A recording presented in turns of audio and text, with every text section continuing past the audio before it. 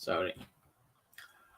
Greetings to you all. Thank you so much for making time to join us again for your favorite open forum political discussion on Tembei TV. I'm sure you have a lot to say and observe on the latest events in our political development. And this is that time when we all come together on this great global family platform where we air what we think, what we feel about our politics, and which way to go. There is still a pull and push. Oka people are seem like lost, and then the Uda people are still with their campaign. But of great importance is the launch of Raila Odinga and Azimio campaigns today in Thika. That's what I want us to look at. And how was it? We saw the numbers, we saw the delegation, we saw the speeches, and the entire flow of events. I'm sure you have something to say on the same.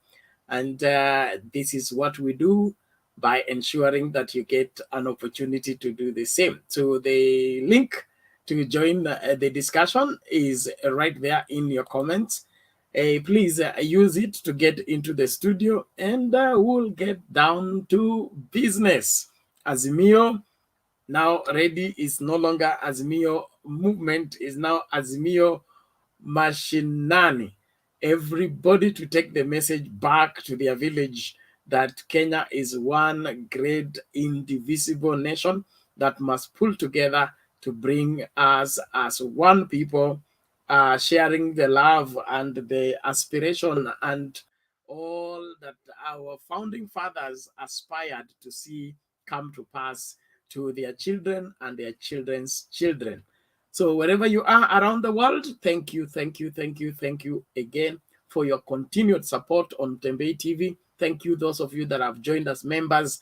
Thank you, those of you that are sending their support. Let's keep doing the right thing, lest we get caught up into the wrong one. And so I want to celebrate a few of us who are joining us on the comment section, and those of you that are finding their place into the studio. Silence of good people kill a nation. Thank you so much. I'm sure that's Aaron. Karibu kwa show. Francis Di Golo, thank you so much. Mysterio Oteño, thank you so much for joining us. We appreciate you. Ezi Bamoiben, karibu kwa show. Judith Beeri, karibu kwa show. Eric Kariko, karibu kwa show. Akengo Omwango on board, inawezekana. Thank you so much for your faithful continued support and followership. Junior Sampler, karibu kwa show. Nelly Johnson Bailey, karibu kwa Billy, sorry. Karibu kwa show. Really General Kenya, karibu kwa show. Michael what was the other name? Mwerenge, karibu sana. Paul Ngugi, karibu. Thank you. Ajenga Alex, we salute you. Korir Mason, karibu kwa show. Davis Mandaga, karibu kwa show. I'm happy that you're all joining fast and furious. Let's get down to talking. There are a few that have joined us in the studio. Let us get set and get to go. Things are already falling in place. I believe 2022, August is running fast, and things are beginning to shape up. So I believe your opinion is set, and you have something to say on the latest development. Korir Maso says Ruto Tosha. There is Makori Miruka Omochokoro. Hey, Mora. Very long name. Tuned in from Keroka, Kisii. Baba the Fifth. Thank you so much. Peter Nyadero, karibu kwa show. Moses Koyo, we salute you. Sarah Muthe, karibu ni sana. Baba Jack Kindube. Asante sana. Nimefurahi sana. Hamujambo lakini? Jakindu Bey, are you there? Yeah, haunisikii?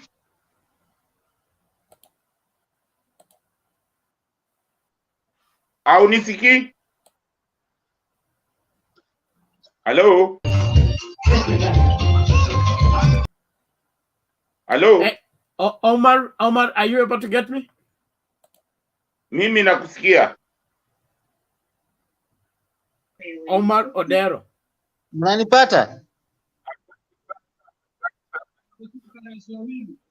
Unanipata? Hatujambo, vipi? Jambo tu. It's okay. Endelea Jakindu Bey, inaonekana kuna delay from my end. Naona sasa tumeshamaliza mambo ya Thika. Ngoma imeanza Thika. Na Oka imesplit already. Mdavadi amesema arudi nyuma, anataka urais. Kalonzo pia amesema anataka urais arudi nyuma. Sasa Oka hiyo imeisha. Watu wajipange sasa. Upande ya Oka. Kwa sababu huyu mzee alikuwa mwerevu, akasema hawa watu waweza kawashikilia kwa sababu hawa watu wanatamaa. Wangemwacha tu mzee kwa mataani, yani wangemwacha mataani, kwa sababu unaona mzee hakuwafuata. Kila mtu ako na tamaa, na ukuwa na tamaa hivi ni mwisho wao kuporomoka. Hii wao nimekuja kuona iko katika Musalia na Kalonzo. Sasa kama wameanza wao hivyo, Oka hakuna, Gideon na Wetangula watajipanga. Najua Gideon ataenda sehemu ya Azimio. Wetangula sijajua kama atafata huyo mtu wake. Hii inaonyesha farasi ni mbili tu between ya Azimio na UDA. Hawa watu ni kuharibu, kusplit makura sehemu ya kwao, kugawanyisha kura.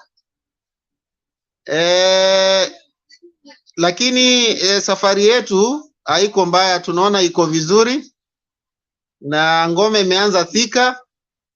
Sasa hiyo rally yake ndio imeanza. Wacha tuone vile tutaona vile itakuwa, lakini upande ya Oka imeshaisha kwa sababu wenyewe wanaanza kupigana wenyewe wawili between Kalonzo and Mudavadi. Sasa hiyo tusihesabu Oka kama wakores. Ile wakores hapo ni Wiper Wiper na ANC wakores. Sasa hiyo sijui itakuwa ni third ama four force itakuwa four force, si third force. Itakuwa ya ANC na itakuwa ya Wiper. Zile ndogo ndogo zinakimbizana, lakini ndovu mbili ndio zinakimbizana juu, lakini hizo ndogo ndogo zitakuwa zinakimbizana chini. Sasa hii Kenya ni kuangalia tu hii siasa, kucheka tu, lakini tunajua farasi ni ngapi? Ni mbili. Hiyo tu ndio nilikuwa nayo.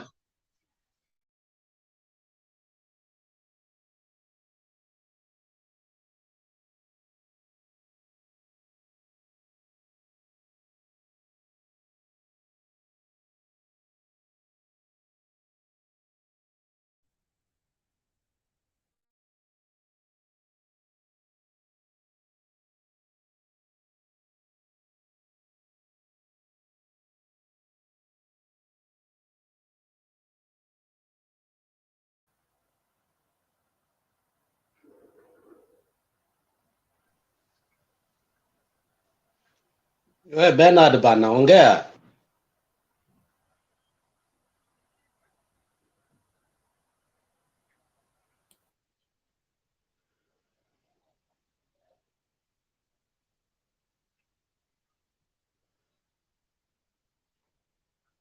Bernard.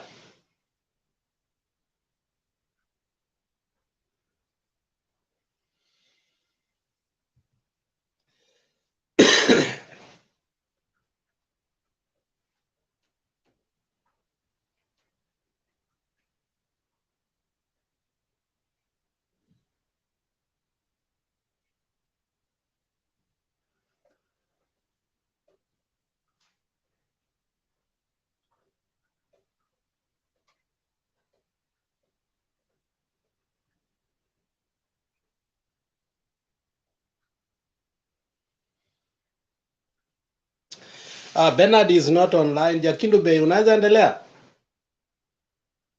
Jakindu Bey. Munanisikia?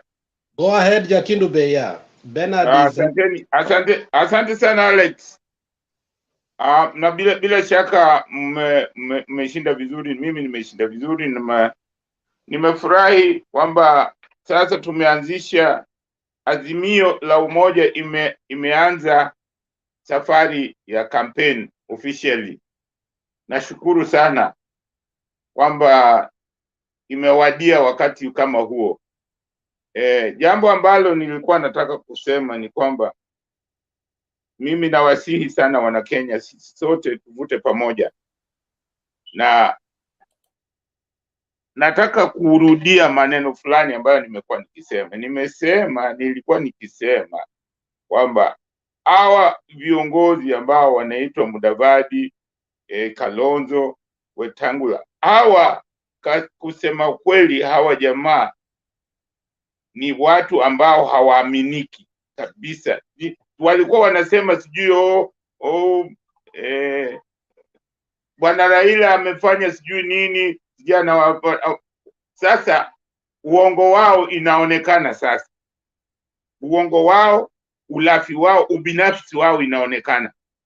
Yaani wao walikuwa tu ni kama fisi wale, unatembea mbele yake wanafikiri mkono itaanguka wachukue. Unaona?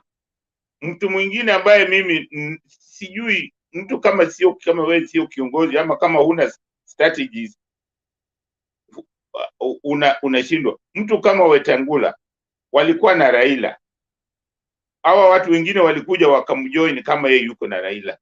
Unawezaje kuacha mtu ambaye mnaye unajiunga na mtu ambaye amekuja leo? Alafu hao watu wanakubwaga nje. Manake kama angekuwa na Raila unaweza kuchuma yale nani yake, sehemu yake, kwa sababu hao watu ambao wanamsupport watakuamini, wataona kwamba wewe ni mwaminifu wa kuamini.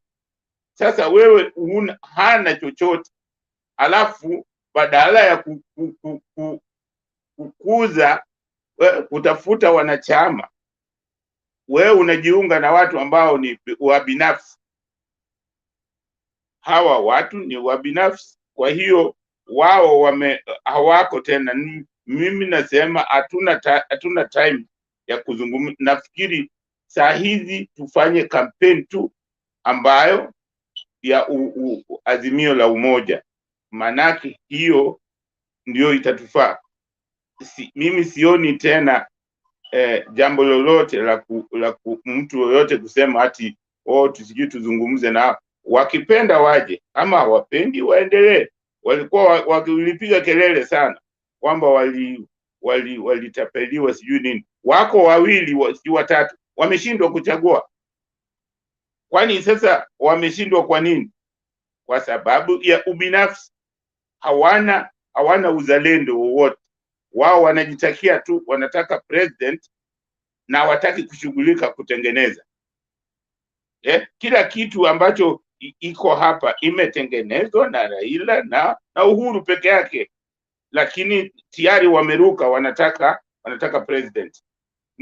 Wakitengeneza BBI hawashughuliki, mara nyingine wanasema BBI si nzuri. Unaona? Hiyo BBI ikiwa na matatizo wanasema hapana, BBI ni mbaya. Lakini saa zile BBI inataka kuzaa matunda, wanasema ndio, mimi ndio nataka kuwa president. What do you mean? Au ni kama Uyundi tu. Uyundi ukimwambia aenda kulima, anasema anaumwa na mkono na mguu. Ukimwambia enda ukalete maji, anasema au mguu bado inauma. Ukimwambia kuna chakula, yeye ndio wa kwanza pale. So tunataka viongozi ambao wanajitolea. Hata sisi wananchi lazima tujitolee, na sisi wananchi tuache kuchagua wezi, tuache kuchagua watu wa binafsi, kwa sababu ni watu wetu. Tuacheni mambo ya watu wetu. Tumejaribu 58 years ya kwamba watu wetu, kabila letu, tumeshindwa. Kenya imeshindwa kupiga hatua vile tulikuwa tunataka. Tumebaki kuzozana. Tuwekeni hiyo kando. Mambo ya ukabila tuweke kando. Tunaweza kuweka sandukuni. Tujaribu hii azimio la umoja. Tukiona ina matatizo, basi tunaweza kurudi tuchukue hiyo ukabila turudishe. Tuseme hii ndio ilikuwa inafanya kazi. Inafanya kazi bora kuliko azimio la umoja, yani sisi wote tuvute pamoja. Tuwe wananchi wa Kenya. Vitu hizi tuwe na utu. Kitu ya muhimu kabisa, mimi bado hii ni kitu nitasema siku zote. Amani inahitajika kwa nchi yetu, na kama rais anaweza kuleta kuona njia ya kutupatia amani ndio undugu. Kwa hiyo itatufanya tufanye kazi bila matatizo. Kwa hiyo msione baba ni mtu anaona mbali. Ndugu Raila ni mtu mwenye bidii, na mtu ambaye akisema neno ataifanya. Si kama hawa wengine ambao wanasema watatengeneza stadium, watafanya nini, watafanya hii, na ukiwaambia iko wapi? Wakenya, hata waandishi wetu hawaulizi maswali, hawasemi bwana wewe hebu ngoja ulisema utafanya hivi. Hawaulizi, wanaacha tu hawa politician wanafanya vitu, wanaenda scot free bila kuulizwa maswali. Hiyo mimi naona waandishi wetu saa zingine let down. Kama wana nafasi ya kumhoji, hawahoji, hawamkumbushi hata alisema nini. Hawakumbushi ukienda kuzungumza hawakukumbushi, hawakuchukui tu task. Kwa hiyo tunataka hata sisi tukipata nafasi tu lazima tuseme ukweli. Mimi nasema ukweli, sitaki siasa za uongo, sitaki, kwa sababu hakuna mtu namwambia uongo. Wote wana Kenya ni ndugu zangu na dada zangu na baba zangu na watoto wangu. Mimi sitaki kuambia uongo, nataka wakati wote ni ukweli, kwa sababu ukweli ndio inajenga. Ndio maana tunakumbushwa hata kwa mambo ya kidini ya mambo ya kiroho kwamba lazima wakati wote tuseme ukweli, na ukweli itafanya tukose kuwa wezi, tuwe na ufisadi utakuwa ni jambo ambalo hatuzungumzii tena. Kwa hiyo nawasihi sana tuzingatie utu, undugu, umoja na samahani, na uzalishaji. Hizi ni vitu ambazo usawa ni haki, kwamba tutatendewa haki kwa kila mtu kisheria. Hizi vitu vitano zitatusaidia. Uzalishaji ni kwamba lazima tufanye kazi, na tukifanya kazi tunajenga nchi yetu. Na mimi nina hakika baada ya mwezi wa 8 tarehe 9, kama baba ni president, nchi yetu uchumi siku hiyo itageuka. The next day tarehe 10, mkiangalia hali ya uchumi ya nchi yetu mtaona imebadilika kabisa, kwa sababu uchumi inataka confidence, na inataka utulivu, inataka amani, na inataka kwamba wananchi wa Kenya tunakubali kwamba ile serikali ambayo ipo ni yetu. Kwa hiyo mimi nina hakika, na nimeshukuru sana kwa siku ya leo, na nasema kwamba ni vizuri sana ile campaign sehemu imeanzia ni sehemu bora. Kwa hiyo mimi nawahimiza sisi sote tuende kampeni sasa. Asanteni sana.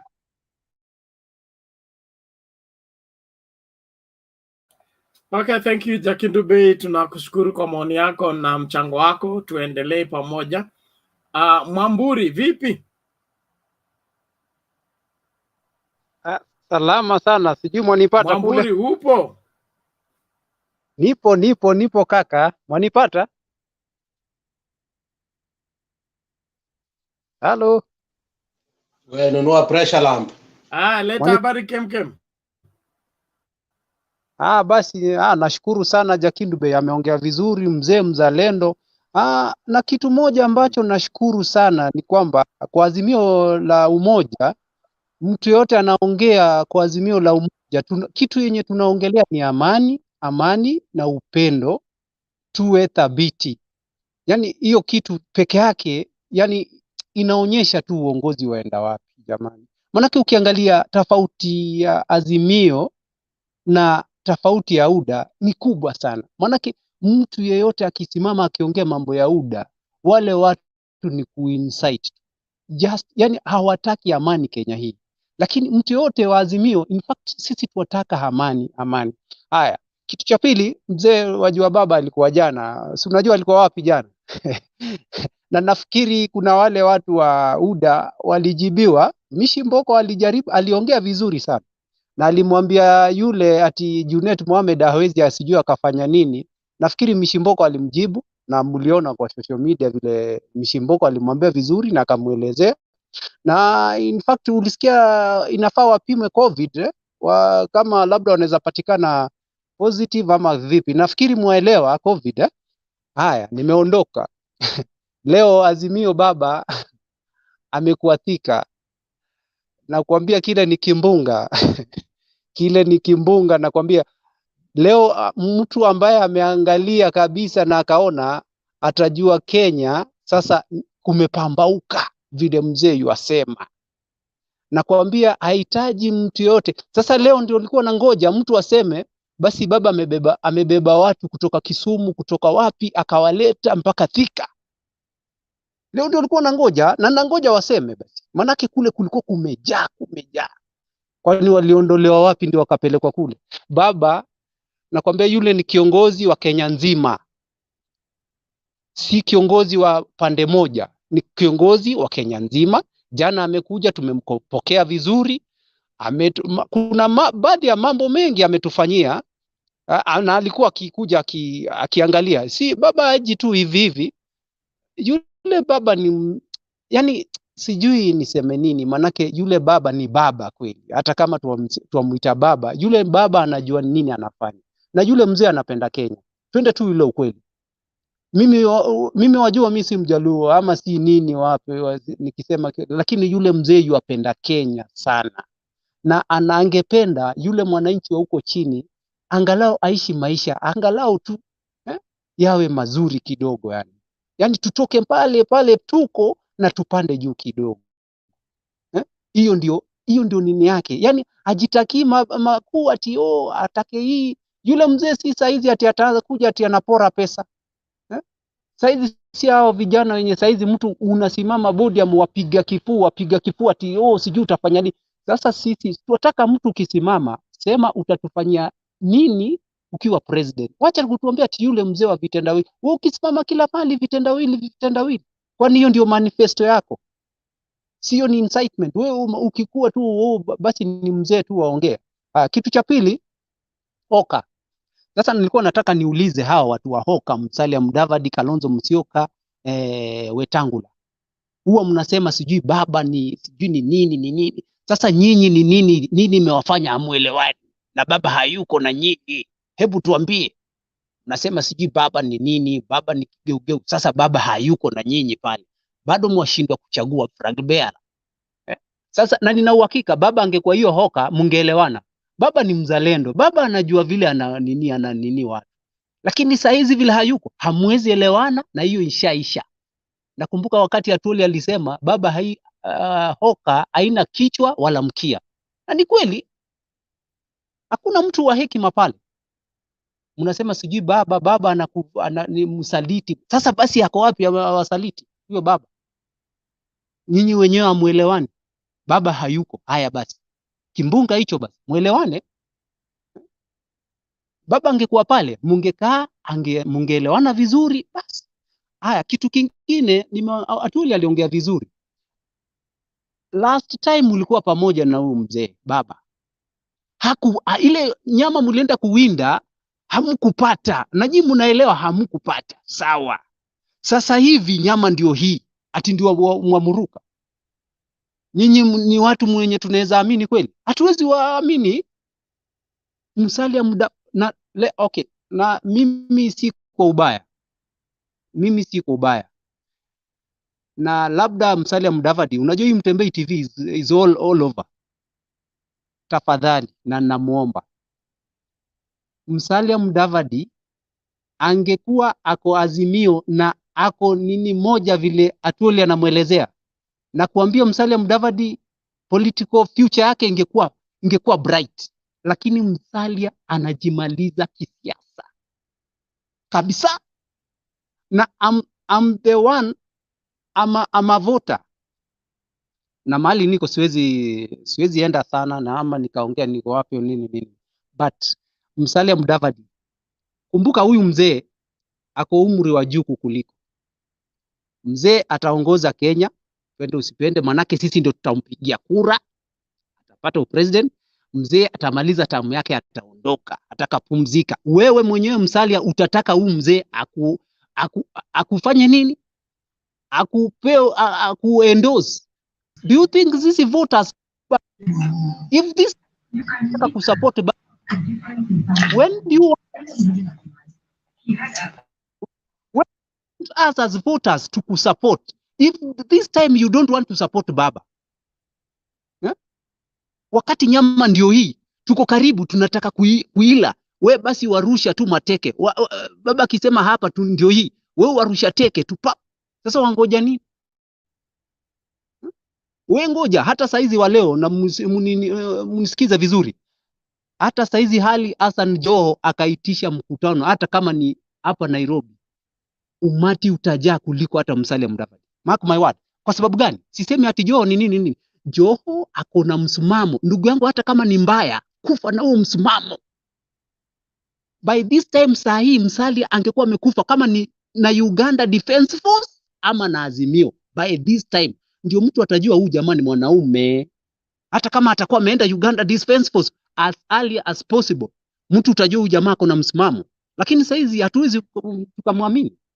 Saizi hatujui. Sasa hata Atuli alikuwa anasema atapelekewa uongozi kwa nyuma, hatujui mahali aliko. Sasa mimi naomba jamani, na sisi wote wenye tuko hapa na wale supporters wote wa Azimio, mimi niko na ujumbe moja hapa. Tusiwe tunaongea hapa na unaongea, ukimaliza wewe unatoka pale, kesho wafanya shughuli zako. Wewe ndio jemedari na kila kitu cha baba.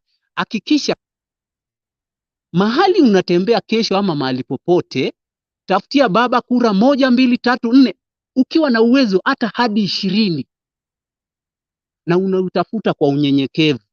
Sisi hatuna fujo, sisi hatuna nini, ni kuongea tu mzee atatufanyia hivi na hivi. Sasa sisi ndio jemedari. Mimi nikiwa hapa nikitafuta kura 4, 5, mwingine hivi Kenya nzima, nakwambia tarehe 9 mwezi wa August, baba by asubuhi atakuwa amechukua kiti. So mimi nawaomba tuhubiri amani, tuko sawa, baba ako intact.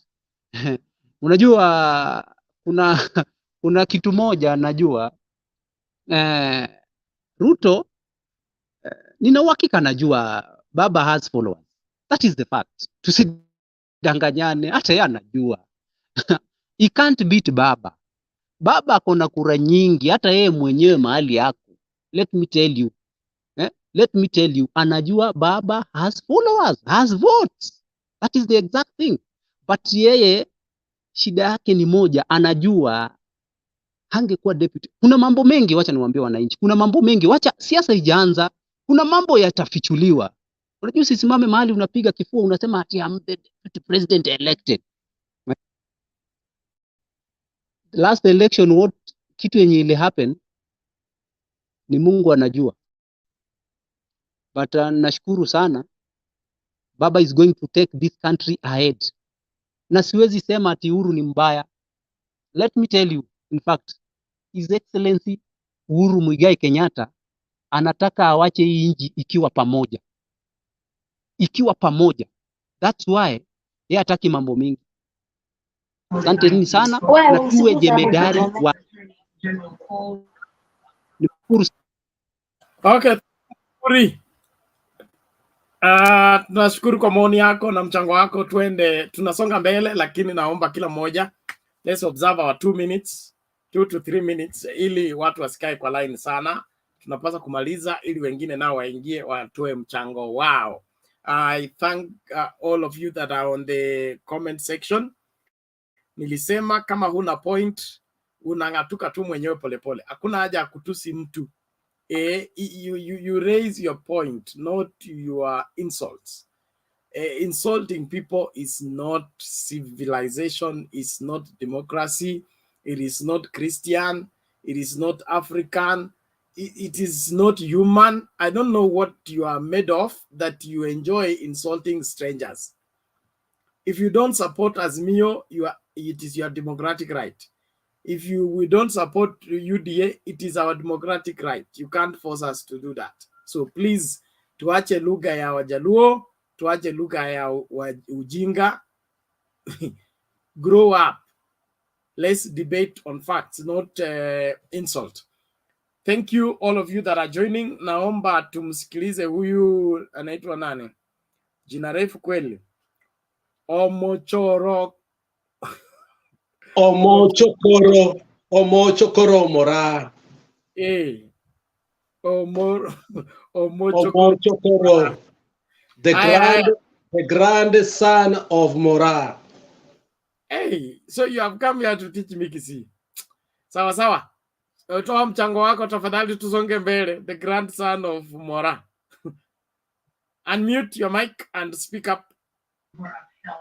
Okay, hope you are getting me. Yes, we can get you. Carry on. Okay. Yeah, mara ya kwanza mimi nataka kuchukua fursa hii ya dakika moja ni shukuru Mtembei TV kwa kusimama kutuletea hizi habari za siasa. Pili, mimi ni mfuasi mkuu sana wa Papa, lakini I also follow Papa because of some points or of some facts. Mimi I'm not following Papa because mimi ni follower tu. Also Papa said no to followers, he need partners. Mara ya kwanza mimi nataka kusema comparing Papa with Kalonzo Musyoka, Mudavadi and the likes of Weta is like a waste of time, because first of all Papa is a political maker, which is a political genius. Angalia, Ruto has been campaigning for almost 3.5 years. Papa ameanza kukampeni just let me say 7 months ago. So far ametingiza, na ukiangalia hata kwa poll he has defeated Mr. Ruto. Means that's a political genius. Ukiona ule mzee amenyamaza, is planning something terrible. I don't mean terrible in the section, no. I mean terrible which can make the competitors like a strip. Mtu mwenye anajua sana Papa ni Atori na huyu mzee anaitwa Amani Manyora. I've been following Amani Manyora for some time. Maneno yote Amani Manyora ameongea na yamekuja ya kukoa ya ukweli. And I'm expecting like 2 months coming, UDA will return to be a current party. That is it. You can pay it with me, because hata kiangalia juzi hata wiki chaisha Ruto just endorsed or launched his campaign at the home here. Following on a Thursday, alienda Bomet to launch the campaign also. Kumaanisha, he is not a national leader. He is not a national leader because he is the deputy president. Again, don't compare Raila Odinga with Ruto. Ruto is just a student, and obvious you can't. A student cannot compete with a teacher. It's a must that a teacher will defeat him. So what I'm asking the Papa followers, be vigilant. Penye mwenzetu hapo Mwambuli alisema, let us tutafute kura za Papa. Kuwa na watu hata 5 wanampigia kura, na mwingine huyo atafute. This the man with hearts of Kenya. Ukiangalia historia yote, saizi huyu Ruto anapita mtaani anasema huyu jamaa ana record nini eti atuonyeshe amefanya. Sasa lakini wajinga ndio wataitika, lakini watu wenye wako na maarifa who following what Baba has done, you can't listen what Ruto is saying. For me, I can justify. Tukiangalia hata kwa katiba hii mpya yetu hii, Ruto himself was fighting. He never wanted this new constitution. Leo hii the likes of Kipchumba Murkomen, you governor wa Nandi, Sang, governor of Uasin Gishu, they are governors because of Papa today. Mwenzao ambao sasa who is the kingpin of the Kalenjin alipigania kuwa anataka hii katiba mpya, lakini Papa fought for it. Today, if it's not Papa, Kipchumba Murkomen was to be a sweeper around the law court office because a lawyer. Lakini siku hizi ni Senate, ako Senate, na is earning more than $1 million. For the 8 to 9 years amekuwa Senate, is a millionaire now. Nani alimefanya hiyo yote akakuwa? Is Papa. Ruto is only want to use people. He want to use people. Wakae wajinga ndio wamfuata juu. Mtu akiwa mjinga hata pesa atashinda kutafuta, akae maskini, na anataka maskini aanze kutumika eti mimi ndio nimekuja kuwa mwokozi. Uwezi kuwa mwokozi watu umeipia watu, umewaipia vitu yao. Then you come back with those sandals against them. You try to say that I'm coming as your savior. So mimi naomba tusikae wajinga. Kenya is for all of us. Wale wako Uasin Gishu, wako Said Rift Valley wote, mimi naomba fanya kazi. Kufika mwezi wa 7 wa 6 tutatoa mwongozo. Juu hii ni kitu watapigana kwa wiki 2 warudi nyumbani, lakini na uhakikishia let us be Papa is vigilant, na tuta hii maneno by August order ochoko wherever Koro atinana anapigana siku ngapi? Anapigana wapi? Unasema nani anapigana siku 2 wapi? Kama unajua usikia juzi akina huyu senator wa Kericho amesema some people to turn back. Hata huyu senator wa Meru huyu akiongea Kiswahili unasikia kama ulimi iko mzito. Aliongea akasema hawataki madoa. Ndio nasema kama wataanza kupigana hawatapigana sana juu huwezi sema mtu nakwambia hapa kwanza pili. Okay. I'm sorry. Hakuna mtu ambaye anamkenya kuliko mtu mwingine. Mtu akashindwa arudi nyumbani. Ni ukweli. Hakuna kuibiana. Ndio nasema. Kuna numbers kwa ballot. Kama huna numbers, there will be no room for cooking numbers. So exactly. Tamatisha tafadhali, taka zako 2 zilisha kitambo. Tuende kwa Alex. Sasa mimi nimewashukuru. Sasa nimewashukuru kwa muda mmechukua kutusikiza, na mtembei mwendelee kutuletea habari kama hizo, na tutachangia hata kesho tena. Asante sana. Chokoro, huwezi sema yuko mtu anaongea ni kama ulimi yake ni mzito. That is unfair. Alex, relax. Okay, Alex, come in with your vision. Sasa wewe unaniattack. Temba, naona umekuja leo mapema, ni kama umepona, tunashukuru sana. Watu yote naona tuko hapa, mzee ako hapa, mzee amesema maneno ya amani, lakini sisi bado hapa tunawakilisha na tunaambia watu wa Hasla msiogope, bado merchandise iko, nyinyi mkitaka kuja tunawapea na mnaenda mashinani, sisi tutawapea vitu yote ya kucampaign, lakini jua sisi tunashinda. Asante sana. Asante Alex, tuonge mbio namna hiyo. Otieno Aoya,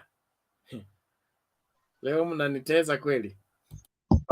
Thank you Alex and my fellow viewers. Nitachanganya Kizungu pamoja na Kiswahili kidogo.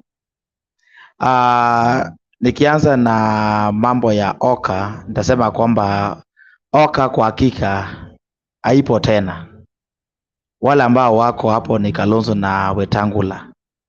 Ishara zote inaonyesha kwamba Mudavadi ataelekea kwa rafiki yangu Musalia. Kwa rafiki yangu Ruto. Even as we speak, mimi niko kwa ngome ya William Ruto. Nimempenda kuanzia 2007. Alex, mimi nimependa William Ruto kuanzia 2007. Mahali ambayo tumekosana na yeye ni kwa ile ahadi walitoa kwa wakati walikuwa Jubilee. Utanisamea kidogo. He has been I've been admiring William Ruto for quite some time. He is a able leader. William Ruto ni mtu ambaye ako energetic. Get from me, William Ruto can actually lead the country. Ako na uwezo wa kuongoza. You can tukiwacha ile ukabila ambayo Wakenya wako nayo, I can confess that William Ruto ako na uwezo wa kuongoza Kenya, ako na uwezo wa kuongoza Kenya kwa njia ile ambayo tunataka. Shida tu ya William Ruto ni moja. Is so ambitious. Na wale ambao wanamfuata watanisamea. He is so ambitious such that alikimbia sana kutaka uongozi kabla hajafika wakati. Lakini that one aside,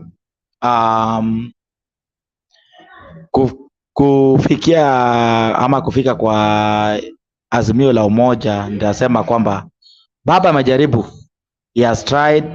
Kwa sahi amefika Thika. No one knew kwamba baba angeenda Thika na kupiga campaign jinsi tulivyoona leo. Amejaribu sana. And kama rafiki yangu William Ruto hata kuwa na mpango mzuri, baba atampiku Mount Kenya. Baba anaweza kumpiku Mount Kenya kwa kuwa baba amechagua wale wasomi wa Mount Kenya. Lakini rafiki yangu William Ruto ameamua kuendea wale ambao asisemi hawajasoma, lakini wale ambao wako na historia mbaya kulingana ile uongozi ambao walichukua. So kwa hivyo kwa saa hii William Ruto ako mbele ndio, lakini tukipea baba 2 months 3 months atakuwa amepika William Ruto. Alafu jambo lingine ni kwamba baba awache mambo ya kusema historia mingi, atoe manifesto yake, apige kampeni mzuri, awache mambo ya kupingana na ya kusema kwamba mtu wa wheelbarrow, mtu wa nini. Hata hiyo 6,000 ambaye anaahidi ni kwamba ni ile 6,000, hata tukiongea si Bernard, 6,000 is equivalent to ile wheelbarrow. Kwa hivyo apige kampeni mzuri, asitaje William Ruto. Akitaka kupata kura, asitaje William Ruto. Apige kampeni yake ya Azimio, atoe manifesto mzuri, manifesto mzuri. Kwa hivyo Bernard, Oka imekufa, hakuna Oka. Oka is dead, na Mudavadi is likely to work with William Ruto. Tumeona signs. The closest ally wa Mudavadi Western Kenya ni Mudavadi, na tumeona kwamba all signs are indicating kwamba Mudavadi atafanya na William Ruto. Shida tu ni moja, nini atapata akienda kwa William Ruto akiamua kumpatia awe DPP wake, shida ataweka wapi Mount Kenya ambao wamekuwa marafiki zake for a long time since 2013. Even as we speak, he enjoys 90% of Mount Kenya wako na William Ruto. Mudavadi atakuwa wapi? So akiamua kuchukua William Mudavadi saa hii, then Mount Kenya watafikiria sisi tutakuwa wapi kwa serikali ya William Ruto. So all that William Ruto anahitaji kufanya, a campaign, a convince Mudavadi yale atampatia ni nini, na the least amwambie sitakupatia deputy, nitakupea maybe ministerial post ama uende governor post. Lakini all signs inaonyesha kwamba ataenda kufanya na William Ruto, na William Ruto afikirie vizuri. I don't want to take much time, Bernard.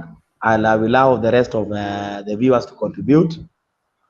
Mimi niko na kwa Azimio, na mimi ni rafiki wa William Samoei Ruto. Asante sana. But proceed to the next person. Wewe Otieno unahepa swali langu. Hata mimi ni rafiki ya William Ruto. Umetupatia hapa takrimu nyingi, lakini hukutupatia source. Okay. Mara 90%, mara anaongoza, mara nini. Hizo zote ni statement ama ni habari ambayo tunaweza kudhibitisha? From source ya Otieno ni a Kenyan. All that I'm saying, Ruto, Bwana Otieno, kuna jibu ama huna? Okay. Mtambi, just move the next person. Yes. Sawa. Okay, thank you. Asante.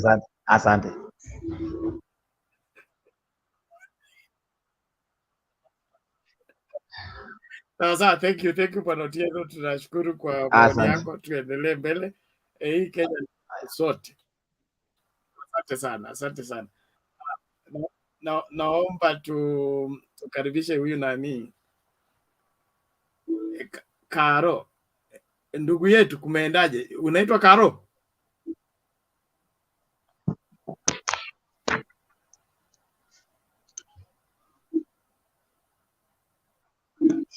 Ama ndio Karori? Unmute then speak.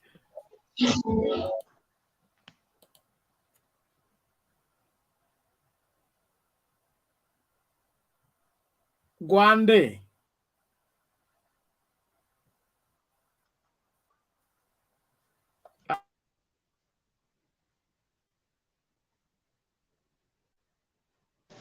Hatumsikii bana.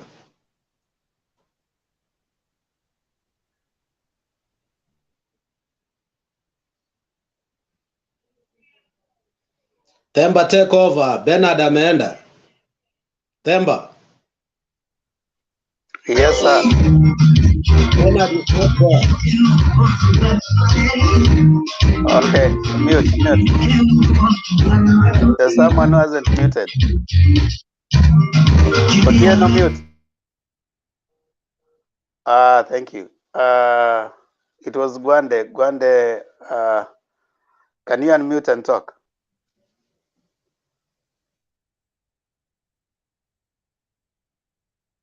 Okay, we can't keep on waiting for Gwande to unmute. Inawezekana.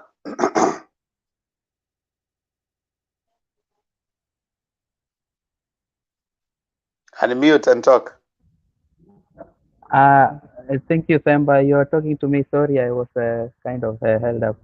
Okay, I was not organized, but just to comment about the Azimio thing. Azimio thing in Thika, it was a success.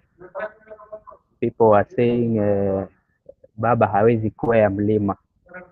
Baba amekwea mlima, baba amepanda juu ya mlima, and it was a success. Alisema tsunami inakuja, watu hawakumsikia, walikuwa wanadhani ni joke. It has happened. Those who have eyes can see, those who have ears must hear. Na wamesikiza. It's happening, and in fact in few months time, like not 6 months time, but in few months time, like 2 months, baba will be atakuwa ametake over Mount Kenya. That's for a fact, and we can see. Ninasema wale wako na macho waone, wale wana masikio wasikie. Yeah, about Oka is just dead. Check this. Oka is dead. Oka was dead on arrival. Those people are not they are not organized. They don't know what they want. They just wamesimama kwa line wakinusa huku na huku. They don't know what they want, you know. Mudavadi aseme tu asubuhi na mapema, sisi kama watu wa Western tayari tunajua kura yetu pali iko. We know where we are putting our vote. Mudavadi we know is going to Mr. Ruto, so aende huko akitaka. For all we care. We know he is not that kind of leader that we are expecting from him, so akitaka aende huko. Yeah, Mr. Ruto na yeye, I think all his life is imeisha. In September I'll come back. Sorry, I'm being called. Okay, thank you. Who is this? Dan?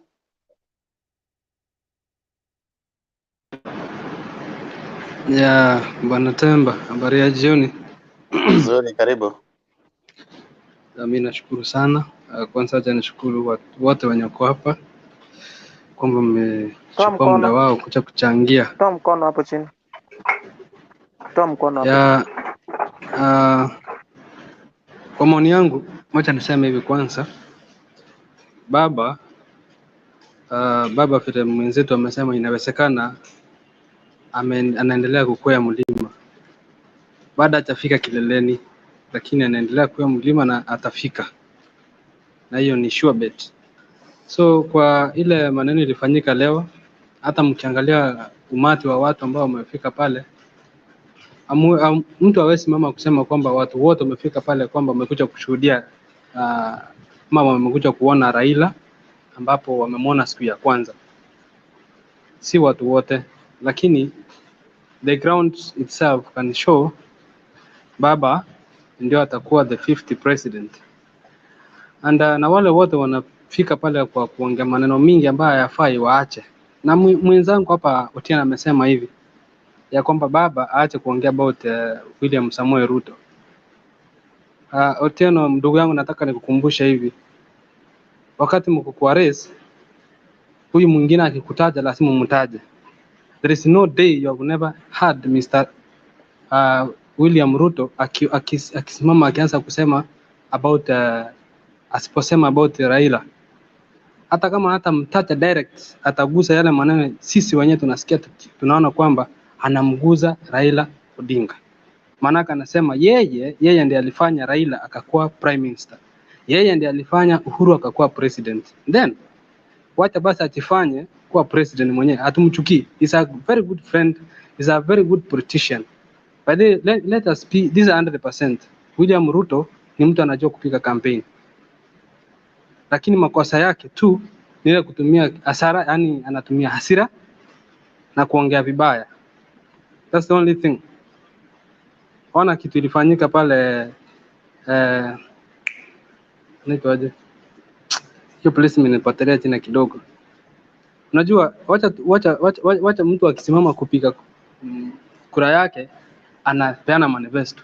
Raila Odinga akisema anatoa manifesto yake, sijui bwana Otieno usikisangi. Raila Odinga akisimama huwa anatoa manifesto yake kila siku, kila mahali anaendanga lazima aongee. Sio ati ni kuongea maneno ya nyuma.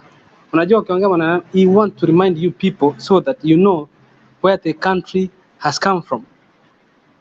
Raila Odinga, he knows the scratch from the scratch of our nation. Nikikumbuka there is, I think ilikuwa 97. Raila Odinga and William Ruto walikuwa sehemu za Kisii alikimbizwa sana pale kwa sababu ya maneno ambayo haikuwa mzuri. Unaona? So akikuja na hiyo akiongea kuhusu hiyo, anataka kukumbusha watu kwamba there is something which is going on the ground whereby you need to remember. Hata hivyo niseme kwa mfano, ukienda kwa duka kununua kitu kama ni spare ya gari, lazima ubebe hii spare, useme kwamba nataka spare kama hii. Unaona? Hata huyu William akisimama anasema, si mnakumbuka huyu jamaa wa vitendawili, no, so manifesto ya Raila inaonekana wazi. Hata Ruto venye anasema manifesto yake pia ni yeye anasema ya kuchenga soko, vitu nyingi. Kumbuka nyuma walisema watachenga sometimes uongo ni kitu mbaya. Sijui tena mtatafuta hiyo, kuna kilibu walisema wakisimama wakiwa pamoja na bwana president Uhuru Kenyatta, in the 6th time watakuwa wamechenga sijui kiwanja fulani. In 2 months time watakuwa wamejenga kiwanja fulani. Up to now ni gani imekuwa completed? So let's not give some kind of these lies. Most of the politicians, they use more lies. So I'm not saying that Raila ya danganyi. Kila mtu akuna uongo zake, na hiyo that's the only way that can fix you ndio upate kura. Lakini tukiangalia kabisa the vice president who is this guy Ruto amekuwa kwa serikali miaka 10 inaisha. Wakati amefika the big four agenda walikuwa anafanya na bwana Uhuru, ati imekuwa hijacked na Raila Odinga. Now kama imekuwa hijacked na Raila Odinga, ni nini yeye mwenyewe amesimama amefanya? Si tunaona tu nikotoa mabasi kwa shule, na ukiangalia on the ground kuna kaunti nyingi ukiangalia, akishatoka baada ya wiki 2-3 unaona malalamishi ya watu, of which si poa. Unaona? Mimi nampenda Ruto sana na mimi nampea mkono kwa kampeni yake, anajua kuongea, lakini shida ni ile kwa kuongea na yani na hasira mingi na kuongea wengine vibaya. At the end amefanya, which is not good at all. So kwa upande ya Oka nikimalizia, ukweli Oka haina mwelekeo na hakuna mahali inaenda. Let these people come together, wasimame waseme kwamba tunasimamisha this guy. Ama ni Kalonzo Musyoka wasimame, kama ni Gideon Moi waseme, watu wajue kweli. Wacha kucheza hii kutufichia white. Hii mpira wanacheza hapa ambaye haifai, ni kupotezea watu muda, na time is going, because Oka supposed to this the time now. Hii ni njia mzuri. Juzi yani kesho kutwa IBC taanza kuregister, itafungua watu waanze kuchukua kura. Yes, somebody is raised their hand here.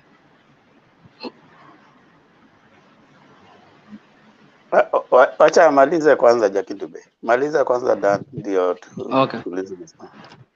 Okay. Tarehe 17 itakuwa official watu wachukue kura. So kama wakitoka kuchukua kura, isikuwe ni ile like tunachukua kura tunajua kwamba kama napigia Oka, kama napigia UDA, kama napigia Azimio nijue. So it's not like these people Oka wanasimama na kuongea kazi yao, yani ni kwenda tu kukaa kuongea, hawachapata mwenye wanasimamisha. Lakini to be honest, Oka imesimama ni watu wawili naona pale, na sioni kama watatopoa, which is Kalonzo Musyoka and Gideon Moi. Msale yeye obvious amejitoa. Kuna maneno inaendelea katika hawataki kuongea, wao wenyewe wasikizani, which means hawana mwelekeo na kuna mahali wanaenda. Yeah, that's my point. Okay, Jakidube ulikuwa unasema nini? Nataka kusema huyo msemaji amesema eti kila mtu anasema uongo. Hata bwana Raila amesema uongo. Mimi nataka kumwambia Raila aseme Raila amesema uongo wapi? Hii mambo ya kusema mtu amefanya kitu na wengine wafanye, hapana.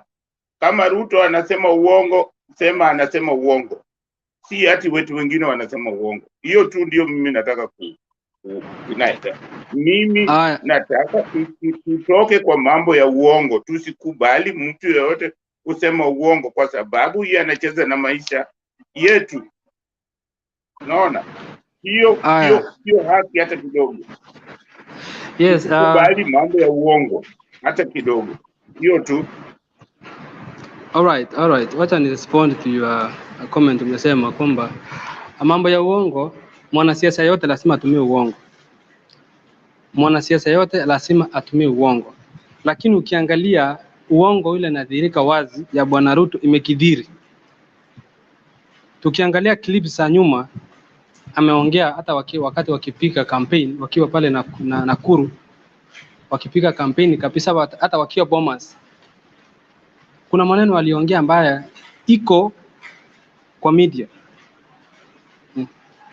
Manake anasema kama juzi amesimama akisema nimetoa 1.5 million napea watu wa bodaboda. Umeona juzi watu wa bodaboda wametokelezea wakisema hiyo pesa haijafika kwetu. Sio peke yake, ni mingi ambayo siwezi taja, na tukianza kutaja itakuwa ni historia mingi. Lakini kwa kusema kweli, uongo kuna wale wanatumia, na kila mwanasiasa lazima hiyo na mimi acha nisimame nikisema hivi, kila mwanasiasa lazima atumie uongo. Mr. Otieno alisema hapa hivi, hiyo 6000 baba anatoa kwa kila mwenye hana kazi, it is equivalent to wheelbarrow. Wheelbarrow huwezi nunua na 6000. Wacha nikatae, lakini kweli kabisa baba ndiye amejua inchi mahali inaelekea, mahali inatoka na mahali inaelekea. So tumpe heshima yake, apate kuwa rais wetu wa Kenya. We support each and every candidate, but tukiona this is the person who knows where the country is supposed to be, that's where tunaelekea. Hatutaki kuchukua mtu kwa sababu yeye ni mkubwa wa kiasi aina gani, yeye ni yupi. Tunaona ule mtu amba maneno anaongea ni maneno mazuri, ina touch kila mwananchi. Asante. Okay, asante sana Bwana Dan kwa maoni yako. Wacha niende kwa Katwe, King Katwe. Katwe, karibu. Thank you so much for this opportunity, fellow panelists. I want to greet you all for this day that was a very long day, and that was filled with a lot of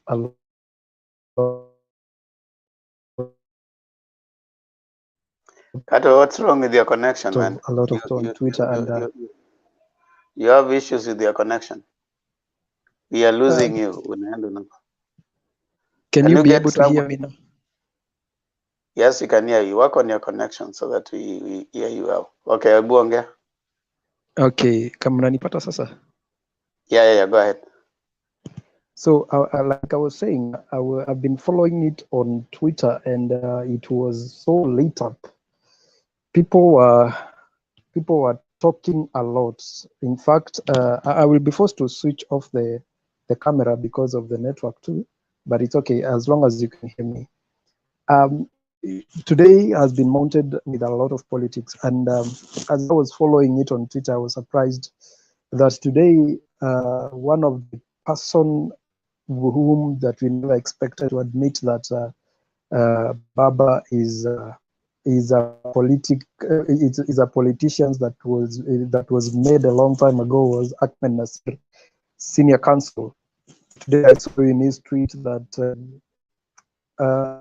after Thika, he has seen something that he has never seen before.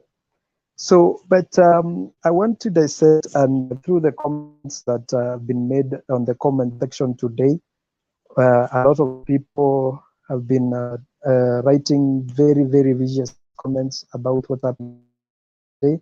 I've seen someone saying that people were ferried various parts of Nairobi to go and attend Azimio la Umoja in Thika. Funny enough is that that person has failed also to tell us the geographical location of Thika, which is in Kivu, that is linked so much with Nairobi. If you are in Juju, you are in Kenyatta University, you are in Kiambu. So people have failed to understand that there's, when they that people have failed to Thika,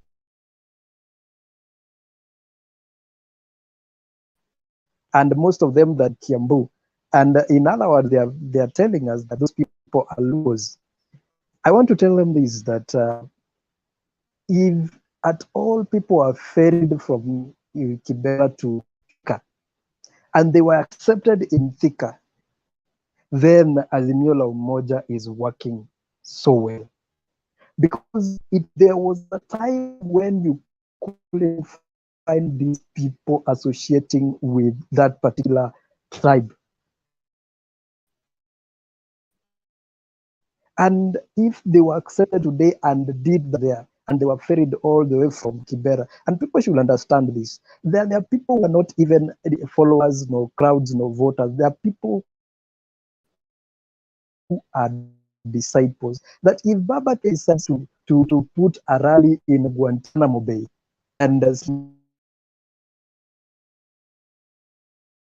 going to, I want to be elected as the 5th president of Kenya, there are people who will go with him to Guantanamo Bay because they want to hear what he will say. They don't want to follow it on the internet. They want to follow him directly on a live platform. So if people today were ferried and they were accepted in Thika, Azimio la Umoja is working. Secondly, I have seen someone saying that senators and MPs were not present.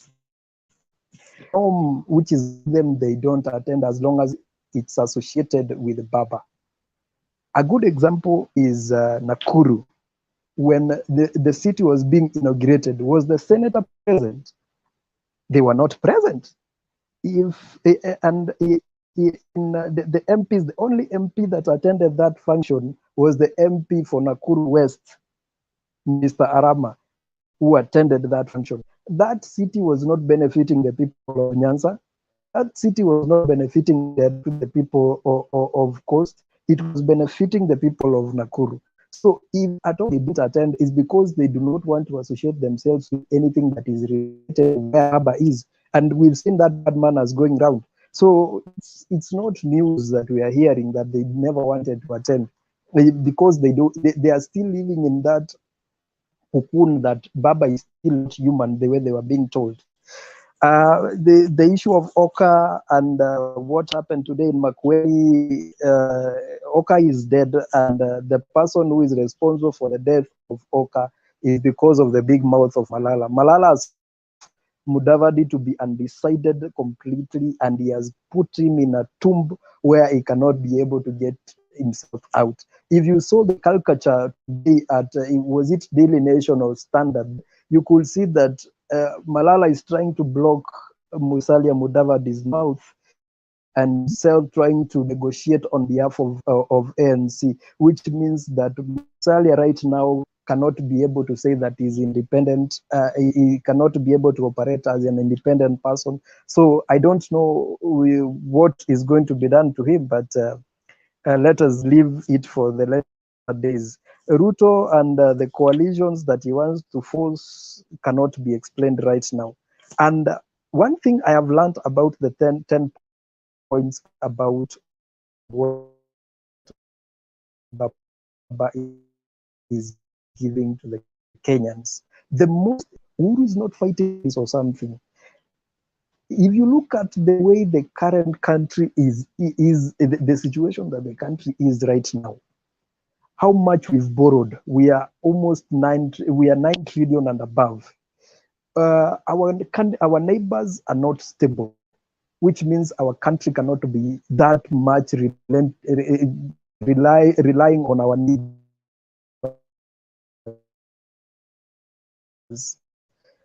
The administrative continuity as what that is making Uhuru to give him this thing, because he's looking at it. If Ruto is attacking my administration right now and pinpointing the failures of maybe my government, what will happen if I am not there? If anything goes wrong, he'll keep on saying, You remember the previous regime, is what that has made my administration to fail. Even if Ruto fails, he will not admit he has failed in his administration.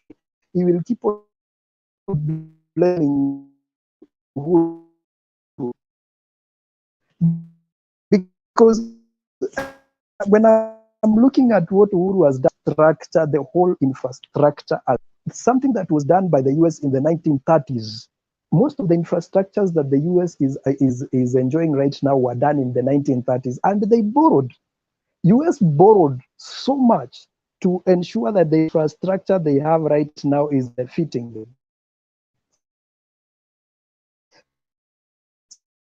So I'm wondering, but can't you see the infrastructure? You know, Kenya has broken a lot of records when it comes to development. The Thika superhighway was the first in Africa. The Kipevu oil terminal that we have right now that is reducing that is going to benefit us more than 70 years to come.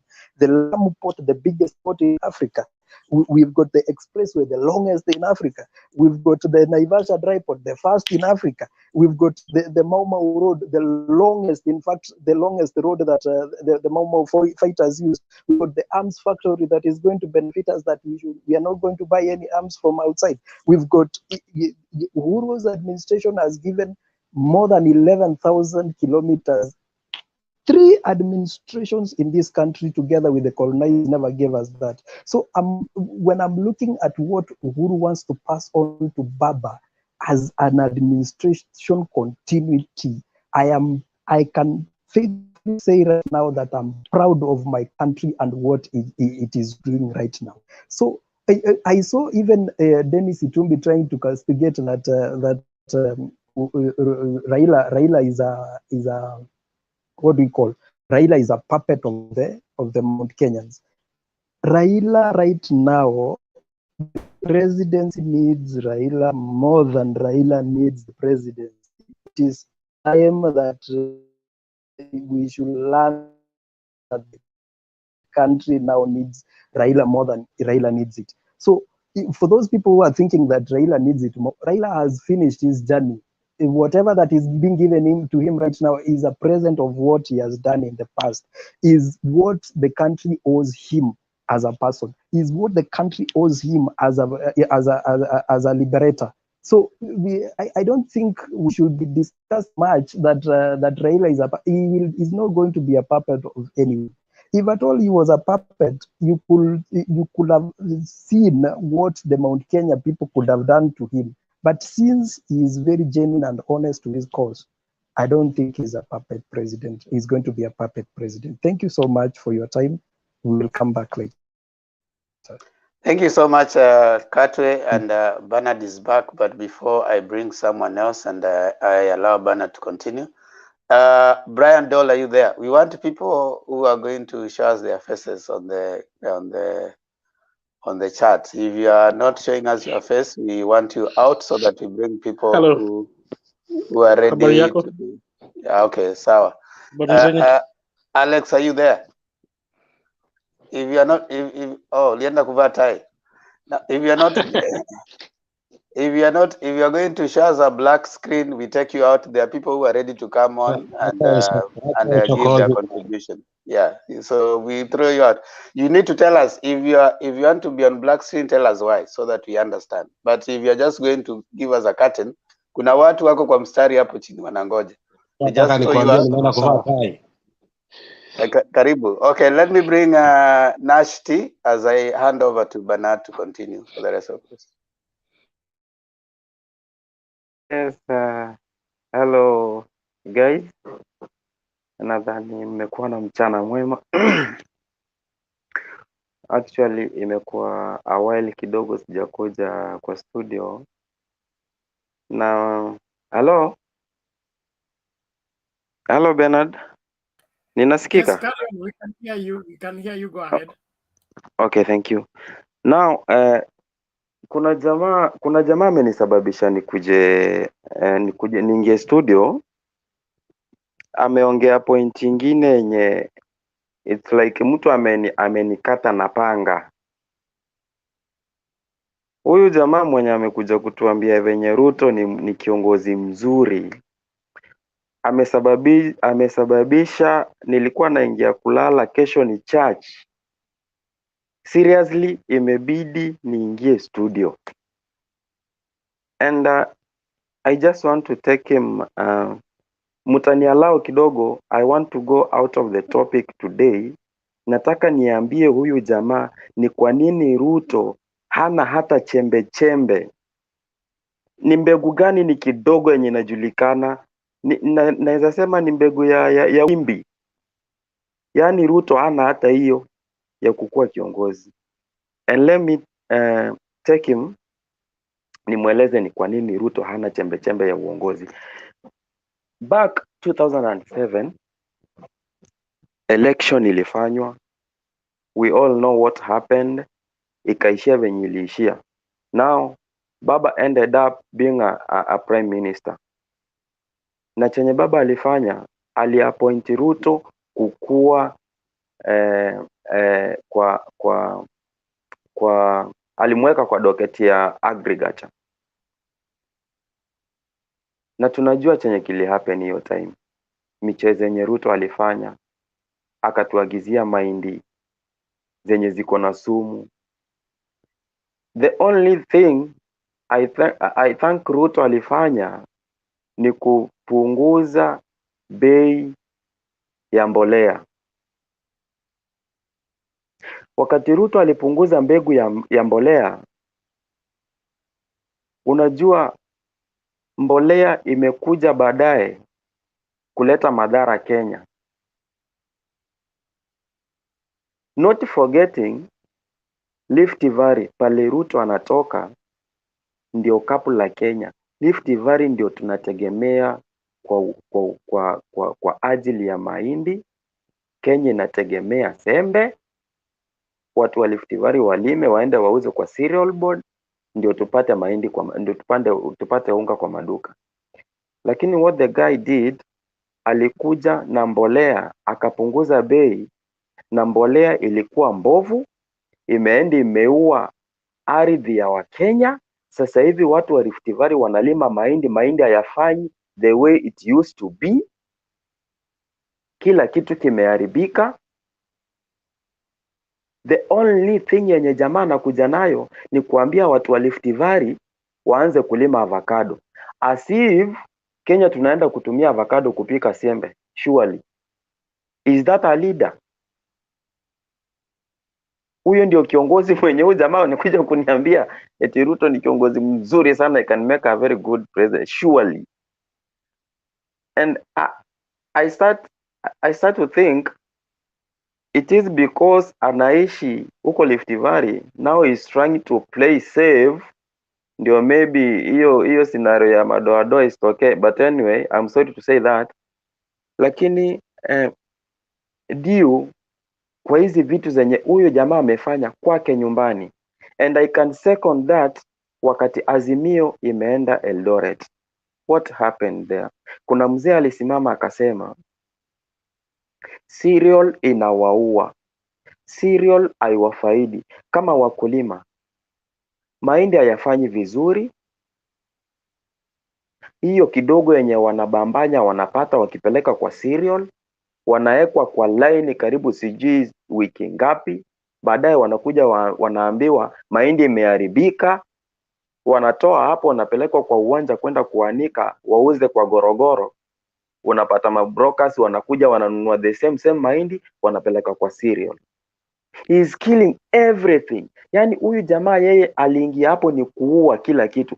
Huyu jamaa akipata uongozi anatuuza Uganda. Na sio siri, tunauzwa Uganda. You can see government imeset I think it was 27 billion ya kusaidia watu wa Rift Valley wajengewe dam. Jamaa amekonda hizo pesa zote. The only thing he can come and tell us eti yenye anajua imepotea is only I don't know 9 billion. As if hiyo ni shilingi mbili, anaambia watu is only 9 billion. Surely huyu jamaa mwenye amekuja kusema Ruto ni kiongozi mzuri amenikasirisha mpaka I was to sleep, lakini imebidi nikuje, nimeingia online kwa sababu yake yeye. Mimi nilikuwa tu niko kitandani, nimeingia kulala nisikize venye mapanelists leo na, lakini imebidi niingie nikuje niambie huyu jamaa asiairudia kusema jambo kama hilo, asiairudia kusema kitu kama hicho. Kama jamaa ameshindwa kusimamisha Rift Valley pale yeye anatoka, wakulima wanalia. Ni lini tuliona hata wakati walichukua government 2013, unaona face yenye alipatiana Rift Valley, hakupatia tribes zingine hizo ministries zenye alikuwa amepatiwa chance ya kuchuzi watu, alichukua zote akapeleka. And to make things worse, hao jamaa wenye alikuwa amechagua walikuja wakaanza kulia, wanasema halo. Umetoa maoni yako. Naam. Leo hii ngumzia Raila Odinga Azimio campaigns loan in Thika. Okay. Sibadilishe hii kuwa story ya no.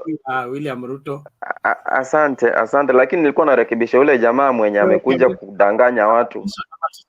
Wako umefika. Now, tunaomba tusonge mbele. Okay, now. Mimi kwa rally ya mzee leo, unajua mimi sometimes huwa nacheka, huwa napata like nashindwa kuelewa wakati rally kama ile unasikia watu wanasema eti watu wamefeliwa. Let me ask you a question. Wacha tuchukulie rally kama ya Bukungu. We know Western ni iko na counties ngapi? Hauwezi kuexpect mtu atoke Bungoma mpaka Kakamega mguu. Obvious lazima huyo mtu atapanda gari. Na wanatuambia watu wanapandishwa magari. So what? So what? Hata kama wamepandishwa. Na hii kitu mimi huiona everywhere. Hata Ruto akitaka kwenda mahali, huwa naona wazee wa bodaboda wamepainti wa yellow. Mbona huwa wasemangi hao pia wameferiwa? But all and all, mimi naona rally mambo yanaenda vizuri. Mzee amekubalika mlima. It's just a matter of time. Mzee ashaingia na kila kitu kiko sawa. So asanteni kwa kunisikiliza, na mtaniruhusu nitoke nilale kwa ajili ya kesho ninawahi kwenda kanisani. Okay, thank you Nash, we appreciate your contribution. Tuendelee kujenga taifa letu. Asante kwa maoni yako. So from here where do we go, Themba? Inawezekana alikuwa ameongea? Themba, sorry Mr. Bernard, sikuwa nimemaliza point, niko na point moja ya kuputa across kama mtanikubali. Ushakubalika, toa point. Asanteni sana. Yes, inawezekana. Yeah, okay, ni kuongezea tu kitu nimesikia Katwe akiongea hapo. I think ameongea poa sana pamoja na huyu mwenye ametoka. Yeah, you know, baba watu walikuwa wanasema hatapanda mlima, nikirudia tu venye nilikuwa nimesema. Watu walisema hawezi panda mlima, na leo tumejionea ametriumph kule Thika. As much as Thika is a metropolitan area, lakini ni watu wa Mount Kenya kwa ujumla, na hiyo ilikuwa ni zone ambayo hakubaliki, you know. Sasa saa hii amekubalika, na I think in the coming you can talk to him. In the coming few months, 2 months, he can be the best. Anaweza toka kuwa anaweza kuwa the top kwa Mount Kenya. Okay. Anaweza kuwa top, you know. So I think he is the best, and atachaguliwa kwa sababu ya what he has done because of his track record. And nimeona watu wakijaribu compare na Mr. William Ruto, you know, wanajaribu kumcompare na yeye ati, you know, William Ruto pia anaweza kuwa ni mzuri, you know.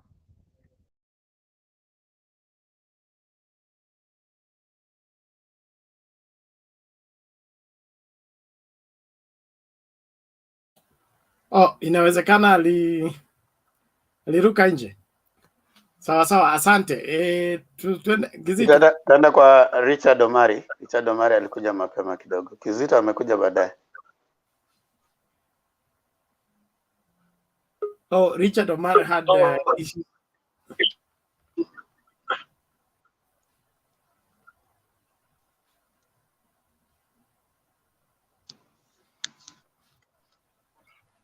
Endelea bwana Omari.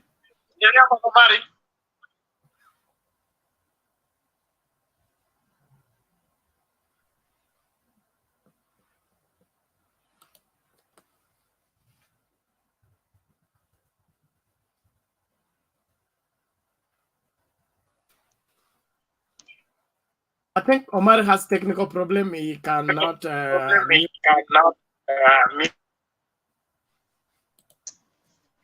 akajipange, alafu atarudi baadaye. Nani huyu? Kizito. Kizito Azimio. Thank you very much, Bernard. Yes, sir.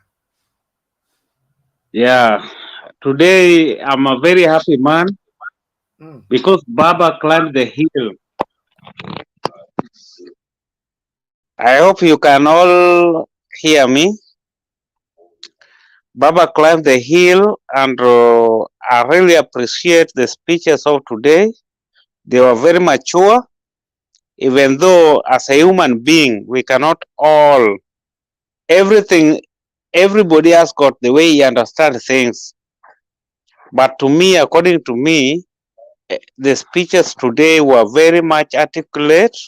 They were short and brief, and it showed us how Mount Kenya is ready for Baba. I think I really appreciate Wekesa today. He did a very good. He put a very good picture in Facebook from outside until people enter. Just that euphoria, that alone could have shown us, because that is a thing that we never ever expected, that we can get such a kind of a crowd in Central. Then all the people, when we study the way people were talking, you remember most of them were only people from Central. Even people like Junet Mohammed, they never had even time to talk. It was Central people who were talking mostly. And it was the Jubilee people who were talking mostly. And I really congratulate Governor for Kiambu. He talked of something very straightforward, that this Azimio is not a MOU. Because so many politicians, they come, we wrote a MOU, they confuse people who are not there. We have got whereby you sit with the person, you understand one another, you say, let's talk, wait, let us do like, but it's not MOU. So many people, they don't know how to differentiate between MOU and just a mere talk. That one I noticed today. I was really happy the way they put it. Then to my panelists, I would just like us to pray for peace and to continue. Those who are supporting UDA, if you want to join Azimio, there's still chance. Remember today in Thika, we were having more aspirants, more than even the people who came there. Then let's meet in the ballot box. Let's choose the person you want according to what he has convinced you with. The only problem that sometimes I castigate about UDA, they try to be so much this cruelty, they are so much that they have to be there. There must be the president, which means that's why they always talk about tukiibiwa, wanatupangia, they will steal from us. How do you know that you are inside your house and you know already somebody is coming to steal? That one leaves us with a question mark. But in short, Today, it's only happiness that is I'm too happy to an extent that I cannot contribute much. But I can tell you that if people can stay the way the Azimio conducted, I don't leave alone Order. Even if Order can do it the way we did it today, Kenya can be the best country. You talk sense, you say what you want, you don't fight with another person. Well, politics, there are so many nasty words you can say, but that is politics. You choke the other person, he choke you back. Thank you very much, you people. But Wekesa, try to be alerting us with those your things in Facebook, so that we know more about before we come to the panel. Thank you. Bernard, let me say something. Now, those who are coming on, if you're not willing to put off the curtain, we are not going to allow you to be here to cross. It is wrong, like you have a whole dark screen. So unless you have a reason why not to, we'll just throw you out. Come on, remain here. When you are done, you can leave Bwana Bernard, Natemba. And nilikuwa hapa before and I accidentally logged myself out. So is it possible for me to talk? Yeah. That's okay. Brian, that's Brian Dole, right? Yes. Go ahead. So it's my, okay. Let me first of all say hello to everyone. Habari zenyu? Nzuri, endelea. Mnaendelea vizuri? Okay. So niliandika list actually, nilikuwa nawasikiza nikaandika list of vitu fulani. First of all, watu wanaongea juu ya track record. Tuongea juu ya hizo ma track record. Ruto's track record. Unajua nilikuwa na watch vitu zingine hapo za the past history. I'm a lover of history. I love history. Ruto sasa alikuwa MP in the early 2000s. Unajua Kenya alifanya? Aliiba barabara ya State House. Barabara ya State House alinyakua. Ilinyakua ikiingia kwa mfuko yake hadi wakamfuata kwenda kuichukua. Imagine. Huyu jamaa alikuwa MP position, ni position kubwa kwetu, but in the hierarchy of power, MP si kitu kubwa, but huyu mtu alimanage kunyakua barabara ya State House. Na every single scandal yenye unasikia Ruto ako ndani. Scandal zote Ruto ako ndani.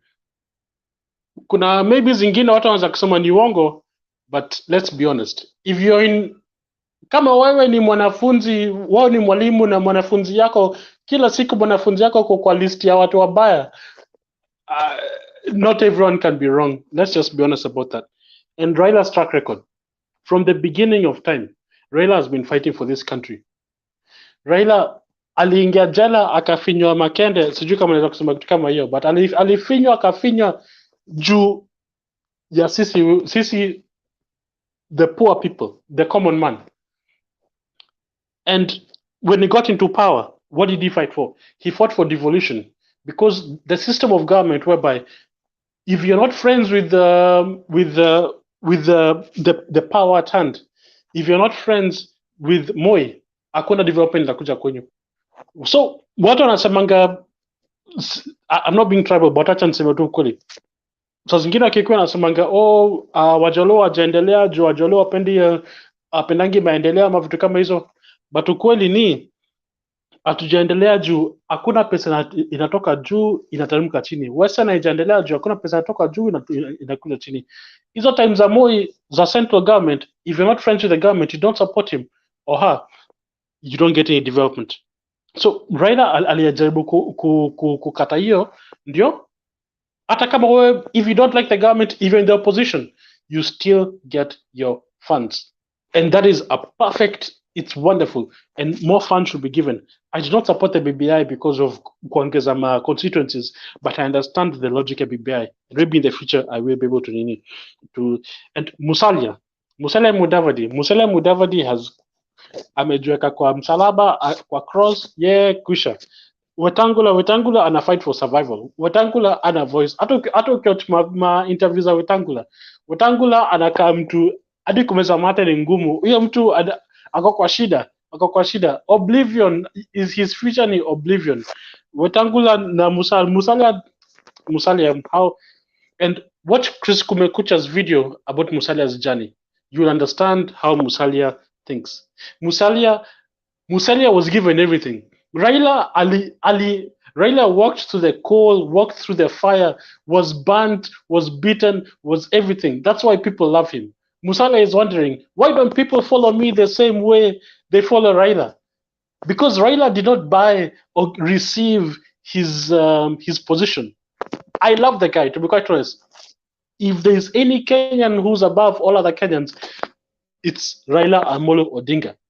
Raila Amolo Odinga, he's a Kenyan who fought. He pushed away his own desires. He pushed away his own plans, and so that I must fight for these people.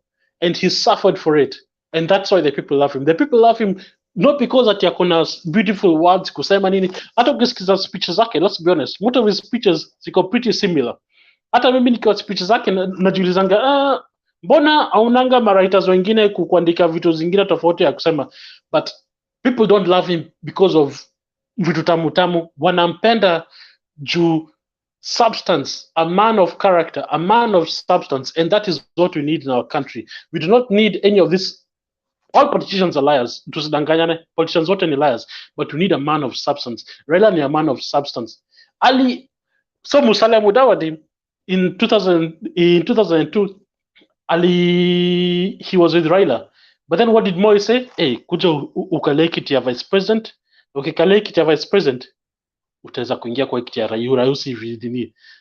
When his father died in the 1980s, he got the chair of the Western Province very, very easily, without fighting for it. He don't have to fight for it. From a prestigious school, worked 1 year in public service, and then became raised above all else. After that, Moi akamweka kwa glove yake. Moi akamwambia kalia hii kiti. Yo msee kama mjinga akachukua kiti. He is not worthy. He is not worthy of leading the country. He's never fought for anything. He's not worthy. I'm sorry, my Luya people, but he is not worthy. And I like the move yenye Raila alifanya. Raila played a Game of Thrones move hapo kuandika nani, the new Luya kingpin. That was a big move. And nani, Kalonzo is scared of the same thing. Mutua, I love Mutua. If Raila can choose Mutua as his vice president, I will be 100% for it. Mutua is a guy who's 100% for development. Other corruption scandals, all politicians are corrupt. Let's not lie to ourselves. All politicians are corrupt. That's how they get rich, and that's why they want the chairs. But then Mutua, niliishi Machakos, niliishi Mavoko for 5 years. Mutua amebuild maisha za watu wa Mavoko. Watu wa Mavoko walikuwa nalia, hakuna maji, walikuwa na njaa. Hadi kuna mtu alikuwa anamwambia sasa alikuwa mdogo, walikuwa nakula nini, mbwa. Walikuwa wanatafuta mbwa, sasa hakuna mvua, wanaichinja wanaikula. But enda Machakos sai, you cannot even imagine mtu atakula mbwa. He's done something for his nini. So he should put Mutua next to him, and I pray Mutua can be the next president. Mimi Mjaluo, but Mutua can for president, I will vote for him. Now Oparanya, sijui atafanya na Oparanya. So Oparanya na Mutua combination will be a good combination. The Luya vote and the Luos will also follow, and Mutua. Sorry for going out of their way. And umenotice Kenya imefanyika kwa election. People saw that at first ilikuwa Ruto akienda, but then umenotice Kenya ilifanyika. Raila made Ruto spend so much money. Last year, Ruto alikuwa na spend pesa mingi. Imefika point, kila mahali alikuwa naenda, alikuwa na spend 5 million. So picture, 5 million a week. Hata kama umeiba mabilioni ngapi, 5 million a week is still a dent in your account. 5 million a day, 365 days in a year. How much is that? To be quite honest, I wish I would have calculated it, but I didn't calculate it. But anyways, it's a whole lot of money. Ruto has dug into his pockets more than he expected to dig into his pockets, and his pockets are running dry. Ndio kwa maana unasikia hizi maneno za mtu wa bodaboda ajapata pesa yake. Hata juzi nilikuwa nacheki video watu wa nini, ilikuwa Githurai, watu wa mama wa soko na watu wa soko walikuwa naambia mtu alitupromise milioni, hatujui kama MP ndo amekula, mtu alipata ndo amekula ama nini, but haijatufikia. Basically hiyo pesa haikutoka. Hiyo pesa itatoka aje? Na pesa iko karibu kuisha. Hizo mashimo zote zimefinywa. Wacha naendelee. Uhuru amebuild infrastructure. That is true. I cannot deny that. Uhuru amebuild infrastructure, more infrastructure than any other president or any other Kenyan leader has ever built. But I like Uhuru. I like this Uhuru, but the main problem that I cannot forgive is the Uhuru who let corruption thrive. In 2013, I voted for Raila Odinga. But in my county, mimi nimetoka Bondo. Siku nataka hiyo mtu yenye baba alikuwa amesema tosha, alikuwa amesema Rasanga tosha. Rasanga ni mwizi pia na kwa timu ya Ruto. Mimi nilikuwa nataka Gumbo. So nilikuwa nimevotia Gumbo for governor. But Uhuru, after speech yake ya kushinda, I said that I like this guy. Speech yake alitoa after kushinda, alisema yeye si president watu wamemvotia, yeye ni president ya kila mtu, na atamaliza ufisadi, atamaliza corruption, atajenga nchi, and he'll take the country forward. And me in my mind, I was like, Uhuru is a rich man. He's not rich, he's wealthy. Uhuru is a wealthy man. And because of his wealth, he'll not have the desire to steal kama au politicians wengine. He will develop the country.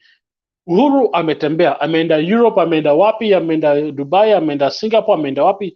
He will want to build the country ndo ifike your level. And I believe that. But then the corruption that I saw in his first term, and even going until now, he should have been a Kagame and cracked down on that corruption. And that is what I wish for Raila Amolo Odinga. Raila Amolo Odinga will be not our Mandela, will be our Kagame to free us from this demon that is called corruption, that is holding us back. That is my prayer for today.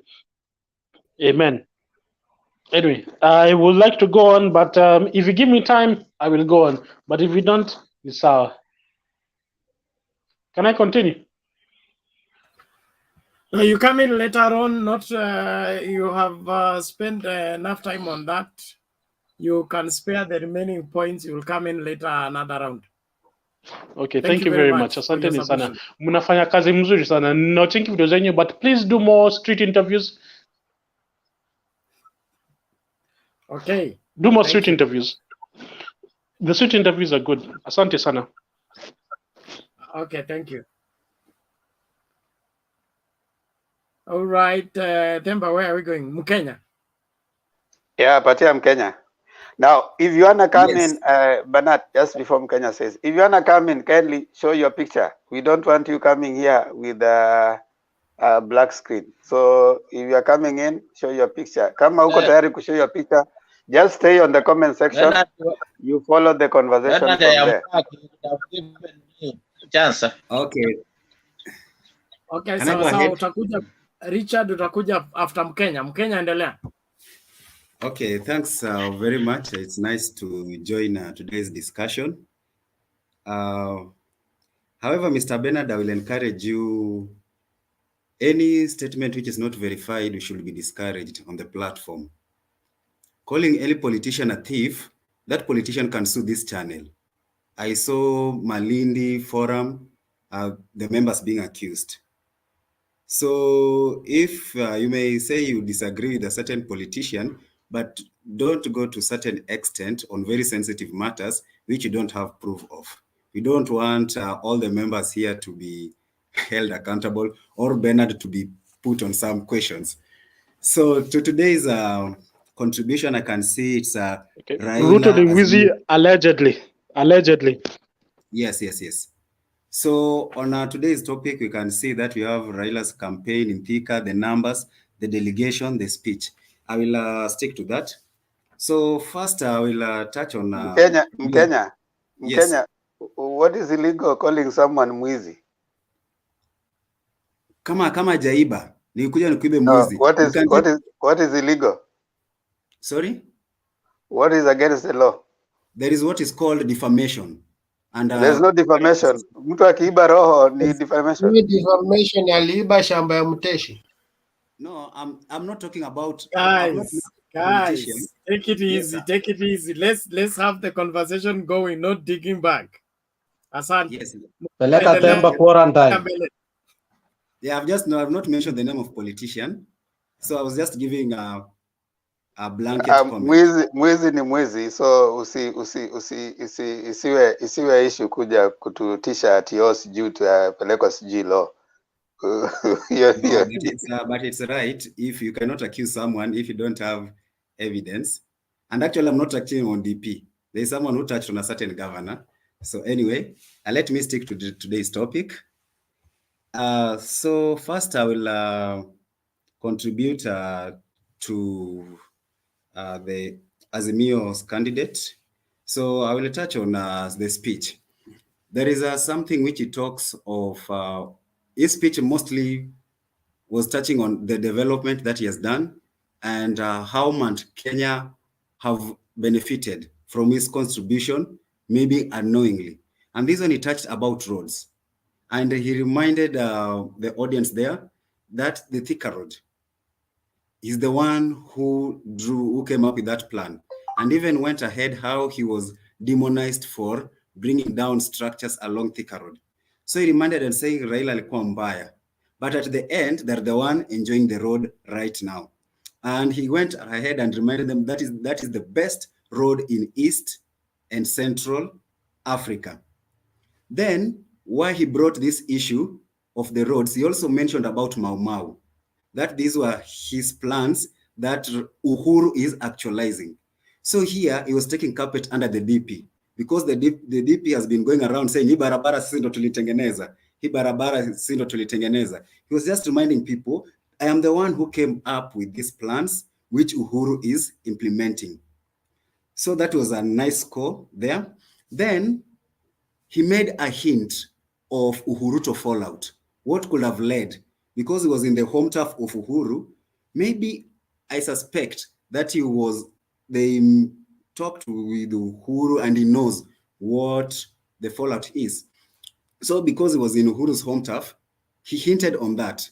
And he said there was a sabotage. Uhuru angeweza kufanya kazi. Alikuwa amekewa masharti nini. He said that when he was in the MKU, not the Thika Stadium, when he was meeting the delegates.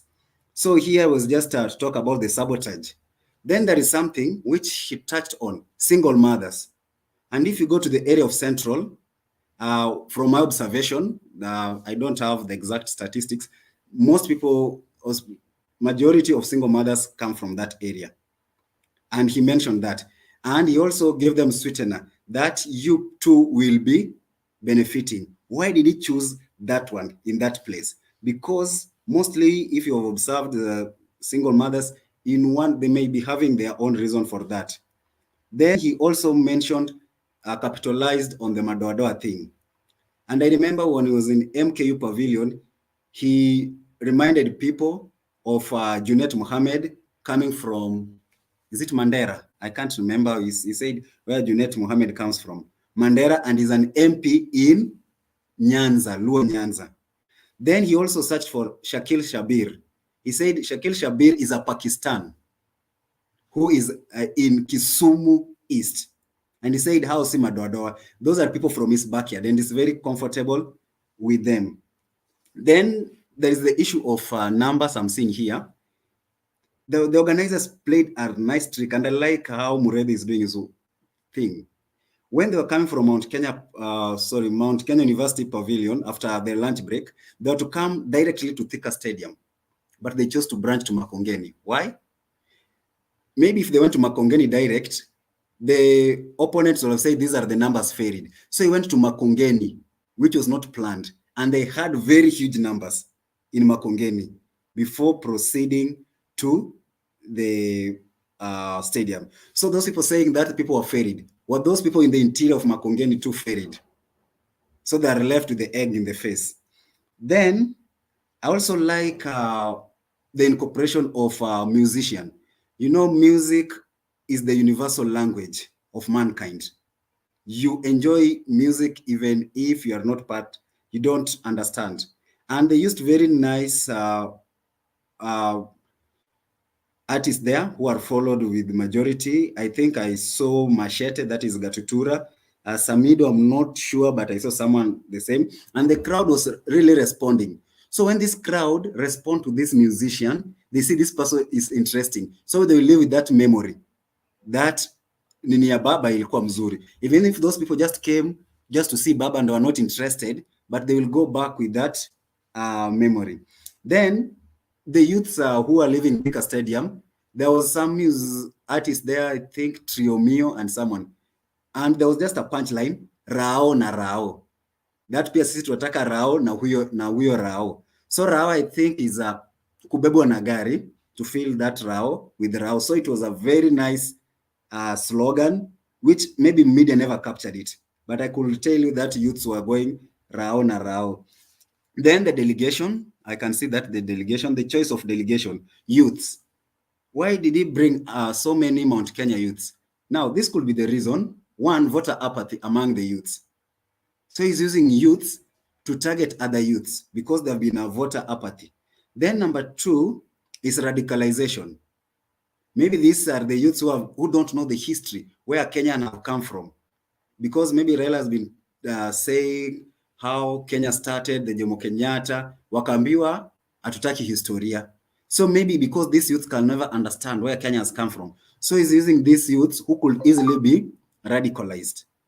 Then he know the elderly are taken care of, are taken care by these elders who they always visit Bondo, they go to Mount Kenya, who perform tradition. So then the choice of not speaking, other leaders not speaking in the Azimio at Thika Stadium. I think it's only Nyoro, Governor Nyoro, who spoke, then Raila. It was a maximum of 40 minutes from the start to the end. So why did they choose, maybe the leaders chose not to speak? Maybe people will say they came to listen to the local leaders, not to Baba. So they decided to give him the platform. So just his message will be the one who will be taken home. And this is a wake-up call. I could see the other opponents saying, oh, those people are faded. But I will tell them something. Like Baba said, tsunami inavuma. Soma weather mapema. And don't be like the tick. Umejua kuna mnyama anaitwa tick. Ng'ombe akienda kichinjio, tick amekwama na ng'ombe. Ng'ombe sasa anachinjwa, damu inakimbia mbio mbio, tick anasema bas, hii sasa ndio time nzuri na nyonya damu haraka. Kumbe juu anaenda kukufa na ngozi. So wale bado hawajajoin Azimio wanakufa na ng'ombe tayari inakufa kichinjio. Tafadhali jua Azimio ndio form. Thanks Bernard.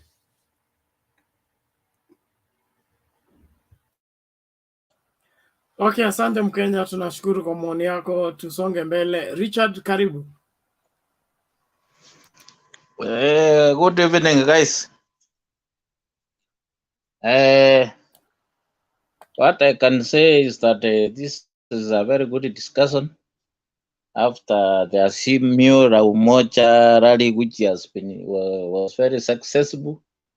And for me, I didn't have any doubt because I knew that it would be a very big rally and that it would be very successful. I am saying so because I know the history. I am a voter there. I am a voter in the Chucha constituency. There before it was one Chucha, but they divided it into. They had Chucha and Thika town constituency. So from the onset, if I give a brief story like Papa, there before, climbing the mountain for Papa started a very long time, by the way. It started in 1997. That's when I voted the first. And in 1997, we voted for ODM RDP candidate who was Mumbi Ngaru, was a former mayor, Thika town, who has been, she spoke there. So at that time, Baba was being accepted by our numbers. Me, I am from Kisi. That side is usually, you have very many people from Ronyasa, from Ruyarand, we have from Kambas. We, at least we were voting for candidate Baba, almost 30,000 votes there. So, and for today, I knew that now, since now Azimio has entered to Mount Kenya mounts and feelings, and Baba has been right. I knew that the meeting there before he had been holding, and it was big, although it was not. But for today, I knew that concerning our number, which was there for from other region plus the Mount Kenya people, it was to be very good number. Because when I tried to look follow up, when they were coming from Mount Kenya University, which is almost near the Makongeni, Baba was escorted. It was looking as it was in Sumukondero, the same crowd that guards Baba when he enters Kisumu. People some were thinking like this Kisumu, but that one was Thika. If you see that clip there, if you go to YouTube and you observe it, you will see. For those who didn't know, they can maybe convince that it was Kisumu. So concerning the Azimio, Baba has come up in a very good system. And there is what he said that you cannot, a doctor cannot prescribe a medical problem to a person before, or a medicine before knowing which is the problem, which is in the body or her body. So he has to take the blood of that person and take to the lab and detected which kind of disease this person is hearing from. So meaning that the Baba, he has entered the people's on the ground, or a cadre of people, from the youth, from the disability people, from the our Papa, you see that the Papa care, from the Mama Mboga and the others, and the Boda guys, and you saw there was each represented from each group. But Boda presented the issue, and there is a document they signed that this is the thing we are raising concerning our welfare. The Mama Mboga, they raised their problem they would having now. This is the kind of campaign which is needed in Kenya now, because you cannot be on the roadside and just saying that now we will give you this, and Mama Mboga will give you this amount, we will find money to give you. In which way? You have not had, apart from giving money, what other kind of problem is this Mama Mboga having? Maybe it's the Mama Mboga is selling along the road and it needs a place where to put a structure for doing the business. You have to understand. You go down and understand from apart from financing. Is this person having a place where he's doing the business, or is doing a business somewhere as a problem? So, and the way I understand the Mount Kenya people, they always need a person who supports the way Papa is going. And if Baba the way it's going is going to be accepted more, because it's coming with a system which is they need. The person who hears them, we need this, we have a problem with this, if you can do for us this, you remove, you solve our problem like this, we don't have any problem. And that's what they need. In fact, Mount Paper, the Kenya people, they have no any problem issue of saying tribe and whatever. As at this time, they need a person who will stand by them, who will support them in business and whatever and whatever. You saw those these big businessmen. They came out and said, "Now you are coming. Now how will you be protecting us? How will you be supporting us? Because we are playing a very big role in our business, like banking and whatever. Because nobody will like who has started a bank and see is going down with a person who doesn't know what is supposed to be. So the system Papa is going on, I like it and I love it. And when we do comparison to our DP, if he wants to win the hearts of Kenyans, let him leave this kind of system is doing of abuses along the road. And he should come with a system where he can explain to people what he can do for them. Not this kind of just giving the people money around the road. Next day, he doesn't know what that the problem of that person has not been solved. So, and one kind of thing which the most important above all, the most important the Baba is doing, the Azimio is doing, is preaching about peace. In fact, that is the most important thing in everything. You can give people money, you can give people anything. If there's no peace, that's nothing.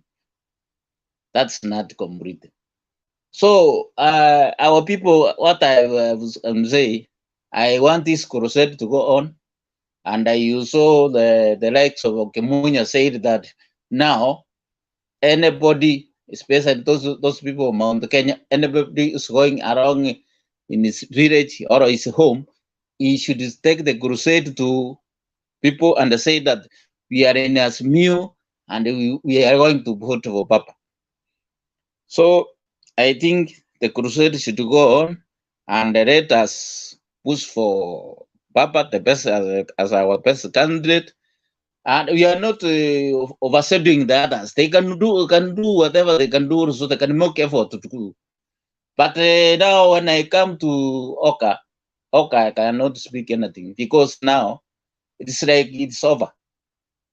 Because the rank of Mudavadi himself, in fact, I saw Mudavadi going the Oka dying. Immediately, Bukungu Azimio Binting was done. Because there and then there were 5 MPs who moved away from him. And after that, some have moved away. The rest, the MP for Matungu was recently elected. Came, I think there's a clip there. Some people can check it. He went and spoke with his people. They told him that where you are going is Azimio. You are in an NLC, but you should go to Azimio if you want to get our vote. And they said, I cannot go against my people. They have come and they told me, go to Azimio. Meaning that now, Muse is gaining a lot of ground everywhere, every part of Kenya. So let's maintain that. Let's be going on with our the crusade wherever we are. And I know if God arouses us or God protects us until that time, I knew that Azimio candidature could be succeed and we have that seat on our part. Thank you.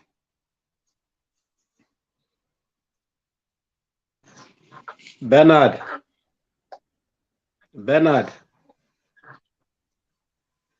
WG, you can continue.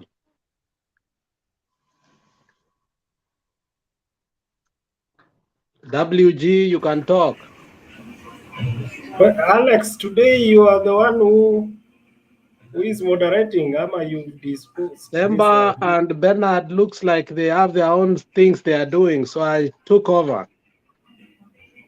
So WG, you can continue. Looks like Themba and Bernard are not there. WG, you can say something.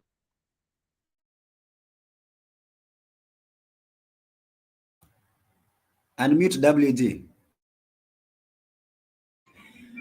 Have I been given a chance bwana? Hiyo ni yenye inafanyika nje kama ya Ruto, hiyo siwezi nikafuata. Nataka ile ya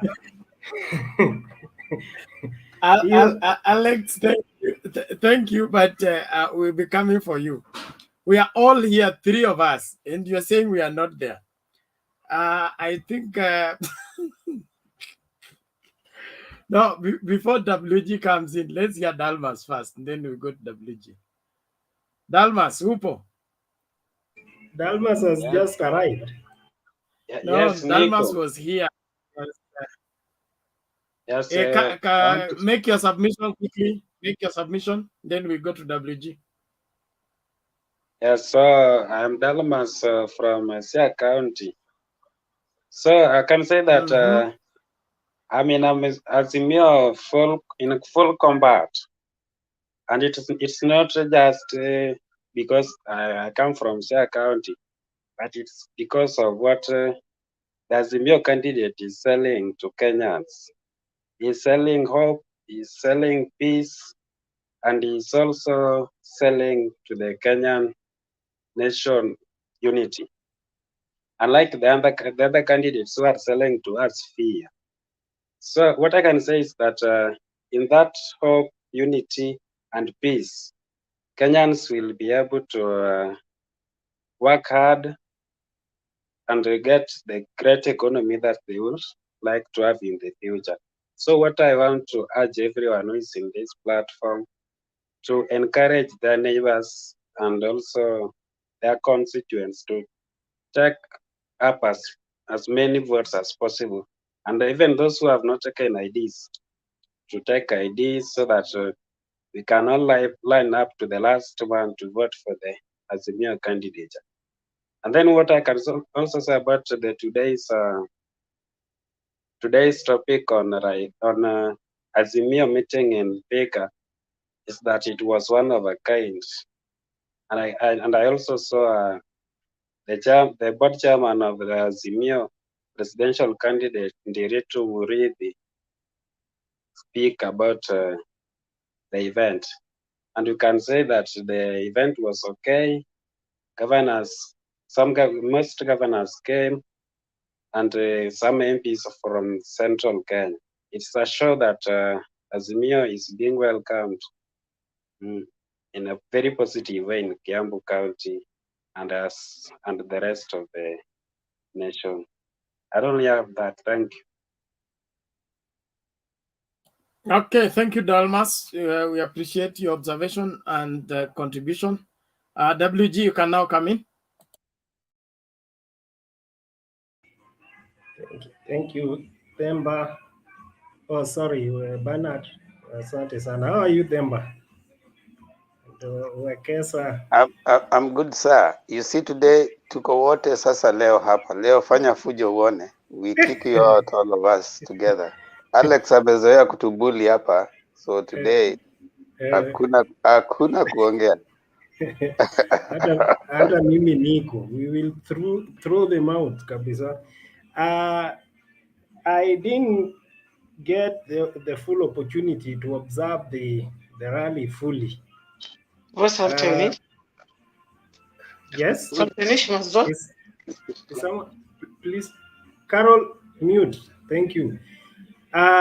Because I was, it was the Lord's Sabbath, so we were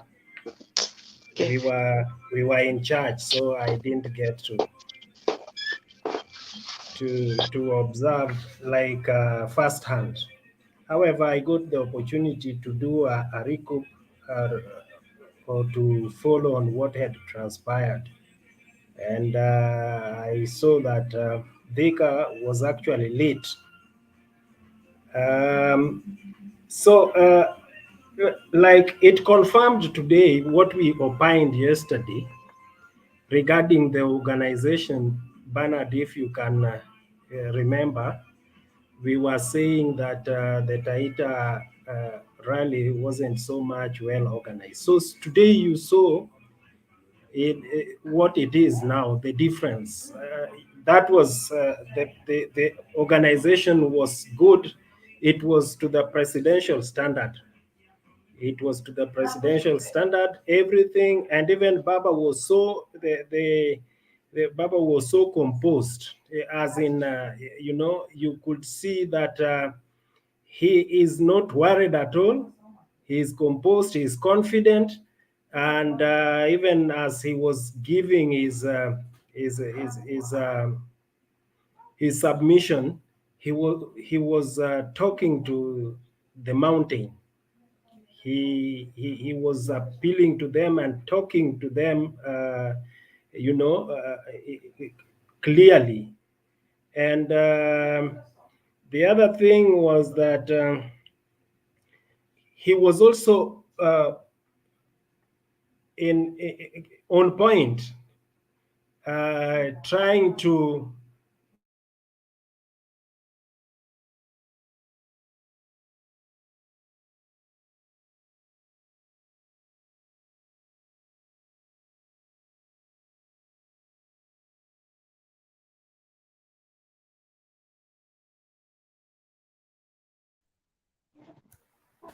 I don't think we can hear him. Wekesa, can you hear WG? I think he has technical hiccup. He's not coming through. Naomba tumsikilize mwingine. Nani huyu? Sam, how are you? Okay, hold on. Usihangaike hii Januari. Optiven tumekusort. Wema Gardens Narumoru is your perfect place for a hidden home, a cottage, a holiday home, or the best inheritance for your children. Buy a 50 by 100 plot of land for only 399,000 Kenya shillings. What's more, leap up 350k and get an instant shopping voucher worth 10k. Call us on 0790 300 300 or visit our website www.optiven.co.ke.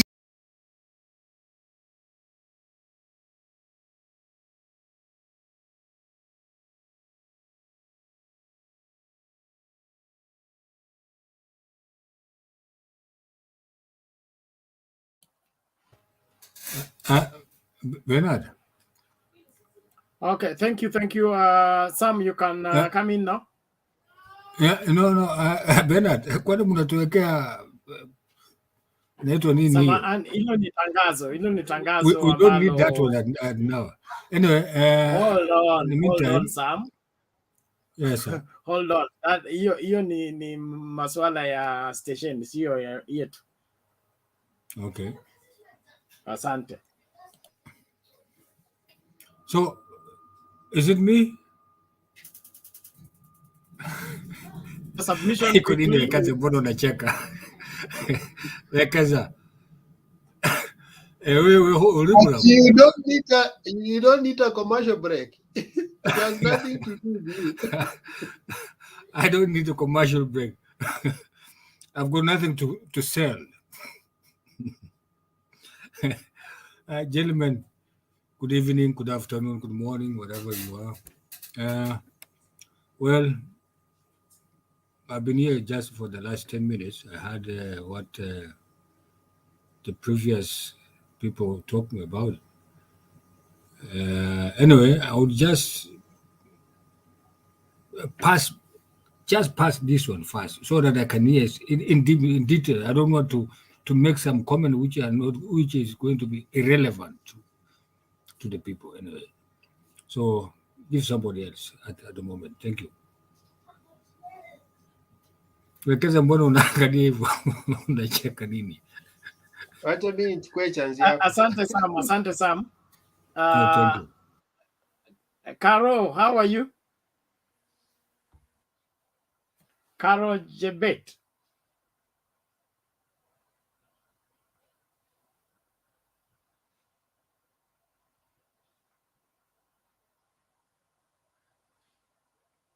Yes, Caro, you can come in, unmute and speak. Hi, my people. How are you? We are good. We are good. Glad to see you. Welcome. How are my men in the studio? I love Kenyan men. There are plenty. So I'm putting an application tonight. Okay. I'm happy that Baba today climbed the mountain. What a surprise was that. And I thank our counterparts there in Thika because they helped Baba. So today I don't have much to say, but for my Kenyans, I don't have ability to explain to other Kenyans who don't want to understand and accept the truth. We only have one way. Azimio la Umoja.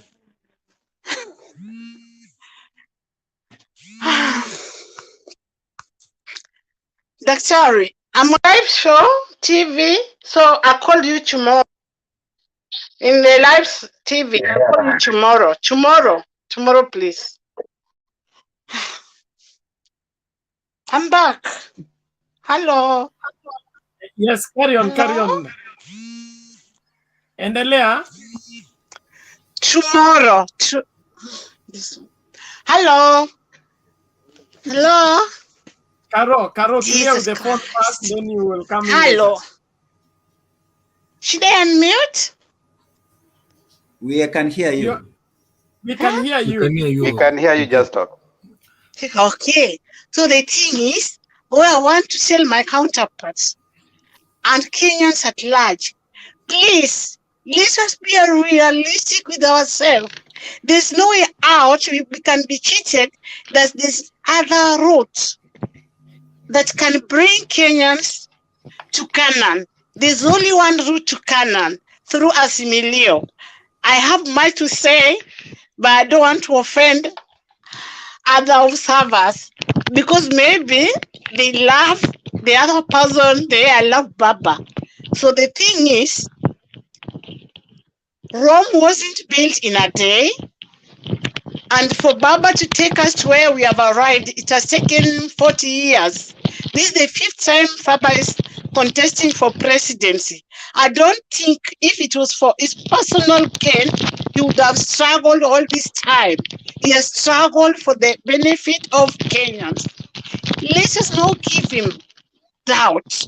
Let us vote for Baba to let him reach us and achieve his goals. And secondly, for those Kenyans who believe in handouts, have never seen a country in the whole world that is ruled and governed with handouts. Fake promises, easily got, easily go. It's just like you meet a prostitute in the street. She will stalk you, give you the best that your wife cannot give you. But those things are not sustainable. Your wife will go slow. She may not do you what a prostitute. She will not stalk you, call you all the sweet names. But she will be there for you during the sunny season and during the rainy season. So, for my brother Ruto, I feel pity for him because he promised us Kenyans so many things that he know he will achieve none. He can deliver none. Neither can he do anything for us. And not everybody is able to go to Israel to get the handout. For example, my grandmother, we so old and sickly, she cannot be able to attend Ruto's rally, and she also needs to survive. Me, I live very far away. I cannot attend Ruto's rally, but I feel the pinch of what is happening in Kenya. Our economy is ruined because of people like Ruto. Why should people still vote him? If now is a second in command, he can do that. What of when he's given the whole key of State House? What will happen to Kenyans? We should think about that. That's all I have for you, my Kenyan, tonight. So I'll leave it at that. Asante sana Karo, tumekupata kwa njia safi na Wakenya wamekusikiliza, wako tayari kufuata maagizo. Asante sana. We can now get Ayaga in. Ayaga, story ya nyuma ya curtain tulifunga kitambo. Ulikuwa wapi?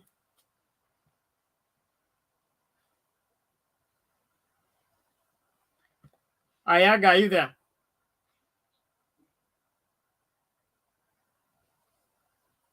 Alex, karibisha Ayaga. Yeah, Bernard, thank you so much. I think when I spoke first, I did not have basically something to say because it was too early. I wanted to hear the varied views of everybody in regard to that. I did not watch the whole, the whole unfolding, but somehow I cherry picked and I more so I wanted to see the speech of Baba. For the record, I'm in Azimio, but I try to be on a critical point sometimes because I'm of the opinion that if we don't put our leaders into task, they will get into leadership through euphoria. And once they get through leadership through euphoria, then it's hard to put them on task. When you're running on an office, before you get to an office, you run on promises, not on record. And I want to see Baba now start giving us more of his economic promises and how he will tackle them. And more so on how he will do better than the 10 years Uhuru has been there. And that should be done also in rallies, because we cannot just criticize without giving alternative views on how it will be done. So overall, I thank the Mount Kenya people because they have done the unimaginable. In my lifetime, I never thought that Raila will go back again in Central Province and be welcomed the way he was welcomed. So I want to give the people of Central a big thank you, because it was a show that we have a united Kenya. Because the previous two elections, if you realized, we had a lot of problem. At one point, Baba was really mistreated in Githurai, which was very shameful. So what I'm saying is, I want to see Baba now put more, because we said this is the first rally of the year. This was the beginning of his true campaign. So I wished we have already gotten freedom of expression, political freedom, but now what our country needs more than ever is that economic freedom. And I want Baba to come out outright and tell us how we are going to achieve that. That should be what should be concerned more and more. But Baba is doing well. And I think in a campaign, as we said the other day, in terms of logistics and everything, it's difficult for one man to take control of the show. But so far, the meetings are going on so well. But now we must put our people into task that what will we do to expand our economy, to expand our market, and to create jobs. We should make that the center and the narrative of Baba's campaign, so that as he gets to work from day first, we start seeing those effects, so that we don't get to 90 days, 1 year, 2 years without seeing that. So I like what Baba's done, and I hope he's going to do better. But as we go to the rallies more, we want now to start hearing the message of economic freedom in our lifetime and how it's going to be achieved. Thank you. Okay, Themba. I sometimes listen to Alex and I wonder what does he listen to in rallies, because I laugh sometimes when you hear, I want to hear more, and I wonder what do people listen to. Baba has been very categorical about undugu, uchumi, umoja. I mean, if you haven't heard that up to right now, then you'll hear nothing. Secondly, there's a difference between a rally and a debate. You know, in a rally, you know, most people who are there are going to get bored if you start going into details of the things. But if you heard the different speakers, like if you listened, it's good you admitted that you didn't listen. If you heard what the Minister for Agriculture said, you would have picked some of the things that Baba is going to do. And if you listen to different speakers at that point, in a rally, normally different speakers speak different things that they want to talk about. But in general, there's 10-point agenda that has been put close there. So if that has not resonated with you up to today, then you probably have a problem. You have differentiated between a rally and a debate. Now, the next thing that we want to see, when there will be now a debate, or when someone has been called into an interview and a debate, that time you can be able to hear what is the articulation of what they're going to say. Even in the rallies and even in the where Alex is political rallies, the things they keep talking about, we really want to hear this. You don't get to hear that. You only hear a certain running call. After that running call, the next details of those things are heard in a debate. Baba has been categorical about the 10-point agenda, udungu, uchumi bora, Baba Care Plan. He has repeated those in every rally. So when these people come here and say, I want to start hearing, what is this you want to start hearing? And when you start hearing, you know, I really don't understand sometimes when Themba, first and foremost, let me remind you one thing. The first thing is your worldview is not my worldview. Secondly, your skill sets are not my skill sets. Thirdly, when I say I want to hear more, no, Themba, when you are talking, I listened to you. There is value in listening. You listen. I listen to you until you finish. Address the point, not our skill set. That is what I'm doing. Don't shine show here. You like coming here? No, Themba. No. Relax. Address what I've said. That is what I'm addressing. Don't address. That is what I'm addressing.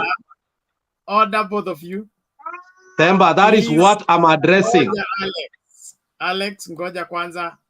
You are getting worked up over nothing. Let a response be a response, not an attack. And it's important that we debate soberly, okay? So everybody relax, calm down. Let us respond one to another with civility. So Alex, what is it? Themba has given his part. Point one, before I go that, we don't have a monolithic path here whereby I shall listen and view things the way another person views. And that is why we are having a debate. That's why we are having a dialogue. We are not having a monologue. That is the first thing. Secondly, if my view is different from yours, it's because I come from a different background. When am I electing a president? For me this time around, it's not about unity or other things. They are very, very important because I know Baba stands for unity. So that there are things that will supersede that. And why? Because we are coming with Azimio la Umoja, which means there are other people, varied political difference, who we are going to welcome. And once we welcome them, we have to accommodate them. And therefore, we will have a contestation differently in terms of what we're going to do, how we are going to do, how we are going to achieve it. So as we have this conversation, it means that as we listen to Baba, we will also try to ask him a few questions. So when I'm listening to Baba as a voter, because I've already trusted Baba with peace, I've already trusted Baba with Umoja and all the other things.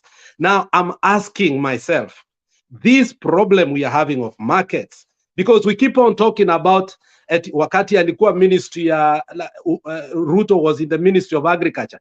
Every minister that has been in the Ministry of Agriculture, We have had sugar problem. We have had market problems. We have had all these problems. So I want tangible issues that must be tackled economically, so that as we move forward, the people that are around him, the leadership, know that when Baba gets to power, this is what we must do. And I'm not saying that Baba hasn't said those things. I'm saying those things are important to us because we must move this country ahead.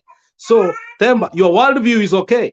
But when I question them, I listen to Baba's speech more than any other person, because every place he goes, he does speak differently, economically, because people resonate with him differently. And my worldview is totally different from your worldview.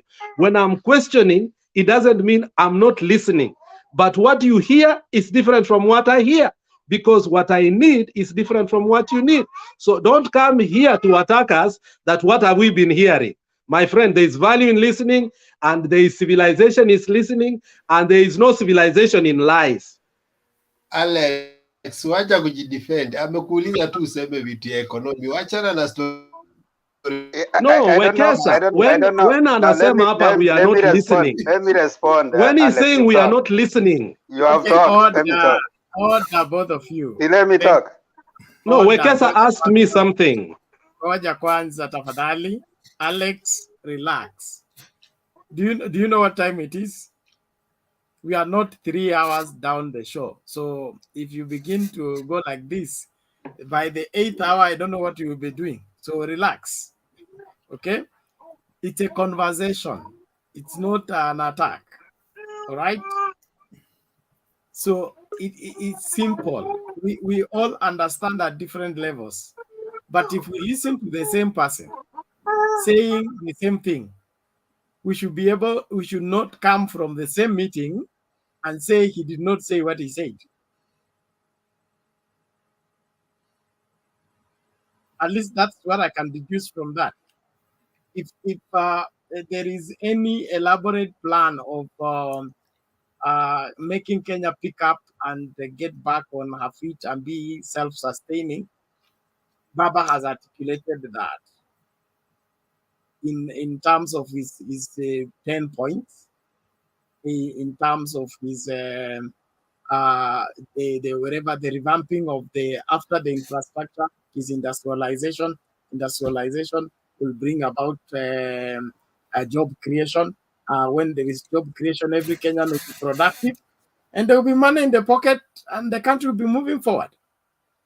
So I don't get where this other confusion is coming from. Let me say something. Let Alex, if you have time, go and listen to the time this guy from Equity anaitwa nani? He had welcome him to Ikade to Mount Kenya Economic Forum. I think Baba took almost 1.5 hours.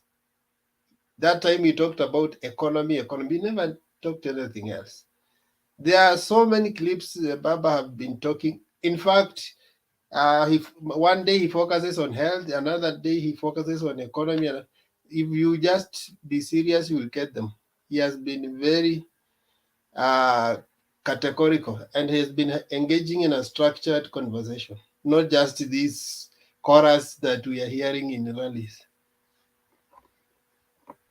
Thank you. And maybe as a rebuttal to Alex, I don't wanna. Just a moment, Themba, before you do that, just hold on. Cyprian Marubi, how do I join the show? There is a link being shared under Mtembei TV. You click on the link, allow StreamYard to control your camera and your audio, then you find yourself in the studio. If you get the signal that the studio is full, you keep trying until you get a chance to get in. Thank you very much. Themba, take it. I get perturbed at times when I see people trying to personalize our conversation. When I address myself to people saying I want to start hearing, it's not just only Alex who has said that. It has been said in other platforms, and therefore my address should not be personalized. It is not a personal attack and facts. There's no alternative facts. I mean, if Baba has said something, it has been said. I mean, it's something that he has been saying. And Undugu, the 10-point agenda is something that he has repeated many times. It came a while ago. We need to be genuine. You know, like if we have to have a conversation. The purpose of a debate is not necessarily to engage in verbal gymnastics. It's to try and bring out some and also educate the people who are listening, who would want to benefit from certain things that are happening in spite of how we feel about them. Baba, like Wekesa has said and Bernard alluded to, has given the 10-point agenda. And if you are a keen observer of those rallies, you are able to notice different speakers will highlight on those particular points in a different way. And a rally, as opposed to a controlled conversation point where people are seated like in a debate setup, and that's why they have debates. Or when Baba has been called to sit in a sitting where there's no that kind of hype, you'll find there's time for that. How much time do you have in a rally? Even if you're going to talk about economic, who is even listening to that? The kind of noise that goes on there is so much that nobody will even want to listen to certain things. And one thing, people coming to a rally, they're already having a certain view. They're already convinced about you. So you'll have different speakers having maybe 2 minutes to highlight on certain aspects of what is going to happen. And if you had that, if you listen to Thika Stadium, and if you listen to the speakers, everybody was coming in to say certain things. Listen to Munya's speech, the agricultural revolution. And he said that is it is a bedrock of central Kenya. And what is going to happen? The opening of the markets. Those are the things you want to hear from a politician. So I think we want to be genuine with even our listeners. That when we are saying, even when Ruto talks, he hasn't in any podium come out and said that this is what I'm going to do. I might not expect him to do that. But in a debate, I would expect him to do that because he has all the time. So let's be candid. Let's be honest. We don't start, engaging in some diversionary tactics. Oh, your worldview is different from mine. It doesn't matter. We need to look at the glass and see it as half full. All of us at some point. You don't have to get out of it and say the glass is half empty, another one half full. I mean, that will not help us at all. Thank you. Oh, can we leave that to rest there? Thank you very much. Let's Bernard, Tempo and Wekesa and Alex. I think we will revisit that thing what Alex said about it later on when we are a little bit cooled down. Right now, Alex, keep cool. I know we are going to revisit that thing because we want somebody, for example, just some few seconds before you go on, carry on, Bernard. We want to have a bedrock. What things these people who are competing, those who want this top seat in the country. Anyway, either they talk in the rallies, can concurrently together goes what they talk in the interviews or whatever they are talking. So it's not about in a rally they have to talk different thing. The other place they have to talk different thing because it has to be what they talk there must be the same to what they are going to talk in the different places. That's only. And we are going to revisit later on. Right now, let us give everybody a little bit of Sam, chance. you're also getting it all wrong. I didn't mean they talk different things. I meant that within the time that you have, you can only say so much. Sam, why is it so hard to understand this thing? No, we are living in a different places. Temba, I'm living in a different place. Quite 10,000 kilometers away from home, for sure. And I see the different way they handle is a quite different thing. Also, let us put that one aside. Let us carry on. Let us carry on. Ayaga, I can see you there. Thank you.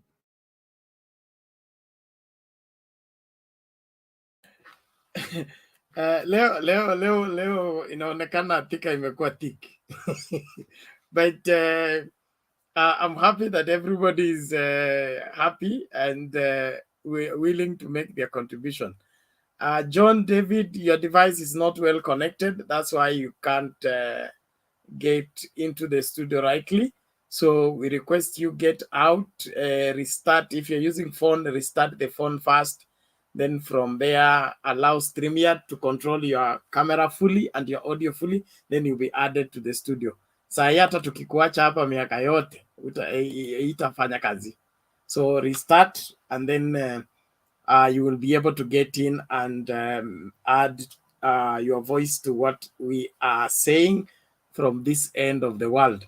And let the debate be healthy. Let us all push the Kenyan agenda mainly because we are here for Kenya. The reason we stay up and go through all this is to have a better Kenya. And a better Kenya will be made by better Kenyans who think better and are committed to being part and parcel of what is a solution to our problems and not creating more problems in the course of trying to solve the existing ones. Thank you very much. I will bring in Douglas first, and then Ayaga, and then Bantu Warrior. Douglas, karibu. Thank you, Bernard. Good evening, gentlemen. Good evening to you. Karibu kwa show. Thank you. Now, a public rally is not like a private meeting where you get to articulate your issues well. So sometimes when a politician goes to a public rally, you don't know who is attending, whether it's youth or old people, learned people, farmers and such like people. So sometimes when you've planned your speech, you may get there and because of the emotions and because of the kind of intrigues that are there, you may change the kind of message that you're speaking. And that is why Raila Odinga has been so consistent in his messaging to whichever group that he meets in a public rally. That is why he talks of the usawa, the undugu, the uzalishaji and such things. So sometimes we cannot expect a politician to articulately well tell us, this is how I'm going to uplift the economy in a public rally. Because sometimes the kind of people that are attending there and the distractions that you receive, like today you saw, there was a young man who was handing over a letter to Raila Odinga. Those are some of the distractions that you get as a politician in a public rally, and you may not be able to deliver the message as you had planned it.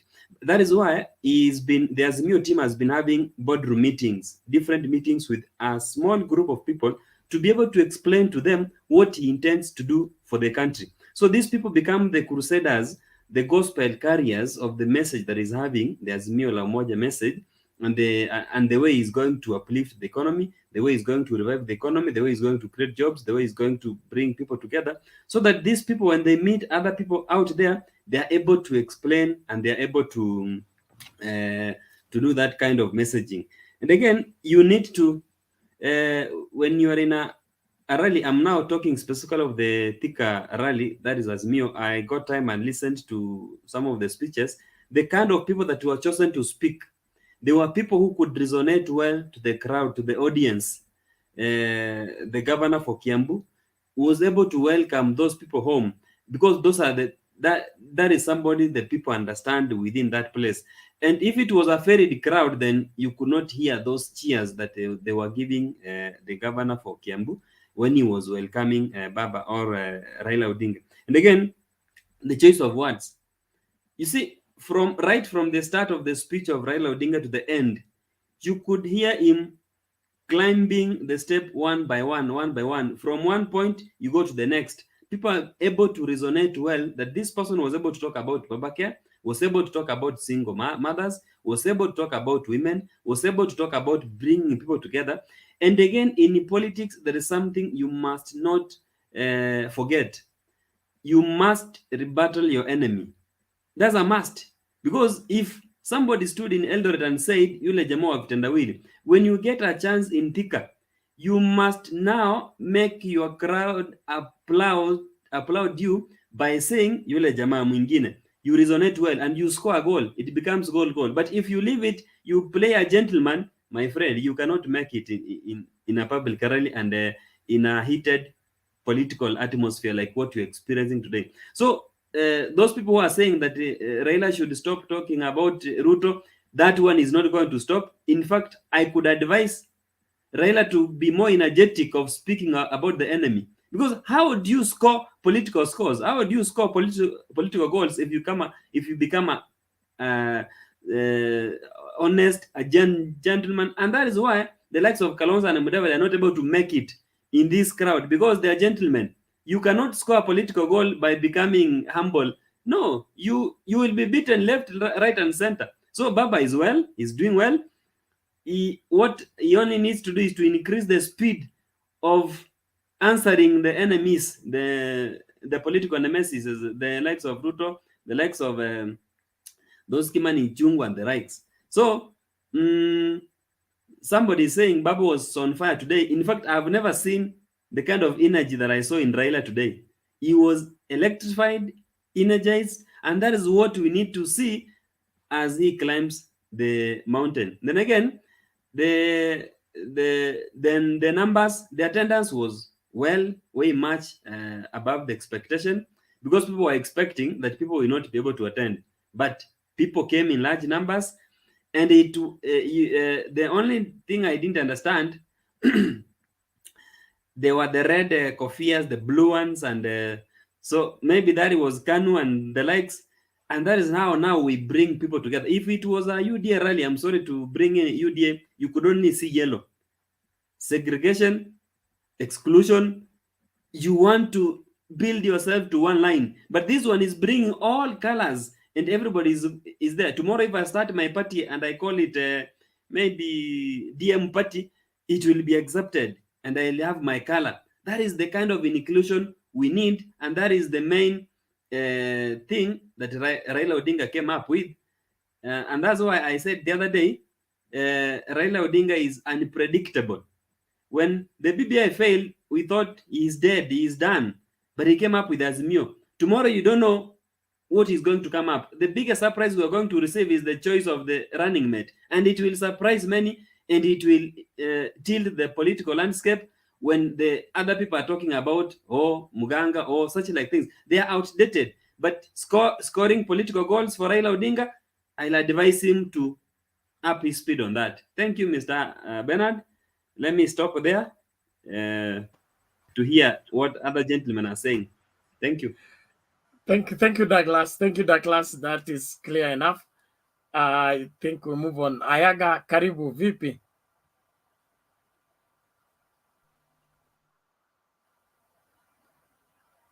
Ayaga, unmute alafu unge. Wewe ni jirani hapa, hujafikisha wine ya Christmas ya mwaka mpya, ndio hii mwaka imeanza kuzeeka. Kwani wewe you're still brewing the wine?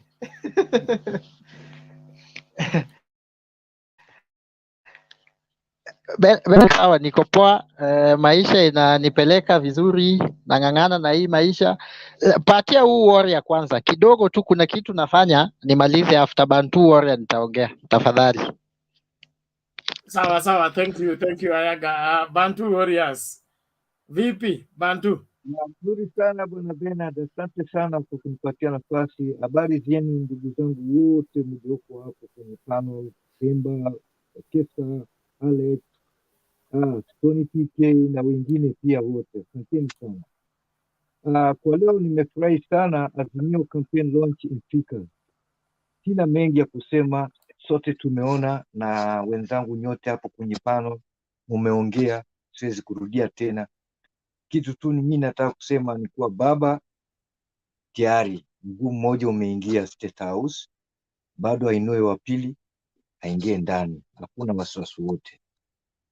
Yeye yuko na kazi nyingi sana hapo mbeleni, atakuwa na kazi nyingi sana kwa sababu kuna shida nyingi sana.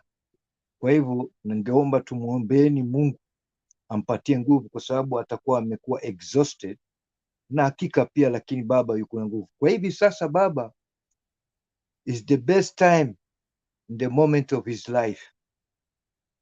Zile dreams ambazo alikuwa akidreams miaka yote, hivi sasa ndio anaanza kuziona zina happen. Imechukua long time, sometimes things happen that way. Mwenyezi Mungu alimempatia subira, kuwa ni mtu mwenye kusubiri, na sasa anamuonesha ile njia ya kwenda State House. Na nimefurahi sana vile Thika wamearrange hiyo campaign ambayo launch iliyofanywa hapo, wamefanya vizuri sana, na wale ambao watu wamekuja kumshangilia baba wamekuwa wako na yeye saa yote, akiongea kitu wanamshangilia, hawakumlet down, na baba yuko katika ile hali ya juu sana. Kitu tu mimi nasema ni BBI pia vile vile si mbali sana, court itarudisha hiyo mswada wa BBI na kutakuweko na maloya ambao watakwenda kushughulika. Kwa hivyo mambo inaenda mzuri sana, hakuna wasiwasi wote. Kitu tu ni ndugu zetu wa Tangatanga, naona siku hizi hawako, sijui wako wapi. Namuona Sam peke yake, wale imekuwa sisi tunaanza kuvutana sisi wenyewe kwa wenyewe. Bwana Bernard, nakuomba itisha hao kina Ndeto na wakina Pato wao warudi, ili kuwe na changamoto hapo, kwa sababu tukiwakosa wao naona tunaanza kuwa tumeshikwa na baridi. Tunawataka nyinyi watu wa Tangatanga muje hapa mutoe, ama mumeanza kugive up hivi? Ni hayo tu Bwana Bernard, asante sana, Mungu awabariki. Okay, thank you Pantu Warriors. Ndeto I'm sure anakusikia. Pato alikuwa kwa hapa akai sana kwa sababu ni watu mnalemea yeye, lakini mpaka August ndio mbivu na mbivu. Wacha ni kidogo Bantu. Asante sana. Si tuko haimaanishi tukiwa na argument, haimaanishi tunachukiana, hapana. We still remain the best friends, because a best friend ana criticize mali anaona kuna shida. Nikiwa na shida unasema hapana, wewe sasa umefanya makosa hivi na tunaona iko hivi na hivi na hivi. That is the good best friend. That's how somebody can be. Thank you. Thank you sir.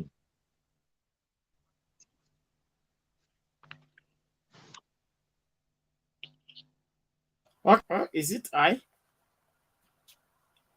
Ayaga, you now ready? Bernard, ulinisahau? I'm ready. Nani Wekesa ulimsahau? Wekesa sasa wewe kama ni. Wekesa analia ati. Hebu nataka kupeana point nilale. Wekesa na Wekesa wewe ndio unafunga station leo. Kwa hivyo kulala kwako usahau sana. Nilale nikuje saa 8 hivi. Wekesa, usikule pusu masaizi utalala bwana. Wewe ukikula pusu masaizi utalala. Even if nitamoderate, lakini unajua points unapeananga at the right time. Wakati watu sasa subiri tu kidogo, hata after Ayaga there is Stone PK then wewe.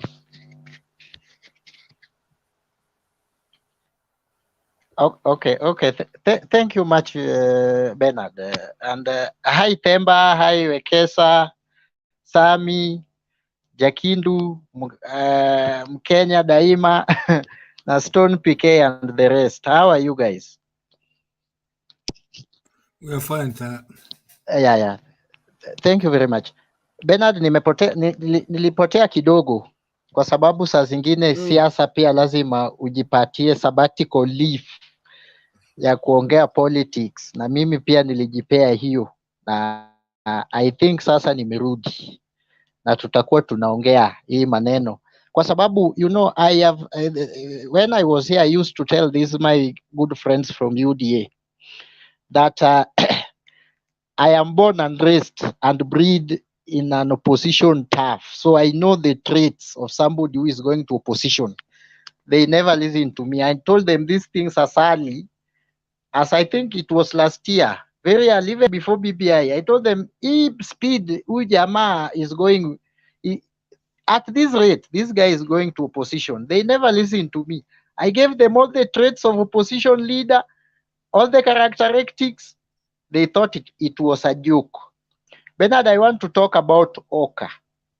This Oka thing. I don't want to engage Sana about Thika rally. Oka has a lot of problems. Today, Kalonzo Musyoka was in Yatta. And who was the guest or chief guest? Jimmy Wanjigi. The guy who is bringing a lot of problem in Oka is Jimmy Wanjigi. Because if you look Jimmy Wanjigi, you know, when Raila Odinga disengaged NASA, wakati Raila Odinga alitoka NASA, I thought Raila Odinga made a very big political mistake that will come to hand him. My friend Baba was right. Those 4 people are very difficult to work with. Very, very difficult to work with. Hawa watu ndio walituzungusha hapa 2017 mpaka Ruto akaanza kutuambia sijui mkutano, seminar, workshop, sijui seminar. Kutoka hii seminar workshop, look what they are doing now. Elementaita Naivasha, Nairobi Hotel wapi. So this problem was with them. And when they left ODM, the ANC accused ODM of infidelity, that ODM is untrusted partner. Now they have gone and have a good relationship in Oka, which they form by themselves, ANC, because Oka is ANC. Yeah. And now they are doing the fidelity, what they were accusing ODM about. My friend, it can't work that way. A party must have members.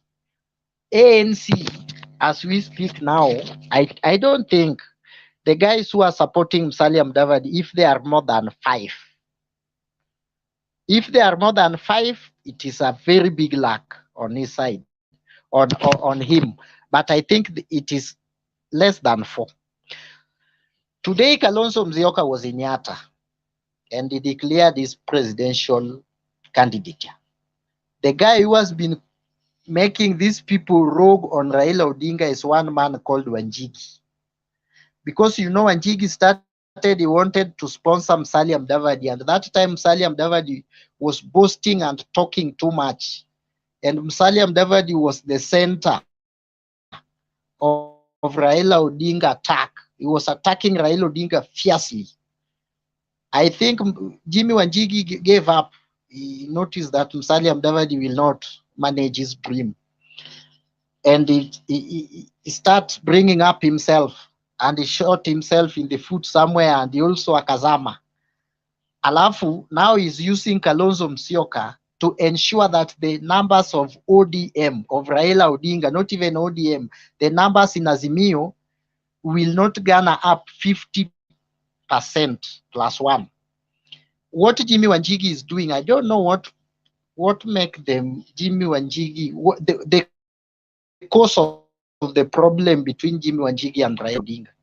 Jimmy Wanjigi is all out. What he want to ensure that he want to block Raila Odinga presidency in 2022.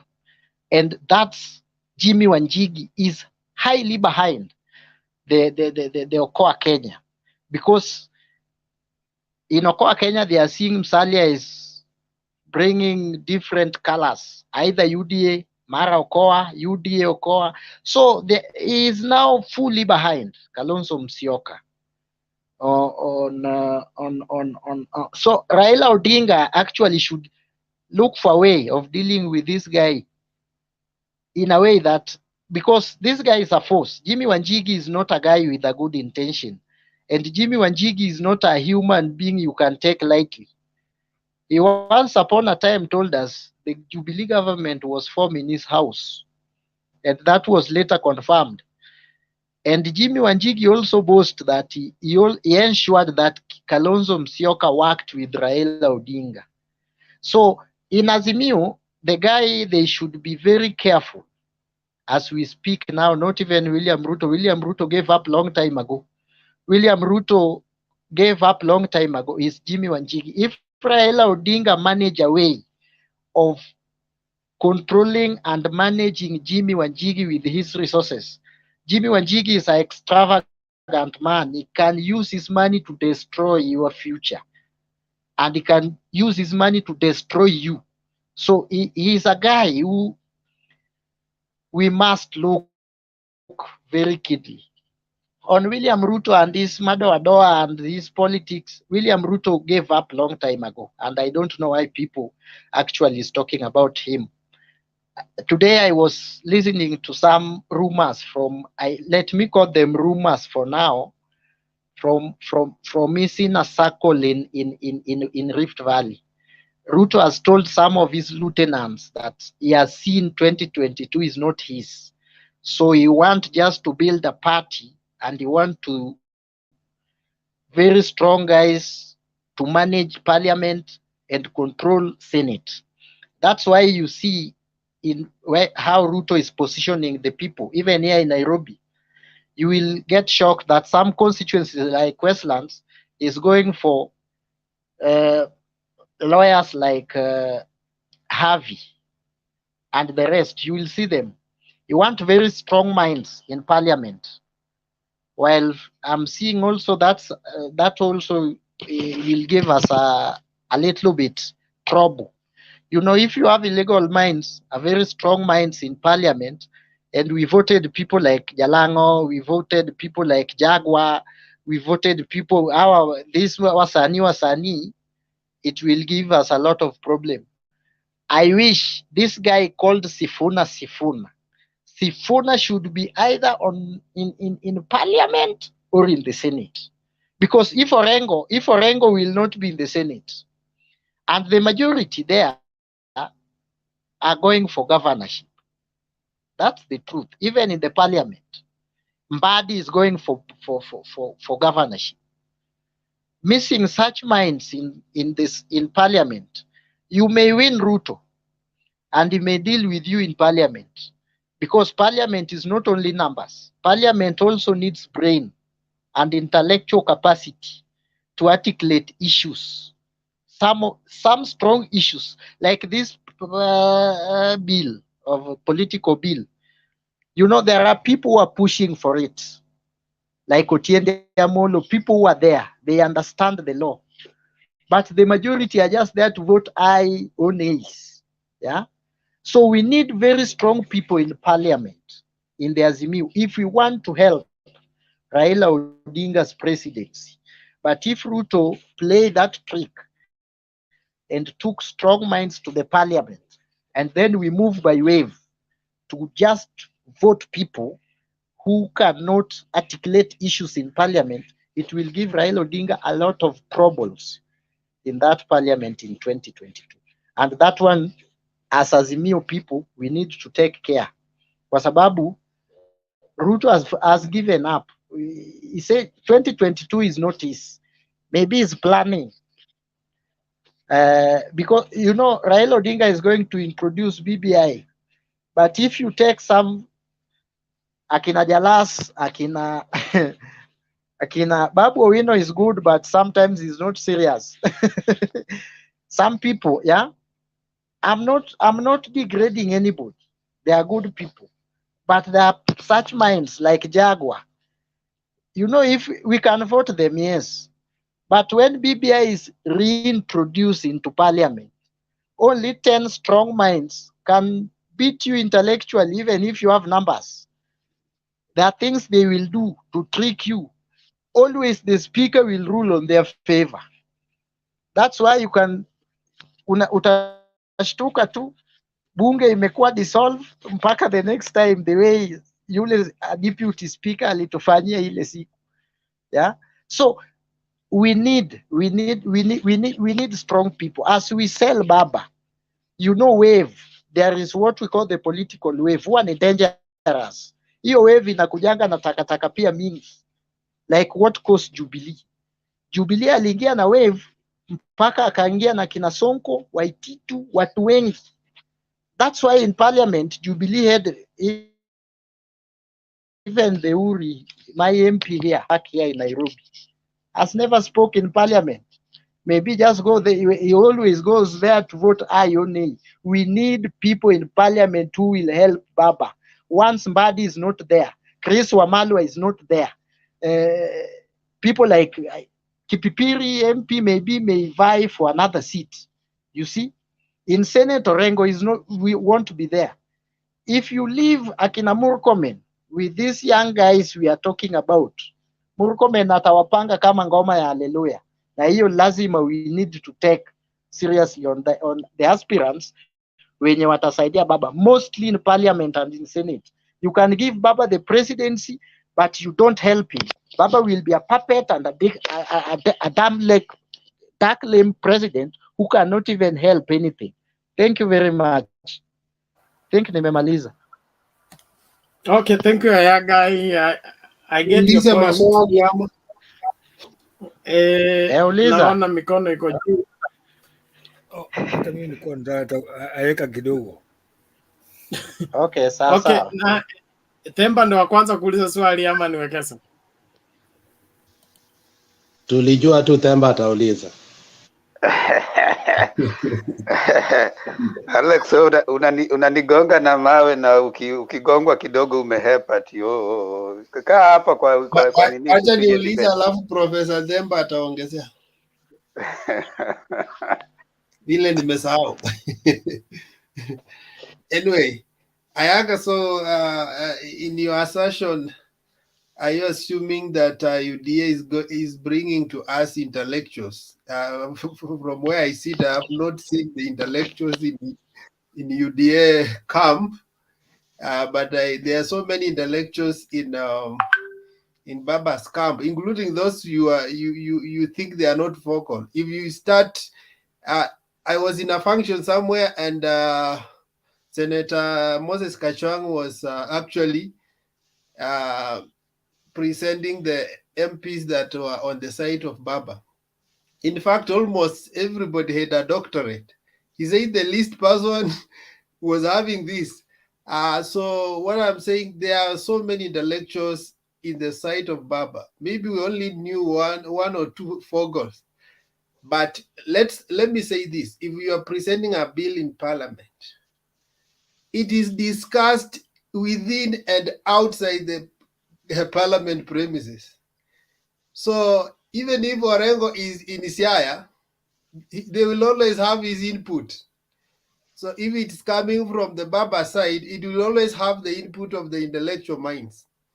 In fact, most of the things that happen in the houses, people have already decided which side they are going to vote. Whether you remember that time when we were the minority, Orengo could stand and pour all the wisdom, but wamengojea atamaliza saa ngapi wa vote, because it's already decided and they hit the numbers.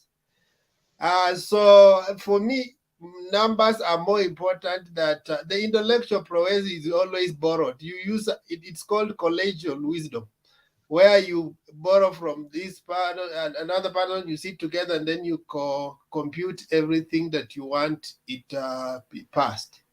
And most of the time, also the executive has their say. So it's not just the wisdom of Parliament. Executive also want a certain bill to pass, so they will use the numbers in Parliament. But in terms of the wordings and how they want it to appear, they also have a say. Yeah, so I don't think it's not like when we don't have Orengo or whatever. And then when you talk about somebody like Murkomen has learned, it's on-the-job training. He entered in Parliament and the things he was saying, the law is very clear, and what people were wondering, well, what kind of person is this? But the first time he missed, the second time now he had perfected. So, and the last thing I also wanted to say is that let's not assume. In fact, there are guys who are not known they are running for this MP or whatever. When they come is when they start shining. The first day Ababu Namwamba entered in parliament is when we know that this guy is smart. So there are many guys, we don't know them. We will only see them when they step on the floor. Yeah, I think that's what I wanted to say. Okay, before Themba comes in now, just go Ababu this na Mwamba, thing, then you come in. Ngoja Ababu na Ayaga. Mwamba. Ayaga, subiri maswali yote yaishe, utajibu mara moja. Sawa sawa. Thank you. I wanted to say this from where I sit, based on the performance of DP with the majority of members of parliament in the last parliament and the manipulation process, I don't see him getting the lead of numbers or the people he wants, where he wants them to be. That is strategy, but it's going to be an uphill task for him to achieve. All the brains that he locked out from Mount Kenya during the Jubilee nomination, they are all coming back. So this is going to be the most vibrant parliament ever, in my opinion. Themba, coming. I want to challenge Ayaga's assertion to some extent, especially where he talks about the brains in parliament. Parliament is I think you need to understand the politics of legislation and the idea of the legal minds. If that were so, then Mbadi would not even be the one in front in parliament. There are several other people who are better learned who are out there, but there's a politics of legislation that gets into parliament. When you get into the politics of legislation, before even a decision has been arrived to, there are several other processes that take place that are behind the scenes. So by the time you're getting into the floor of the house, there are several things that have already taken place. And by the time they're getting into the voting, several technical people have already arrived as the most appropriate thing and a particular direction that people need to take. And they advise both sides of the house. You know, in the kindly mute when you come in.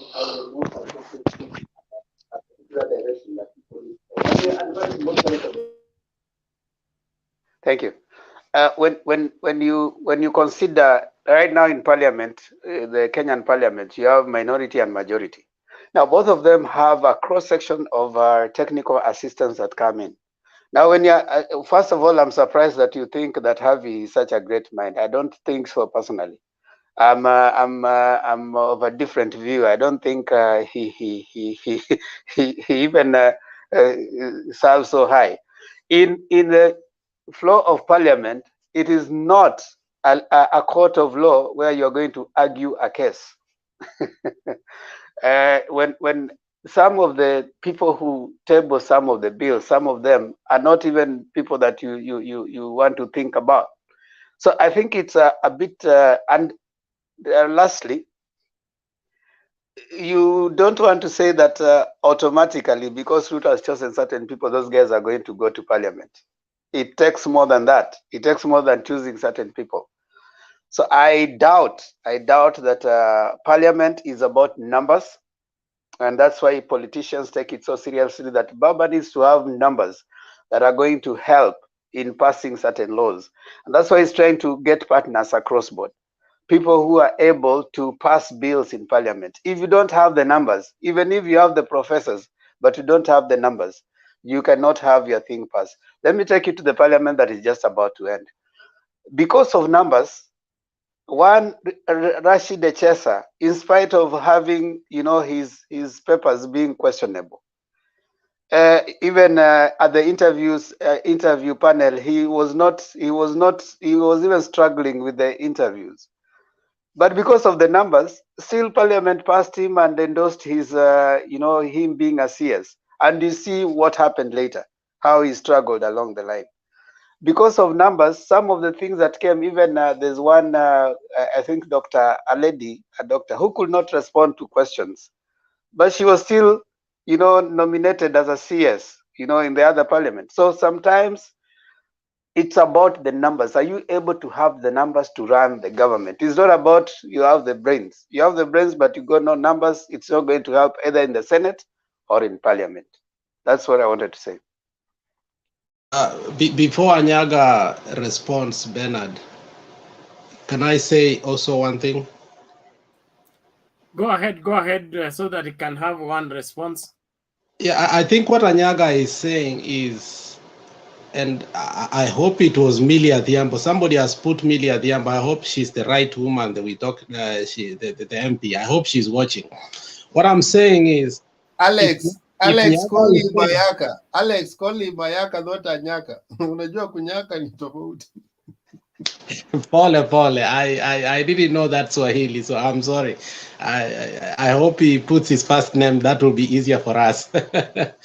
So what I was saying is, if it's coming from the school thought that I'm also thinking, the euphoria brings to us some leaders that even though they are popular, when it comes to the floor to debate, sometimes it looks bad on our side. And we are not questioning any constituency on how they must or should. But if it's possible, if it's good, for me, I would rather have an MP who knows what he's doing. For example, the last by-election in Kisii, we fought for one, Pavel Oimeke. The guy has never spoken in parliament, never taken anybody's phone, never done anything. And we thought with all our hearts that Pavel was a man because he was in the old regulatory. He speaks very well, but in the end, he's been a big disappointment. And if it's that what he's speaking about, numbers matter, but also the people. We should not have just like we should be depending. We have intergenerational change and intragenerational. There is a generation that is going to go out, and we need a new generation of leadership that can speak. For example, Orengo must not be in the Senate forever. He can go and become a senator. We cannot keep on depending on such leaders. And as one said, we don't know one is coming who will be better. But if one will come who is better, not disappointing, that will be better. I think that is, if that's what he was saying, I allude him. But if that's not what he was saying, then I think in the end, numbers matter. But also the people we elect do matter.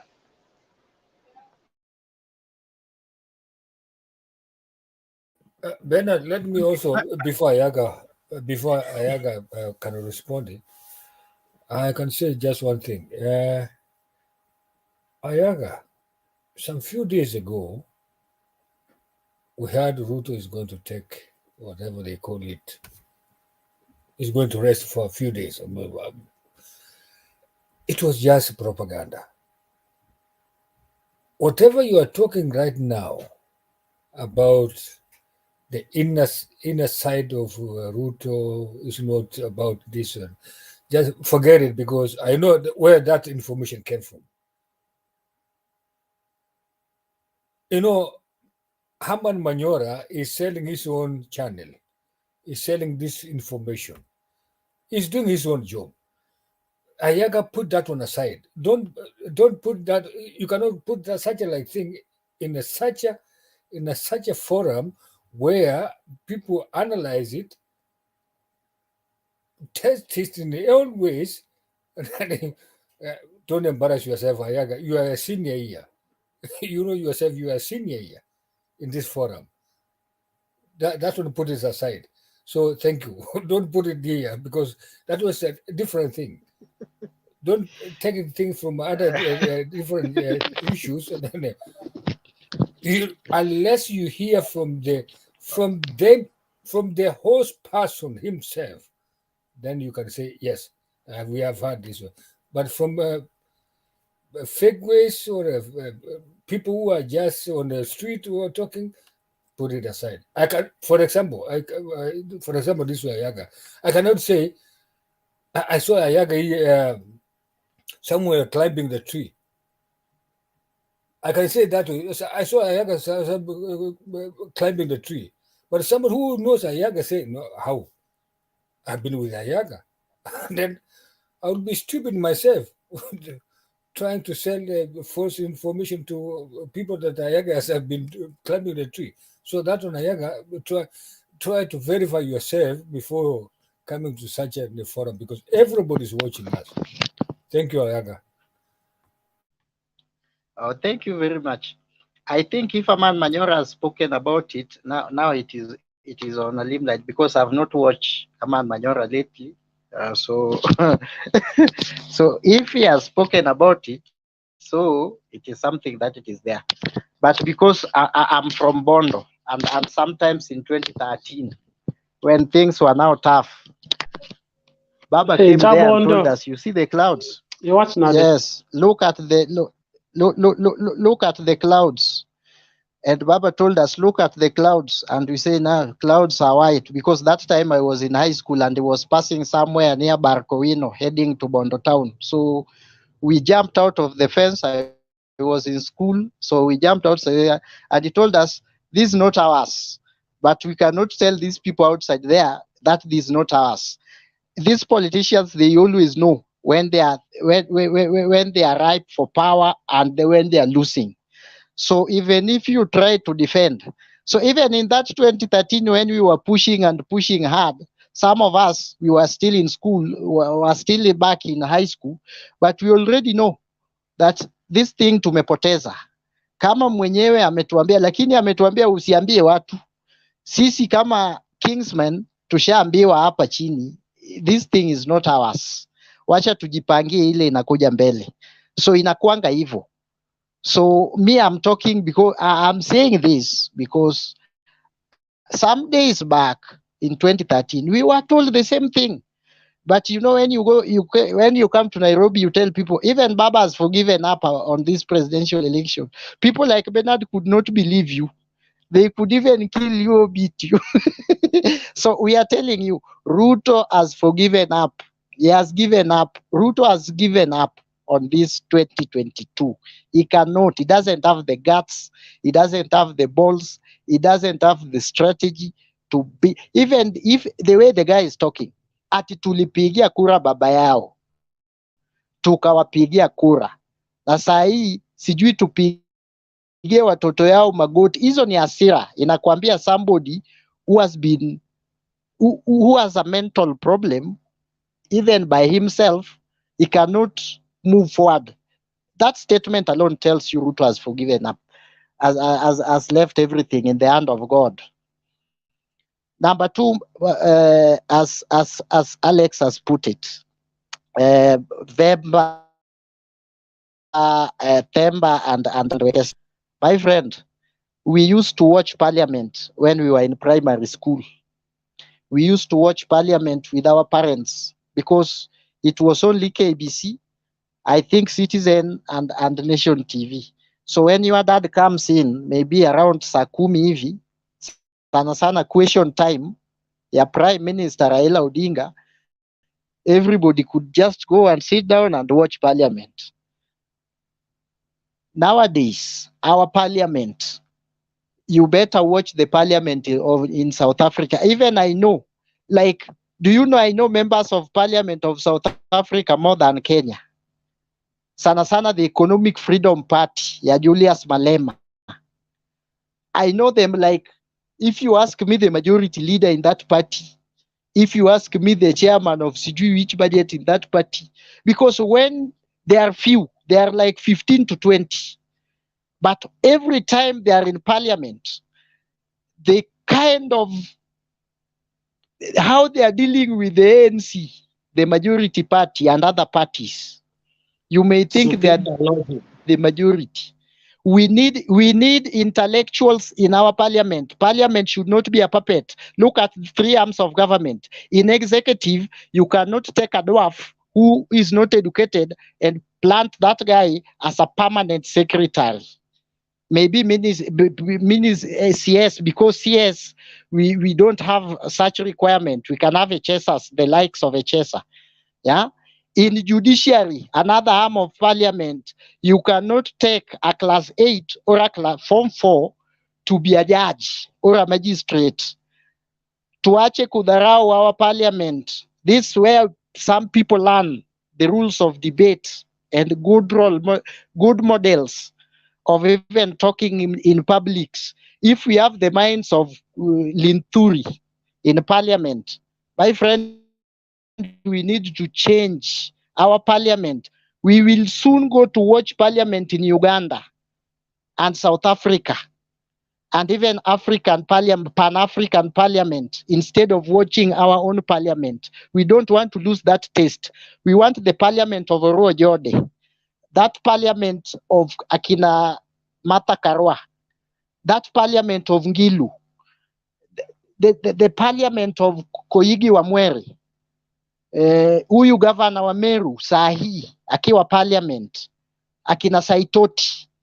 We need intellectuals in parliament. Let us not take our parliament as a rubber stamp. Tunaokota mtu ametoka kwa street kufanya comedy, alafu tunapeleka parliament kwa sababu our parliament ni kama sasa mahali ya kuosha that linen. Sio, nimekataa. Let us change. We need good people in parliament.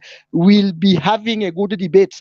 If we had a good debates in parliament, we will not have those fights you see in National Assembly. Hizo vitu tulikuwa tunaonanga kwa councillors kitambo, si hata councillors wa sai. Hii hao ma MCS wanakawa wakuwe civil. Wale councillors kitambo, wale watu retirees, wale waliwache shule kitambo, wanapigana na meza. Yeah, that's what we are seeing in our parliament. You cannot even watch your parliament with your kid. Truth be told. I rest my case. Asante Ayaga. Mkenya ana protest. Mkenya kuna nini? I'm not protesting. I just have a question. Are we still in the topic of Raila Azimio, the numbers, delegation, and speeches? Because there could be people who are joining right now. Are we still in that topic? We have not changed, although I wanted to ask a question. There are people who have not even made submission. Why are you asking? Because I've seen, I was waiting for the second round so that we could contribute for that, so that maybe some of us could log out on the same topic. Will not move until you have made your second submission. So relax.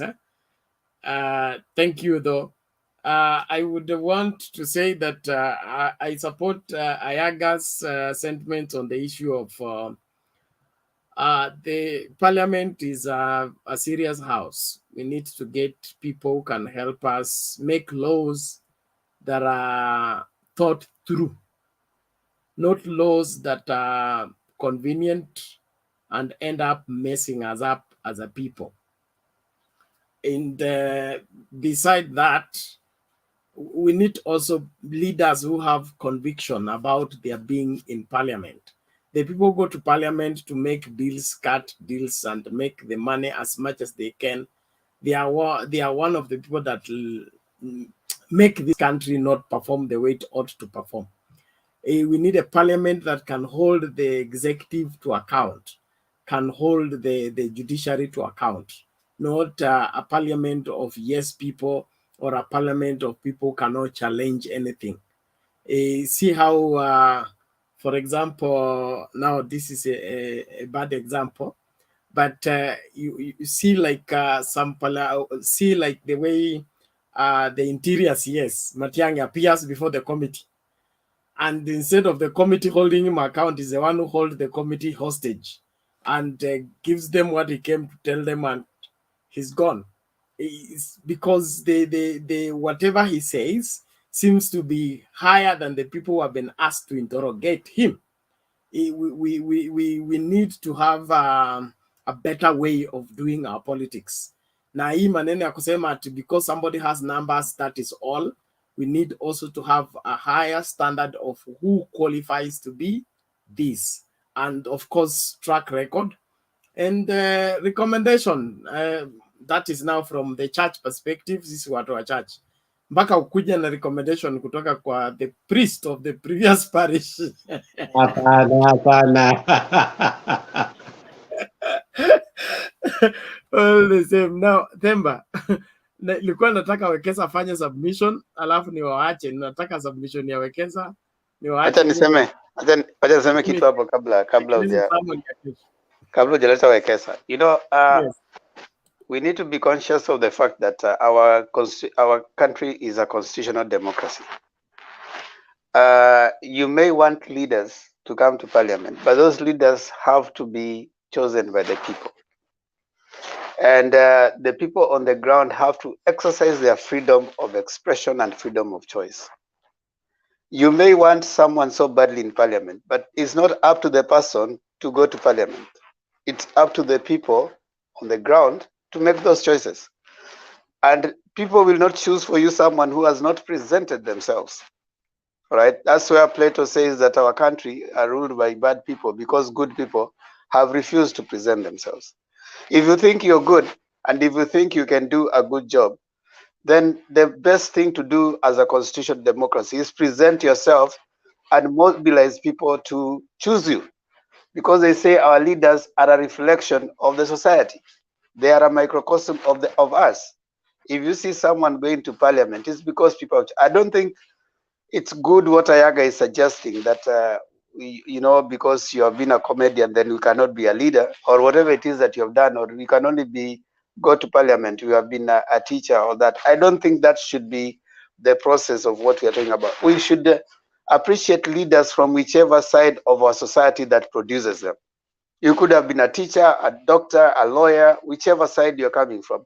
If you're able to mobilize wananchi to exercise their constitutional right to elect you and allow them to come, because if we would want to subvert the constitution and say that the top leaders impose people, then that will cause another problem, because the question would be now, why is he imposing leaders on us? You see, that is another debate altogether. So I would want a situation whereby the people themselves exercising their constitutional right to choose leaders. Those leaders present themselves, then you vet them and you vote for those leaders you want to go to parliament. Now, parliament is a house of debate. When you talk about South African case, yes, those people might be dramatic in their presentation, but at the end of the day, what happens in parliament, once they become parliamentarians, they debate and decide on whichever side. If a bill is good for Mwananchi, they usually take a common point. There are so many bills that have passed that have crossed the board based on, it doesn't matter whether you are from minority or majority side.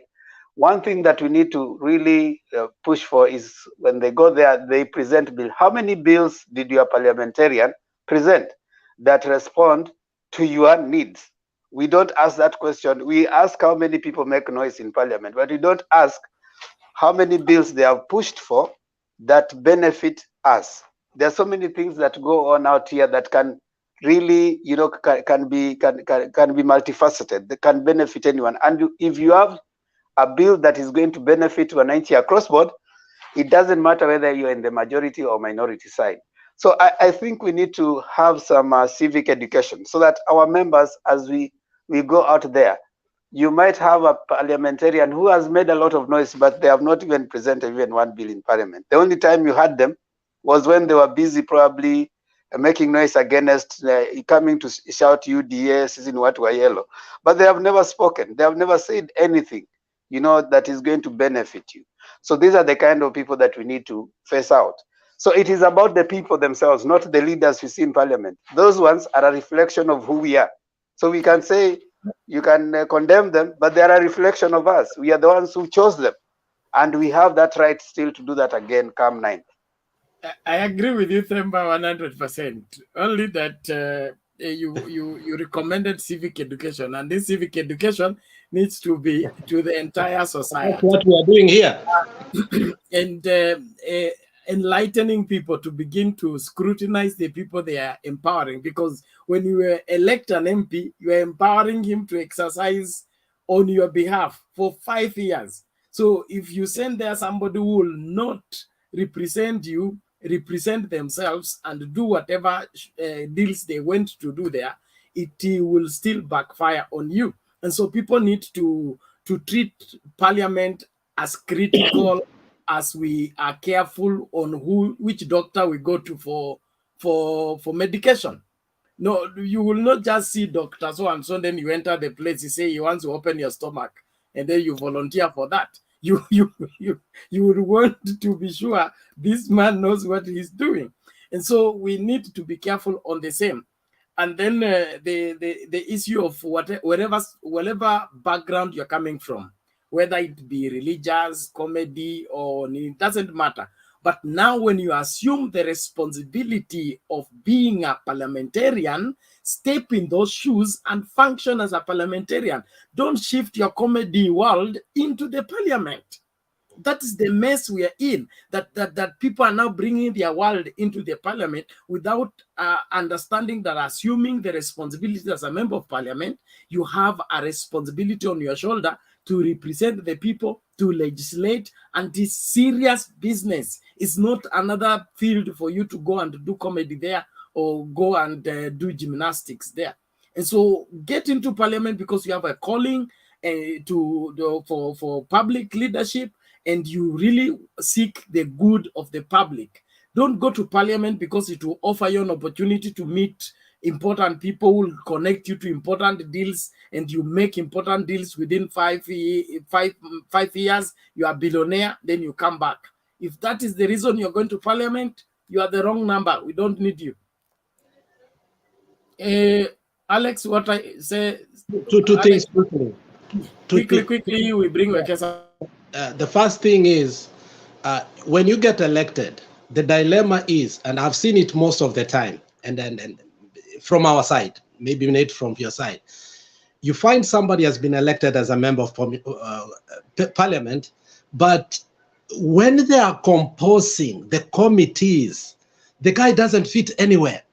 So he cannot be an assistant, he can't be a chairman, now the only thing they can do, to be fair, they put him in so many committees to be a member.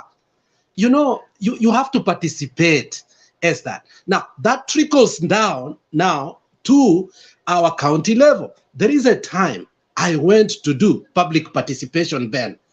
My friend, the chairmen of this committee like health, who are the MCAs, it was pathetic. Then that's why now you realize, honestly, let us be kind to ourselves.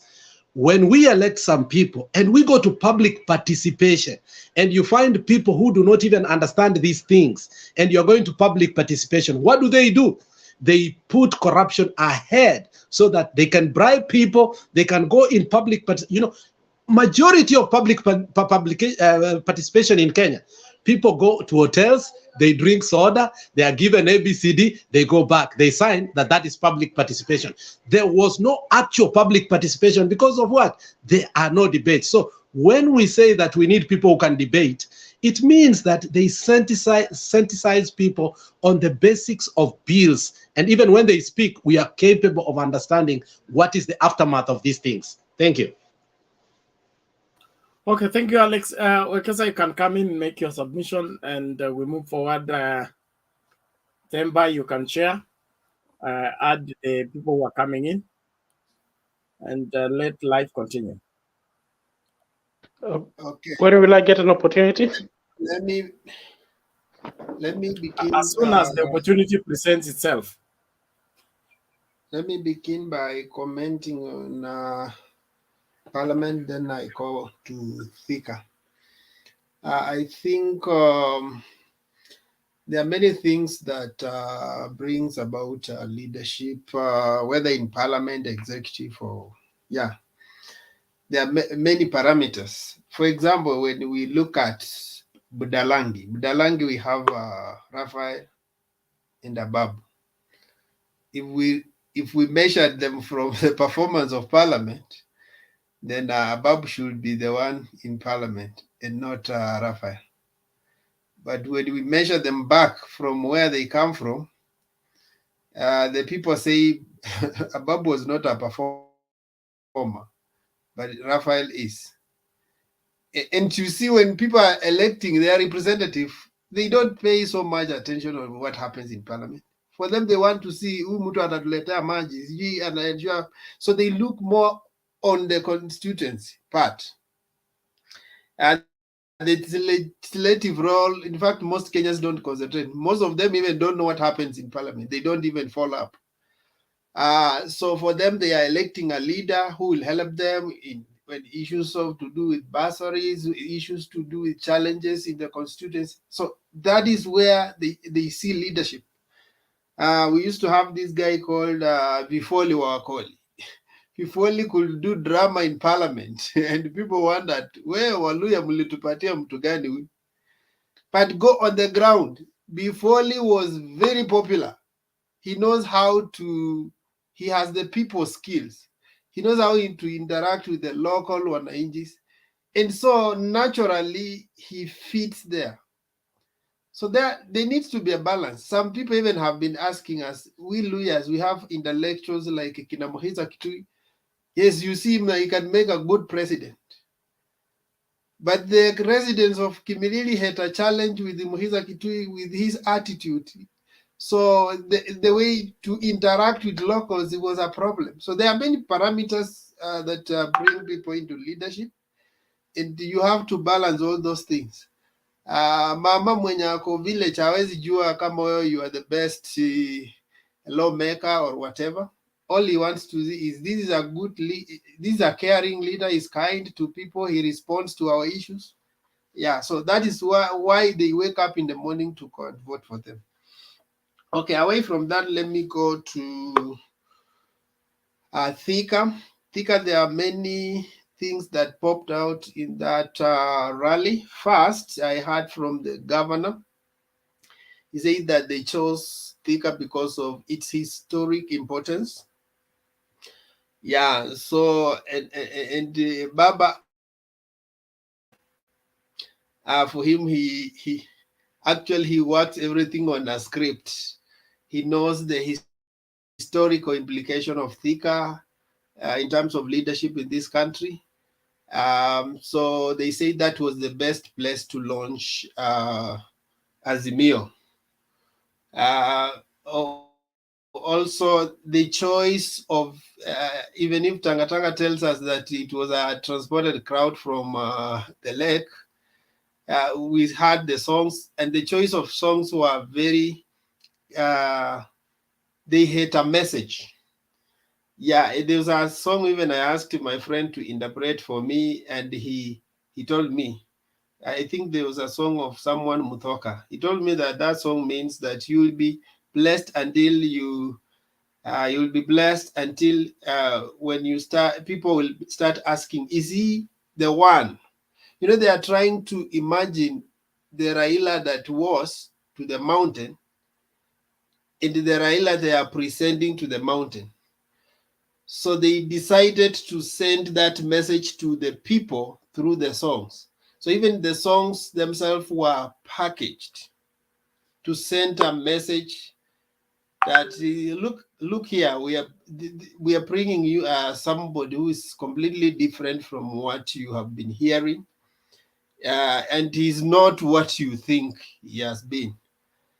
Yeah, so the whole art that happened there was to demystify the person of Raila and present him as a new messiah that the mountain needs. The colors, yeah, we have been hearing from the last 3-4 days about the blue wave. So there was more of blue and red. So interestingly, red caps also had an R. You see, Jubilee is known. We know they removed the handshake thing on the emblem of Jubilee, but now this replacement with the R, I think it's bringing out something. And in my view, R will be the symbol for Azimio Party, because there will be Azimio Party, which is a coalition party. Then there will be individual parties. So it appears every party can retain its color. So Jubilee will retain red, but R now brings in the Azimio part.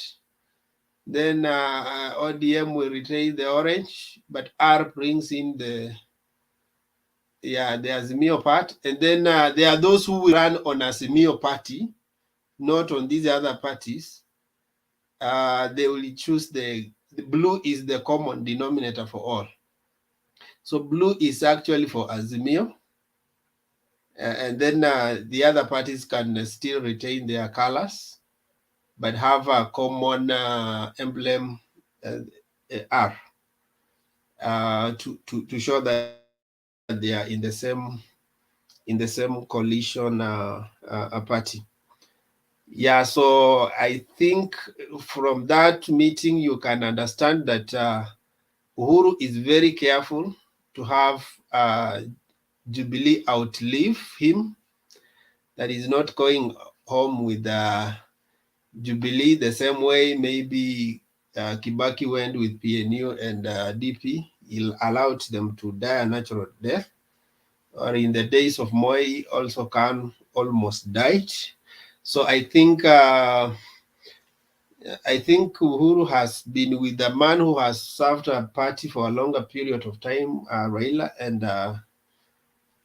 they have shared ideas on how to still have coalition and maintain their original parties. I think what they want to do, and this is even in line with the constitutional bill that is there, the coalition bill, not constitution. The coalition bill is coming to strengthen parties. So nobody wants to form a party and it dies. There might be different coalitions, but they will want to manage those parties and then they become institutions. And as Kenyans, that is what we are rallying for. We want parties that outlive the individuals that formed or participated in their formation. I may not like UDA, but I would want UDA to go beyond 2022. Should not just be a wave between now and then August, and then it starts dying.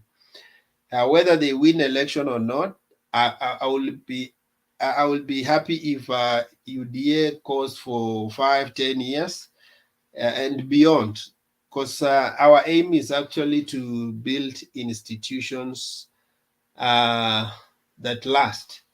I also will say that there was more of the youthful energy, and the youthful energy that was presented are more of the elite youth. And this is in contrast to the youth we have been having who are seen with wheelbarrows. The message that you see, we need hope. Someone has come and made it look like we are hopeless, like we don't have a direction, like we can adopt anything. Unajua, the mantra that kazi ni kazi means pick anything that comes on your way. But I think in Azimio they are saying, hey, I think we have a standard. We have aspirations, and we need to encourage people to aspire. Another thing that came out is actually the excellence, the magnificence of the meeting, including the dais of Baba. Ukiangalia hapo chini, written the 5th, it was bringing some class and grace.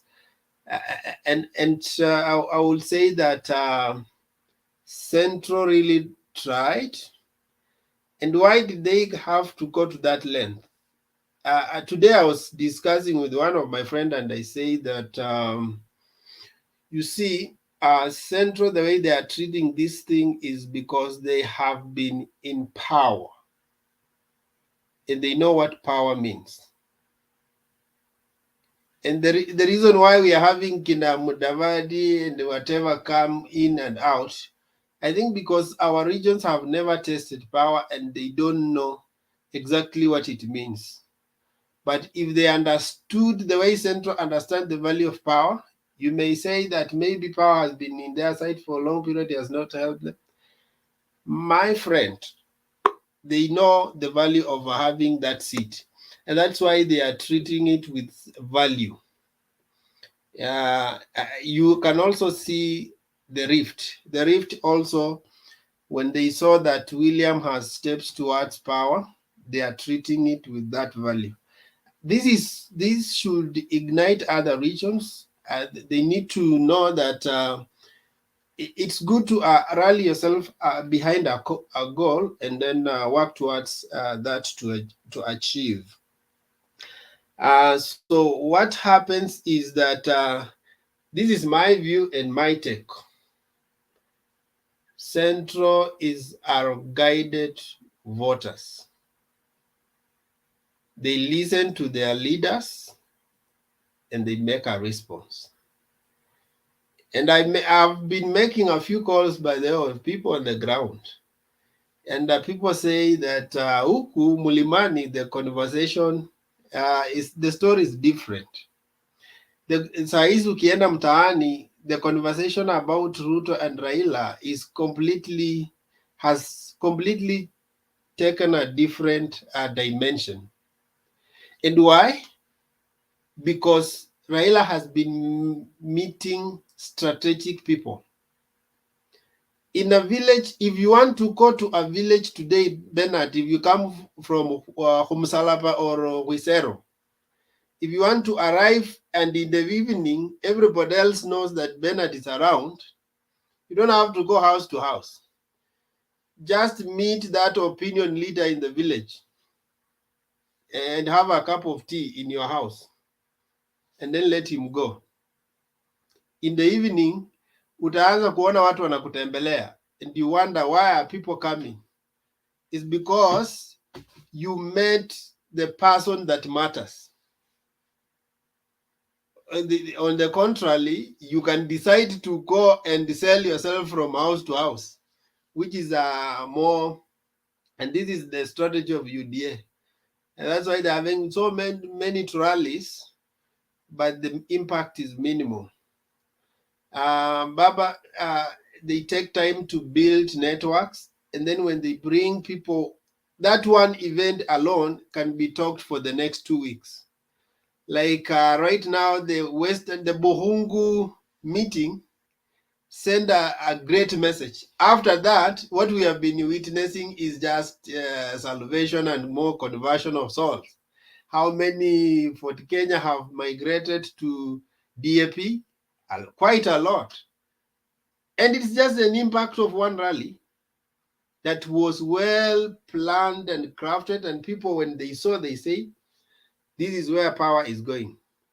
So that Thika event, UDA may try to trivialize it and make it look like it was nothing, but it sends a direct message to the core where it matters. And because even the population that has been chosen is well structured, coming from different villages and bringing them together. So the message is directly sent to those places that matters. So for me, I prefer that. And that is the method that Joe Biden used. He used the plenary meetings more than the rallies that Trump used to have, and then he used to say, you see, this guy has no numbers. He just have a handful of people. They are a handful, yes, but they matter. Those people matter. In fact, they have come to get the message and send the message down. But you meet the passers-by. You meet, today, if I go to a junction, I'll meet 100, 200 people. But some of them will not listen to me. They're just waiting for the obstruction to end and they go. So at the end of the day, you say you have the numbers, but are they reliable? So is it better to convert 2,000 people you can rely on than to have 1,000 of which you don't know whether they were converted or not? Jesus himself fed 5,000 people, but he only remained with 12 disciples, reliable ones. So that means you rather have a people you are sure this is the population that I'm working with, and I can only add, than as just throw in the in the pool and assuming that that stone will capture will hit the person you wanted to hit. So I still say that the Baba's Azimio's way of campaign is a good one. They only need to replicate those meetings in different areas. Now they need to have now Azimio Western Wing to replicate those meetings, Azimio Coastal Wing. They have different lead guys and let the meetings go down and down and down so that we have more conversion. Yeah. And the only other thing I wanted to compliment is Alex today. He has a tie. I don't know whether he was taking dowry negotiation somewhere, because you see, in having ladies here, and he was so much excited. Alifanya hivyo ndio tusimruse mawe leo. Yeah, otherwise I didn't go to Thika. Thank you, Akesa. Thank you so much. I didn't go to Alex is Thika, from but I Chad. decided to be blue. I was in the mood of blue. Wekesa, Alex Yes? is from church. From? Church. Oh, from church. Oh, thank you. Oh, you are the Sabato. No, dini ya Msambwa. Okay. So that's okay, I understand. So Themba, I would like to, unless kuna swali, I would like to stop there. Yeah. Thank you, Akesa, for your submission. Indeed, we are moving on well. For those who are in the comments, kindly keep your comments coming. We are seeing you. Stephen Mutumbu, Alan Onyando, David Olot, tunakuona huko, MSJ, George Gakure, Haron, na wengine wote ambao wako Facebook na YouTube. Asanteni sana for keeping the conversation going. Kindly be civil in your comments and appreciate. Themba, Yes, sir. I forgot to one comment. Hiyo kitu imeleta joto. Yes. I think the way Baba planned his speech, the climax part of it, imeleta joto. Yes. The mwizi part, and then nitafunga hawa watu. That is the conversation. I realized immediately Itumbi picked that thing and then tweeted. So why are you selecting to kufunga hawa na Uhuru na muacha nje? Did Papa say who is going to put in exile and to jail and do the lot? So the guilt. I wanted to say that Aitumbi alisema hivyo. Yeah, he tweeted that. Just check his Facebook. He went ahead and said that now in fact, he called him a dictator. He has already chosen who the person he is going to prosecute, and then the others he has already left out. So I think I was on his wall and nikaona his comment vibaya, nikamuuliza tu, so hiyo mkono ishapona sasa hizi ina tweet. Yeah. I think it was people said that Baba has now decided to send the strong message.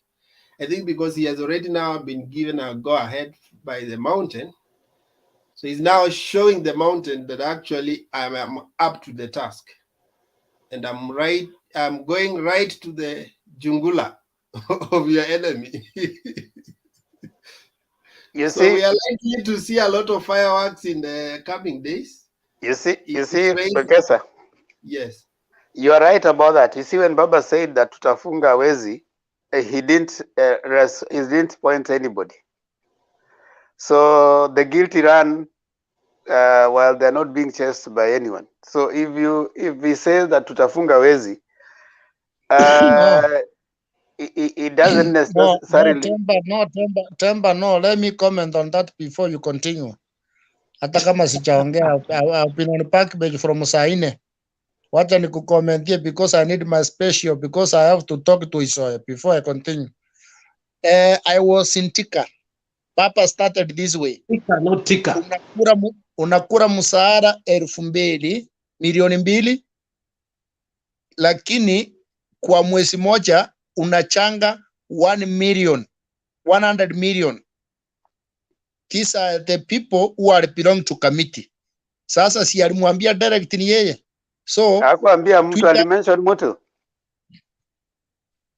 Who is earning 2 million? He said that mtu. Iliendelea hivi, then wakafika mahali, it was the crowd that was chanting mwizi mwizi mwizi. So yes, he joined the chorus. Alafu akauliza now after nani the mwizi? mwizi chanting, Just a minute,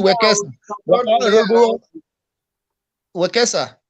Raila aliuliza wananchi, nilikuwa mmoja wao, nani mwizi? Ruto. Nani mwizi? Ruto. Nani around 4 times? Ruto. Then akarudi akasema,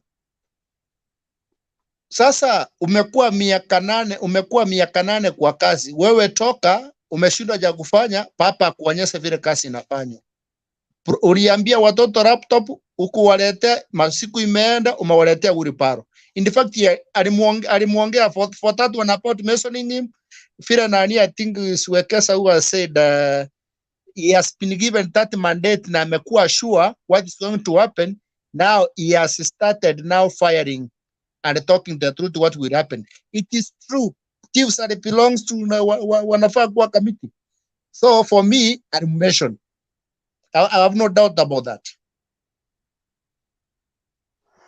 Okay, I mean, you are right, and you are like Alex has bashed me here. This is what we are saying. Therefore, I want to hand it over to you. In other words, this is what we are saying. Raila's policy was that the corrupt will be jailed, and it doesn't. Right now, he's campaigning again. He has competitors, yes, but when he sits on seat of power, it's about, when you're talking about corruption, it's not the person he competed with. It will be all corruption should be stopped, and anybody who needs to be jailed will be jailed. It cannot be like he will focus on one person. You know, this is a campaign between 2 people, yes? But when you reach there, when you implement the issue to do with corruption, you deal with all files of corruption. That is the message we are sending. Thank you. And, you know, like I still want to say those who are guilty run unchased. So the people who are already feeling the heat. And let's be factual here. I mean, Ndi has said that their platform is not a platform of fighting corruption.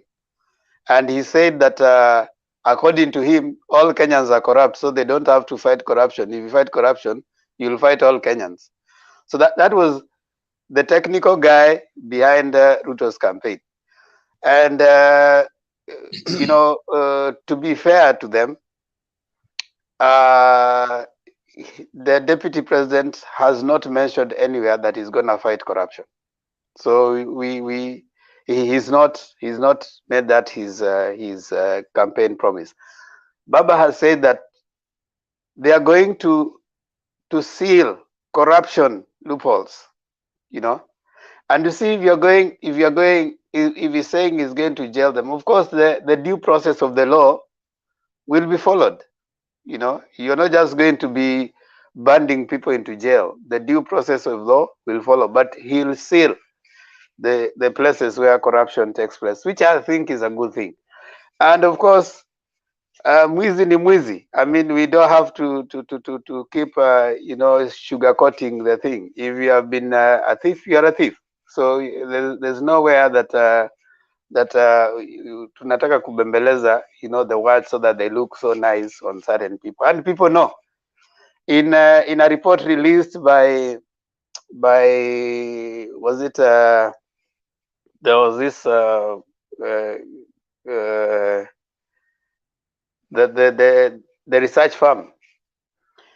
The 2 people that were at the top of corruption was Ruto and you know, the Kirinyaga governor. You know, yeah, Ruto was 33 and then Kirinyaga 31%. Yeah, you know, like, and they say that if you ask someone whom, when you mention corruption, whose name comes first? So the 2, their name came first. So that is not something that you are making up. You are using information that has already come out there. So let's let's appreciate that, yes, Baba didn't mention anyone, but those who are guilty, they run even when no one is chasing them. I want to allow Stone PK to give his submission. He's been a silent observer, so I'm sure he's got Honorable Mbudi. You are coming making noise here that you are down there for 4 hours. You want Alex to hear you, but you are not here. Some of us have been here for that 4 hours and you haven't even talked. We have just been responding to noisemakers like Alex. So You have relax. been talking. I've been watching you from outside. I've been watching you from outside. I can even tell you umeongea nini, but it's okay. Let me mute my mic as I fought the horn. Thank you. Okay. Stone PK.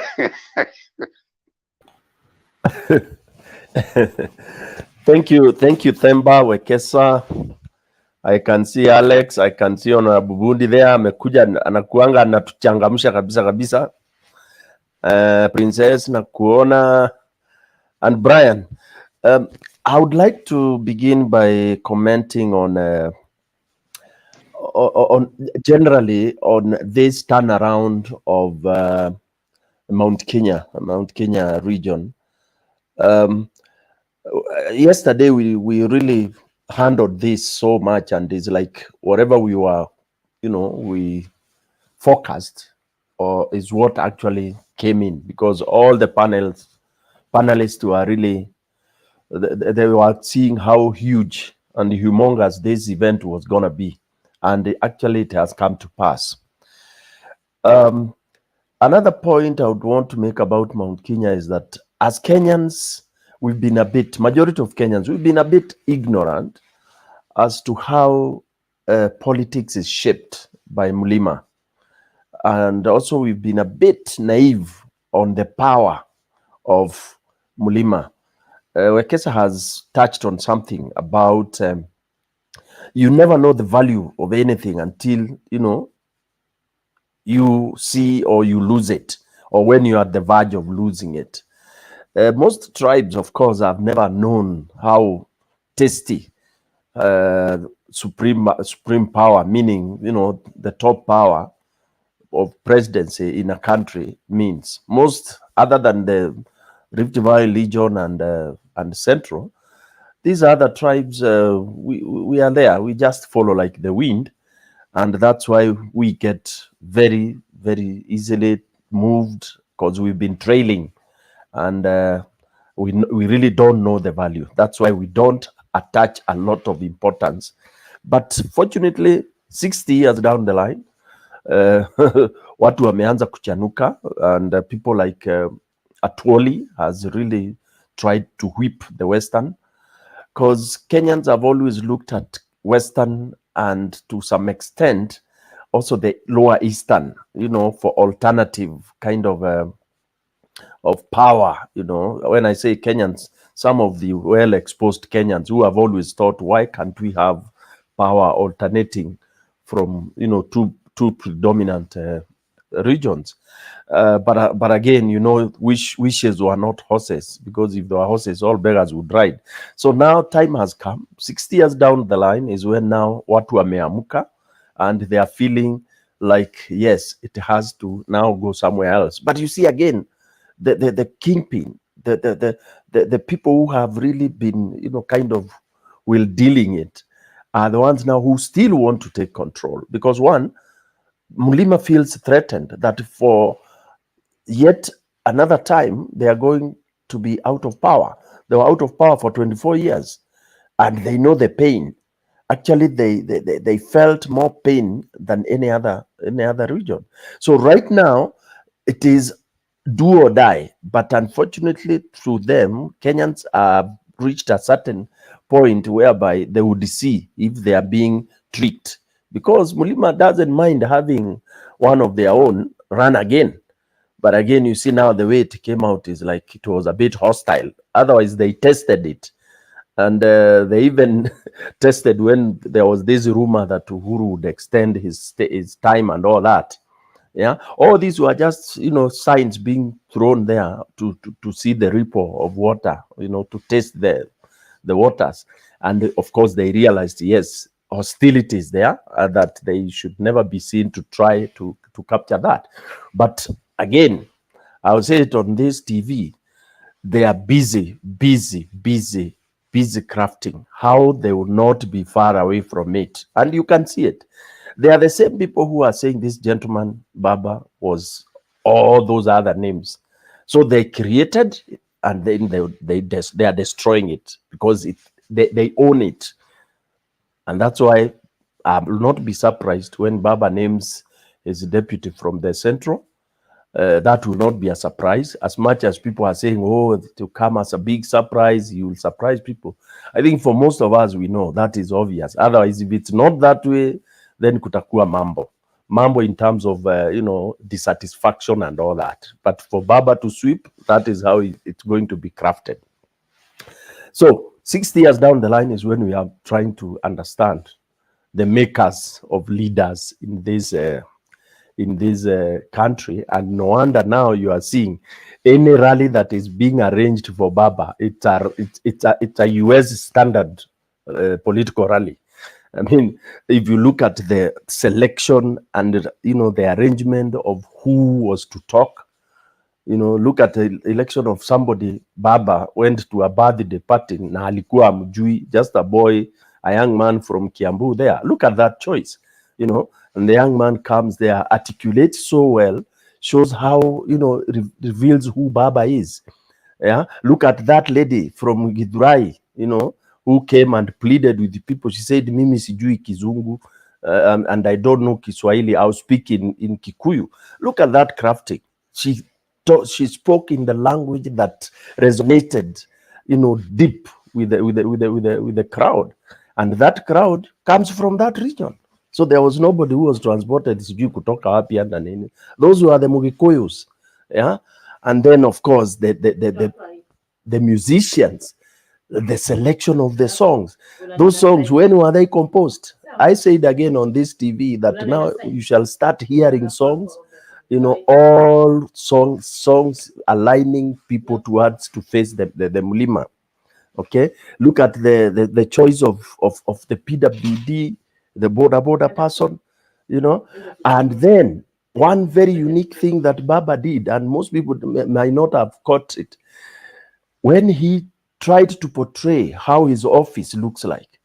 And then there's this lady who came and said they refer to his office as a UN office because it carries everybody. And when he called names, it is true. So that also shocked the crowd. Allah, Yani Baba has more people from other tribes than his own. I mean, it is something that demystified what most people have been thinking, because people have been trying to brand Baba as tribal and all that kind of a thing. So that was a real shocker. Yeah. Then look at the choice. Nobody knew that he would first of all meet the youth at MKU, the biggest university in Thika, in that region, actually second to KU. And I mean, that meeting again, it took people off guard.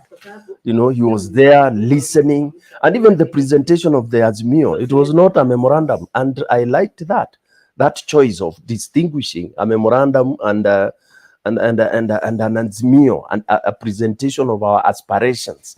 Okay, because I think his technical people now know when you go talking of MOUs have lost meaning. They've been branded negatively in this country. So they said ours is not an MOU. It is the Azimio of our locals here. This is what we want to tell Baba, that once he goes to office, these are the things we want him to address. Okay. Then while at that, I would want most of us also to know that during his speech, he picked on most of his, actually all his 10 points of his manifesto were touched. But again, there are those that were really re-emphasized, like, for example, this issue of SPP, the social protection program, the 6,000, which I think is his agenda number 1 or whatever, number 2. It was touched.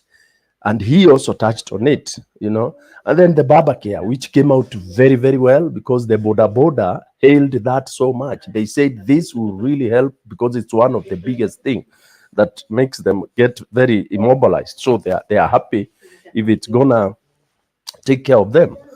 Kazi kwa wote, that, you know, the kind of industrialization, when he talked about Thika getting its industrial glory that it used to have, he wants to rejuvenate it and, you know, kind of bring back all the industries that. So that will address his number 3 point of manifesto, that it will provide jobs. Okay. Then he talked of uchumi kwa kina mama, you know, when he talked of single mothers, that the single mothers who are there, and you could hear them ululating, you know, that they will be taken care of. And he went further to elaborate, once you don't have a husband or you are once married, all that, you know, we know what single mothers are. And he emphasized that, and which happened to really, you know, uplift the spirits of his audience. Okay. Then he also talked about hunger when he told, when the minister of the CS for agriculture came, and he elaborated so much on what needs to be done in terms of agriculture, because this region so depends so much on agriculture. So Baba came in and he said that quite a lot of things that he will do, and how he will be able to you know, kind of bring agriculture back to life. Okay. Water for all, he mentioned about water, but he just did it passing, if I can remember. And then also there is something else like specialization, you know, which also ties with his earlier point that Thika should go back to the industrial city that it used to be. So basically, I feel like this meeting came out very well as a maiden campaign springboard, and to me it really achieved its objective, and it brought out what the mountain is going to do for Baba. I mean, it's like you know, they just told the world, tumeamua, okay, tumeamua, huyu ndio mtu, because even those guys who are talking in Kikuyu, yeah? Oh yeah, I was forgetting this very good speaker, Mongai from Nakuru. He begged, can I speak in Kikuyu? And the things he spoke in Kikuyu, my friends, my fellow panelists, they were heavy. In fact, by tomorrow, you will hear UDA trying to start poke holes and accuse him to things bordering incitement, because he gave heavy history. And then he pleaded with them. He asked them, would you really want such things to ever come back again? And, you know, he emphasized that it is us who suffered. It is us who really lost, you know. And that really, you know, crowned it all. And when you talk to people, like, you know, you talk to those guys who are from around Thika, most of them were just saying, oh my God, we didn't know things have gone this far. You know, it's like Kusha, Milango, the flood, we call them floodgates have been opened. And I'm sure in the next 1 or 2 days, when this opinion poll will be taken, it will be a shocker. It will be what we were indicating here. Baba might gain by, I mean, if there's anything to go by, another 20 or 30%. From his 40, from his 25, he may go to almost 40 or even 50, because it is heavy. It is heavy. Central has made, yani Central imeamua. Thank you.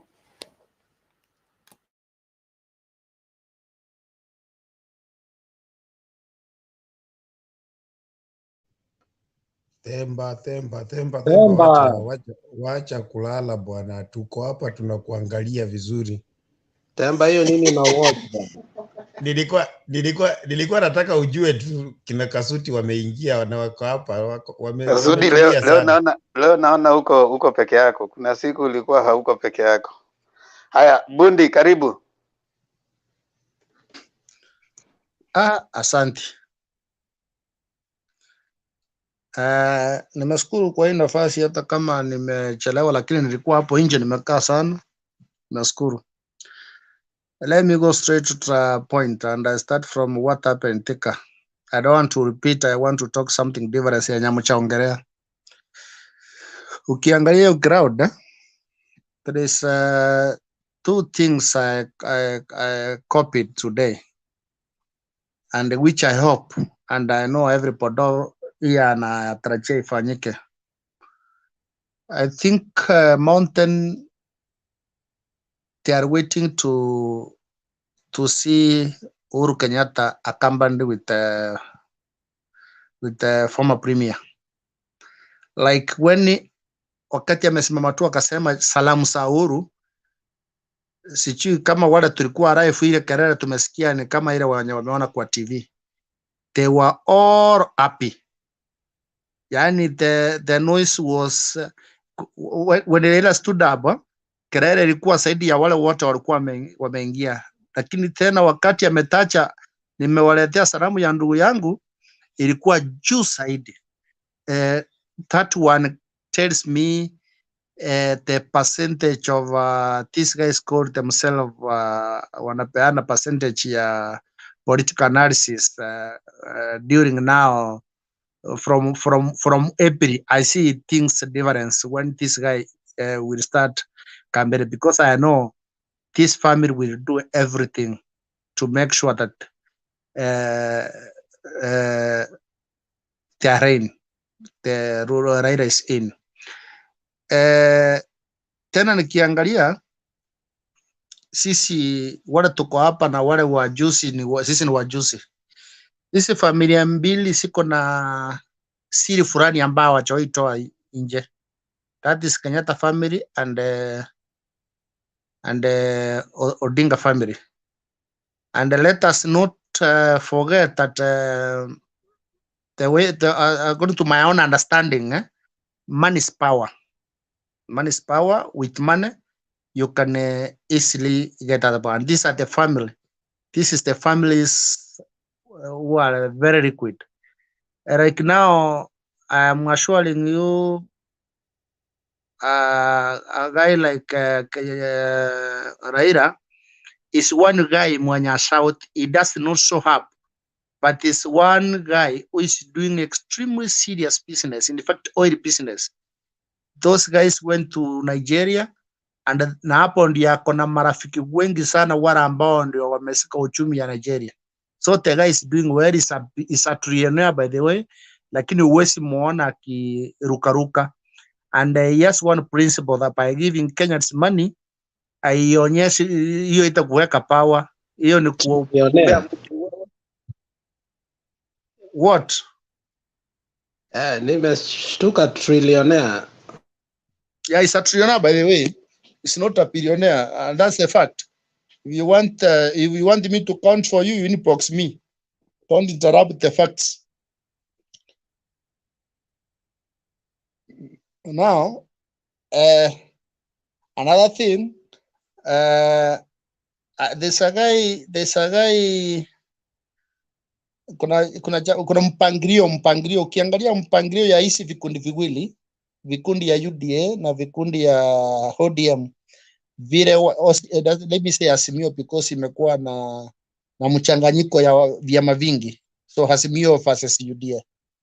Ukiangalia mpango, hata kama even if you are not supporting any of the teams, you see how these people are doing their campaign. In fact, ukiangalia mkutano ya Raila ni mikutano imetulia. Like they go, they sit it down, they talk about issues, they give their memorandum of understanding, wanaisoma, wanaiconfirm kwa crowd, then Raila anaikubali weta, ataiweka kwa manifesto yake. So everywhere, every word, everywhere, let's say every count, as we speak now, he has their own manifesto, what they would like the president to do with them, the coming president, of which you can see is trying to reason from the wananchi what exactly they want. But when you go to other side, wanatokelezea kwa gari juu, wanasema si tumetenga barabara. tumeweka maji. Si mnaona wamama walipata kujifungua bure. Lakini sasa ile mganga mwingine, wewe sasa mkiangalia mganga atanishinda kweli? Mimi sasa si nimepeana pesa pale. So that is the fact. Ukiangalia the kind of campaign they are doing and the campaign of Azimio can do, any stupid person somewhere who does not even know politics and what people are talking can guess. And actually, I'm sorry to say that Ruto is losing the ground. Is going to a very bad election. Secondly, I wanted to give an example of one thing here today. I don't want to say where I'm working for now. Maybe with the time tutajuana pole pole. Lakini wherever I'm saying, I'm giving an example. When the CID people, NIC and others want to cut information from somewhere, they can get somebody like, let me say, for example, like Stone here. Stone will be taken to court. Achachiwe na kitu ajafanya, lakini anajua what they are doing.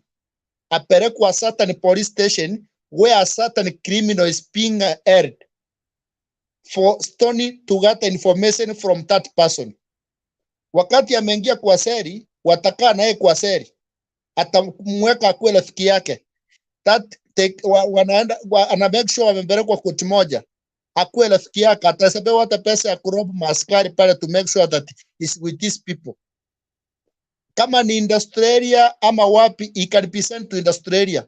Wata make sure amepelekwa Tekora, I don't know streams or what, because I've never been in a prison.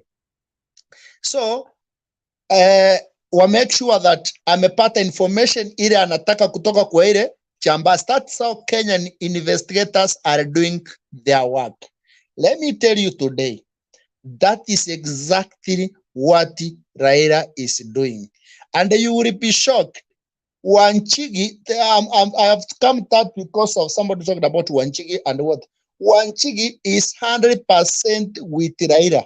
They are parting away to convince Kenyans, to convince these people. Never let somebody not lie to you. When Raila was given this thing, Africa infrastructure something, the person who is doing major network roads even in South Africa, yani a certain road from Zimbabwe to what? To I think in Afuka, something like that. Is Chimi Wanchigi company. Nani alimpatia? Is Papa. He will never run away from that. He will never finance those people. So yeye kuenda kwa Kalonzo, wale watu hawajui wamefunikwa macho, they are happy, but they will be shocked at the end of the day. Musikubali mufikiria ati Chimi yako mbali, na Chimi knows very well cannot get ODM ticket. Even he kuenda and around is trying to convince people. Secondly, they were also trying to kuangalia kama Mulima itakataa kabisa. Uhuru Raila wangeweka candidate kama waine pale in mountain, wange make sure Mumeru wamesimama, wakiwa wamesimama wawili to split those votes. That was the only shortcut. But now, because things are getting a different direction, I know now they will come at the end of the day. Raila achawahi ongea kitu sifanyike. Ulisikia siku moja ametoa habari akasema tulitengana tukaendelea, kila mtu akaenda njia yake, kwa sababu tulikuwa tumewinda swara hatukupata. Lakini sasa barabara zetu sitakutana tena. Kama mtu alisikia hiyo habari siku moja akitoa hiyo, he means what I know what will happen. Hizi vitu za presidentio zinapangangwa mapema. In fact, today, as much as people watadharau this mountain billionaires, siasa ya Kenya saa hii hata ipangu ya 2027, saa hii 32 wamemalizana naye, ni 37. Siasa ya Kenya kuna watu wanakaa wamepanga, hii ilimalizwa kitambo. It's only a some election we are doing. Ila kitu ipangangu ni mambo maybe ya MPs and governors. Na hivi karibuni hata hii governors itaanza kupanga because he support asilimia za wananchi. Nani tutapeana? It is dangerous giving somebody like Waigoro 7 billion to, na tunajua kabisa alipea msichana wa saruni akabeba pesa na bagi akampelekea. So those are the things we need to eliminate. and I know itaanza kupangwa mambo ya urais hivi karibuni, haitaenda mbali. So I wanted to say that these things like Wanchigi, Nini, Kalonzo may be pushed to go aende paka kwa debe, at least ile mambo ya 50% kama hatutapata, of which I know Raila atapata, maybe to come back as what happened last time. So it is something which yenye imekalkuletiwa vizuri, imeisha, it's just a matter of time. Now, I think somebody has said about the 10 points Raila is giving. Raila is one guy mwenye atoi mambo. In fact, anything anaongea ni mambo anaongea kulingana na ile kitu inatacha mwananchi, which is a plus to him, or to our support, to all even those people who are supporting him. When you talk anything touch mwananchi, kama sasa amesema wale wa mama ambao wazee alimtongosa mahali akampiga chenge kina mna hiyo, sasa amemwachia watoto, tutahangalia hao. Do you think how many wa mama who are just on 30 ni watu ngapi amegusa? Hiyo neno moja tu amegusa wa mama wengi sana leo, and the people were very happy. I was happy today to interact with one woman who is a deputy governor of Kiambu called Joyce Irungu was a former Gatundu MP mwenye alikufa pale, yule mama yule mzee alikufa kwa bafu pale. I knew the husband, tulikuwa tunajuana kabla. So huyu mama is a leader to Margaret Kenyatta, actually ni Maasai. You know Margaret Kenyatta, mama ya Uhuru is a Maasai. So that one is a immediate cousin. Now that is the deputy governor ya Nyoro. Aliniambia hivi, what they are seeing, they were not ever expected that. Akikutana na wamama wawili watatu wanasema dedoroko, aliniambia na Kikuyu lakini sikuelewa, lakini baadaye aliniambia, alisema hatutapea muisi, wacha kwanza tukura kule pesa yake. So they know what they are doing. And again, a person like me, niliweka gari yangu mafuta nikachipeleka Thika na nikarudi. But I can assure you, any meeting which Uhuru anaenda, he pays guys. Analipa watu, analipa mapazi, wakifika pale lazima walipwe ndio warudi. Kama ni chungwa anaambiwa leta watu 1000. Kama ni nani anapewa leta watu, lakini but I can assure you today as an insider, and I know there is insiders here also, Raila does not give somebody money to attend this meeting. Mchue hivyo leo. What does that tell? Hiyo yeye mbele inatuonyesha what kind of a leader, yani anapendwa bure, anapendwa bila kusuguma, watu wanahitaji, wako na hamu na uongozi wake sana. They want to see which kind of a presidency ataleta. Kumalizia ndio nipe wengine nafasi, lakini pia sijamaliziwa because ndio mchana na kama inaanza. Somebody amesema hapa China pia imeenda kidogo, akasema alikuwa anaongea about I don't know, alikuwa anachita nyani ama yanga, I don't know, something like that. Ayaga. Anaitwa Ayaga. Okay, Ayaga missed a point somewhere. I don't know. Anyway, missed a point. I want to remember when I get time. I'll talk about it, because I also want to listen what he's saying, so that I try to attack him, because he's always an opposite side. Yeah. So for now, I think nitaachia hapo. But ukweli ni kwamba we are doing very well as Azimio la Umoja. Or what I also repeat yesterday, the mambo niliongea, tell a friend to tell a friend to take a vote. That is the only weapon to change this country. Your vote is somebody's vote. That is the only way. Let us make sure that a friend tell a friend to tell a friend. Convince one person per day. Tell him why we should change this country. Tell him why we should not vote for a thief. Tell him why we need this Raila to change economic ya Kenya tabadilika, watoto wetu watasoma, hospitali tutapata, and so on and so forth. wacha sisi tuwe, Raila akisema tuwe kuwa maseta wangu, kuwa wanajeshi wangu, hiyo ndio inamaanisha. Kama mimi bibi yangu alikuwa hataki kusikia mambo ya Raila, sasa nimempembeleza, sikuishi amerudi laini yake, na yeye pia rekebisha. So those are what we are doing. For nini inaanza kesho, wale wajachukua kura, if you are a diaspora or wherever, call your friend, please. If we give this country to Ruto, it is not all that inamchukia. Ukweli wa mambo, we will never have a country called Kenya. That's all for today.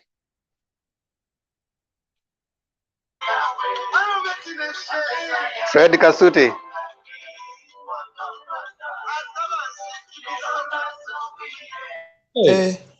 Temba. Temba. Thank you. Mbona Brian amelia sana na wewe unampita tu. Hata Honorable Bundi amekuja nyuma ya Brian, unampita tu. Hata mimi nimekuja mbele ya Honorable Bundi, Kasuti amekuja nyuma na Brian alikuja mbele akalia, unamwacha tu hapo. Thank you Princess. Anasikia maneno Princess, thank you. Okay, hold that. on Kasudi. Okay. Kasudi, hebu mute kidogo tu dakika moja. Niweke Ziana into Ziana, kama unataka kuongea sema unataka kuongea. Brian has been here kutoka kitambo. He has already given his first contribution. Wewe Ziana, najua unataka kuongea mbele ya Kasudi. Madam, hakuna shida. Ongea tafadhali. Ziana, kwa sababu ni wewe. Wacha Kasuti azungumze. Nimemwachia Kasuti azungumze. Umemwachia Kasuti. Najua wewe ni mtu wa nini sana. Unajua uko na roho safi na uko hapa tuko na wewe. Kasuti ndio ati nini? Ati nimejuaje Alex? Si kila siku nasikia Ziana hapa ako na roho safi jamani. Anatuambia analeta amani kwa hii platform. Anatutoa hizi sura zenyu za ngumu za na sauti ambazo ni base kila wakati, anaongeza ile soprano kidogo. Sasa ni mtu ambaye ni mpenda amani, ambaye pia ni mtu ambaye hapendi ukabila. Ziana ni mtu ambaye anakuja akiwa na kwa Kiswahili tunaita ule unyenyekevu. Ni mtu ambaye anapenda sana Wakenya wote. Ni mtu ambaye tena hana ukabila katika familia yao. Yaani ni mtu ambaye hata akipitwa na Kasudi hana shida yoyote. Naelewa. Sasa ninajaribu kumpaka mafuta ili asije mafuta imepakika. Aya, Kasudi, na kuomba umepewa nafasi na Ziana uweze kuzungumza.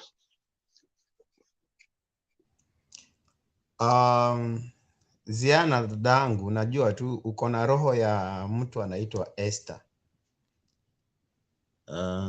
Olfa na nani walisema ya kwamba utakapokwenda basi hapo ndipo nitaenda.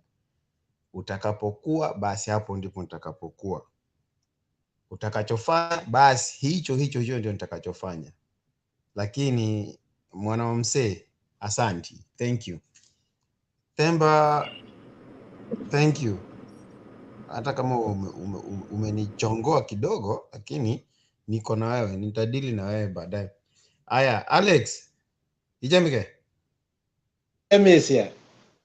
Yamune. Thank you. Kararan? Kabisa. Aya, niko na nani mwingine hapa? Wekesa amekula sijui kichaka ama ameenda wapi?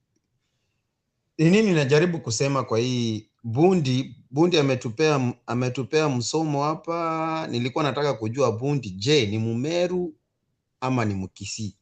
Kwa sababu hiyo jina Bundi either awe Mumeru ama kuwe Mkisii. Mambo ni mawili. Lakini amekula kichaka. Sijui ameenda wapi. Nilikuwa nataka kumuaddress as a Marian. Okay. Sam ako na tulikuwa tunasema tafadhali hatutaki screen ikuwe black sana.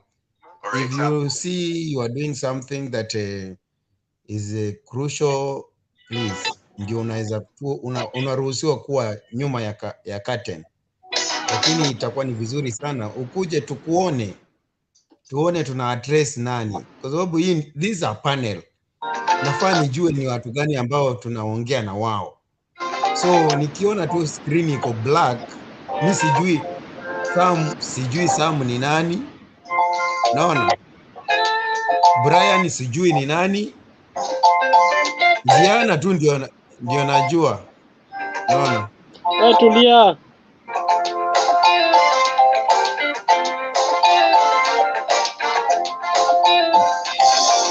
Huyo nani ameweka ngoma jamani? Jamani, ngoma ni nani ameweka ngoma? Hey, thank you. Huyo mwenye alikuwa ameweka ngoma bwana alikuwa ananipasua masikio. Hiyo ngoma ilikuwa juu sana. Hata mpaka amefanya connection yangu imepotea kidogo, lakini I think nasikika, si ndio?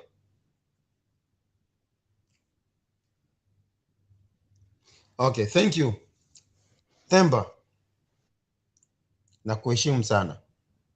Sema mkubwa. Unajua you have taken 2 minutes. You haven't said anything so far. I will not even take more because today I'm very excited. I just want to say thank you to my brothers and my sisters who are in this platform for a while. And I'm so excited because today meeting was the turning point of the mountain, because I have been in the mountain for almost since 2002, which means I voted 2002 in mountain, I voted 2007 in mountain. All these election I have been voting when I was in mountain. So when I was watching the way reception was in Thika, I'm telling you, my friend, I was so excited and I was so happy to see that now, because I remember in 2007, what the government did, they employed the people we call the Cambridge Analyticus, who went around and sell something that went down, sinked down in the minds of the people, minds of the residents in Mount Kenya, that this person you are seeing here, even he's not even a human being. He's just a yani. If I talk in another language, no yugo mundu akuitatiri kimodo kiki ni kimukoroki kitigeigwa no igwa kirimo kya modo no igwa. So in other words, they were saying that this person is not a person who can understand. One, is not a person who cannot listen. Two, is a mutant person. Okay, is a crazy person. But the fact has come out that all those words, since the day Baba met with President Uhuru Kenyatta, and then they had a handshake, things changed from there. And now we can see. But what the mountain did knew that majority of the people in the mountain, there was somebody who made me, who always make me to be happy. This Royal Media CEO, Macharia, SK Macharia, wherever he goes, wherever he want to say, whatever he want to say, he always tell people that, do you know why I have been consistently supporting this mzee? Because this mzee has something that people doesn't have. This mzee, he see others first. And I refer that one in the Bible because the Bible says that umwezapo mwenzio kuwa bora zaidi kukuliko wewe. That's my Bible tells me that. Ezapo mwenzako ama ukamuone mwenzako ni bora kukuliko wewe mwenyewe. So this is what mzee has been doing every day of his life. He always count this. He always see people better than himself. Sometimes hata yeye anapitia mambo magumu sana, lakini la msingi si yeye ndiye at the end of the day si yeye ndiye ana benefit. It's other people who get benefit. Na hiyo ndio nilikuja nikajua ya kwamba sometimes a leader nikakuja nika observe vizuri, nikaona ya kwamba a leader, you have to develop the 7 principles of an ego. 7 principles of an ego inamaanisha nini? Ego does not eat dead things. Vitu zenye zimekufa ego haikuli. Mwewe haikulangi kitu yenye imekufa. Mwewe anajiwindia na anakula fresh things. He kill it and then eat it. Number 2, ego si far, anaonanga mbali. The more anapandanga juu zaidi is the more anaona clear more than akiwa karibu. So this have been one of the strategy that I saw in Baba. In fact, the place that mnaona ya kwamba baba ati hapa huyu sioni akitoboa. He goes far beyond to see future. Wale watu wanasema ati baba sijui ni nini, lakini mzee anaona mbali. Na kuna msemo kwa Kikuyu inasemanga mzee akiwa ameketi chini ya mti anaonanga mbali kuliko kihee akiwa amepanda juu ya mti. What does that mean? An old man sees far. That's one of the principles najaribu kuongelea kuhusu ego. Anaona mbali akiwa ameketi chini ya mti kuliko kihee, yani mtoto mdogo. Kihee ni mtoto mdogo, ule mtoto mdogo ambaye hana idea, hana chochote akiwa amepanda juu ya mti. So me I see Baba like he has mastered all those maybe 7 principles of an ego. Then another characteristics of an ego does not wait other animals or other birds to kill for him. No. Ego wanga anawinda yeye mwenyewe. The way anatembea akiwa huko angani juu kabisa, hapo ndipo anaona very clear hapo chini. Alafu sasa akishuka anakuanga amehit the target. Akishuka hivi ego anakuanga amehit the target. Kila amehit ataenda nayo. That's another principles of an ego. Ego sometimes to some extent ego behaves like a lioness. Lioness does not eat dead things. No. Lazima iwindwe, anakula fresh things. That's one of another principles of an ego. Kwa nini nasema hivyo? Baba, kulingana na vile mimi nimemfuata sana na nikajua ya kwamba baba si mtu wa kungoja mtu fulani akuja afanye jambo alafu yeye ndiye akuja apitilizie ama akuja alifanye tena mara ya tena. No. Baba anakuanga mtu either kama hajasindua kitu anafaa kuwa pale hicho kitu kikisinduliwa.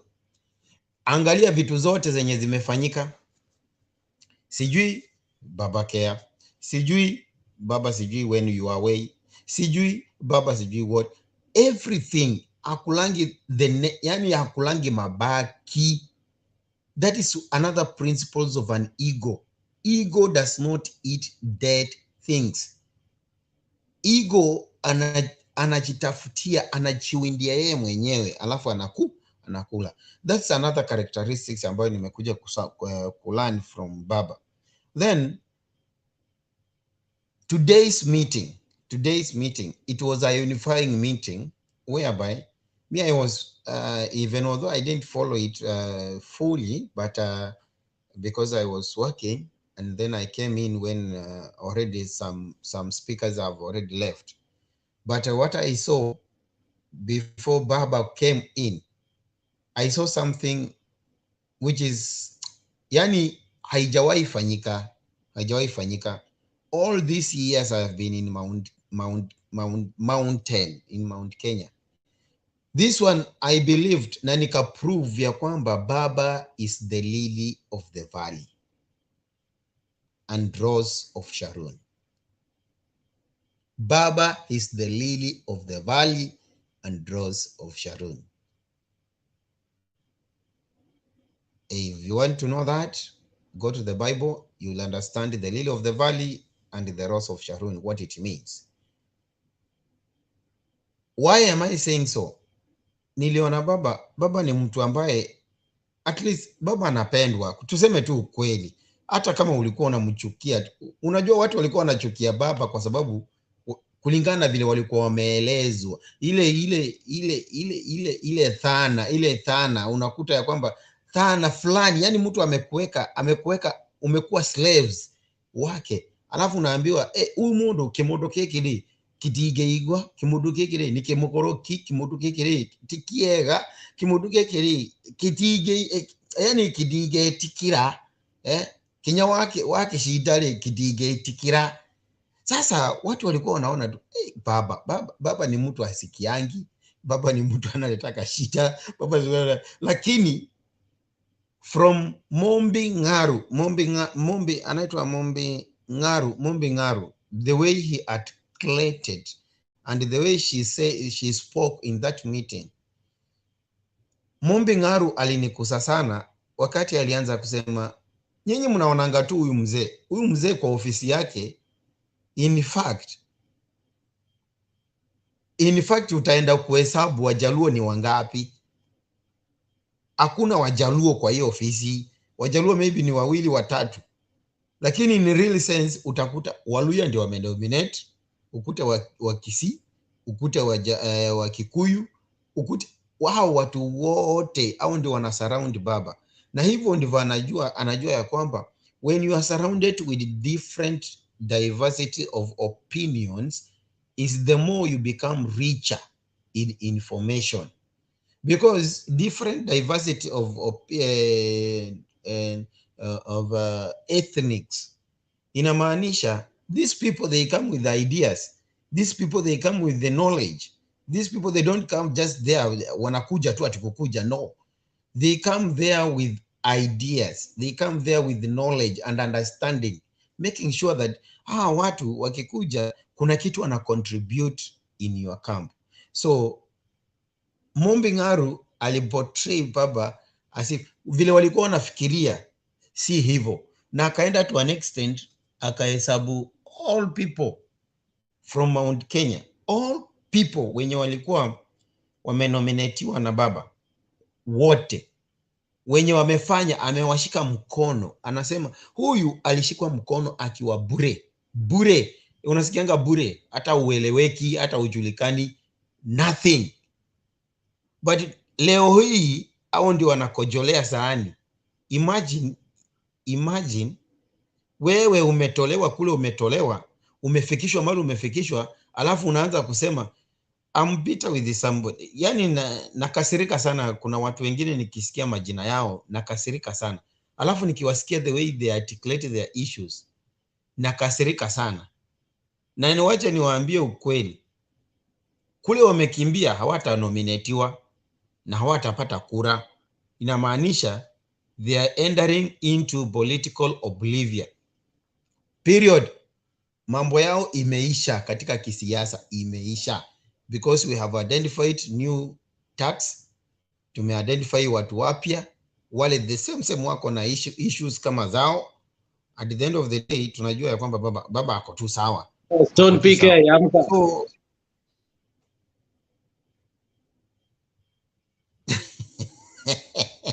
Kasudi, maliza maliza, tuendelee. Nilikuwa nasoma kitu Alex. PK yako tu sawa. PK ya mimi sijaona akiwa amelala. Mwache Kasudi, maliza. Namaliza ndugu yangu. So kile nilikuwa najaribu kusema ni kwamba today's meeting, yesterday meetings was a turning point in the mountain, and it was a turning point in Kenya. It was a turning point to people who believes in unity, peace, love, and harmony.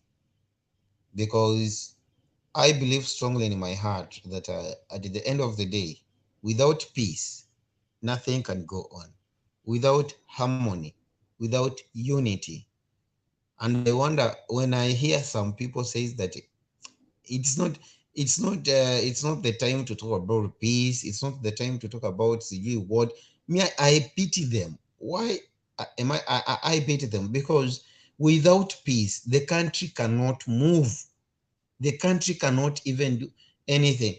Mimi, I respect it so much. Do you know where we are here, outside here in, anyway, I'm in Arab Emirates, in Gulf. But Ethiopia was the best country in Africa to go by. But right now, as we are speaking, wale watu wanatumwa kwao, manyumbani kwao, wengi kuliko hata wa Kenya ni Ethiopia. Why? Ethiopia, they don't listen. Ethiopia, they don't even give a thought. Ethiopians, they do. Sai Ethiopia and Bangladesh. Nilikuwa nasikia mtu akisema kuhusu Bangladesh. Yes sir. Sumaliza jamani. Umeanza a new topic.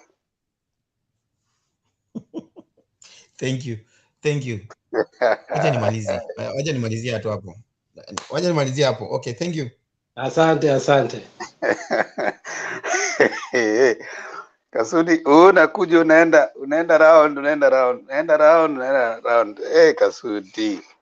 Wale ambao mko kwa comment section, we really like you guys coming on, giving us your views. Asanteni sana. David Olo, tunakuona hapo, tunaona Alan Onyando. Hatujaona Ndeto has disappeared. I don't know whether wameenda Koito ya mkubwa wao. We really appreciate Stephen Mutumbu and Asili 2 TV. Caroline Makena anasema Bundi ni Meru. Bundi, Meru na Kisii wanashare majina. Bundi ni Mkisii kutoka Miruka. Kuna Bundi ukienda Kisii wanasema Wameru ni kazi zao. Ukienda Meru wanasema wa Kisii ni makazi zao, kwa sababu wanashare majina na wanashare pia hasira. So hizo ni mbili wana topic ya hasira. Alex, calm down. I knew utaongea. Nilikuwa nakuchokoza. So Mili Adhiambo, asante sana kwa maoni yako hapo kwenye comment section. Mary Muna, tunashukuru sana. Keep your comments coming. Keep giving us feedback. Asili 2 TV. Usijali, watu wanaweza kuja wakatoka depending with the mtandao yao, na kama mtandao yao iko sawa wanaweza kuja. Evans Ntambo anasema tupatie kila mtu 5 minutes. Hapa tunakupatia time, una share and we listen to you as long as you can share with us within the text and the mada ambayo tuko nayo. Ndeto ameenda retreat, tunaambiwa hivyo. Sawa. We think so. Maybe watarudi, they will help us out with what they have. But for now, hawa ndio tuko nao. Sisi ndio tuko hapa na hatutoki. Tuko hapa mpaka tarehe 9. So kwa sasa Yusuf, tafadhali kama unaweza kutoa curtain so that tujue wewe ni nani. It's good we know who you are before you start. Yeah, yes, Ziana. Tuko hata beyond tarehe 9. Tuko beyond. Yeah, thank Mpaka you. tarehe 9. Yeah, tuko hapa tarehe 9 and beyond. So I mean sisi tuko hapa hatutoweki, hatutoki, tuko hapa. Sisi ndio tuko. So ukiona hao ambia hao tuko hapa tunaendelea kuchanganua na kuangalia vitu ambavyo vinaendelea kwa sababu Kenya haendi mahali. Leaders will come and go but Kenya will remain. So for as long as Kenya bado iko, sisi tuko hapa kupiga gumzo. Endelea kuchangia, toa mchango wako kwa comment section. Let us hear what you think. No insults, just very diplomatic engagement so that we can make Kenya a better place. Alex, unataka kusema nini? Sasa mtu asiongee 15 minutes, wacha at least 5 minutes. No, unajua Alex, hiyo mambo yako ya Arizona achana nayo bwana. Wewe umeona Kasuri, rafiki yangu, habari yako? Rafiki yangu Kasuri, habari bwana? Niko poa mtu unajua wangu. Kasudi, listen, we really don't care where you are as long as you have an idea. Hata kama uko green, inaitwa not pole uko, as long as uko idea na uko hapo kwa mtandao, we are ready to hear you. So relax, calm down. As long as uko na kitu ya kusema, tuelezee tusikie. And yes, we are going to try and manage our time. Wale ambao tuko hapa, jaribu you manage time 5 minutes to the max so that other people also can share their views. It's a good thing. Unapokuja kuingia, Lakini hapo umeninyonga, mimi sijazungumza dakika 5. Hapo umeninyonga Themba, hapo umeninyonga, sijazungumza dakika 5. Lakini kwa sababu ya Alex na Ziana nitakubali.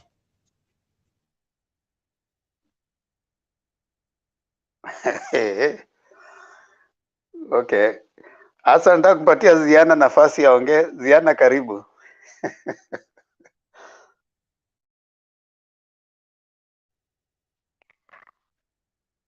Ujambo Themba, Wekesa naona amejifunika kwenye pasia.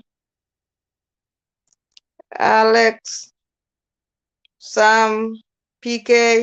Si jambo.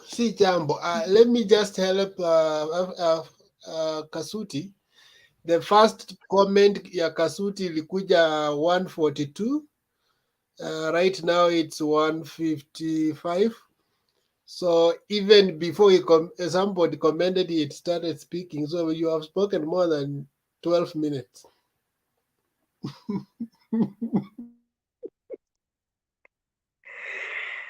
Okay. Yusufu, Kasuti, nashukuru kuwa nanyi hapa. Mimi kwa mjadala wa leo, hata sina mengi leo la kusema. Furaha tele ndio niko nayo. Kama Kenya tunaweza kuwa tunaungana hivyo. Nimeona ukiwa umeelekea upande wa Thika huko watu watakufurahia, ingawaje mimi niko na jamii huko Thika. Kwa hivyo nasema ni furaha kwa sababu huko ukiwa ulikuwa umemuona Mjaluo wanamuita Modo wa Rogoro. Kwa hivyo kama watu wataelewana, naona sasa majina yatakuwa yanatoka huko. Majina yatakuwa yanafunikiwa. Unapata watu sasa watakuwa wanazungumza Kenya moja. Na hiyo ni jambo la muhimu. Nimefurahia sana hiyo kuwaona huko watu wengi sana. Nimeona mwingine alikuwa ametoka Philadelphia. Lakini hata tukitoka huku, watu wale wanatoka huko majuu, naomba mkija Kenya muwe mkuja na Kiswahili nzuri, mnazungumza Kiswahili. Kwa sababu nilimuona anashindwa Kiswahili, anarudi kwa Kimombo, Kiswahili, Kimombo. Sasa tujaribu. Nafikiria hata yeye mwenyewe atasikiza kutoka hapa. Tujaribu kuwa lugha ya taifa. Hata ikiwa mmeishi ng'ambo, lugha ya taifa tuwe tunaelewa. Hiyo ndio lugha inayounganisha watu wote. Kwa hivyo ukielekea huko manyumbani, tuwe tunazungumza kisiwa hili, lugha ya Kiswahili. Kwa hivyo nilifurahia sana kuona watu wamejaa pale, watu wanashirikiana. Nikaona mama mmoja ambaye anafanya kwenye ofisi ya Raila, akazungumza pale vizuri sana, akaelezea pale watu wa kabila mbalimbali wako pale kwenye ofisi ya Raila. Kwa hivyo hiyo inatuonyesha ya kwamba hana ukabila pale, na tukisema kwa kweli hana ukabila, tunasema charity begins at home. Pale kwa Raila ukiingia, kijana wake ana kabila lingine, siwezi sema ni gani, lakini sio wa kwao. Kwa hivyo furaha ile iliyopo pale ni kwamba akichukua hakuna ukabila. Hiyo ndio mimi nitafurahia na ninafurahia kabisa.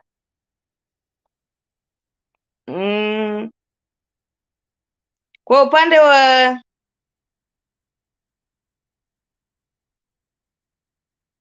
nikizungumza upande wa Mudavadi, leo nilikuwa nataka kuona ni upande gani yuko, lakini sijasikia kama kuna mwingine ambaye ameelewa mahali amechagua kuenda.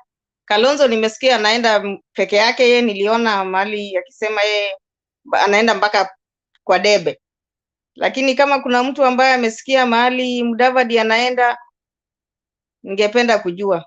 Ni hayo tu kwa saa hii, nitazungumza baadaye mengine mengi.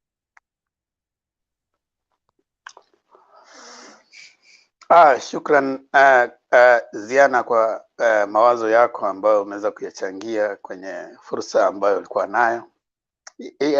Ni kwa kweli tunafurahia sana kusikiza mawazo tofauti kutoka kwa watu mbalimbali ambao wanaleta hapa kwenye mdahalo huu ambao tuko nao. Bila shaka ni jambo la maana ya kwamba sisi wote kama Wakenya tuweze kulifurahia na kulienzi lugha yetu ya Kiswahili. Ni bora ya kwamba katika mijadala ambayo tunakuwa nayo tuweze kuwafahamisha wote wapendwa, ambao watazamaji na wasikilizaji wote ambao wanachukua muda na fursa kutusikiza, ili tuweze kuisheheni lugha ya Kiswahili, manake ndiyo lugha ya taifa. Hatuna jambo lingine ambalo tunaweza kulisema haswa wakati kama huu bila kwanza kuzingatia lugha, desturi na mila zetu ambazo zinatuweka pamoja kama Wakenya, Mkenya na utu. Tuweze kwa kila jambo na kila wakati ambapo tunaongea, tuweze kusheheni lugha yetu ambayo itaweza kutuunganisha kama Waafrika, kama Wakenya na haswa Afrika Mashariki ya Kati. Kwa sasa ningependa moja kwa moja niweze kwenda kwa yule mwingine ambaye anaweza kuungana nasi katika mjadala huu katika runinga hii yetu ya Mtembei. Kabla sijamleta Yusufu, hebu niweze kuwaona wengine ambao wameweza kuchangia katika mjadala huu kwa njia ya kupitia maandishi. Kuna jamaa anajiita Mtandao, kuna David Olo, nashukuru sana, Legacy. Na mwingine hapa anaitwa Steven Mutumba, asante sana. Kuna mwanadada hapa anaitwa Lucette Nyansi, anasema kwamba Thika Azimio limefanya hadi nikapona. Kweli. nimeweza kupona, najisikia vema zaidi. Asante sana kwa maombi yenu. Wale ambao mko nyumbani na wale ambao wako nje ya nchi, tafadhali muweze kuisheheni lugha ya Kiswahili, manake ndio hiyo sasa lazima tuweze kujivunia kuwa Wakenya na kujivunia kuwa na lugha ambao tunaweza kujielezea. Ukienda katika nchi za ng'ambo, wengi ambao wanatoka katika nchi zingine kama vile kusini,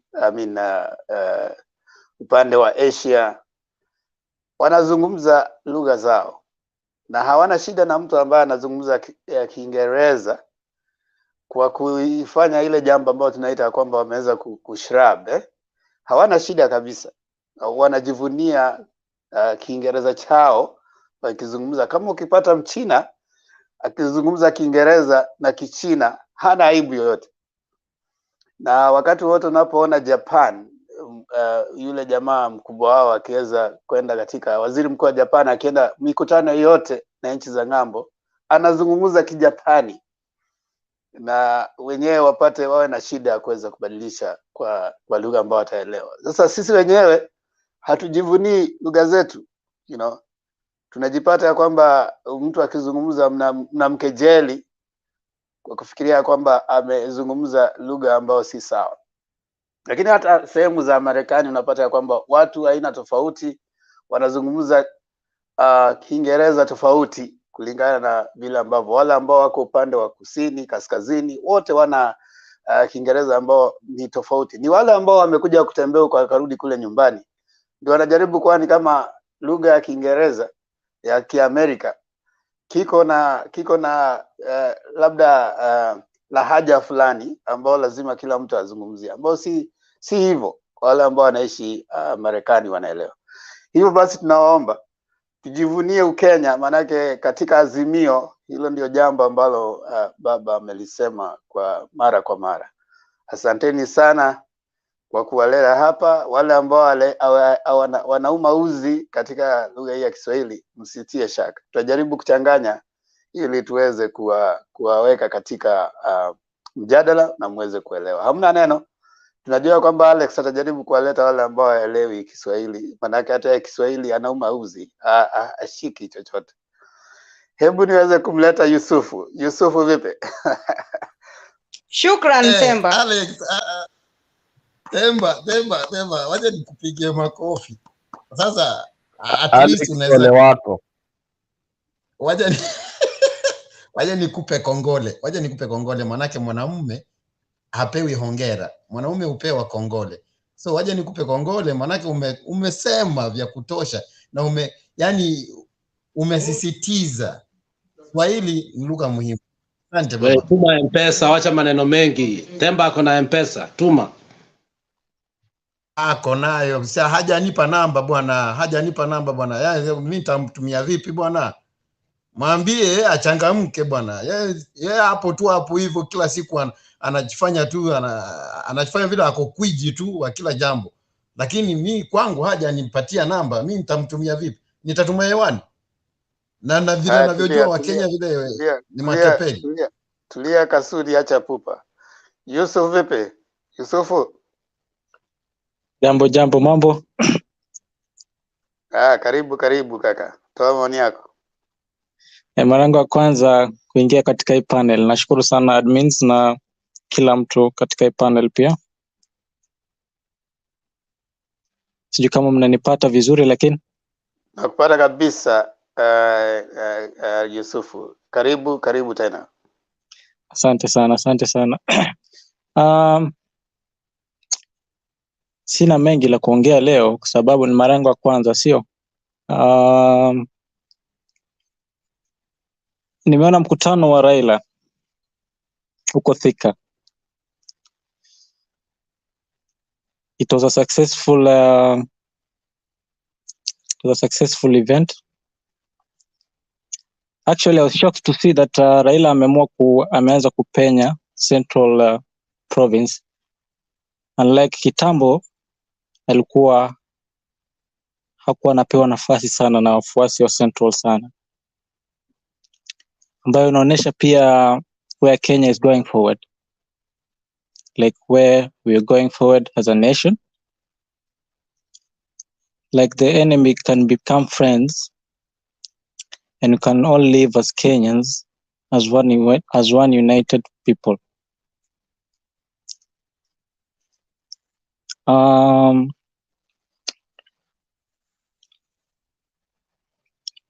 Raila ameng'ang'ana muda kidogo katika siasa, ameng'ang'ana sana.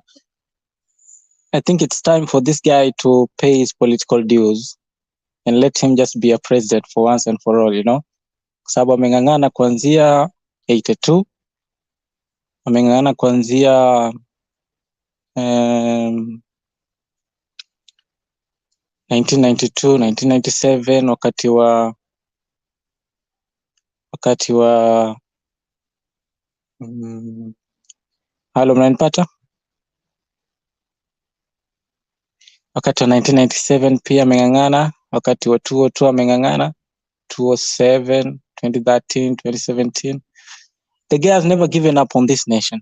The guy wanted to make us Kenya where it want us to be. So I think it's time for him to lead this country, to be our president once and for all. We see what kind of leadership he can offer us. Kuna kweli katika siasa, kuna wale wanaompinga na kuna wale ambao wanafuata mrengo fulani. Mimi naweza ongea kibinafsi kama Yusuf. Like I voted I think so I voted like 2013 I voted, yes. 2017 I voted as well. Hii pia nitavote kwa sababu bado nina kura. But 2013 and 2017 I didn't vote for Raila, yeah. I voted for Uhuru, both 2013 and 2017. I voted for Uhuru Kenyatta. But I came to realize that this coming election, it's all about making our country be united and be safe and see what kind of leadership the other person can give. Mimi, I didn't want to follow the slogan about the other people. They say that since you voted for Uhuru, is a must you vote for Ruto and everything. Because leadership is all about ideology and the person what he can deliver, or the person what he can deliver and everything. So when I look at Raila is a very good leader. I think he has done an amazing job for himself kuingia Central na kujaribu kuongea na wafuasi ambao huwa wakimpinga kila wakati, na pia nampongeza sana kwa kazi safi anayofanya. I think the meeting was a very successful meeting, and kwake yeye, mimi kwangu binafsi naona kama ameshatuboa, kwa sababu sidhani kama kuna mpingamizi yeyote ambaye anaweza kumpinga, kwa sababu sisi pahali Kenya imefika si kama Kenya kitambo, kwamba watu tu wanafuata mtu bila kufikiria, ama waeka kura mahali, ama unahongwa, ama unafanya nini. Kitambo ilikuwa namna ni hivyo, unapewa shilingi 200, unaambiwa pigia huyu kura, ama shilingi nini, pigia huyu kura. Lakini sasa hii mahali Kenya inaelekea, yani inaelekea mahali pazuri. Watu wameanza kuchanuka, watu wameanza kuelewa, watu wameanza kujua hiki ni kibaya, huyu mtu ni mbaya, huyu mtu ni mzuri, huyu hafai kuwa kiongozi, huyu anastahili kuwa kiongozi. Ni nini anaweza kusaidia kama mwananchi kwa kawaida. Na kulingana na kama safari hii 2022 farasi ni wawili, ambao wanasema kwamba kuna Raila na Ruto. Kwa kweli Ruto hawezi kosa wafuasi, Raila pia wanafuasi, lakini ukiangalia watu ambao wametoka kwa Ruto wanaenda kwa Raila ni watu wengi sana, kwa sababu people are looking and sitting down and looking what this guy can offer for us as citizens, and what Raila can offer as citizen, as a leader to us citizens. Kwa sababu kusema kweli uhuru wa Kenya bado hatujaupata. Bado wananchi wanahangaika, bado wananchi wana shida, bado wananchi they live under poverty. Wananchi wanaumia huku nje, hakuna kazi, hakuna nini. Na hiyo ndo tatizo kubwa katika nchi yetu. Lakini ile Uhuru alisema mwisho akiwa Nakuru, nakumbuka akisema vizuri kwamba mimi haja yangu ni kuachia Kenya kwa amani na kwa mtu ambaye anajua ataleta hiyo amani na atasaidia wananchi. Hiyo ndo muhimu katika sisi wananchi tunataka, yani tunataka mtu ambaye si kwamba kila mtu Mkenya yote atakuwa billionaire. Tutaki not every Kenyan can be a billionaire. What Kenya needs right now, it's the common wananchi to sustain a sustainable life. Yani anaweza weka chakula juu ya meza bila shida, anaweza kulipa stima bila shida, kulipa maji bila shida, bima afya anapata, madawa yako hospitalini, kila kitu yako. Ukienda mahali unaambiwa karatasi za kazi ndio hizi, uulizwe wewe ni kabila gani, ama nini. Na hiyo inaweza letwa katika huu uchaguzi ambao unaokuja, na mwenye anaweza leta hiyo yote ni Raila, hakuna mtu mwingine, kwa sababu nikiona upande mwingine sidhani kama anaweza tusaidia kama sisi wananchi. But me, I prefer like I just follow the leader for his ideology, and I don't follow the leader. Ukisema there's one thing that has hurt Kenyan in many years. Kuna ile chronicle ya kusema mtu wetu, the mtu wetu chronicle, like huyu ni nini, huyu ni nampigia kura kwa sababu huyu ni mtu wetu, nampigia kura kwa sababu mtu wetu. The mtu wetu chronicles has damaged Kenyans for many years, na sasa ndo inataka kubadilisha, kwa sababu Raila akija kuwa rais, watu wengine wanaweza pata nafasi vizuri sana kuwa rais. Inaweza kuwa wewe Themba, inaweza kuwa PK, inaweza kuwa nani, inaweza kuwa mtu yote katika hii panel anaweza kupata kuwa rais vizuri sana. But I love what he has done in Thika, is that he has done an amazing job in Thika, and he has done a fantastic job. It was for a long years Raila hakuweza kuingia Central kufanya mkutano kama huo. Ni kwa muda mrefu sana kwamba kiongozi aina hiyo anaweza fanya mkutano kama hiyo. Kitambo kidogo Raila anaweza ingia Central, lakini mkutano wake ulikuwa nusu tu, 50-50, mara na kura yake ni kidogo, watu wampate kura nini. Like, but time has changed, but Kenya is evolving. I love I'm seeing where Kenya is heading to. Nafurahia sana mali Kenya inaelekea, nafurahia sana Raila kuwa ana msimamo na ana idea mzuri, the 10 policies that he has given to the Kenyan people. In fact, Kenyans are very good people. We don't need a lot to be given. Si ati watu tu wanataka pesa mfukoni, watu wakule, washibe, dawa wapate, mtoto anaweza lipa school fees, kila kitu. But that's what Kenya needs. Just a very good life. Mwananchi anafurahia kuishi, anajivunia kuwa Mkenya. Anajivunia sana, na that's what the Kenyan people need. Kufuatilizia siasa, mimi nimefuatilizia kidogo, sina knowledge kubwa sana kuhusu siasa, siwezi danganya. Sababu mimi ni mwanajuzi tu wa kupiga kura, sababu nilianza 2013. Sasa hizo miaka zingine za kitambo sijui venye kura ilikuwa ilivyo, lakini but I'm just happy for Raila. He's a courageous guy. He has played his cards very smartly. He's going pole pole, ambao wanasema siasa sio marathon, siasa sio sprint, is a marathon. So anakanyaga pole pole, na mwisho atakuwa katika ushindi na atakuwa rais wa 5 inshallah, Mungu akitujalia. Na Sina mengi la kuongea, ila tu nafurahi sana katika kwa hii panel. Nimejaribu kuwa katika comment section ya YouTube sana. Nimejaribu sana, kila wakati nikiclick link na niambia studio imejaa, studio iko full, studio iko full. Hata iwe saa 10 asubuhi, saa 9 asubuhi, saa 11 asubuhi, napata tu studio iko full, iko full, iko full. Lakini leo nafurahi sana nimepata nafasi kuzungumza na nyinyi Wakenya wapendwa wenzangu. Sina maneno mengi ila tu kuwashukuru kunipa nafasi, and I love what Raila has done for himself. And if I was in the opposition, the Ruto side, I think Ruto could have just given up and say that Raila has already won and stop campaigning, because afikirie tu miaka zingine baadaye. Lakini kwa sasa wacha tu mzee mwenyewe aingie kwa kiti. The guy has fought a lot for political, he has let him pay for his political dues.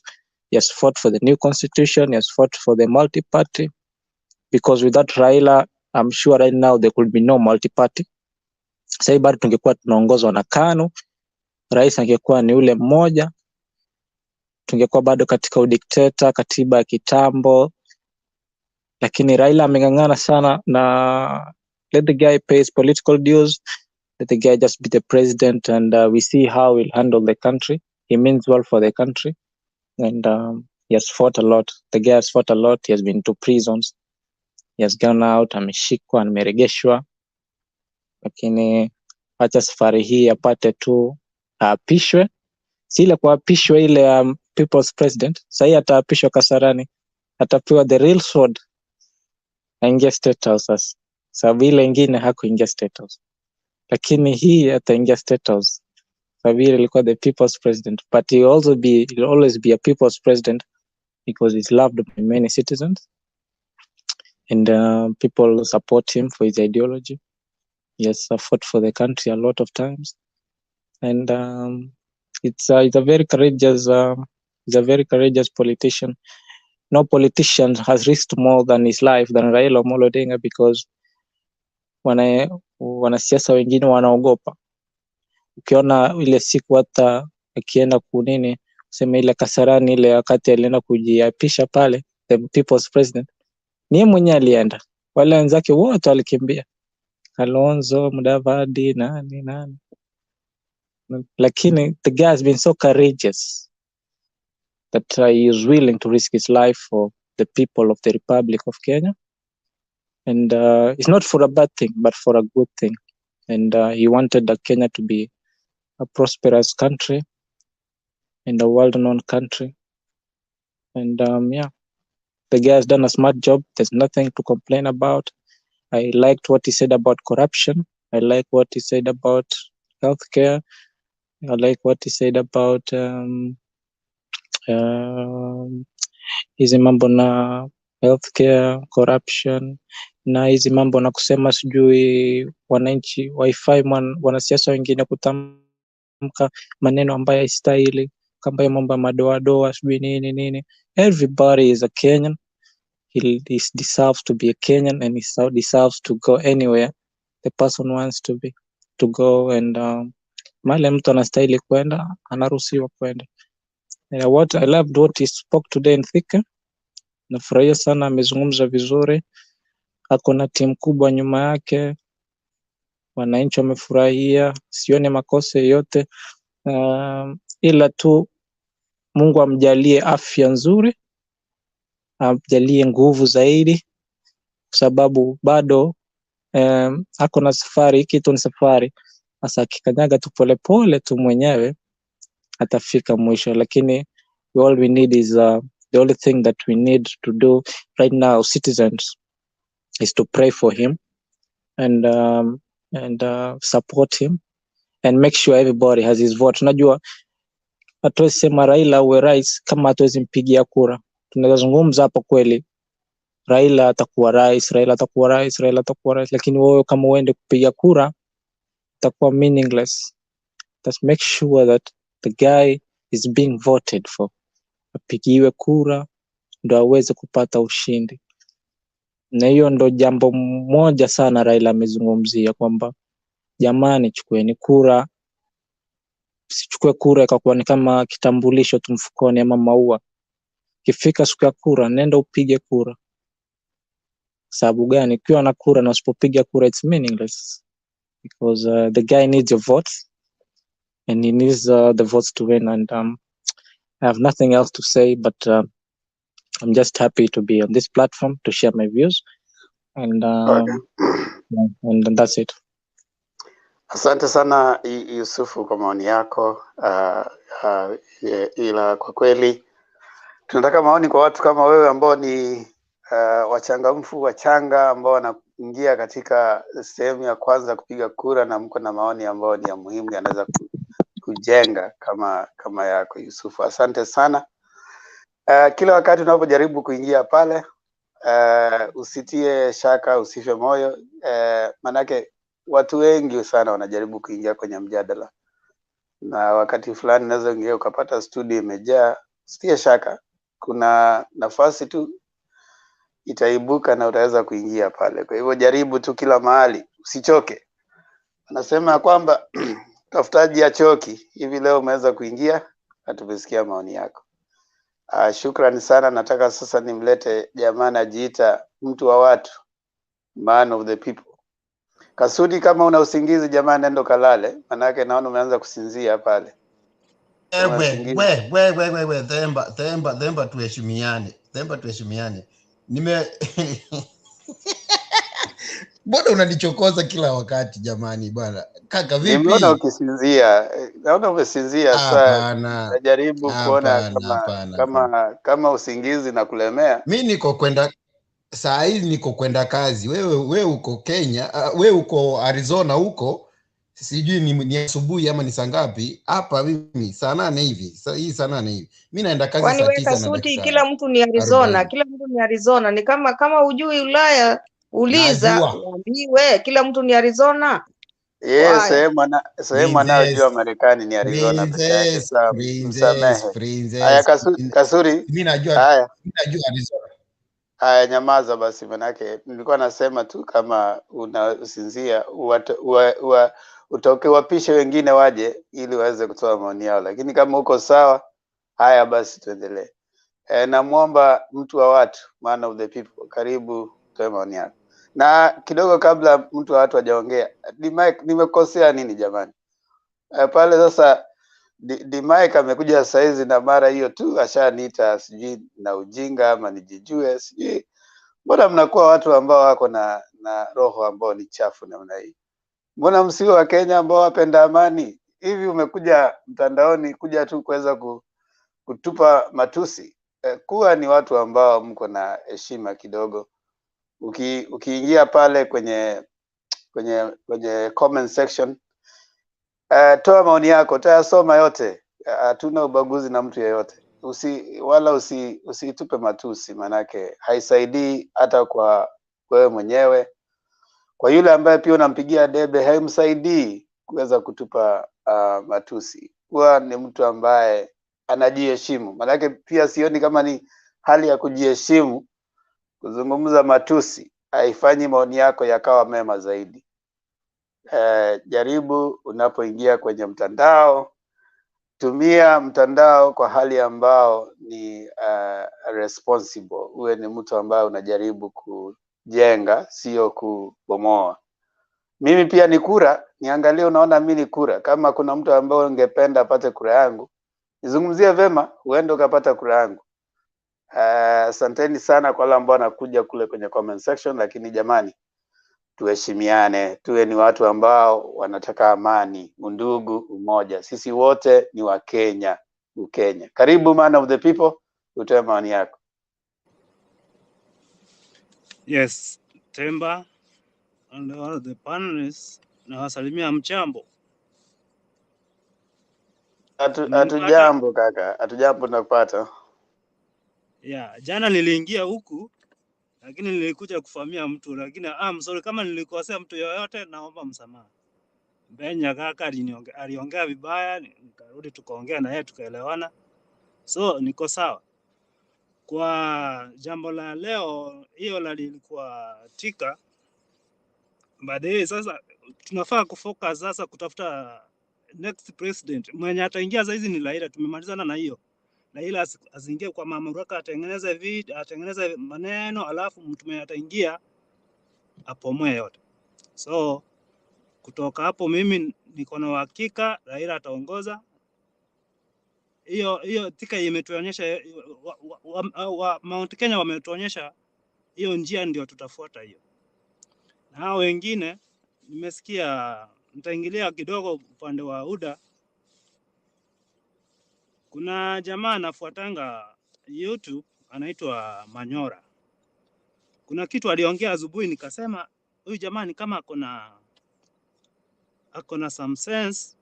Akasema Ruto ni kama anatafuta MPs wengi waenda kuchallenge serikali ya Raila, kitu kama hiyo, na Senate. Hiyo jamaa mkimwangalia venye alikuwa, hata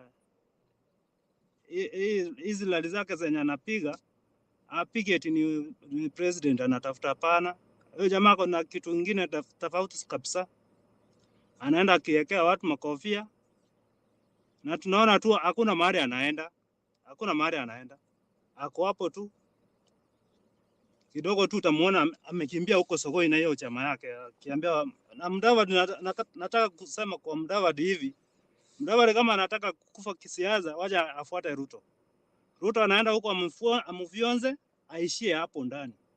Juu Ruto hataki kupingwa, hataki upinzani, hataki kitu yote. Sasa anataka kutengeneza kitu yenye itaenda kumfavor. Kama ni resources akipata, hizo ni yake yote. Hataki ile ya kwenda kuambiwa ama nipe kidogo ama hii nipate hii. No, anataka yote. So na hao wengine wanasema wataki history. Nataka nirudie venye mzee Kindu anasemanga. History wanaweza sema wataki, lakini tunawapelekea hiyo history. Sasa tunawapelekea huko Nyeri. Hiyo history itaenda Nyeri. Wakikuyu walisema history ilianzanga na Nyeri.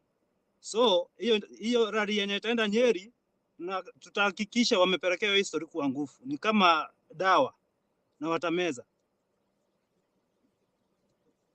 Ningependa kusema kwa hii platform ya Mtembei TV, mtu kama mimi imenisaidia sana. Juu kitambo like 2017 nilikuwa Nairobi nikapiga kura, na sitaki hiyo maneno irudie ama nini.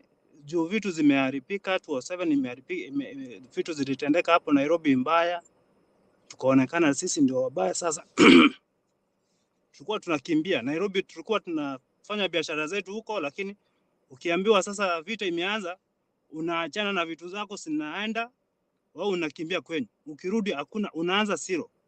So hatutaki hiyo maneno ya matoadoa ama nini. Hao wenye wameanza hiyo maneno warudishe mahali wametoa. Na saizi Ruto anafaa kucheza, yani ajichenge, eti aanze kusema sasa, unajua anaanza hii maneno ya vita ama Raila akishinda alete vita. No, kama anataka uongozi, kuna jamaa anakuanga mfuazi wake sana, anaitwa Patrick. Alimwambia maneno 5. Ningekuwa Ruto sahi, ningeenda nifuatilie hiyo maneno, ndio nikuje kuuliza Wakenya kama mnaweza nichagua. Juu huyu mtu amesunguka, ametangatanga hapa, hakuna kazi alikuwa anafanyia Wakenya. Hakuna. Saizi anakuja, mnaona, anakuja anaambia watu bottom up, hapa chini kwenda juu. Like seriously. Unaambia nani bottom up na hapa chini hapa juu? Na umekuwa kwa serikali au kuona hao mama mboga au kuona kitu yote unaweza badilisha? Sasa vile Wakikuyu walikuwa nasema 2017 ni komera, sijui hiyo inamaanisha nini, lakini najua walipanga maraini, wakapanga raini refu sana. Tulikuwa tunaenda kuvote, tunapata ni Wakikuyu tu wamejaa kwa raini. Na sisemi kwa ukabila ama nini, lakini kumera inamaanisha tutoke wote wadogo kwa wakubwa. Walitoka mpaka wengine walikuwa natolewa kwa hospitali. Na nimeona hiyo kitu ikirudia. Hiyo kitu baba anaenda kupigwa kura za ajabu sana. Hiyo maneno ama hiyo yenye alikuwa anasema ati Mudavadi support Mudavadi ndio akuje kufanya hiyo isikuwe 50+1, hiyo wacha asahau. Hakuna kitu kama hiyo. Raila anashinda asubuhi mapema saa 12, tuongojea apishwe aende State House. Hiyo nayo imeisha. Sasa shida yangu ni hii moja. Raila ataingia, atengeneze maneno, alafu mwenye atakuja kufuata huko, please asiwe ni Ruto tena. Huyo jamaa tunafaa Raila akiingia mara hiyo waanze kutengeneza mikakati venye wanaweza maliza hiyo ufisadi, ndio Kenya iendelee. Kenya iwezi endelea kama kuna ufisadi, kuna hii maneno ya ukabila manini, no. Tunaweza sema Raila asimpigie kura ndio. Man of people, funga mlango ya gari inapiga kelele bwana, inatusumbua. I'm sorry. Tutaki tutengenezee watu alafu wakuja kuchafua hiyo serikali yetu. Nimefuatilia hiyo maoni yenu yote venye mmesema.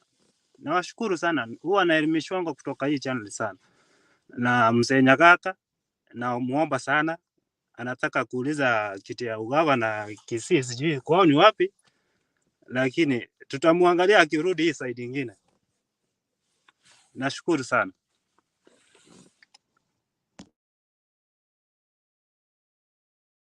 Wekesa chukua ushukani, Themba ametoroka, sijui ameenda wapi. Hebu chukua ushukani, hebu tuelekeze.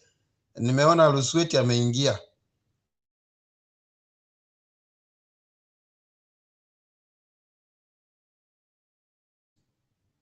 Hey, studio is allergic. Silence is allergic to studio. So please, kama Wekesa hayuko, Themba hayuko. Sasa ni nani huyu tunaweza ona hapa? Tunaona nani? Mzee wetu Jakindu Bey. Hebu tuongelesha, alafu upishe kwa mtoto wetu msijana anaitwa Lusweti Nanzi. Si Nancy aongee, kwa sababu kabla hajaongea mimi nilishaongea mbeleni, lakini kama hajaongea aongee. Nancy. Okay, sawa. Asante. Nanzi, karibu tuongeleshe tafadhali. Okay, asante. Langu mi leo ni kushukuru Mungu. Kwanza nashukuru Mungu kwa uponyaji wa ndugu Themba. At least leo Thika imesababisha amepata uponyaji. Ile furaha imekuwa Thika, wacha tu. Nafurahia sana venye Azimio leo imeendelea. Watu walikuwa wengi, watu walijitokeza kweli kweli, na tumeona sasa mwelekeo. Hiyo ni already is the 5th. Baba is already the 5th. Tumengoja tu aapishwe, tuone sasa ni nini atatufanyia. Je, atakuwa kama wengine wa midomo ama atafanya kazi venye anatuagizanga hii muda mrefu kuanzia tuanze kumjua wengine.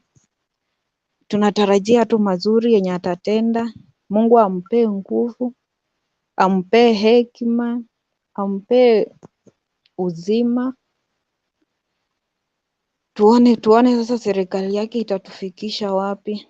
Nafurahia sana kwa Wakenya leo kujitoa, kumekuwa na amani, na ningependa kuomba hata pia wanasiasa wetu wakijitokeza katika rally wasiongee mambo wasiongee mambo ya kutishia wengine. At least watupee mioyo ya kwamba watatufanyia kazi. But nilikuwa nataka niulize mwenye atanijibu tu. Nimepita mahali nikasikia wakisema hii mambo yenye baba anasemanga nitafunga ufisadi ndio huwa inasababisha system inamnyima kura. Huwa anashinda, lakini hiyo ya kusema nitafunga wafisadi ndio huwa inasababisha system inamnyima kura. Je, mkiona hilo neno litaweza athiri kampeni zake ama safari yake ya kuelekea Ikulu? Nimesikia watu wakisema hivyo, sasa sijui kama ni ukweli, but mnaweza ona hiyo inaweza sababisha ama inaweza punguza uwezo wake wa kuingia Ikulu. Alafu hii Nanzi, dakika moja tu ni kuambie kitu hapo. yeah. According to the statement of Baba ya yeye wanga na rebuttal whatever the people they have spoken against him. Yeye wanga anasema mimi najua mali pesa iko. Nyinyi mkisema hakuna pesa kwa hii Kenya, mimi najua pesa mali iko. So hizo mashimo zote, hizo loopholes zenye mnaona pesa zinapotea, pesa zinafanya nini, zinaporwa, zinafanya nini, nikishafunga hizo zote pesa iko. So mimi najua mali pesa iko. So hiyo haiwezi, hiyo kwanza, hiyo ni bonga points my dear, hiyo ni bonga points. But unajua leo huwa anaongea hivyo, lakini leo amesema atafunga wafisadi wenye wamesababisha nchi yetu imerudi nyuma kimaendeleo. That's why nimeuliza hiyo swali. Sasa hawa wanaoiba pesa zetu tunataka tuwafanye nini? Tuache au tuache tu waibe? Alafu sasa kwa sababu huwezi kuiba pesa ambayo inatakiwa iende hospitali, alafu wewe ukienda hospitali una dawa na mtu ameiba, huyo mtu tumfanyeje? Kwa sababu hiyo ndio inaangusha nchi yetu. Tumfanye nini hawa watu ambao wanaiba pesa zetu? Tuwafanyeje kwa maoni yako? Kwa sababu unasema labda huenda, kitu gani tunaweza kufanya? Maanake hapa tunajadiliana ni kitu gani tunaweza kufanya kwa hao waizi. Niliuliza sababu, yani mimi ningependelea kama yeye yani asiseme atafunga au wafisadi, afiki kama tutampea kura akuwe rais already, akifika huko ndio aanze kutenda kwa matendo, unaona. Lakini yani nimesikia, si ati nina suggest, but nilisikia watu wakisema hivyo, ndio maana system huwa inamnyima kura. Kwa sababu system inaiba. Yeah, si tunajua hapa hajawahi shindwa. Sasa unajua kama system inaiba, hizo Nancy ni propaganda za wana Jubilee not wana Jubilee, wanatangatanga ati wanataka sasa waende kusema ya kwamba ni Tumbi ndiye alikuwa wa kwanza kupost hiyo, akasema ya kwamba Raila 2007 I mean 2007 akasema ati 2012 akasema ati atafunga Uhuru na Ruto.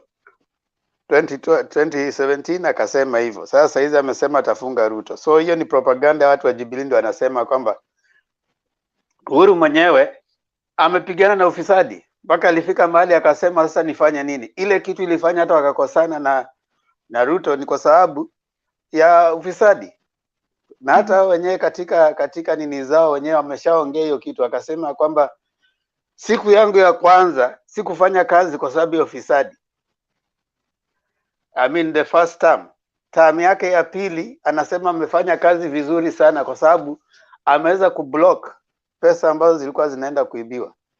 So hiyo kitu ya kuambiwa ati sijui Raila atapoteza kura eti kwa sababu amesema yeye anaenda kwa platform ya kupigana na ufisadi. Ruto on the other hand haezi ongea mambo ya ufisadi anyway.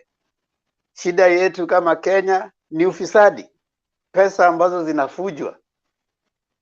Ruto mwenyewe alikuwa anaongea mambo ya Kamwerera, akasema sijui ilikuwa haikuwa 21 billion, ilikuwa sijui 7 billion peke yake. Na Raila kamka akasema kwamba 7 billion is not loose change, that's a lot of money. So ule kuna shida na baba kufunga wafisadi, na hata baba si due process of the law will be followed. Unaona? ya kwamba yule ambaye atapatikana na makosa aende ndani, and you have to have definitive whatever resolve to fight corruption. Manake shida yetu ni ufisadi.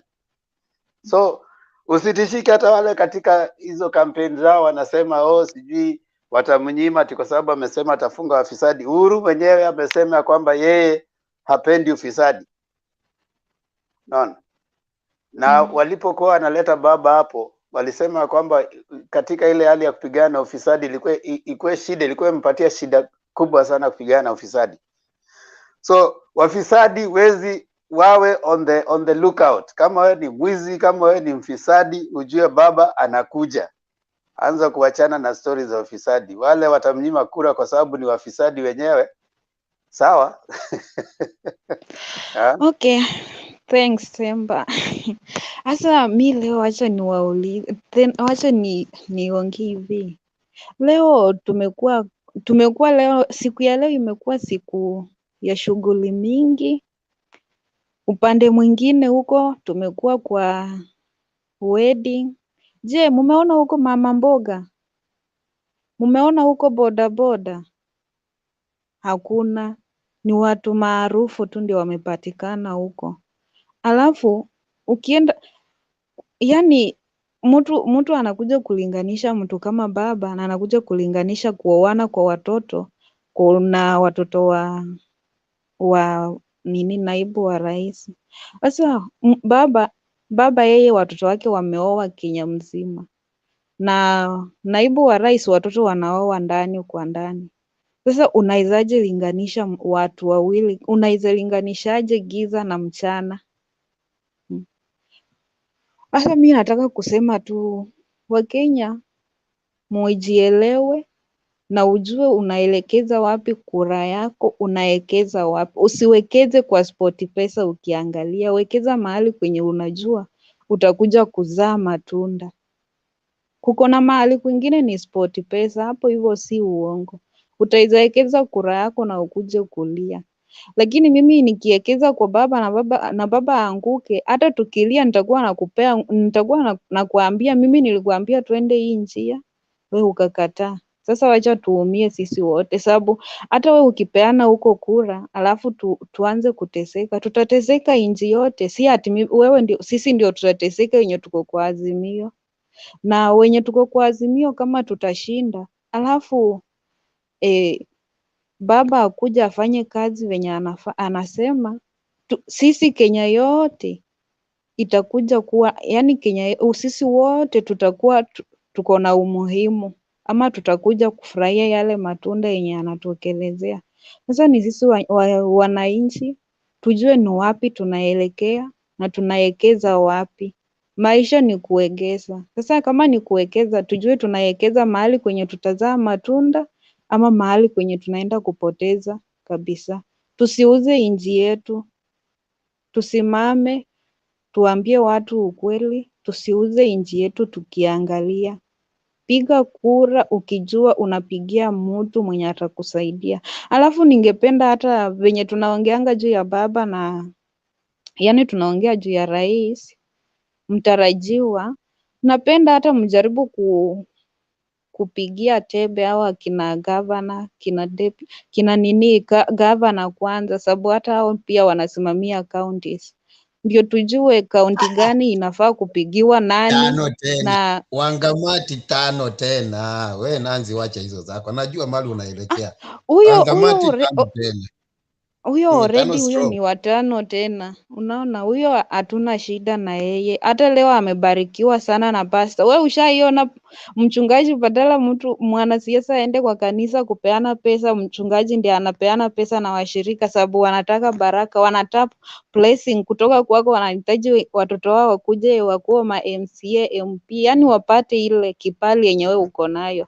Sasa huko mimi sina shida, but sasa ninawaomba tu tunapopigia baba debe, pia tujaribu kupigia magavana, tuangalie watu wafanya kazi.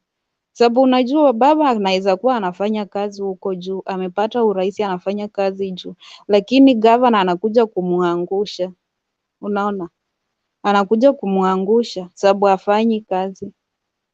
Mi unaona hii serikali yenye inaisha hii, kuko na gavana mmoja huku Rift Valley kuandika watu, for example walimu, yani kuandika watu wafanyikazi wa counties.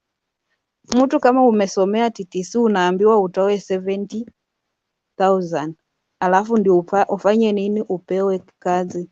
Saa hiyo uko kwa private school unalipwa 5k. Hiyo 5k ndio ulipa hapo ndani nyumba, ununue chakula na ufanye kila kitu. Utapata wapi hiyo 70k ili hali umesoma, uko na makaratasi, unahitaji kazi, unaitishwa pesa ndio ufanye nini? Sasa tunahitaji hata tunapigia hata magovernors tepe ndio wao tuone ni mgani anafaa anafaa kukua governor na mgani anafaa kutopigiwa. Tunahitaji kazi, tunahitaji maservant.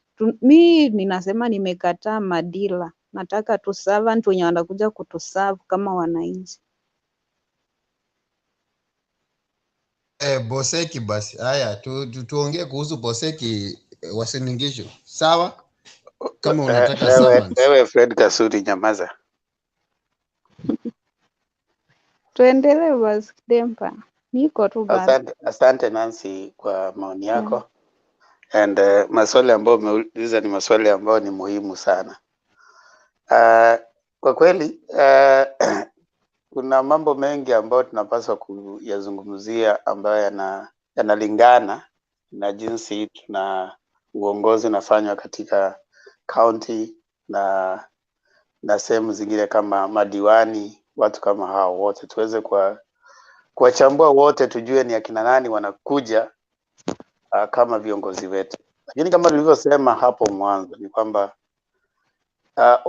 viongozi wote ni mfano wa watu ambao wanawachagua, kwa sababu viongozi si eti wanatoka mbinguni ama wanatoka katika sayari nyingine. Yote wote ni watu ambao tunaishi nao, ni ndugu zetu, kaka zetu. So tujaribu sisi wenyewe tuwe na uadilifu, tuwe na uaminifu, tuwe ni watu ambao tuna ndugu, na wale ambao tunataka kuwachagua tuwaweke kwenye mizani, tuone kama wanafaa uongozi ambao tunawapa. Manake tusipofanya hivyo tutaenda tuwachague kwa msisimuko, alafu baadaye tukakuja kujuta, na wanasema ambavyo wahenga, majuto ni mjukuu. Kwa hiyo anakuja baadaye, manake tayari ushamchagua kiongozi kwa jinsi ambavyo alikupa hela, ukampigia debe, ukamweka kwenye uongozi, lakini baadaye tunalia sisi wenyewe. So ni muhimu sisi kama Wakenya, undugu, umoja, viongozi tunawafahamu, wale ambao wamekuja kupiga kampeni zao tunawaelewa, tuone ni nani ambaye anafaa. Kama ni kiongozi amekuwa nawe kwa miaka 5, hakuna jambo ambalo amefanya, hajatengeza barabara, hajakupa maji, watoto wengine katika sehemu ambao unaishi wana shida hata ya kwenda shuleni. Sasa kiongozi kama huyo hafai kupewa uongozi. Huyo hana zile sifa za kiongozi ambazo tunazitafuta. Kwa hivyo mtu kama huyo unamweka kwa mizani, kisha ikifika siku ya kura unamtoa. Kiongozi yote ambaye anakuja kujaribu kununua kura yako, saizi najua wengi wamejiandaa kwamba wanataka kuja kuwa viongozi, watawafanyia mambo mengi sana. Wengine watajifanya kuwa wanakuja kwenda katika kila mkutano wa hadhara, wanataka kuwa pale. Katika sehemu zote ambapo watu wamekufa, wanataka kujifanya kwamba hao ndio wenye hela nyingi kuzitoa pale ili wajaribu kuwavutia. Lakini nataka sisi sote kama Wakenya tuwe macho. Wale ambao wanakuja wako na hiyo tabia saizi ambapo wakati wa kura imekaribia, ndio sasa wanakuja kunyemelea, tuambie hapana, tumekuwa hapa miaka 5, umekuwa kiongozi wetu, haujaja hapa. Saizi imefika siku za kura, ndio sasa umekuja hapa, unakuja kunyemelea kura zetu. Watu kama hao tunawatupilia mbali kabisa. Ningependa kwamba saa hizi wale viongozi ambao wameweza kufanya kazi, kama kuna barabara, manake kuna barabara za county, kuna barabara za serikali kuu.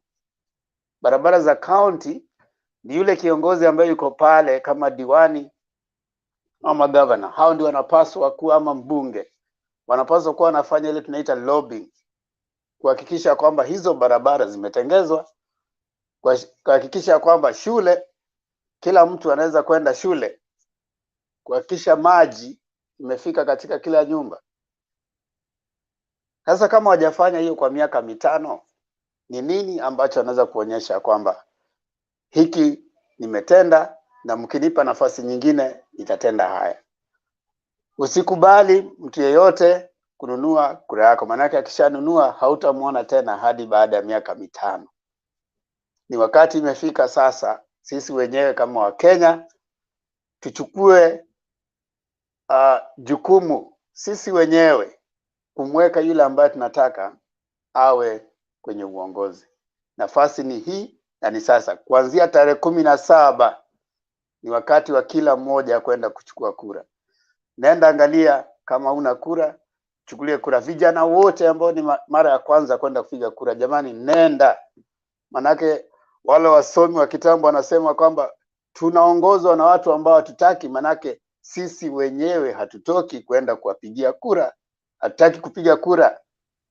Tunasema kwamba mimi sitapiga kura, mimi sipendi siasa. Siasa, upende usipende, siasa ipo katika maisha yako. Kuna wale ambao viongozi wanakuja na unapokosa kupiga kura, kuna jamaa anapita, manake kura yako haijafika pale.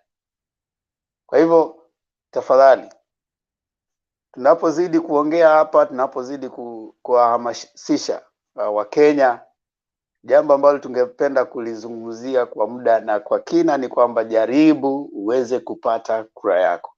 Kama unamfahamu mtu, mpigie simu, mwambie kuanzia kesho tarehe 17 mpigie, jamani, umepata kura, tuweze kuhusika katika uamuzi huu ambao unakuja tarehe 9 mwezi wa 8.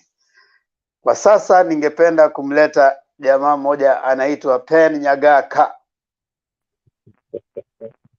Asante sana Neto. Pen Nyagaka, uzungumze Kiswahili, sitaki mambo ya kuzungumza Kiingereza. Kama huwezi zungumza Kiswahili, hakuna taabu.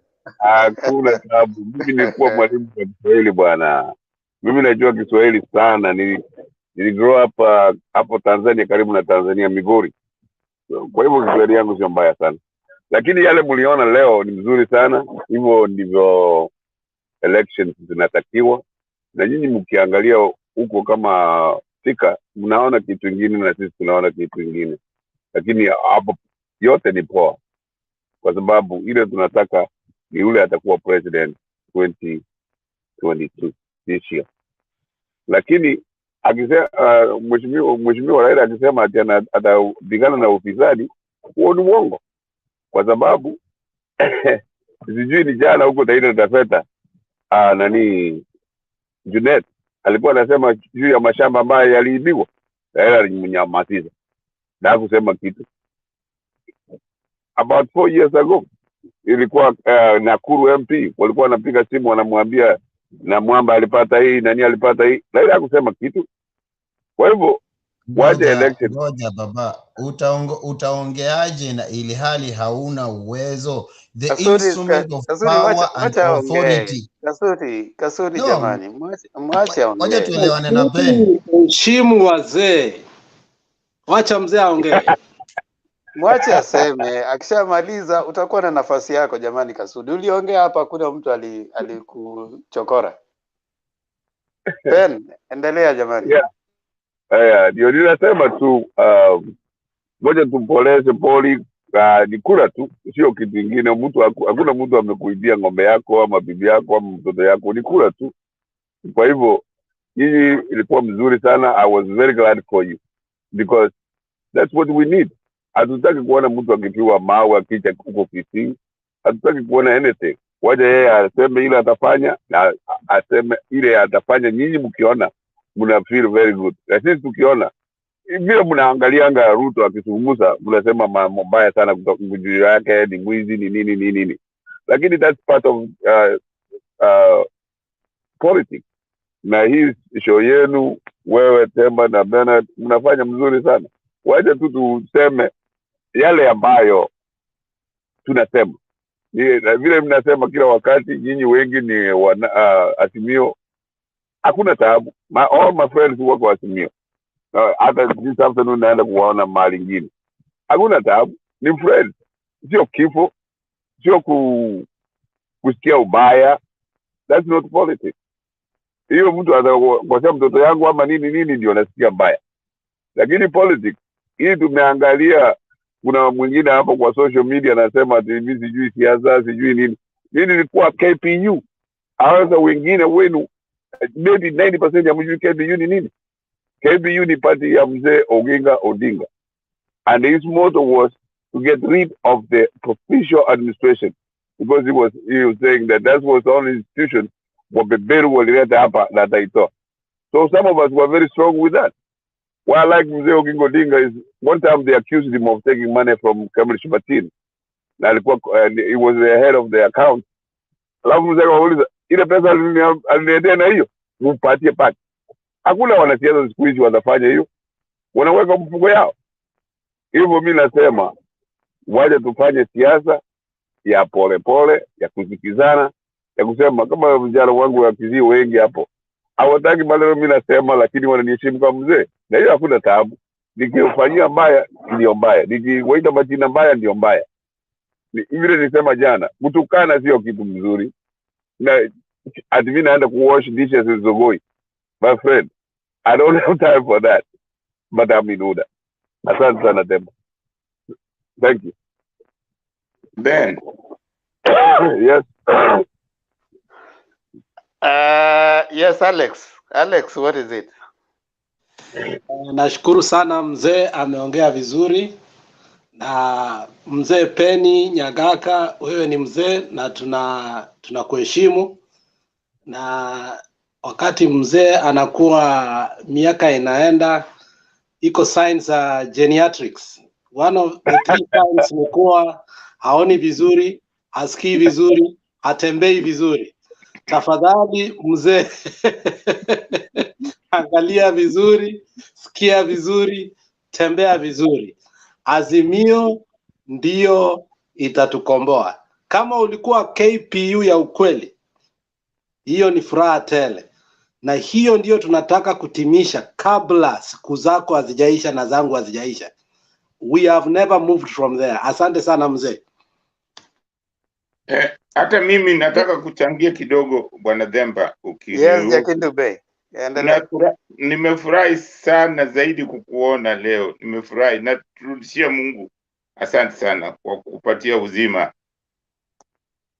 Nataka kuzungumza na Ben kwa sababu Ben anasema alikuwa kwa KPU. Nashangaa naona Pen. Niko, I will reply. No, nasema nashangaa kuona unasema ulikuwa kwa KPU. Na sasa kuna mambo mawili, kusema ulikuwa kwa KPU na kusema siasa, yani kuchukulia siasa kimchezo, kwa sababu unasema siasa mtu anaweza kusema chochote tu, manake ni siasa. Mimi vile navyoamini kwamba siasa ni maisha, ni siasa ndio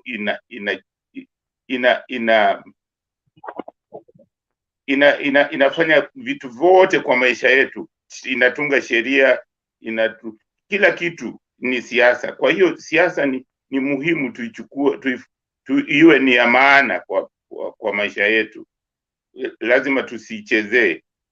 Kwa hiyo hatuwezi ni vibaya kupata mtu ambaye anachezea siasa kwa kusema mambo ya uongo kwa sababu anasema ni siasa tu. Hiyo sio ukweli. Na mimi naona kama wewe ulikuwa kwa KPU kweli, sisemi hukuwa, lakini kama ulikuwa kwa KPU ukiangalia Azimio ilikuwa inapinga mambo ya kujitenga, ilikuwa inataka tuwe pamoja, tuwe wana Kenya ambao wameungana pamoja. haikuwa inataka ubaguzi, kubaguana, kuanza kujibagua kikabila au kijinsia, unaona. So mimi nafikiria kama wewe ulikuwa kwa KPU, inatakiwa ni wewe mtu ambaye anaamini kwa umoja. Kama mimi naamini kwa umoja wa Wanakenya wote, yani tuwe na ili tuvute pamoja. Manake tumejibagua sana katika mambo ya ukabila, tumejibagua zaidi, ambapo wakati unakuja na jambo lingine kusema kuna hustler nation, inanitisha, kwa sababu hiyo vile vile ni kujibagua, kwamba kuna Wakenya wengine na kuna wengine ambao wanaitwa hustler. Sasa hiyo bado inanitisha. Napenda sisi tuwe Wakenya. Kenya ni moja, tuwe Wakenya. Mtu aje aseme ndio mimi nataka kuwa, lakini usije na kusema mimi ni nation fulani. Nation yetu ni Kenya, kwa sababu hizo misemo huwa mwishowe zinakuwa sumu, kwa sababu watu wote hawazielewi vile unaelewa. Wengine wanaichukulia kama vita. Wewe unasema hii ni jambo ambalo halifai kuwa la vita, na kuelewa vizuri kabisa, lakini wengine hawafikiri hivyo. Asante sana Ben. Asante Jakindube. Najua Ruth Okari ni Alex. So Alex, wewe nakujua wewe ndio huyo Ruth Okari, unapiga kelele huko. So ukienda huko kupiga kelele na kujua kabisa. Can I reply? Kwani unaona mimi ni mwanamke? Huyo ni bibi yangu. Kama bibi yangu ana watch. Ni jina la mwanamke, lakini wewe ndio uko na hiyo simu unaandika hapo. Acha kusumbua, acha kuongelea. Hako hapa. Acha zako. Si anasikiza. Kwani iko shida gani? Yes, Per Nyagaka. Yes. Mzee Jakindube, waje kuingilia Alex. Alex ako tu sawa bwana. Mwache kuingilia Alex. Kama Alex ametuletea mudhamini bwana. Tunawachiwa na nani? First lady. Alafu baba. Hakuna first lady anawacha hapo, ni yeye anapiga kelele. Ben Nyagaka, ongea. Okay, mimi nasema nilikuwa narudishia mzee Jakindube ya kwamba sikusema siasa ni ofyo, yani ni kitu ya kutekea. Siasa is how you divide the cake. Ndio inatupatia kila kitu ambacho tunaishi nayo ni siasa. Ile nilisema tu, siasa sio kitu ya kupigania, ni kitu ya vile mnasema hustler nation ni ofyo, vile mnasema yoyote, vile tunasema Azimio yenu haioni mahali inaenda. That's okay. Mimi sikusema ya kwamba siasa ni kitu kidogo, ni serious. Na hiyo nilisema mkishindwa mkubali, tukishindwa tukubali. Hiyo tu, sio yani ni mchezo nini hapana. Ben Nyagaka. Yes. On a positive note, there are people wanasema pale kwenye uko na wewe ni mtu ambaye ukikuja kwa mtandao unaongea vizuri sana, lakini kule kwa comment unawachapa kabisa. So wamefurahia sana maoni yako unapokuja hapa. So kuna watu uko na wafuasi huko kwenye comment section wanakupenda sana. Wananichapa kwa comment. Wanakupenda sana, wanasema kwamba ukikuja hapo unaongea vizuri sana kama mtu ambaye mwenye hekima, mtu ambaye ako na mawazo mazuri sana ya kusikizwa, lakini ukirudi kule chini wanashangaa kama ni wewe ama wewe unampa mtu mwingine anatumia simu yako. Kiswahili ati akirudi huko chini. Hapana. Hapana, wewe ni Marise basi. Vile nilikuwa nasema KPU ilikuwa party ya mzee Odinga Odinga. KPU stood for something. Stood for something that is intangible. Ambao mzee Kenyatta alikuwa anaweka chera for mistake. Ilikuwa ya mzee Kenyatta. Lakini vile mimi nasema Raila's motive is to get to power regardless of what. Atuambia anaenda hapa. Jana alikuwa analeta matachiri. When he won the first time mzee wangu, sorry for interjection. Okay, wacha malize Kasudi, wacha malize. Wacha malize. Kidogo tu. Kasudi, wacha malize. Mzee atasahau.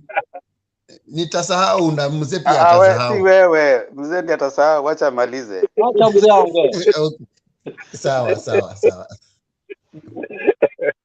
Na ile mimi nilikuwa namaliza upezi sana ni kwamba at least we knew where Mzee Oginga Odinga stood for us. But Raila is moving with everybody anytime. Yes, right now, he has wasted 4 years for PPI, a handshake, a cocodit. That's why some of us would never agree with him. But I have a right to do that. But you guys have a right to support him whichever way from Thika today. So we don't have no problem. In the politics that Kina Chikuku fought for, Kina Nyona fought for, this is what it is. We have to all talk whatever it is that we are talking about mpaka tukubaliane. Unaona hapo kuna wazuri wananisema hapana, lakini that is their right.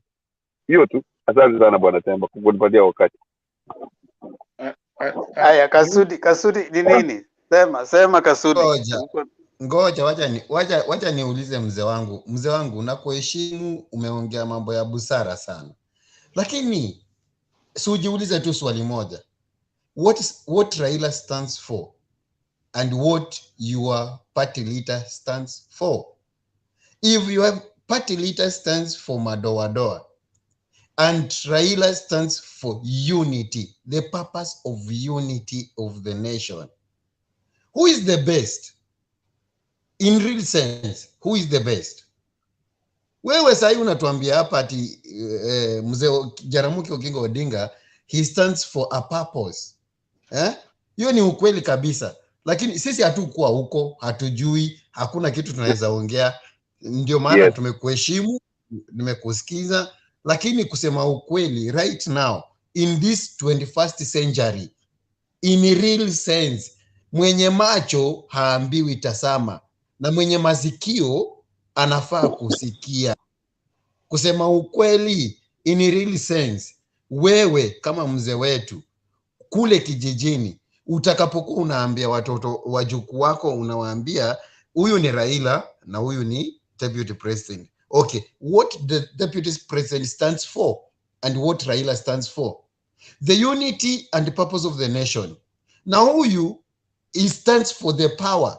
Ndio maana amekuja ame radicalize your mind to an extent where unaona tu ati huyu mzee sijui anafanya nini. No. Kama Raila angekuwa that selfish the way you are trying to portray, inamaanisha right now there are so many things hatungekuwa nazo. Hiyo ni ukweli 100%. Hiyo ni ukweli kabisa. Kuna mambo mingi sana. Hii freedom tunaenjoy hapa. Themba, thank you. Kwa sababu we are enjoying this freedom because somebody he was detained because of freedom of expression. Inaitwa freedom of expression or whatever. Right now, mzee wangu, na kuheshimu na uanga na kusikiza, lakini hapo nataka tu niambie what the deputy president stands for and what Raila stands for. Ukiniuliza what Raila stands for, I will tell you kutoka mwanzo mpaka mwisho what the deputy president stands for. Udaku party ama yellow fever party, niambie. Okay, vile umesema, it is the issue of age. Kwa sababu mimi niliona mzee akitengeneza multi-party. Yes. Kabla ujibu hiyo swali, ningependa tu nikuuliza swali moja. Okay. Na unijibu honestly. Ukiona kwamba sasa Ruto amekuwa president, alafu amechagua the following people as your cabinet secretaries. Number 1, amechagua Minister of Finance Anne Waiguru. Number 2, amechagua Security Minister Oscar Sudi. Number 3, Alex Mute.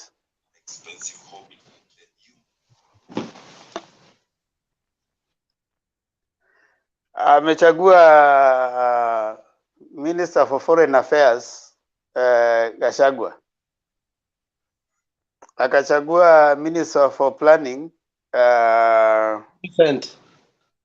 Millicent Omanga. Akachagua State House Controller Farouk Kibet. Akachagua Sports Minister Rashid Echesa. Akachagua Cabinet Secretary for Foreign Affairs. Hebu niambie, that kind of a cabinet, would you be comfortable with it? And do you think that's the Kenya that you want to progress Kenya? Ndindi Nyoro makamu wa rais. Ndindi Nyoro makamu ya rais. Attorney General Maraga.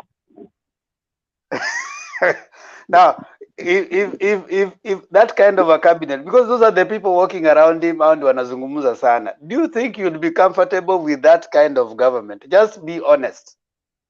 No, honestly, most of them no. But the only one you said right, Barack, you anamfanyia kazi lazima apate hiyo kazi. Hao wengine, Manga is running for something in Nairobi.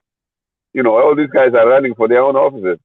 So no, obviously, he has said he's going to reward all of them, and Waititu also is in that. Waititu will be one of the. He has said that they should all come because he's going to nominate Sanko.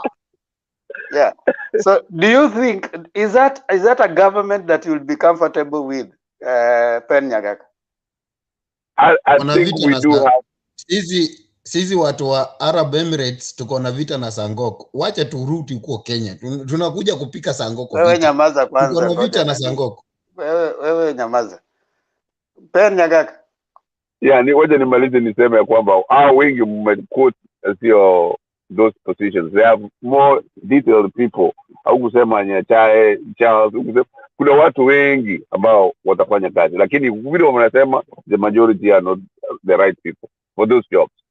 But ile mimi nilikuwa namalizia ni but now your problem is Pen Nyagaka. You know, let me be honest with you. Since you came here every time, you have been repeating the same narrative, just like your guy.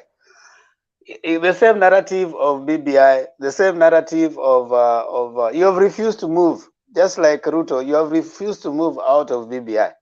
BBI iliangushwa na koti. It's no longer an issue right now. It's already behind us. You have refused to move out of it.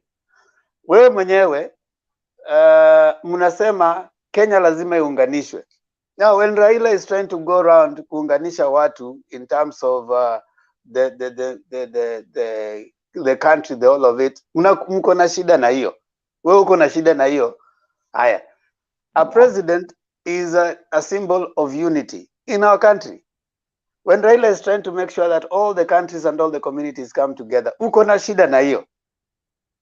When Ruto is going around saying that hii serikali ni ya mahaslas na inaunganisha watu, you don't have a problem with that. So what is it really that you guys want? Unajua kwa sababu ungesema kwamba okay, unakashifu sera za mtu useme, ama you just have a personal problem with Raila, which is okay. Kama umedeclare kwamba niko na personal problem na Raila, we cannot have any issue because the things you are raising are the same things William Ruto is doing. He's moving around the country like tomorrow. Actually, for him, he moves throughout the week. The same hustlers he wants to work, he's busy interrupting their businesses throughout the week. The other day, someone came here and told us, at least Raila goes for rallies Friday, Saturday, Sunday. Now, the same person has been going around, Ruto goes around trying to talk to people, to unite people. You don't condemn it. So what is your problem? Kama uko na shida na Raila, sema, so that we say, okay, Pen Nyagaka, uko na shida na Raila, hiyo tutoke tu hapo. Kwa sababu repeating BBI every time you come here, oh, alileta BBI, that was BBI nonsense. The same thing una repeat every other time. Over time, some narrative inaanza kukosa ladha. Okay, go ahead. No, why I brought the BBI nilisema kama Alex alisema kitu na it's valid. So muruhusu mzee wetu afanye factory setting. Alafu akuja atuambie. Najua akifanya factory setting atatuambia kitu mzuri. No, what I was saying is mimi hali nilisema mkishinda mtashinda na tukishinda tutashinda. But this is a marketplace of ideas. And the ideas that you have mentioned that I say is true. Na bibi nilisema tu kusema kwamba kama Raila angekwenda kwa hiyo mountain for the last 4 years, it would have been very far. Lakini walikuwa wanapiga kitu about is illegal. That's why I brought that up. But all in all, I don't have any personal problem with Raila. I've watched him since the 90s when his daddy was trying to make another party. And when the old man passed, Raila broke up that party and started NDP. And then he went back to Moi. So the changing positions now is with Ruth, Kenyatta for this and that is what some of us would not entertain. We grew up with Mzee, bila mimi niwaambia. The Mzee's ideas were straight up. Bila taka hii kitu for this and that and that. The best example is the provincial administration that Mzee wanted to deal with. And we accepted. So up to right now, today, December, would you tell me what those regional commissioners are doing? But vis-a-vis the governors, it's a waste of money. And But if we have but that is not Raila's problem. That is your constitution's problem. You don't blame Raila for a constitution. No. Raila is the opposition leader. He should be facing those No, things. Raila is not the opposition leader. That's where you get it wrong. Raila is not the opposition. There's no opposition in Kenya. The Exactly. official opposition right now in Kenya, actually the only party that went against Jubilee was Third Way Alliance. That is the party that went against Jubilee when the elections were done twice. The second time, NASA never attended. Uhuru ran against himself and Third Way Alliance. The official opposition should be Third Way Alliance. Raila is not the opposition leader in Kenya. Thank you for saying that. And again, He has 40% following. But we wrote the constitution thinking that there will be an opposition. Like you say, lightly, there is no opposition but in Kenya. But the constitution was wrote to assume. Even registering elections now, they can't even register because we don't know which is which. The people who lost the elections are in government. The people who won the government are outside. So, you're wrong. You're wrong again, Penyagaka. Penyagaka, you're wrong again. Every time you argue, I think Alex said something. You need to go back for a resetting. Every time you argue, you're wrong. There's nobody is in and out of government because Ruto has said in no uncertain terms every time that I am the deputy president of the Republic of Kenya. What other statement do you want to hear from him? And Raila has said, yes, Alex, wait. There's something Alex wanted to say before you talk. Mzee is making some comments ambazo I want to take on him. And that's why I say the science of geriatrics sometimes can be real. So Mzee, you say kuwa Raila akachukua pati yake, akavunja, akaingia KANU. Okay, Ruto akachukua URP, akavunja, akaingia Jubilee. You are not seeing that. So, I mean, you're just being blind of some things. If it's party hopping, there is nobody who has not done that. And the reason it's being done that, as Themba said, is our constitution, which is not strong enough to stop party hopping. And that's why finally, Raila, huyu mwenye unasema that he doesn't have principle, he crafted a bill and they went to parliament and said, you know what, this must stop to strengthen our parties. And the reason why they had to stop it is because our party, the people who supposed to do the party, to make sure that people don't switch from one place to another, they are nominated by the president, and therefore they are at the mercy of the president. So which means, as Themba said, our constitution was the problem. And that's why BBI had to come in, because the legislature, who was supposed to promulgate and make sure the new constitution has come into power, including that provincial administration you are saying, refused to do it. So when BBI was coming as an alternative so that we can go back to the constitution in a soft way without fighting each other in parliament. So you are shooting yourself in the feet, because the constitution you are talking about, Raila is still fighting for it. Demba, nataka Through kusema BBI. hivi. Nataka kuongezea hapo hivi kabla hujajibu Ben Nyang'aka. Nataka kusema hivi Bwana Themba. Mtu ambaye anabishana anatoa sababu kama za mzee Nyagaka, mzee mwenzangu, hawa ni watu ambao wako na problem na Raila, lakini ukiwauliza watakwambia pana, lakini wako na problem na Raila. Manake hata ukimwelezea BBI, hata ukimwelezea uzuri wa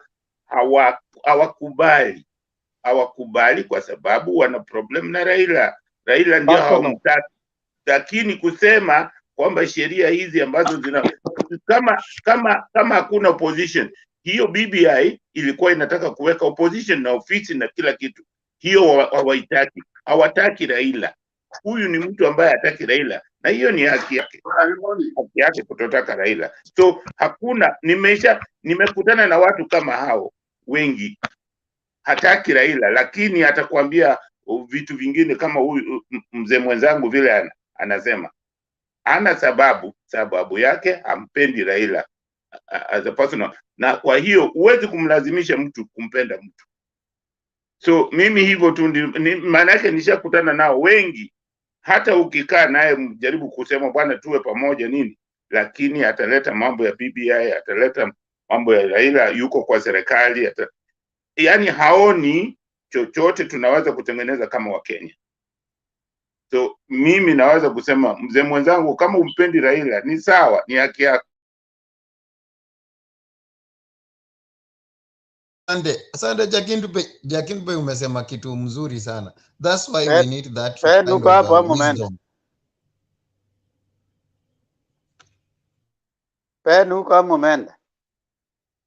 Huyu Pena hataki Raila kabisa, hataki Raila anything. Yani hata ukimuuliza okay, Ruto amefanya nini? Ruto hajatetea hii constitution, hakuna hata siku moja. Ruto amevuka saizi, anapigia debe chama ya UDA na yuko Jubilee, anasema yeye ni deputy president kwa Jubilee, na yeye ni deputy party leader wa Jubilee na ni deputy president kwa chama ya Jubilee, chama cha Jubilee, lakini yeye mwenyewe sasa saa hizi anapigia debe UDA.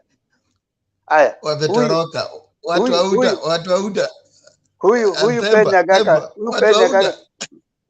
Penya Gaka kwa sasa anasema ati Raila kitambo angeanza kupiga siasa zake miaka 4 iliyopita. Miaka 4 iliyopita constitution haikuwa inalao, president alikuwa anasema kwamba tuache siasa tufanye kazi. Hawa walianza miaka 8 imepita. Sasa angeanza kupiga miaka 4 iliyopita, angesema kwamba Raila alifanya uhuru hakufanya kazi. Ingekuwa sasa ni Raila alifanya uhuru hakufanya kazi. Yaani ni kumtafutia tu visingizio za kusema kitu. Sasa Penya Gaka amekosa material kila wakati, na nataka ujue kesho tena akija hapa, Alex yuko tuko hapa na wewe. Kesho mpe Penya Gaka nafasi, usikie atasema nini. Ni hizo mambo tatu. Raila BBI. Yeah. Apendi Raila, atasema BBI nonsense. Sijui Raila did the wrong thing to do this handshake thing. Yani vitu ni tatu tu, kwisha, story zao zimekwisha kabisa, hakuna jambo lingine. Ndio Ziana sema. Mtu ambaye anapenda maendeleo ni lazima apende mageuzi.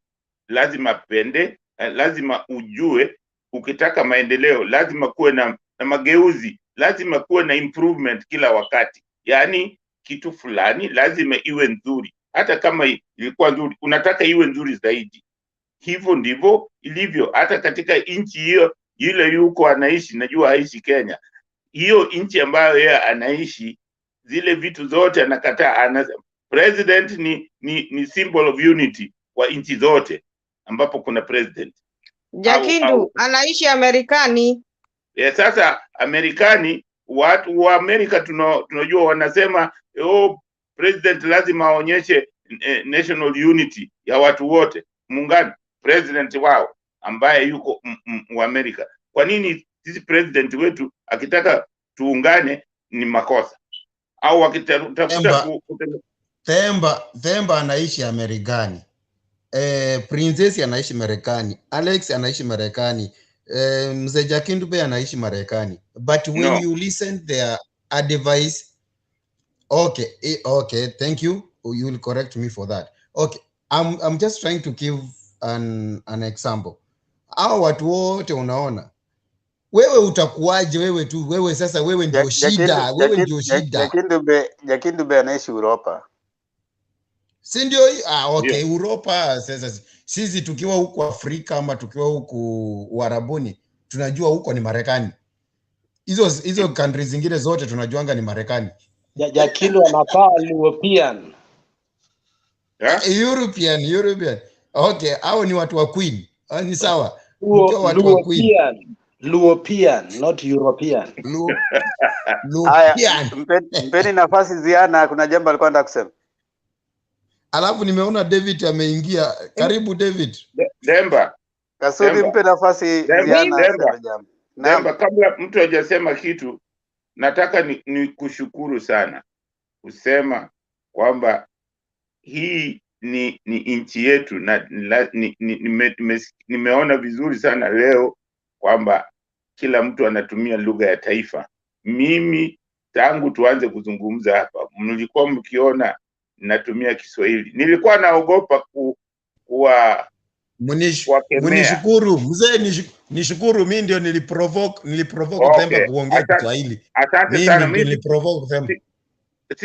Sikuweko wakati niliingia wakati Themba alikuwa anaeleza, na nilisikia raha sana rohoni. Kasuti, mbona wasema uongo? Uliza Themba mwenyewe ndiye atasema nani aliyesema. Uliza Themba mwenyewe ndiye azungumze. Yoyote yule alisema to speak Kiswahili. Yoyote yule alisema, mimi nimefurahia sana. Mimi hulalamika sana. Nilikuwa nalalamika siku zote, nasema kwa nini tunatumia lugha za watu wengine? Maanake sisi tu wa Afrika ndio tunatumia lugha za watu duniani kuelimika. Sisi tu, watu wengi wanatumia lugha zao kuelimika. Unaona, wakiwa mashuleni wanatumia lugha zao, lakini sisi tu wa Afrika ndio hatutumii lugha ambayo inahusiana na lugha zetu, kwa sababu Kiswahili ina maneno mengi sana za Kibantu, na Bantu ni wengi, na hiyo inafaa, ndio maana inafaa iwe lugha yetu ya taifa. Hiyo ni lugha ambayo iko na mizizi kwenye mila zetu na lugha zetu. Kwa hiyo mimi nashukuru sana, na nimefurahi sana. Ndio maana mimi husema kwamba ukweli siku zote, kama unasema ukweli siku zote, mtu akisema uongo, ndio maana nawaambia uongo siku zote yani inaisha. Uongo inaisha, kwa sababu huwezi kufikiria kwamba jana ulisema uongo, mwishowe utarudi kusema ukweli. Manake mmeona kwamba hata kwa Raila mwenyewe watu wamesema uongo, mwishowe uongo iliwaishia, imeisha. Ndio maana tunasemaga, hata Biblia inasema sema ukweli na uwe msafi. Unaona, so ni vizuri tuseme ukweli. Ndio maana nasisitiza siasa isiwe kitu ya kusema uongo, manake siasa ni maisha yetu sisi wote, watu walio duniani. Siasa tusichukulie kama mchezo. Kenya tusichukulie siasa kama mchezo, tukubalie mtu kusema uongo, kuja kutudanganya. Hiyo ndio maana mimi saa zingine nafikiriaga kwamba kuna watu wengine labda mimi sina akili timamu, kwa sababu sielewi vile Ruto anaweza kusimama na kusema uongo na bado watu wakamfuata. Mimi sielewi, nashindwa sana na hiyo kitu, inanisumbua sana kwamba labda mimi sielewi vizuri mambo yalivyo. Manake sielewi wa Kenya. Ruto anaweza kusimama aseme kutajenga nini, tutafanya nini, anasema hafanyi yale mambo ambayo ameambiwa afanye, alafu bado watu tunamuunga mkono. Nashangaa sana. Asanteni. Jamani, sasa naomba nisije nikakatwa na mtu mwingine tafadhali. Ni jambo moja tu nilikuwa nataka kuzungumza. Mimi namshukuru sana Pen Nyagaka kwa kutuambia historia.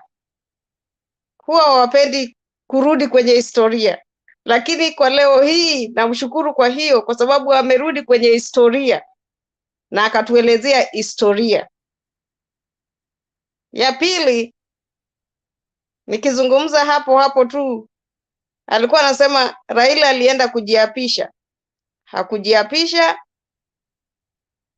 aliapishwa kuwa rais wa raia, lakini sasa hivi anaenda kuwa rais wa raia na Kenya nzima.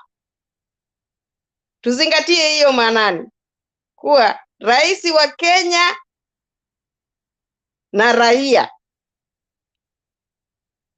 Ni hayo tu nilikuwa nataka kumwambia Pen Nyagaka. Nimeshukuru sana kwa kurudi kwa historia. Sikudhani kwamba nitampata akisema historia. Nimeshukuru sana. Asante Ziana kwa Kasudi. Ngoja kidogo, Kasudi, kuna jamaa amesema jambo pale. Kasudi nimeona amekugonga, lakini pia amesema jambo sawa tu. Amesema huyu Katroza ananibambanga aise. Anakuita Katroza sasa.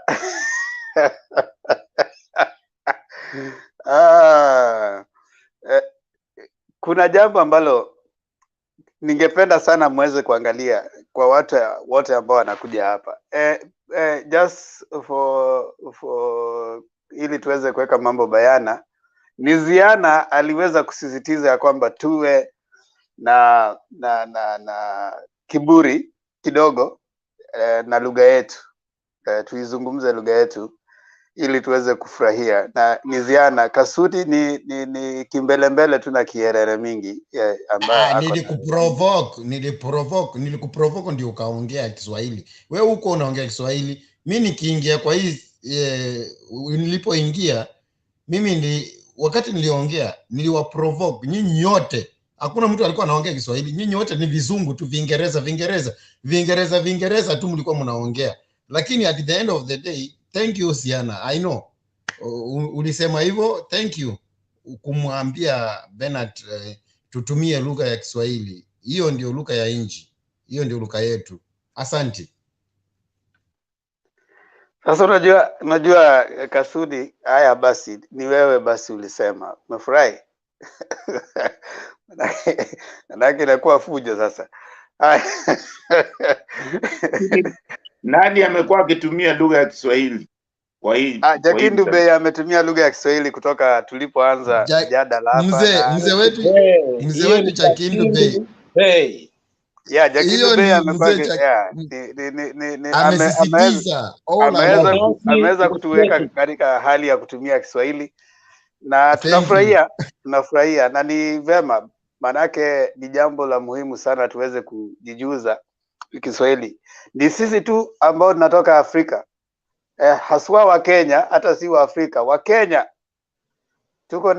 tuko na tabia ambayo si nzuri sana.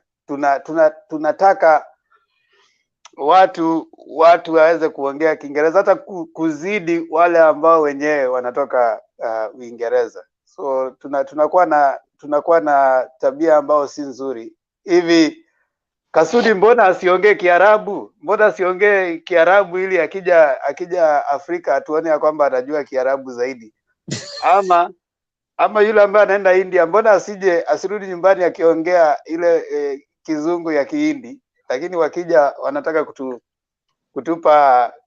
kutupa heko kwa vile ambavyo tumeweza kuongea Kiingereza kuzidi wengine. Lakini hata hivyo mjadala wa leo, dakika moja Themba, ndio turudi kwenye mjadala. Ndio Ziana nasema. Kile kitu ambacho hakikunifurahisha sana kwa leo, nilimuona Ann akizungumza pale kwenye mkutano. Kuweza kuzungumza Kiswahili. Alikuwa ametoka Pennsylvania. Alikuwa akazungumza Kiswahili kidogo, anazungumza Kimombo, watu walikuwa wamuelewi. Hiyo ndio kitu ambacho kilinikera mno. Ndio sababu nikasema heri tuzungumze Kiswahili hata tukiwa kwenye nchi za nje. Ni hayo tu. Asante sana. Manake hata sisi wenyewe katika nyumba zetu, hata wale ambao wako sehemu za nje, unapata ya kwamba wale ambao wako huku kutoka nchi nyingine kama za Asia, kama Korea, Uchina, katika nyumba zao watoto wao wanazungumza Kikorea ama Kichina. Lakini ukienda kwa nyumba ya mtu kama Alex ambaye yeye Mkisii, bibi yake Mkisii, katika nyumba yake hazungumuzi Kiswahili, hazungumuzi Kikisii. Eti sasa ni watu ambao wamekuwa civilized. Civilization haiji kwa kuchukua na kuiga lugha na mitindo wengine. Ni wewe mwenyewe kuweza kujielezea na lugha yako. Unaelewa? Sasa wacha nitoke kwa hilo. Manake naona Alex ameanza kujitetea katika kwa fujo sana. Naona Nancy anataka kuzungumza jamani. Mpeni nafasi kidogo. Hapana, Akona Kiswahili hata ni kongole tu kwa Princess. Princess umefanya kazi nzuri sana sana. Au watu kweli na Kiqueen walikuwa wanatuua. Ngoja nikurekebishe kidogo. Mwanamke hapewi, ngoja kidogo Kasudi. Kasudi kuna jambo Nancy amesema hapo. Kuna jambo Nancy amesema. Hapewi kongole. Mwanamke anapewa hongera. Kasudi mwanamke hapewi kongole, anapewa hongera. Okay. Kasudi ngoja kidogo. Kuna jambo Nancy amesema hapo ambalo ni la muhimu sana. Nancy, rudia hapo ambalo umesema hapo. Si mimi nataka tu kushukuru Princess. Amefanya kazi mzuri sababu kweli wanaume walikuwa wametu Kiqueen yenyani hata uza zingine inakupita, lakini mnajaribu, si mbaya. Tunashukuru. Kweli kabisa ya kwamba kuna wakati mwingine hapa walikuwa wanatulemea kabisa na Kiingereza hata tukielewi. Lakini sasa tumeshukuru sana. Sasa Pen, mimi ningependa kuambia hivi. Manake ningependa sisi wote. Pen yuko hapa. Unajua nini Temba? Temba. Yes, sema. Unaona sisi wanawake kama mimi Princess na huyo mwingine Shuko. Si mchezo kuonana kwa kukaa na hao wanaume.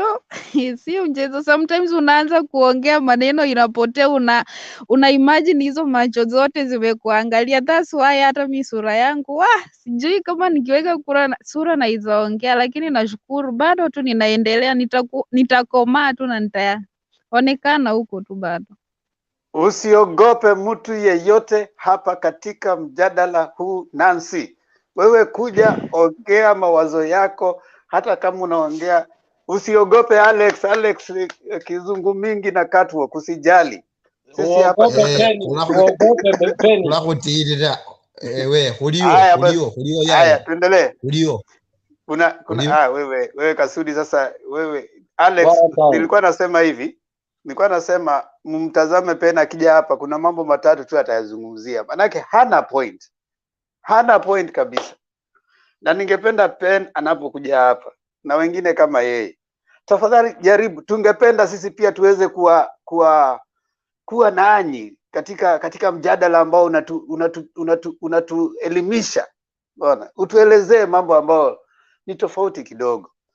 Lakini usije tu na ile sehemu moja tu ya kuzungumza. Napenda sana wakati mwingine Ndeto akija hapa, Bazu akija hapa, kidogo wanajaribu, lakini hata hao pia wanafika mahali wanakwama, lakini wanajaribu.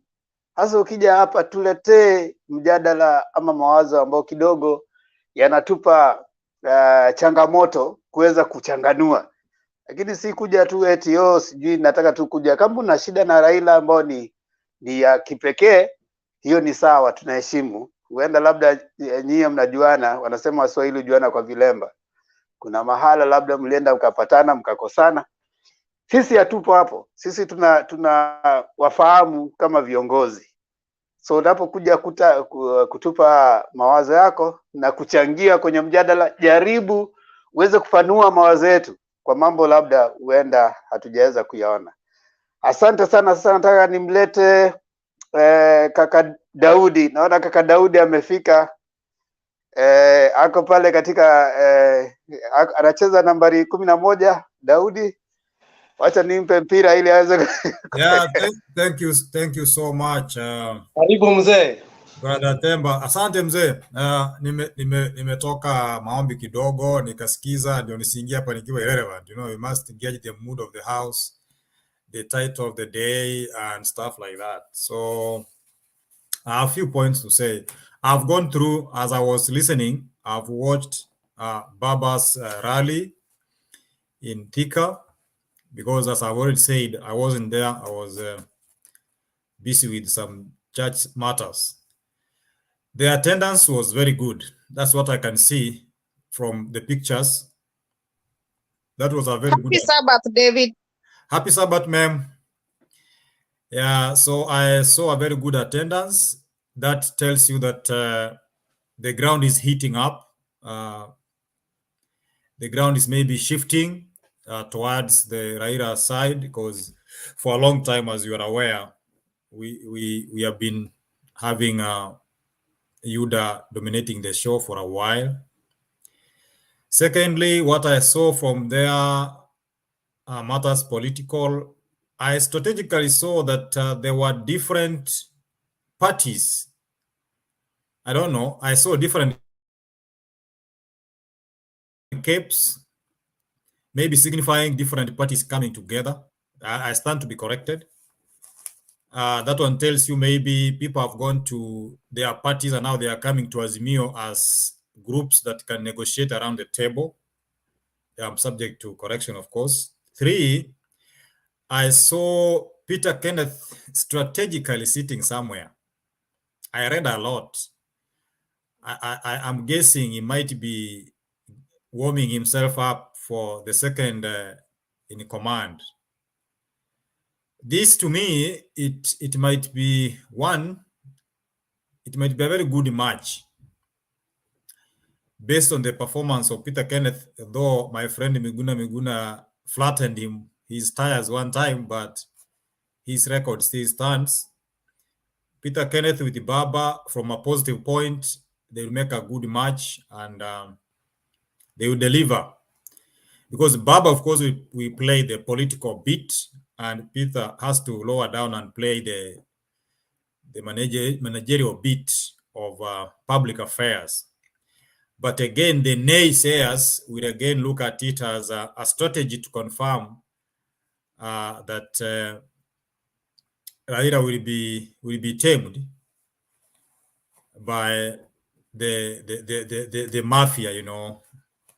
Now that the second in command will be prepared to take up after 5 years. But that is not a problem, because the end can justify the means anyway. Fourthly, which is almost the last one, the rationale here is that Raila being accepted in Central is sending signals that it's a lost glory regained, because over a long time, if you go through the comment side, I've seen people say there that Raila has been demonized in the Central Kenya for a while, and that turn up and the ultimate acceptance that he be the president will bring a national healing, lost justice, and some form of poised political competition, because people kind of relaxed and said, no, you know, this guy deserves a chance, as we have always said in this forum. So it will go a long way to healing wounds that have been perpetuated and guarded for a long time. Lastly, let me comment about the speech because I'm seeing several topics there. The speech, in my opinion, was above 80% good. Baba looked poised and relaxed.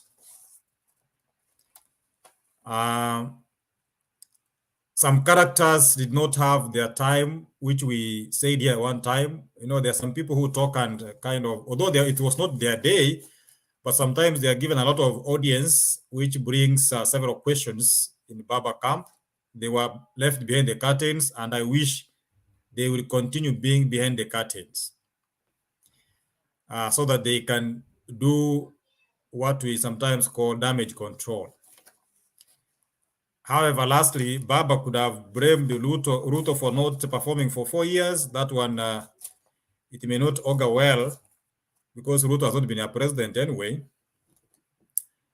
He was sending information both to Ruto and his boss, because the boss is still there though, because the promise, honestly, could not be made by Ruto himself without Uhuruto. I hope that one will not be picked to mean that he's disowning the Uhuru factor, but to me, I'll take the 20% from there.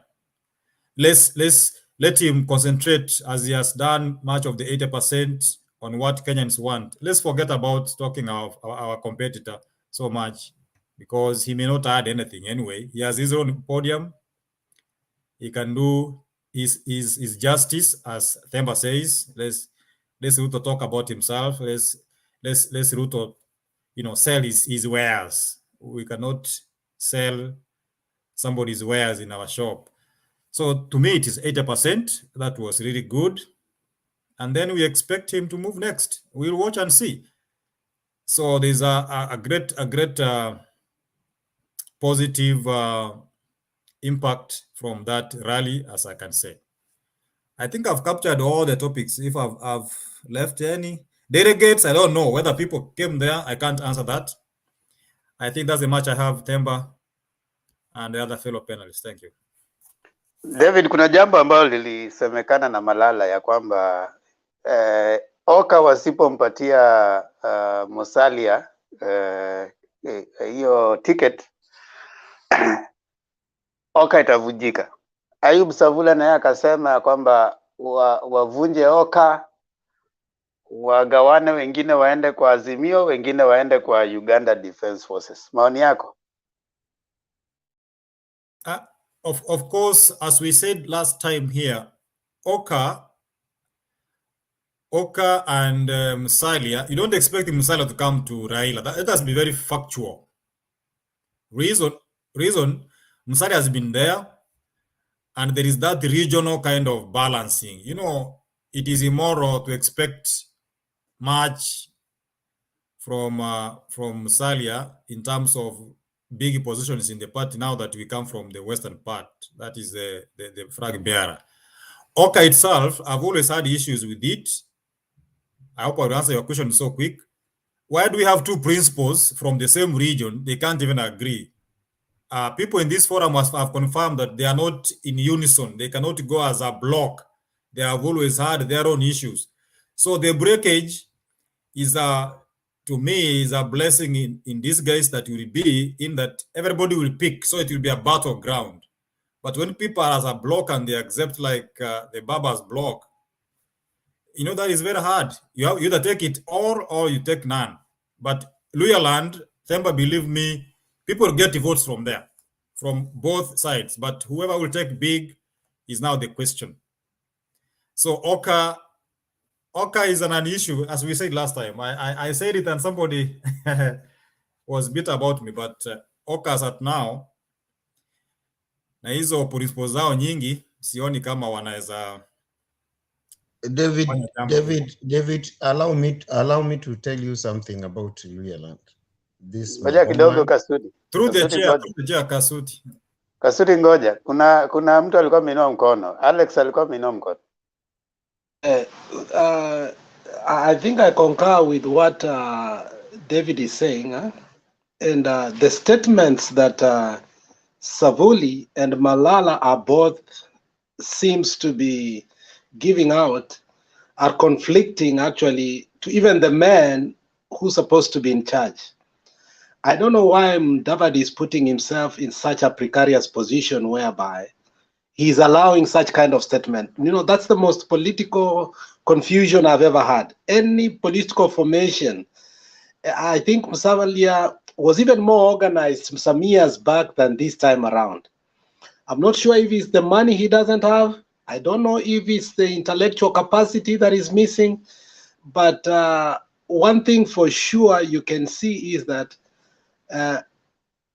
Musalia is going to end up whereby Njenga Karume was left in 2002. Njenga Karume decided he's going to support Uhuru by all means. And the rest decided they were going to support Kibaki. But, and you understand, now the matrix is when Kibaki had to form his government, he had to bring back Njenga Karume for his support for many, many years. I believe in one way or the other, the road between Raila and Mudavadi is going to meet again, but not this time around, after elections. But Mudavadi cannot survive in the cold for that long. You know that in politics.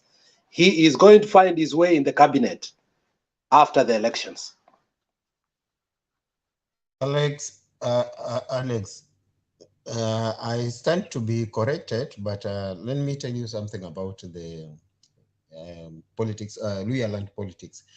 Right now, as we are talking, Mudavadi is no longer our Luhya spokesperson.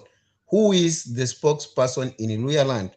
We installed the new spokesperson in Luhya land, who is Honorable or His Excellency the Governor to Oparanya. Kakamega, Wycliffe Oparanya. So, my friend, in Luhya land, as you know, we have Bukusu, Zoto, whatever, all those diverse communities. But once declaration has been made, it is enough. So forget about ANC. Forget about it. Why? Do you know? Have you asked yourself why? Now 4 MPs sitting MPs have already moved from ANC. Now they are in ODM, which means they have moved from Oka. They are in Kiswahili Azimio. Have you asked Kasudi yourself? Kiswahili. Okay, basi naomba nikuulize hivi baba, unajiuliza mbona, unaweza kujiuliza swali, mbona ma MPs ama wabunge wale wa mijini hao 4 kutoka kwa chama cha ANC washafuka sakafu na wakaingia kule upande mwingine wa tunaita Azimio, Azimio la Umoja. Unajiuliza hiyo swali, inamaanisha ya kwamba utawala utawala inapohamishwa, wale ambao wanatawaliwa pia wanahama. So utawala ilihamishwa kutoka kwa Mudavadi na ikawekwa kwa Oparanya.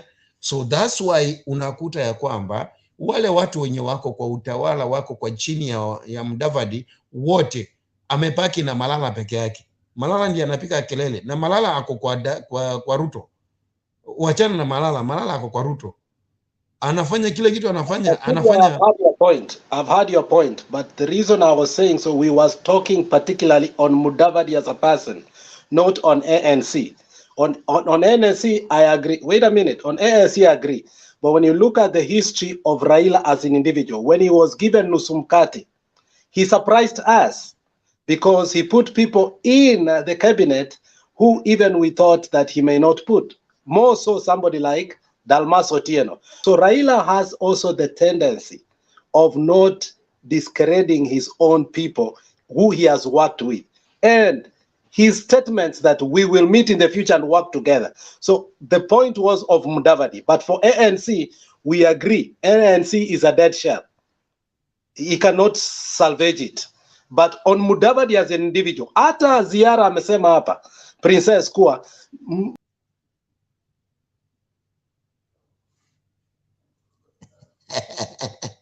as an individual, what will he be after this?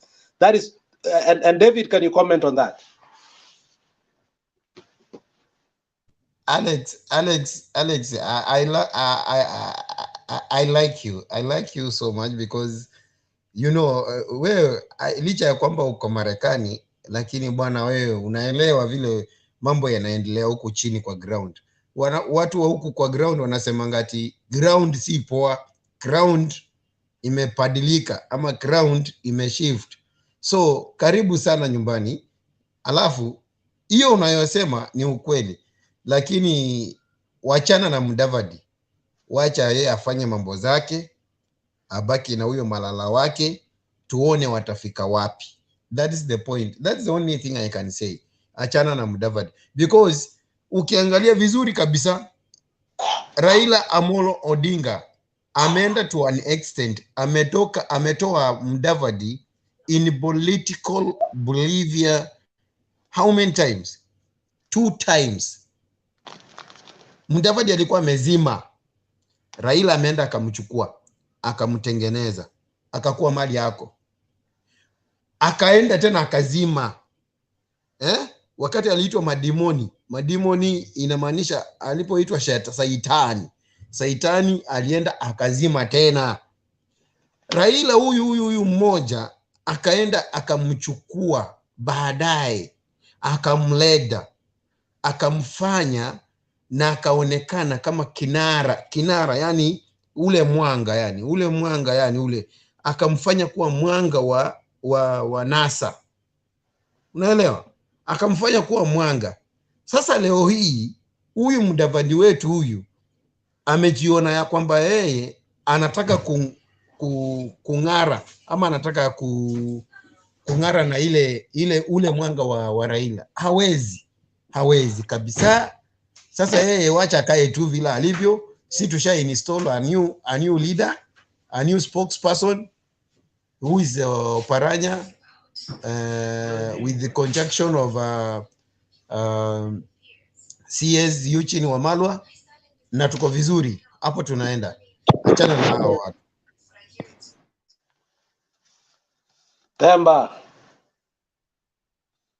Temba.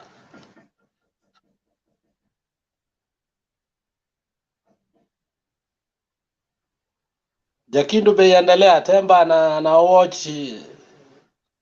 Iko nini Alex? Mbona uko na fujo hivi? Ulikuwa umezubaa. Tunataka, naona kila mtu ameshazungumza, sasa tunaanza round ya pili sasa. Alex, leo ni siku ya Alex, leo ni siku ya Sabato, wacha makelele mingi tafadhali. Hapana, niko na Roho Mtakatifu nyingi. Hata kama haya sawa. Kuna Roho Mtakatifu ama Roho Mtakakitu? Namuona pale.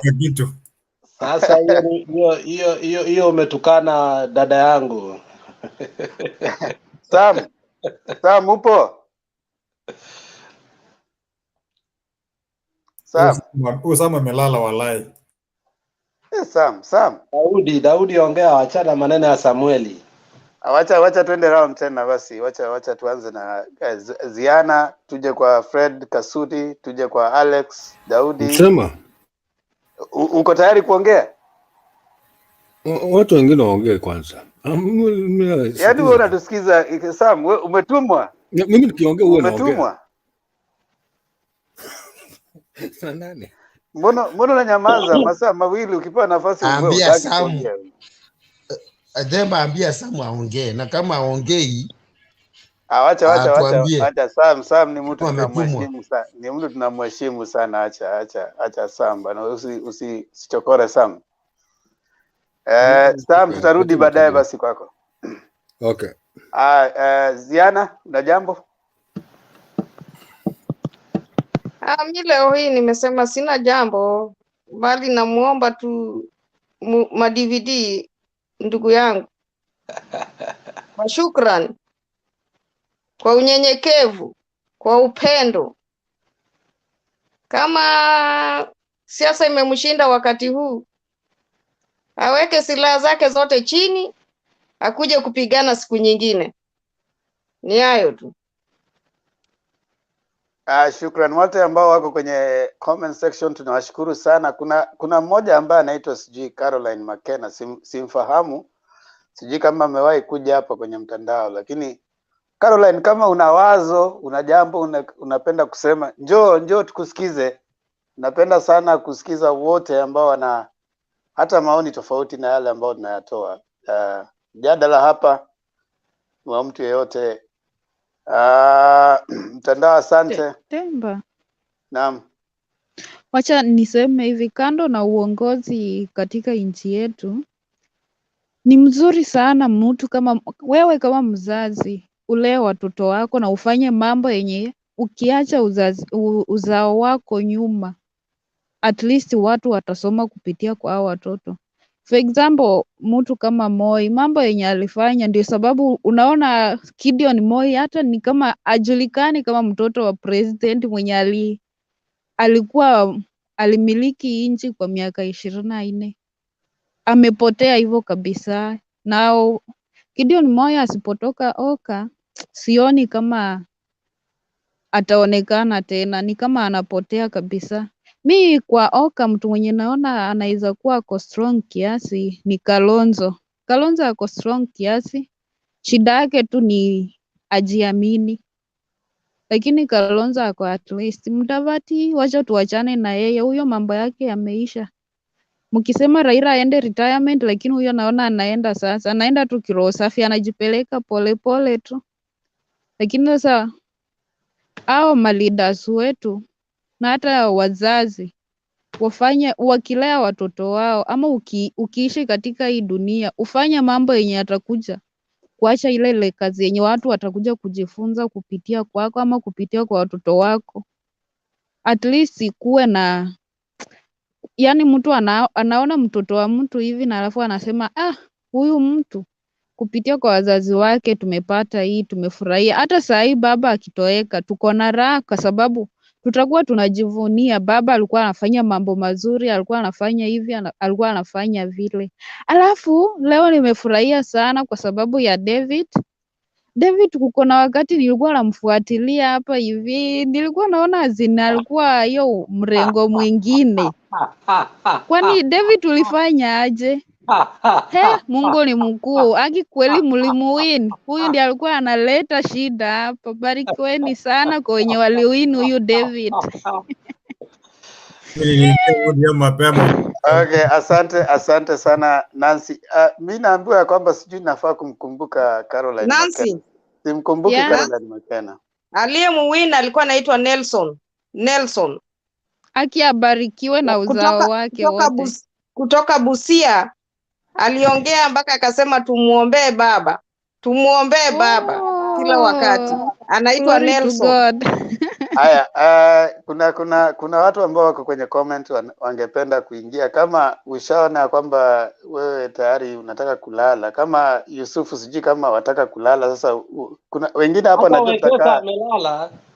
najua tutakaa hadi hata Wekesa pale, sijui ni Wekesa, sijui kama wataka kumpisha. Kuna naona Patriot yuko kwenye comment huko anataka kuja. Patriot atingie. Kama ni Patriot msikubali. Caroline Makena ni nani bwana? Mnasema nafaa kumkumbuka. Wewe najua dawa yako. Najua dawa ya Alex. Patriot. Nani huyo ametoka Patriot aingie bana? Temba unajua nimepata dakika moja nijitetee. Haya, jitetee David. Jitetee David. Ma'am, there's a common saying which says that it's only a stubborn fly that can be buried with a corpse. I don't know whether you have ever heard that.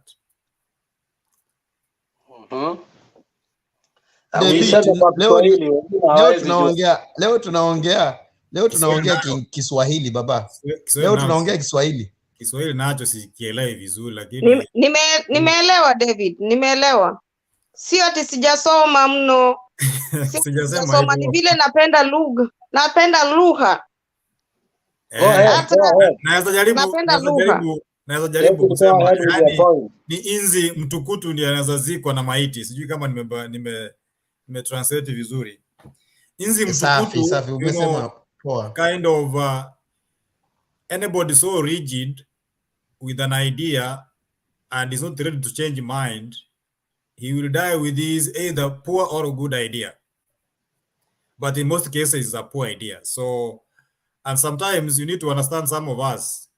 We can be controversial and don't even mean it, so that we elicit what you exactly want to say. I mean, I don't want to say it here. I've said it before, several times. I've been in ODM for long, but sometimes you also need to point out what is bedeviling us and have a clear-cut, things how they are done. So I'm back, and Nelson is credited for that. Nelson is credited because, Nelson Mandela, I think, he read from my script. Sometimes we go into defensive so much that even when we want to rectify our own boat, unapata umesahau maji imewachukua. So Nelson was liberal and said, we have to go out, look for votes, but at the same time, we must have our house put in order. And even in my speech, then if you can allow me 1 minute, I mentioned the speech being 80%. Reason being, some characters were left behind. If David, I'm going to speak and spoil for you, leave me behind. It can't break the horse back. Let somebody else speak. Let's come, like, for example, relatives. I come from a political family. I'm married to a politician, and sometimes we don't speak. Reason, you try to speak, they tell you, wewe unaongea sababu hiyo ni babako, ama ni is your uncle. So even when I have a very good point, I have to pass it through someone else. Why? I'm bearing the tag of a relative. That's one. Two, huyu ni mtu wenu. That tag is there. Let other people like Alex speak. When Alex speaks and all these people listen to him and is from a different land, that point of Alex tend to sink much more than Nolo could speak here. I don't know whether I'm poking anyone's nose here, but it gets more meaning. But if you try to speak and your name also betrays you, anasema chana huyo ni sababu ni mtu wao. So those are some of the things I was pointing out, but Tempo were really killing me. But this is the screen, you can't beat me. I'm from far. So that is it. But I'm in ODM. I'm not anywhere. I'm coming August to vote because I have an interest. We are running for governor too. We have to vote that man in, and it's from Baba's side. We have a lot of interest in politics, so I will come. I'm not a lost vote. I have a vote, and we are coming to vote. Thank you. David. Asante sana. Patriot, David. jamani, ingia Patriot, ingia kwenye Patriot hapana. David. Organize with Alex, you go together. Patriot, ingia, tumeshare nini hapo. Naona Alex lazima atakuwa huko. Huyo ni kigogo wa siasa, achana na yeye. Patriot, ingia ukuja hapa utueleze mnang'ang'ania nini na huyu jamaa anaitwa Alex. Nimetuma nini hapo. Ingia hapa ili tuweze kusort hii maneno mara moja once and for all. Kama kuna jambo ambalo naweza kusema kabla Patriot kusema. Sema jambo Jakindu, lakini kidogo nasikia Patriot tunamfahamu Caroline McKenna, pia utakapokuwa unaongea uweze kusema Caroline McKenna ndio nani, kama ni yule alikuwa Israel, kama aliweza kuja nyumbani Christmas. Nasikia wewe ndio anafahamu nini yako. Simfahamu, simkumbuki mimi. So Jakindu besema kabla Patriot aweze kuongea. Asante sana. Mimi nataka tu kuomba kwamba watu wote tu kama we uko nje ya Kenya, uone kama unaweza kupiga kura popote ulipo, au urudi nyumbani upige kura, kwa sababu hii kura ni muhimu sana. Naomba sana na vile vile ningelipenda kusema kwamba hii kwenye mtandao huu tujue kwamba kuna watu wengine ambao wako na chuki na bwana Raila. Kwa hiyo watu mimi ningelipenda kwamba tujue namna ya kuzungumza nao. Jakindu Bey, wacha kusema watu wengine. Sema Pen Nyagaka yuko hapa. Sema Pen Nyagaka ambaye ni mmoja wa wale ambao wako na chuki na mzee Raila. Aendelee hivyo, hatuna shida naye. Kama priest. mimi sina shida naye, lakini vile vile akumbuke kwa sababu yeye a support yule mtu ana support, na sisi hatuache tu support yule mtu tuna support. Lakini mimi tu kitu moja nawaomba, tafadhali usijaribu kusema uongo. Uongo ndio mimi sipendi. Sema ukweli kwamba huyu mtu simpendi, hajanifanyia makosa lakini simpendi. Lakini kusema mambo amefanya ambayo ya uongo, hiyo sio haki kwa sisi wote. Na vile vile tunahitaji umoja wa sisi wote wana Kenya kujenga nchi yetu. Asanteni sana. Asante sana Jakindu Bey.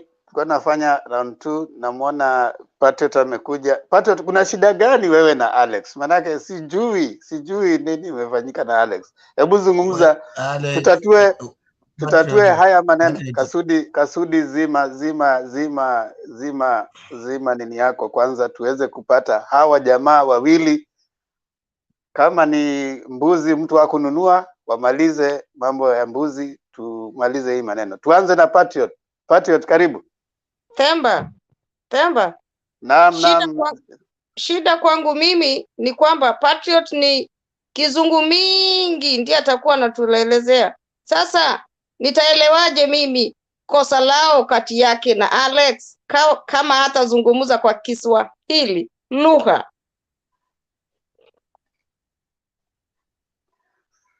Haya, kazi kwako Patriot, karibu. Bago minile wasi. Kasudi nyamaza. Patriot, karibu.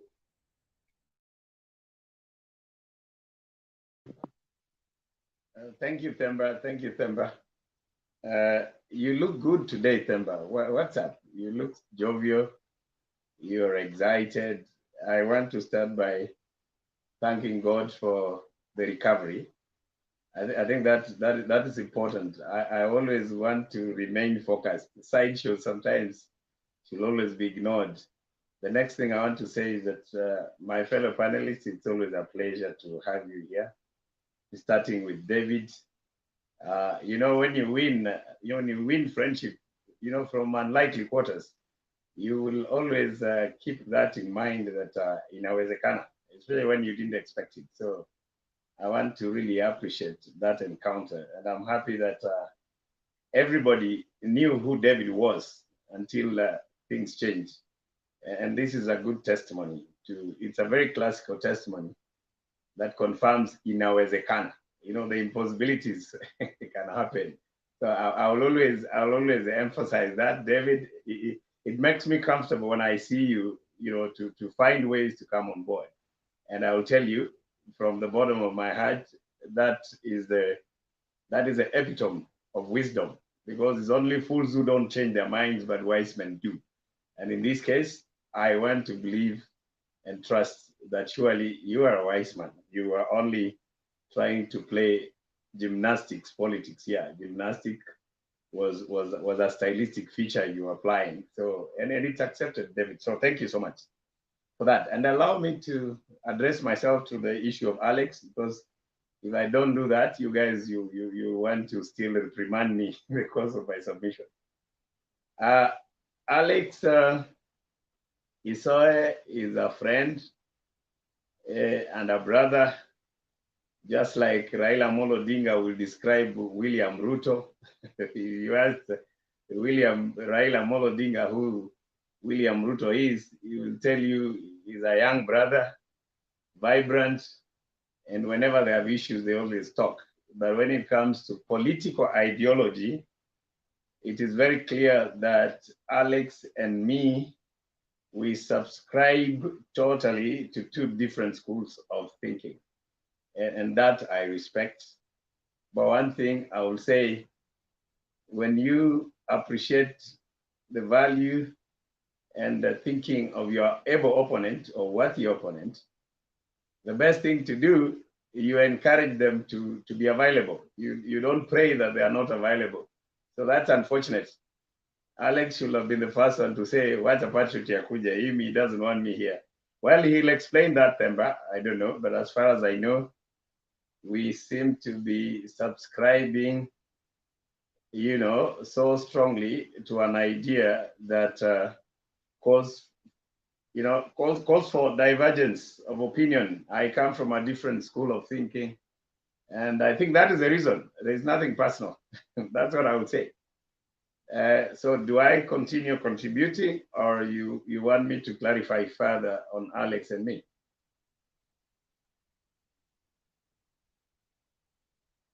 Yes, Temba.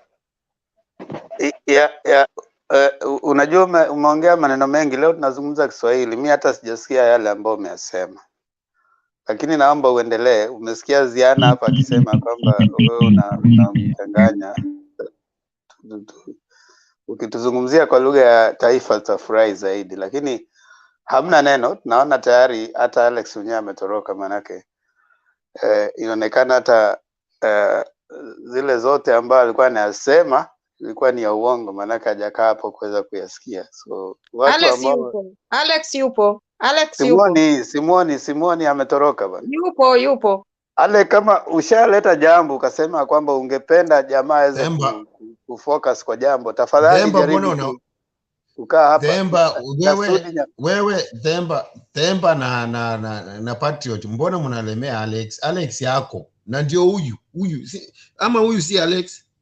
Wewe zungumza bwana, tujue kama huko. No, ndio nimemuona, lakini ngoja kidogo. Fred Kasudi, brother Benson, asante sana kaka, tumeshukuru sana. Leo kuna watu ambao wamekataa kutoka kwenye studio. Nimejaribu nione wakitoka watoki. Sasa leo hujapata nafasi, lakini hakuna neno. Tukutane baadaye mchana leo tukiweza kuzungumza kwa mjadala mwingine. Alex alikuwa ametoroka hapa wakati Patriot akizungumza. Sasa tukasema wacha basi Patriot amalize, alafu kisha azungumzie mjadala wa leo.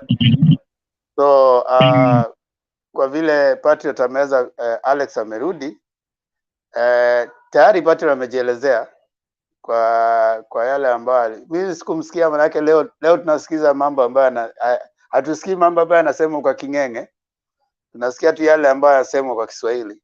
King'eng'e ni Kiingereza kwa Alex ambaye labda kidogo anauma uzi kwa lugha ya taifa. So tafadhali Patriot, naomba uweze kuzungumza ili tuweze kuelewa. Leo kidogo hatuelewi sana King'eng'e. Ukizungumza lugha ambayo ya taifa taelewa zaidi. Asante. Themba, thank you so much. You know Themba, wewe tumesema tuongee Kiswahili bwana, tunaongea Kiswahili baba. Fred, usifanye tukosane na wewe. Wacheni Patriot, zungumza. Tutajaribu kung'ang'ana kuelewa. Zungumza. Oh my goodness. This is interesting. It's okay. So thank you, Princess, kwa kunitetea. I want to say this because you want us to joke. Let me also make a joke. I hope nobody gets offended. You know, when you make jokes, then allow others to eat into the joke. You know, some of us failed. Wengine wetu Kiswahili tulipata D-.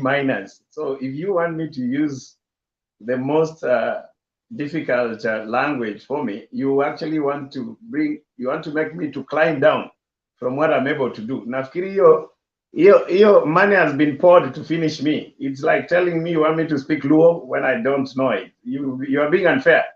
Can I speak in my best language so that tuelewane? Wale hawaelewi watapata interpretation kutoka kwa Themba. Themba, umejaribu Kiswahili, lakini hiyo Kiswahili chako ni cha kale bwana.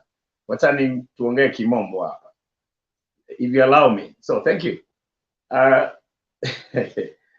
You guys, you're great, and it's always a pleasure to have you. Azimio la Umoja was,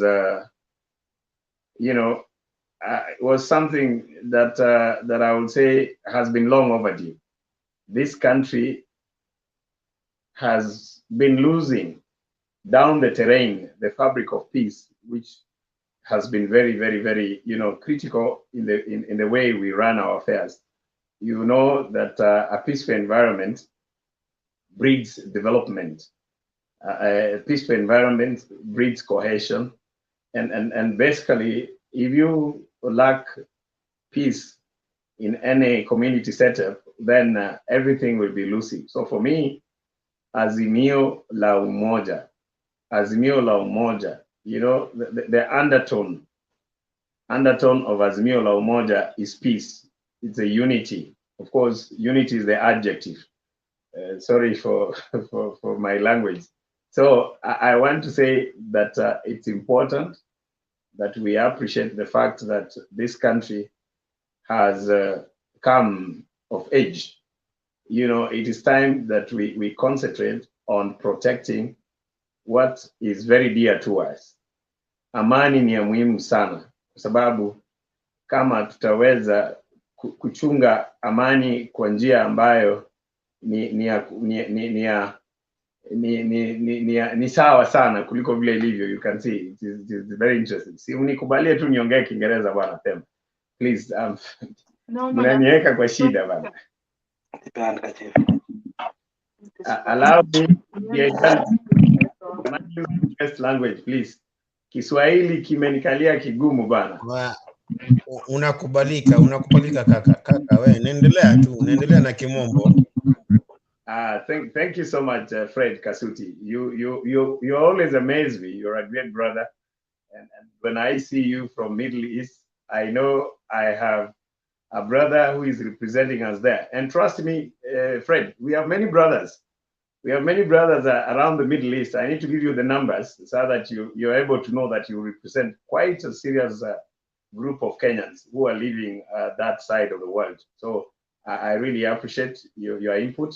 And this is what we want to make sure we encourage. When you're out of your country, you don't go out there and start living like you don't know where you came from. So personally, a person who is living in the country where some of you are treating as another world, I want to really say we really appreciate those of you who value where you came from, and majority, yes, you do. That is something that we cannot take. We can't take that for granted, for sure, and we really appreciate. When we have time to speak to you, there's a lot we learn. There's a lot we learn in this engagement. I would want to take this opportunity to actually tell you guys, you make us great. We are happy that even when you have climbed the ladder out there, you still remember some of us.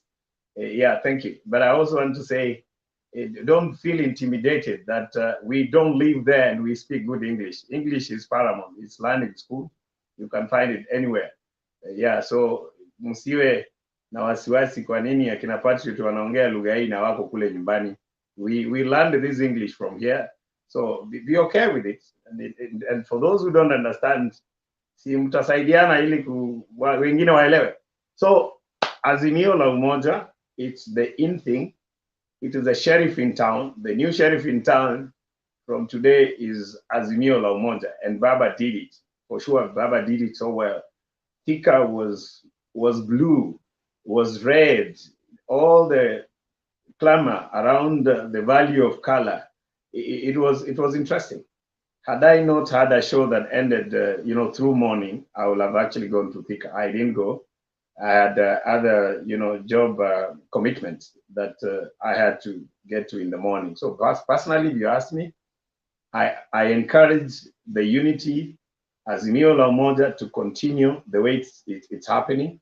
And you guys, you are a serious climax of Azimio la Umoja in as far as the unity of our discussion is concerned. Encourage one another to learn from each other. We will be able to help each other. It might not be material, but prayers. I'm happy that maombi ilifanya David akaona the light at the end of the tunnel. This is the clear indication that where you don't have money, prayers will work.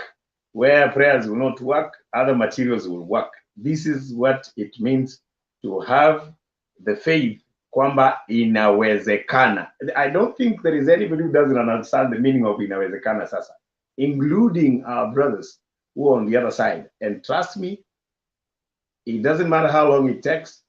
August 9th is not far. They will accept that inawezekana was the swag, and that's the way to go. So thank you so much. I wouldn't want to bore you with much, but I enjoyed the show.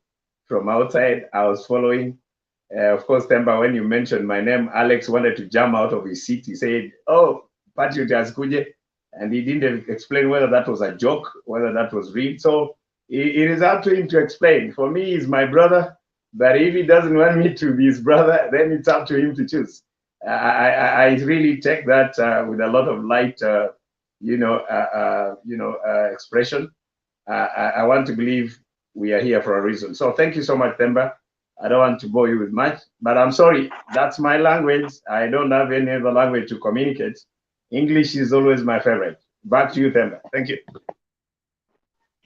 Asante sana Patriot kwa maoni yako. Alex, na hakika kwamba hakuna jambo ambalo unataka kusema hapo, manake tayari ashamaliza kila jambo. Lakini nitakupa nafasi tu ili uweze kujibu kwa kifupi.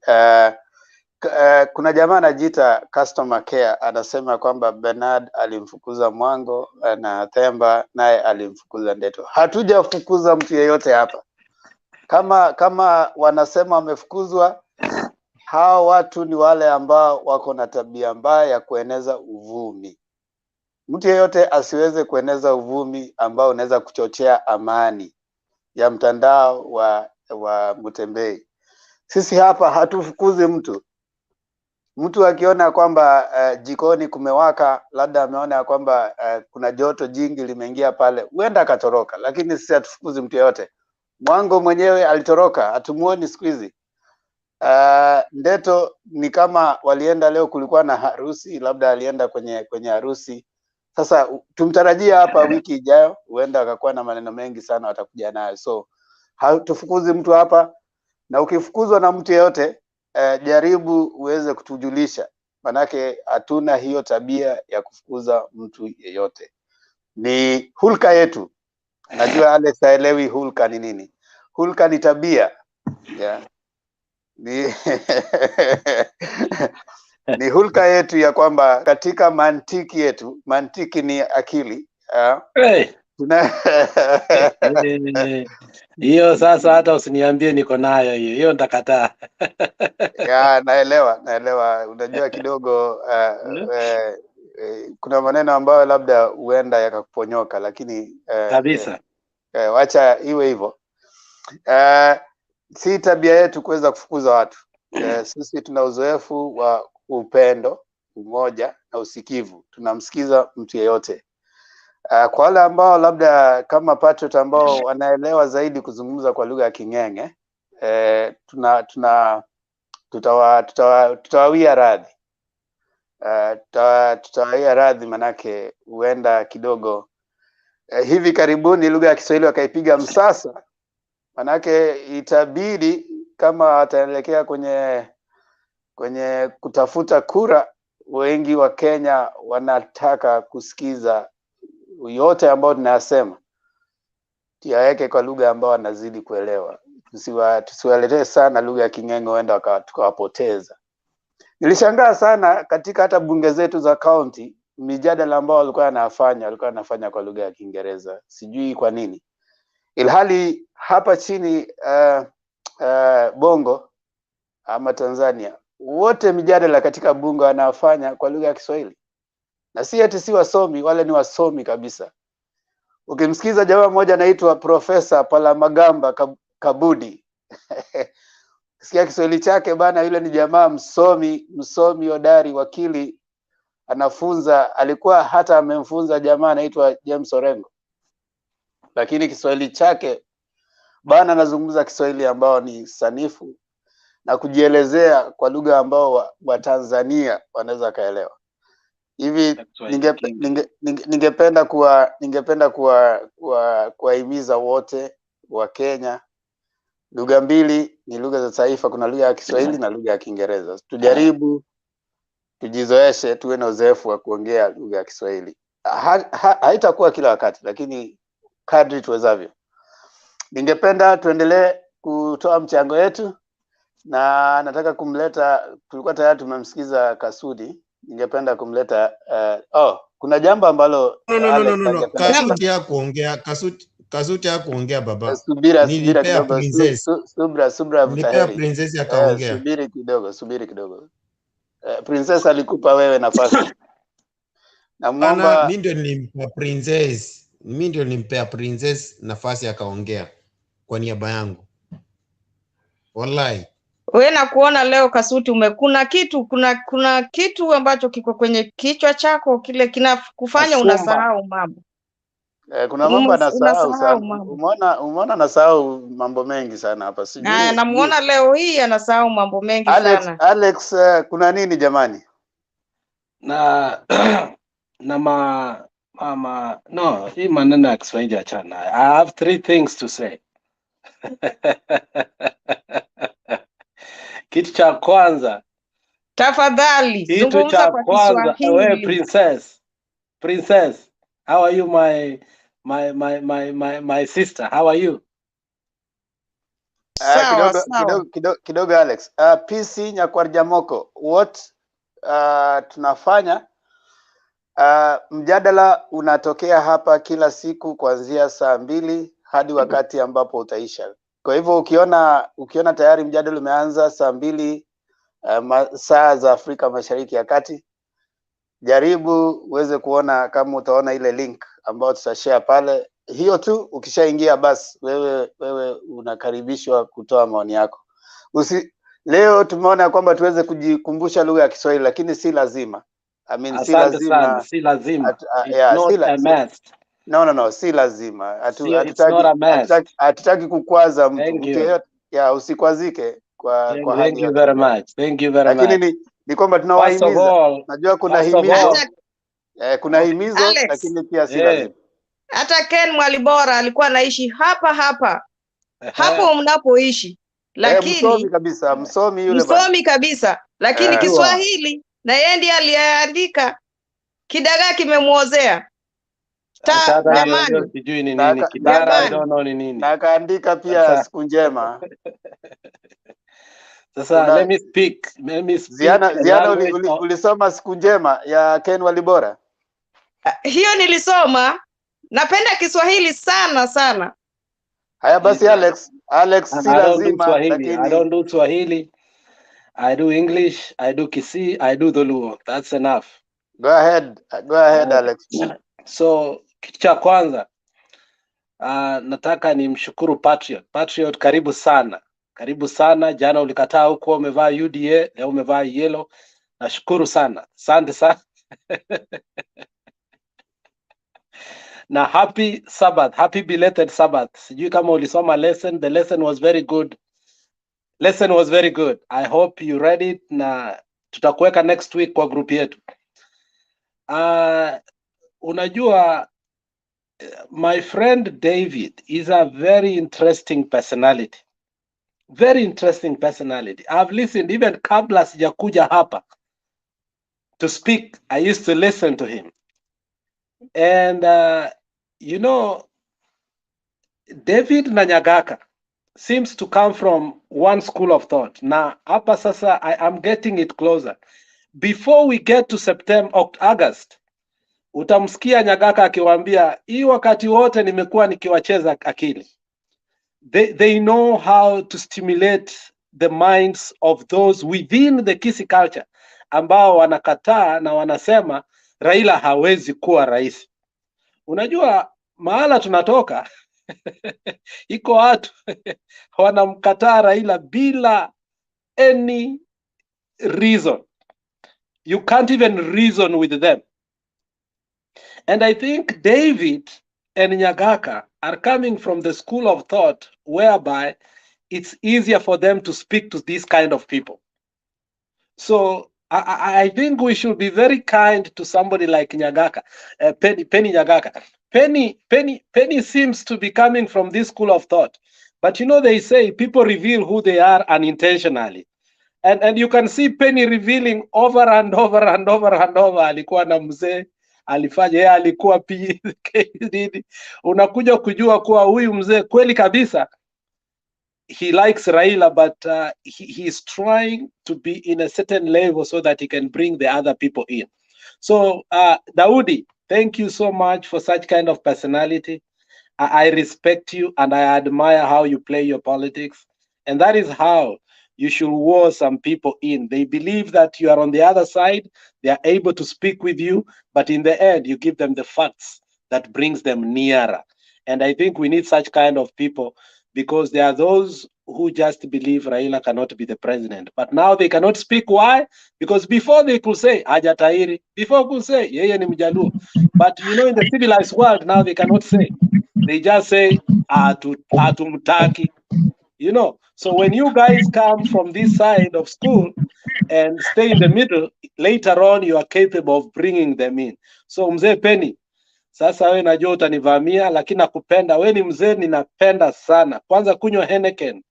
Nipe cash app yako kwanza kabla hujaongea.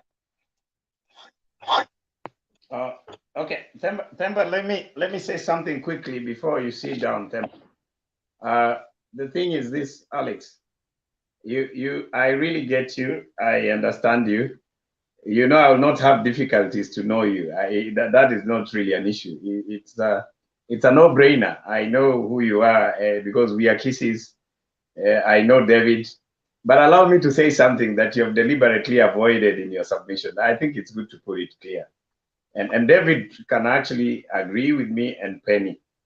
It is true that there are values that one always finds them so dear to his character as a person as you grow. That is Kisi for you. You know, we value. There are values that are so dear to us. Like one, the initiation ceremony that you know is important in Kisi. The one who went ahead of you, you always have a lot of respect for him. It doesn't matter that the knife was much sharper on you than him, but the fact that he went for it earlier than you, you have that respect. That is Kisi for you. However, allow me to say that there is also an important undertone in our culture that I want you to actually bring it out. You didn't say it, but let me do it just in the same breath. We are not taught to be insulted. However, we are pushed. We are never taught to be insulted. When you add that to the matrix of religion and denomination, which is predominantly, you know, the Adventists in Kisi, we are people who are so much in control of what we say and how we relate with people, even when we are on the right side of the argument. So I want to say this now, because David is with me and Penny. There's something David was doing and Penny is doing, which I am not happy about. I will not think the best thing to do is to encourage people to go that direction for them to pass a point. One, flatly, David was a man who thrived in vulgar. He never used to pick the right words. That is number one. And I will take, because he's my brother. Number two, David, wait a minute. Themba, protect me. Number two, Themba. Number two. Yeah, hapo ningependa ku protect David. Aendelea. Sawa, Themba, protect. Number two, Themba, David is so brilliant that the way he will present his argument, it will really hurt, you know, and the way he will put it. And let me put it this way, Alex. I wish, and I want you to say whether that is correct. Alex will tell you, you are wewe ni mtu unakuja na makelele hapa. Let me just put it that way. And he does that with a hardened face, you know, like kuja kuleta makelele hapa. And then the other thing that David will do, he will not allow one person to complete a statement. David will just come from nowhere and say, wacha hiyo, wacha hiyo bwana, hiyo ni kujichocha pana. That was David. I would find it difficult to know how to respond. If so, you were to ask me, Alex, there is a better way of arguing your point without being in discipline when it comes to dialogue. So to me, that was indiscipline, and that was not okay. So when he changed, for sure, I thank God that he changed sooner than I thought. Lastly, Penny Nyagaka has been very, very insultive. In fact, I didn't know he was a mzee. Let me be honest. When I have been waiting to see who is this Penny. Who is this Penny? And the people will agree with me. The best thing is not kupalilia dhambi. And here Penny, yeye ako Misri. The sooner he left that place, the better. So that we start enjoying the fruits of happiness the way I'm having fun with David. David regrets where he comes from. Don't tell him that what he was doing was good. And Penny is very insulting, by the way. Penny has been abusing us, telling us very bad words. I went to the extent of almost behaving like him on the other side. So when we speak the way we speak, Alex, I think don't remind people dhambi zao zilikuwa mbaya. So that's my point. I stand to be corrected, but I respect David. I respect your position now. I think this is the way we do it. We still differ, but we differ with... Patriot. Biblia inaniambia ya kwamba licha ya kwamba dhambi yako inaweza kuwa nyekundu kama bendera, licha ya kwamba dhambi yako inaweza kuwa nyekundu kama bendera, Biblia inasema damu ya Yesu Kristo inaweza kuisafisha na ikakuwa nyeupe kama theluji. So kama mzee amekukosea sana, safi, lakini David ni mweupe kama theluji. Sikiza Fred. David ni mweupe kama Let David speak for himself. David, Sorry? speak for yourself. Patriot. But you're speaking. Able to mute sisi wote. Able to mute. Asanteni sana. Najua tumemnini sana David. Yaliyopita si ndwele, tugange yajayo. Tayari kwa sasa Daudi ashakuja, yuko hapa na ni jamaa ambaye ni mungwana. Hata kwa wale ambao kwa hakika wale ambao wanazungumza kwa sasa ni watu ambao ni watu wangwana sana. Hivi ningependa tugange yajayo. David yupo, katika kipindi hicho alikuwa anatoa maoni yake. Sasa anatoa maoni yake. Yaani yeye ni mtu ambaye ana haya kutoa maoni kulingana na vile ambavyo anayajua kwa wakati huo. Kwa hivyo kwa wakati ule alitoa maoni kulingana na wakati huo. Sasa yuko hapa, si bora tuweze kurejelea mambo ambayo yalishapita. Yalipita, tusiagange sana. Tugange yajayo, tusikae huko sana. David yuko hapa, ndio pia ataweza kujielezea kama kutakuwa na sababu ya kufanya hivyo, lakini mimi sioni sababu. Tuko na dakika 10 tuweze kutupwa nje Yaliyopita si ndwele. Ya tugange yajayo. Tuko na dakika 10 tuweze kutupwa kutoka Facebook, lakini manake naona bado mmesheheni hapa, huenda tukaendelea tu hata kama Wacha Daudi aongee. Ndio nitampa. Mbona una mapepe hivi? Tuliza. Sasa hiyo mapepe sijui nini. Sasa ndugu yangu, sasa I'll run away from here now. Haja kutusi. No. Alex, don't run away, because he's just trying to say mbona uko na yani, why are you so excited? Mapepe, yani uko na mchipuko. Sasa sielewi. I'm not understanding 3/4 on what you say. Mapepe. Mapepe ni kuwa na mwasho ambao hauna ambao hawezi kuelezeka. Mwasho, anxiety. Nashukuru wajifunza Kiswahili hapa. Alex, kidogo utaelewa. Sawa. Nashukuru. Haya basi, namwomba Daudi aweze kuongea, manake ametajwa kwa hali ambayo sioni kama ni nzuri sana, lakini ataweza kujielezea mwenyewe. Thank you, Chair, for protecting me. Otherwise, I was being assassinated. Before I speak, let me say that one, voter registration is ongoing, starting on 17th to February 6th. That's very important for those who are looking for seats. Let people go out and register massively, because that's where we get our numbers from. Two, Alex and my brother Patriot have tactfully shifted their problem to my shoulders. When Alex was asked to say whether he has an issue with Patriot, he didn't answer. Instead, he brought David in. And to some extent, Patriot followed. But now that they mentioned me, allow me to say that if you go to the register of political parties, you'll find my name in ODM. I never moved. I never moved, despite the fact that for the last few months we have in Mutembe, we have kept this debate controversial as you can imagine. So sorry if I insulted anybody.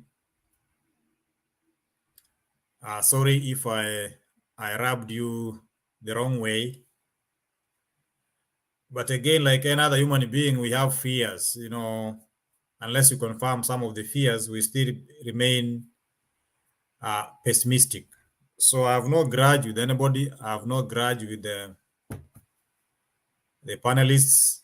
I know we have had heated exchanges before over some issues, but that is forgone. How can I say it? That's an old story. I don't want to revisit it.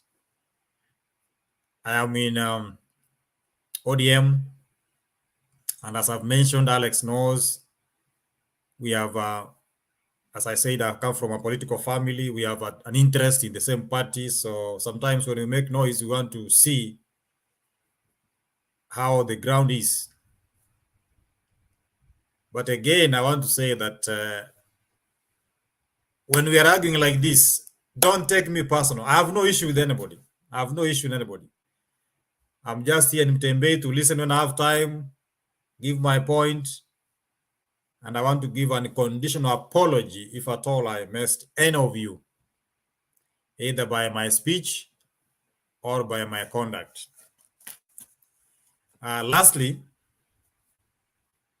if all of us come here and speak one thing, this debate will die. We need some mischievous boy in the house to make people look around their shoulders. And I remember to have played that role for a long time. Even now, you can see the show is full, yet people are supposed to sleep because they know Patriot maybe and David are there to make noise.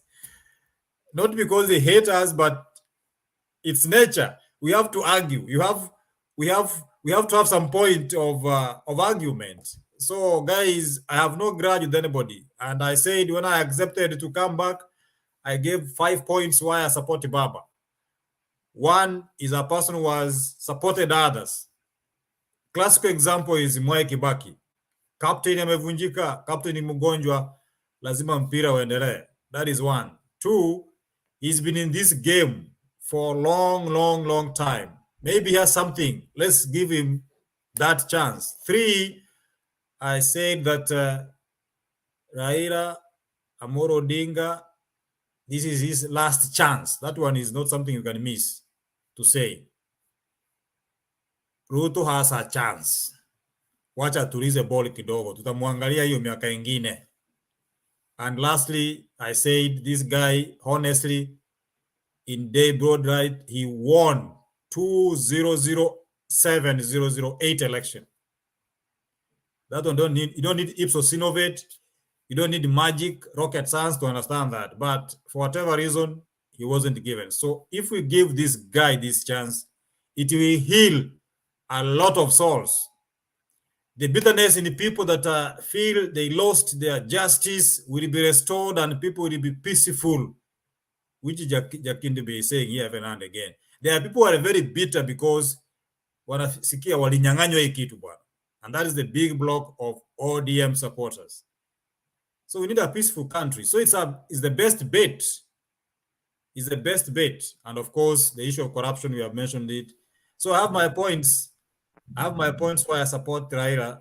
I didn't just come like that and set camp in your house. I also have my strong points, which I'm holding to, which you can challenge and also have something to say about it. So that's the much I can say. So Patrick, Patriot, pole bana.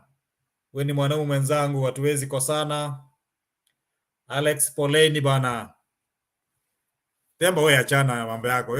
Kuna pole na kuambia.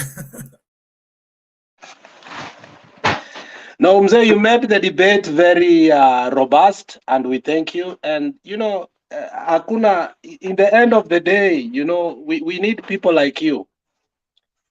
Because I don't think anybody in his right mind, especially Mzee Pen Nyagaka, if truly anaenda kuuliza kura, atatoka America, aende Kenya, aanze kusema Ruto tosha. I don't think so.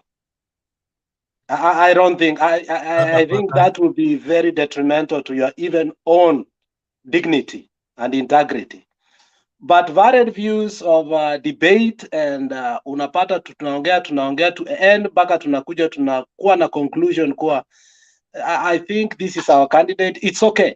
But then when it gets to the point where we are going to vote, and that's why even Fox News last time when Obama was debating with McCain, you remember O'Reilly grilled Obama so bad his last interview with Obama, but when they ended up the debate, the interview, O'Reilly stood up, gave Obama the hand, and told him, "Thank you, Mr. President," even before he became the president.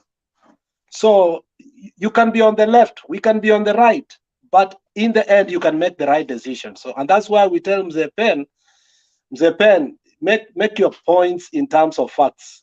Don't use words like communist. Raila is a communist. You know, Raila is hopping in parties. No, Mzee, make cogent, persuasive points. Na ninajua, and personally, I know you, so I know you will make the right decision and tell your people. And you have a lot of influence, and that's why I fear most.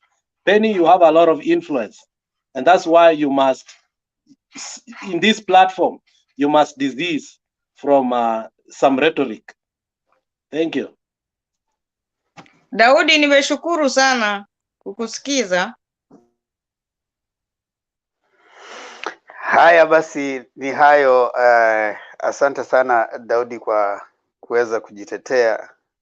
Kweli mimi sikuona maana ya wewe kusema pole, manake ulikuwa wakati ule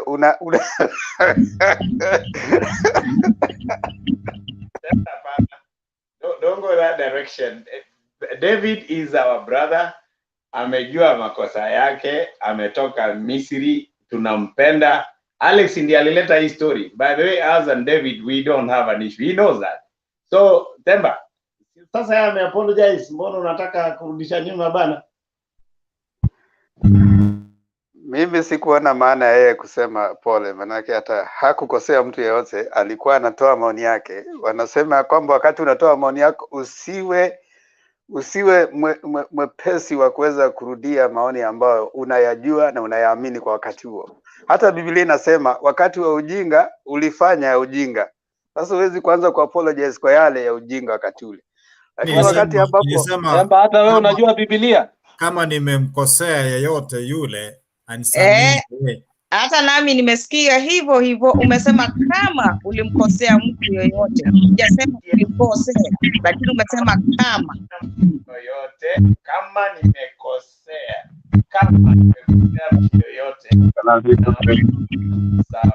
And David, by the way, you are a leader. You have my vote directly or indirectly, wherever you are. Just because of that statement.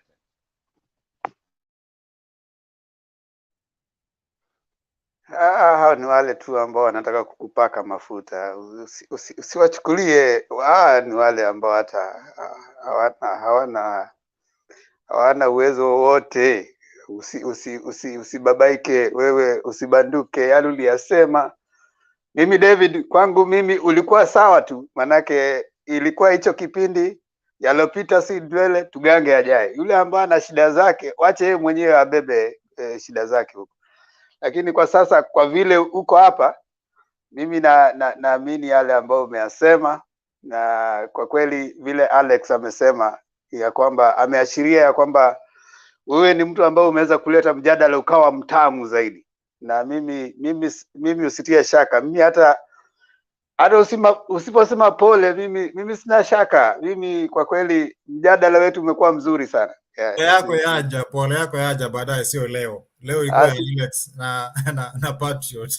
Hawa wala hata usiwaambie pole bwana, hawa ana neno. Kwanza Alex usimwambie pole kabisa, yeye mwenyewe kwanza usemi wake sijui kama wahitaji pole yeye mwenyewe.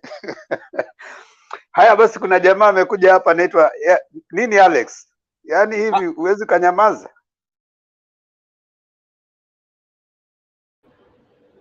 Alex, una jambo? Sina shida, I was muting to listen to the next guy. Aya, asante. Domi sema bwana.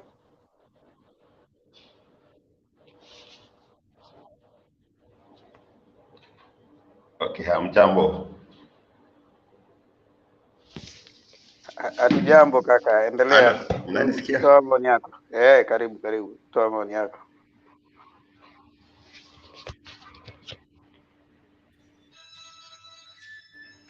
Ya, nimefurahi sana kuwa katika naona kaa Kiswahili inanisumbua kidogo. Lakini zungumza kwa kimombo. Najua Kiswahili sio mdomo yako. Zungumza kwa kimombo.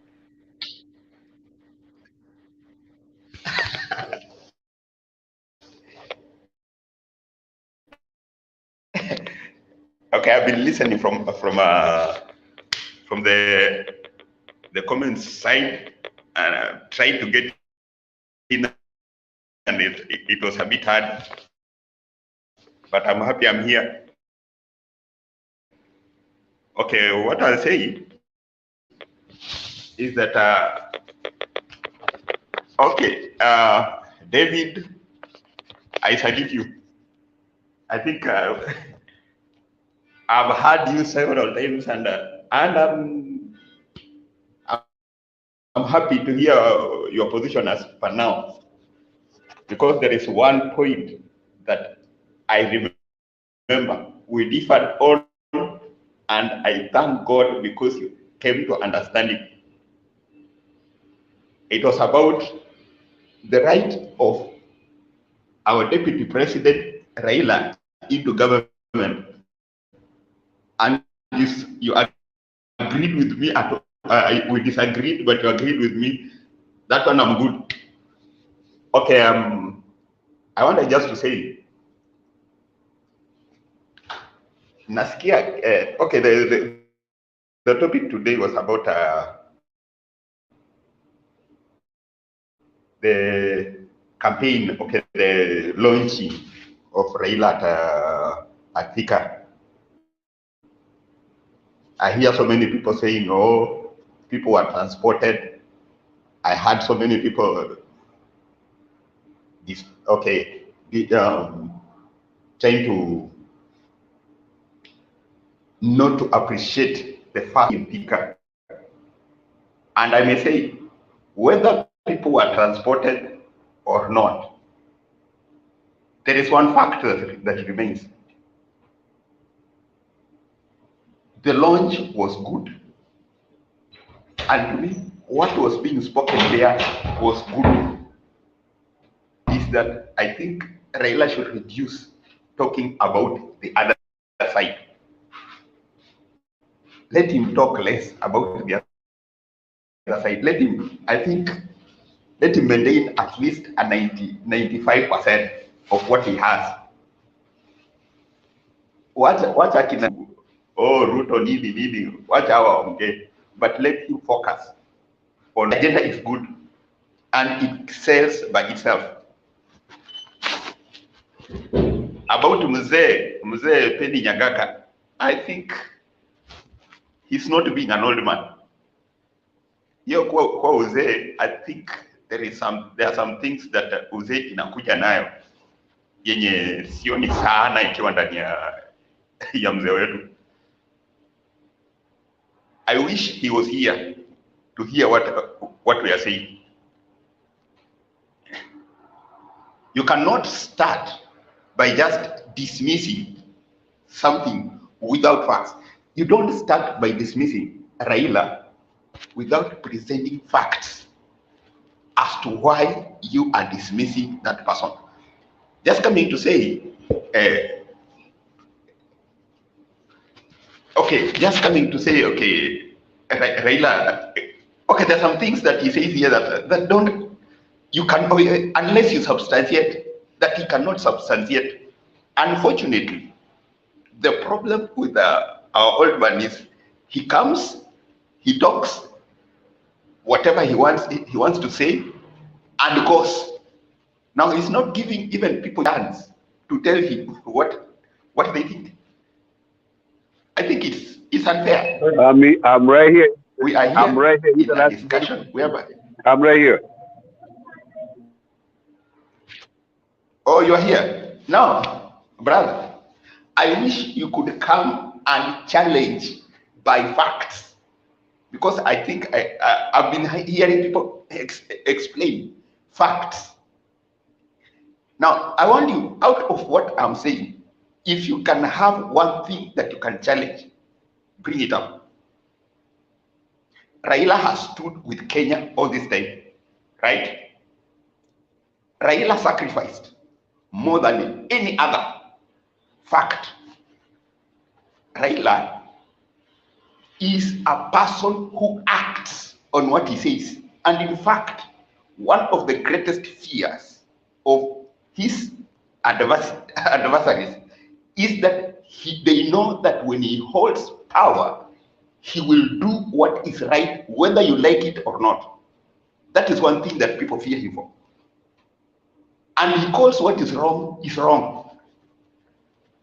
He does not, and he is the only, and let me say, he is the only politician. And I will repeat, he is the only politician who can dare face what is wrong and challenge it to the end. And he will not fear losing. For example, the time he was given the duty to get people out of Mount.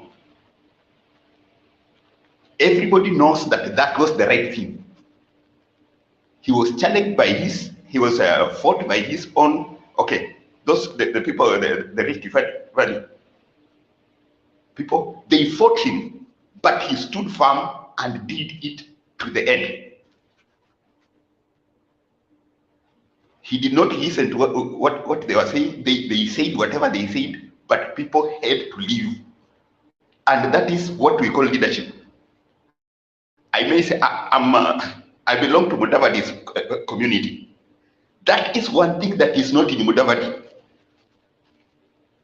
And to me, Mudavadi atakisimama mara kumi, I cannot vote for him, because this is somebody who will never be able to challenge what is wrong.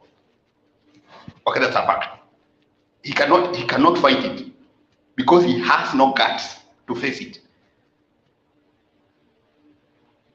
Now, it is good that we present facts. Okay. Raila has talked of some things here that I think to me it's important that we focus, we think of. And the major thing that I will talk of is industrialization. He was in Thika. Thika is an industrial town. Was an industrial town. Thika right now, if Thika was the way it was about 20 years ago, if it would have gone on the way it was 20 years ago, right now Thika will be almost will be very big. Anyway, let me say that. But it failed because of fail of industrialization. Now, and that was the major undoing with Kibaki's government. Kibaki tried to revive the economy, yes, but he failed on industrialization. He failed on manufacturing. In fact, that was during the Grand Coalition. That statement Raila said, there is a problem with manufacturing sectors. Manufacturing sector failed very badly. And that is why we are where we are.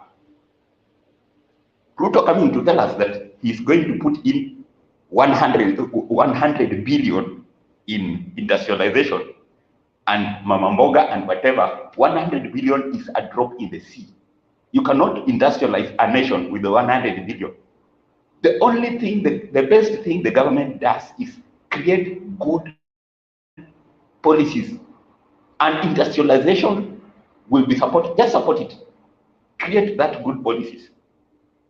Industrialization will come by investors. People will invest. People will invest and they will industrialize.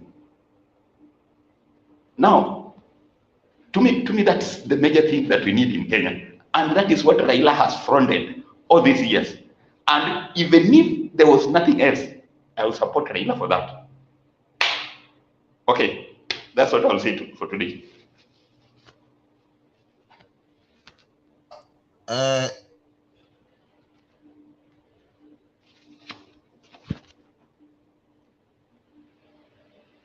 Yeah, if you have a question, ask, challenge me. Because I brought it to Themba is not there. Anybody can help us. Themba is not there. So anybody.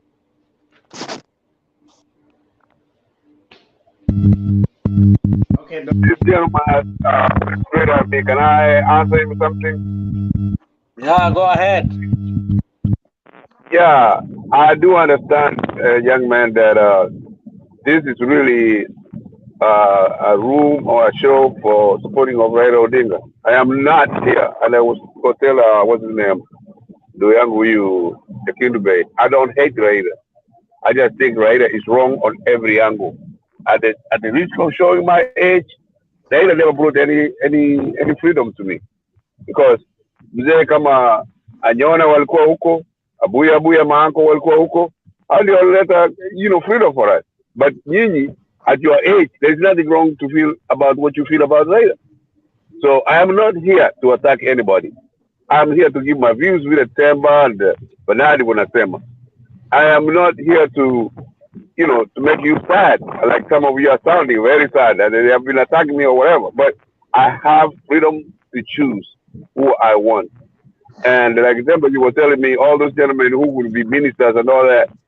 But with us, we have no problem. Because at the end of the day, who is going to be president? We have only 6 months. This is not the time to put ideas forward. This is the time to, like what Raila did today, to go to the people and talk to the people. If they vote for him, so be it. August 10th, 11th, I'll be in the ODM if you guys win. I hope you come to you, they will win.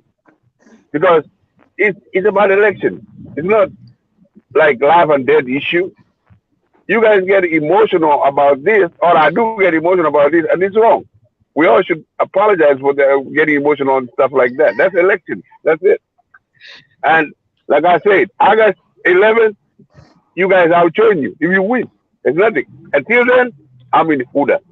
And UDA is the two things. Let me answer this gentleman directly. There's two things that I like about UDA. And I don't even waste my time talking about Raila. UDA has bottom up.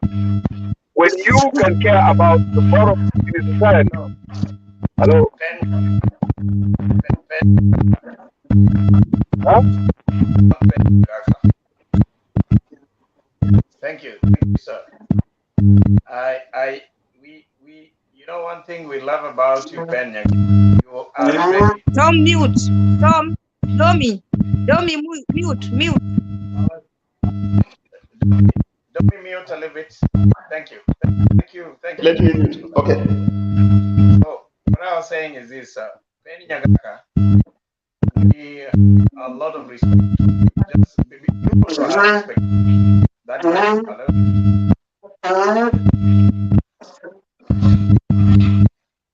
Alex, mute, please. Alex.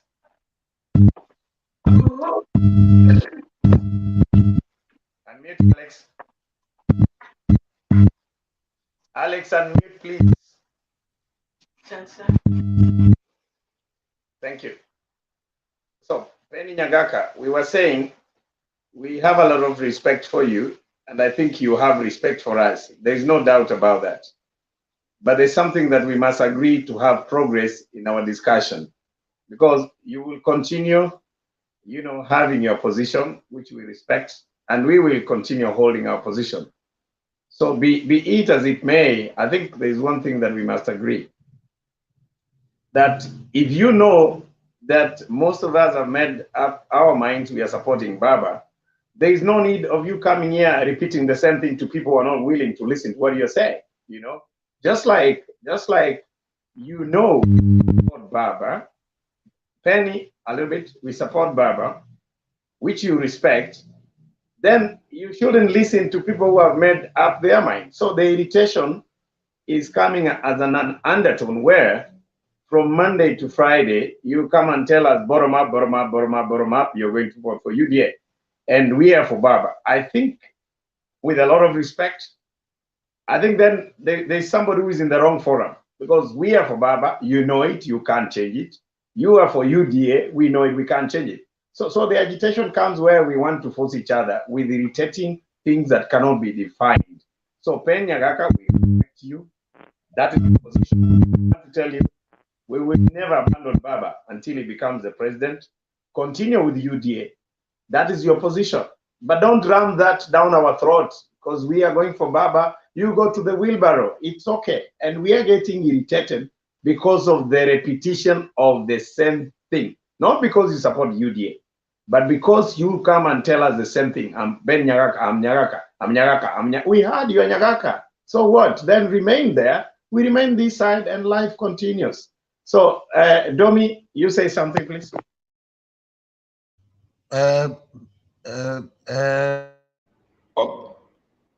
Patriot, you are being too harsh to Penny Nyakaka, mzee wetu huyo.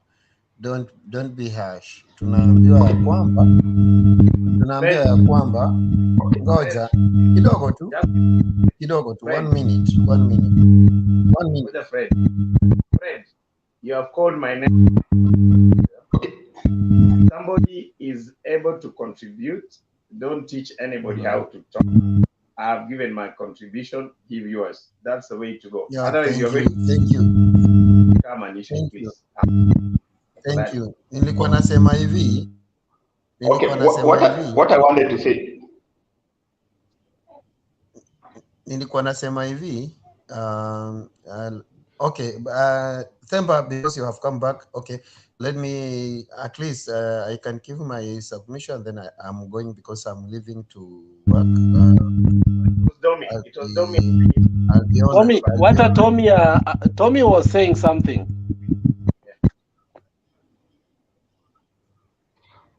Okay, what I wanted to say to Nyagaka is this: the issue is not supporting UDA. The issue is you are not giving us facts, because telling us that UDA Ruto supports the poor. You know, that one is neither here nor there. Because unless you tell us, because even if we have seen many people who support the poor, that is neither here nor there. Give us facts on what you say, because telling us also that Raila has done nothing, it is also not a fact. And if you think that you lived a long time ago, I also lived that time. My friend, give us facts as to why you think Raila is wrong. Tell us he did this that is wrong and substantiate it. Because kutuambia kuwa Raila has not fought for anything, I think you are lying. That's a flat lie. Another thing is you are telling us that UDA cares for the poor. Also, please give us how, because telling us that because distributing money is not helping the poor. We know of what we are told. Kuwa, teach somebody to fish, not to give him fish. Okay.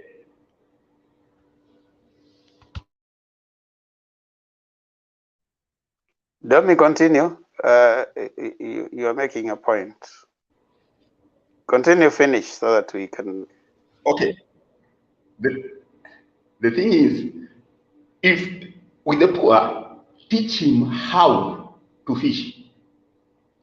Like now, I may say, if you can bring industrialization, this person will have definitely they will have a job, and a business person will have customers to buy. Because telling us that supporting Mama Mboga, give Mama Mboga thousands of money. No. Without Industrialization, customers. wewe wacha ngoja mzee wacha kutuchanganya. Industrialization hiyo urban industrialization hiyo ni ya Azimio, usiweke kwa Ruto. Hiyo wachana nayo kabisa. Hiyo ni ya Azimio. No. So if you are talking about that one, talk about Azimio. Haujanisikia? Nasema Raila is talked of industrialization which will create employment for the poor. Now kutuambia Ruto anasema kuwa is going to ati Ruto anasaidia maskini by just giving a handout. Give me a break. Hiyo sio kusaidia maskini. So that is what I'm dismissing from Penny. Okay, that's my point. But it is true. But it is true, sir. It is true. Kasudi, what's your problem? Kasudi, what's your problem? Ngoja kidogo. My problem is my father or my grandpa is just trying to make us to believe in his ideology. Kasudi, it is true. Kasudi, hold on. Have you understood this guy?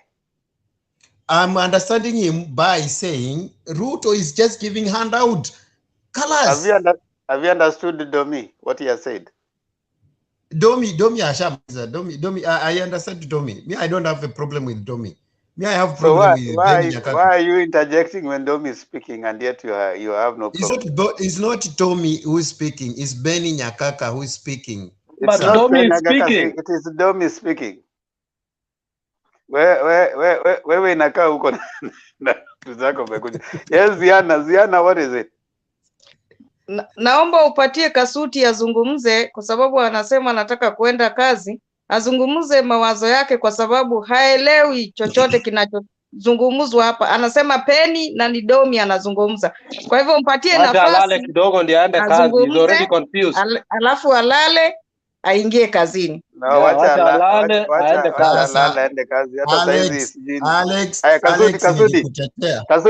Kasudi nakupa. Nilikutetea kutoka kwa Patriot. Haya Kasudi nakupa dakika 2 tafadhali. Okay, asante.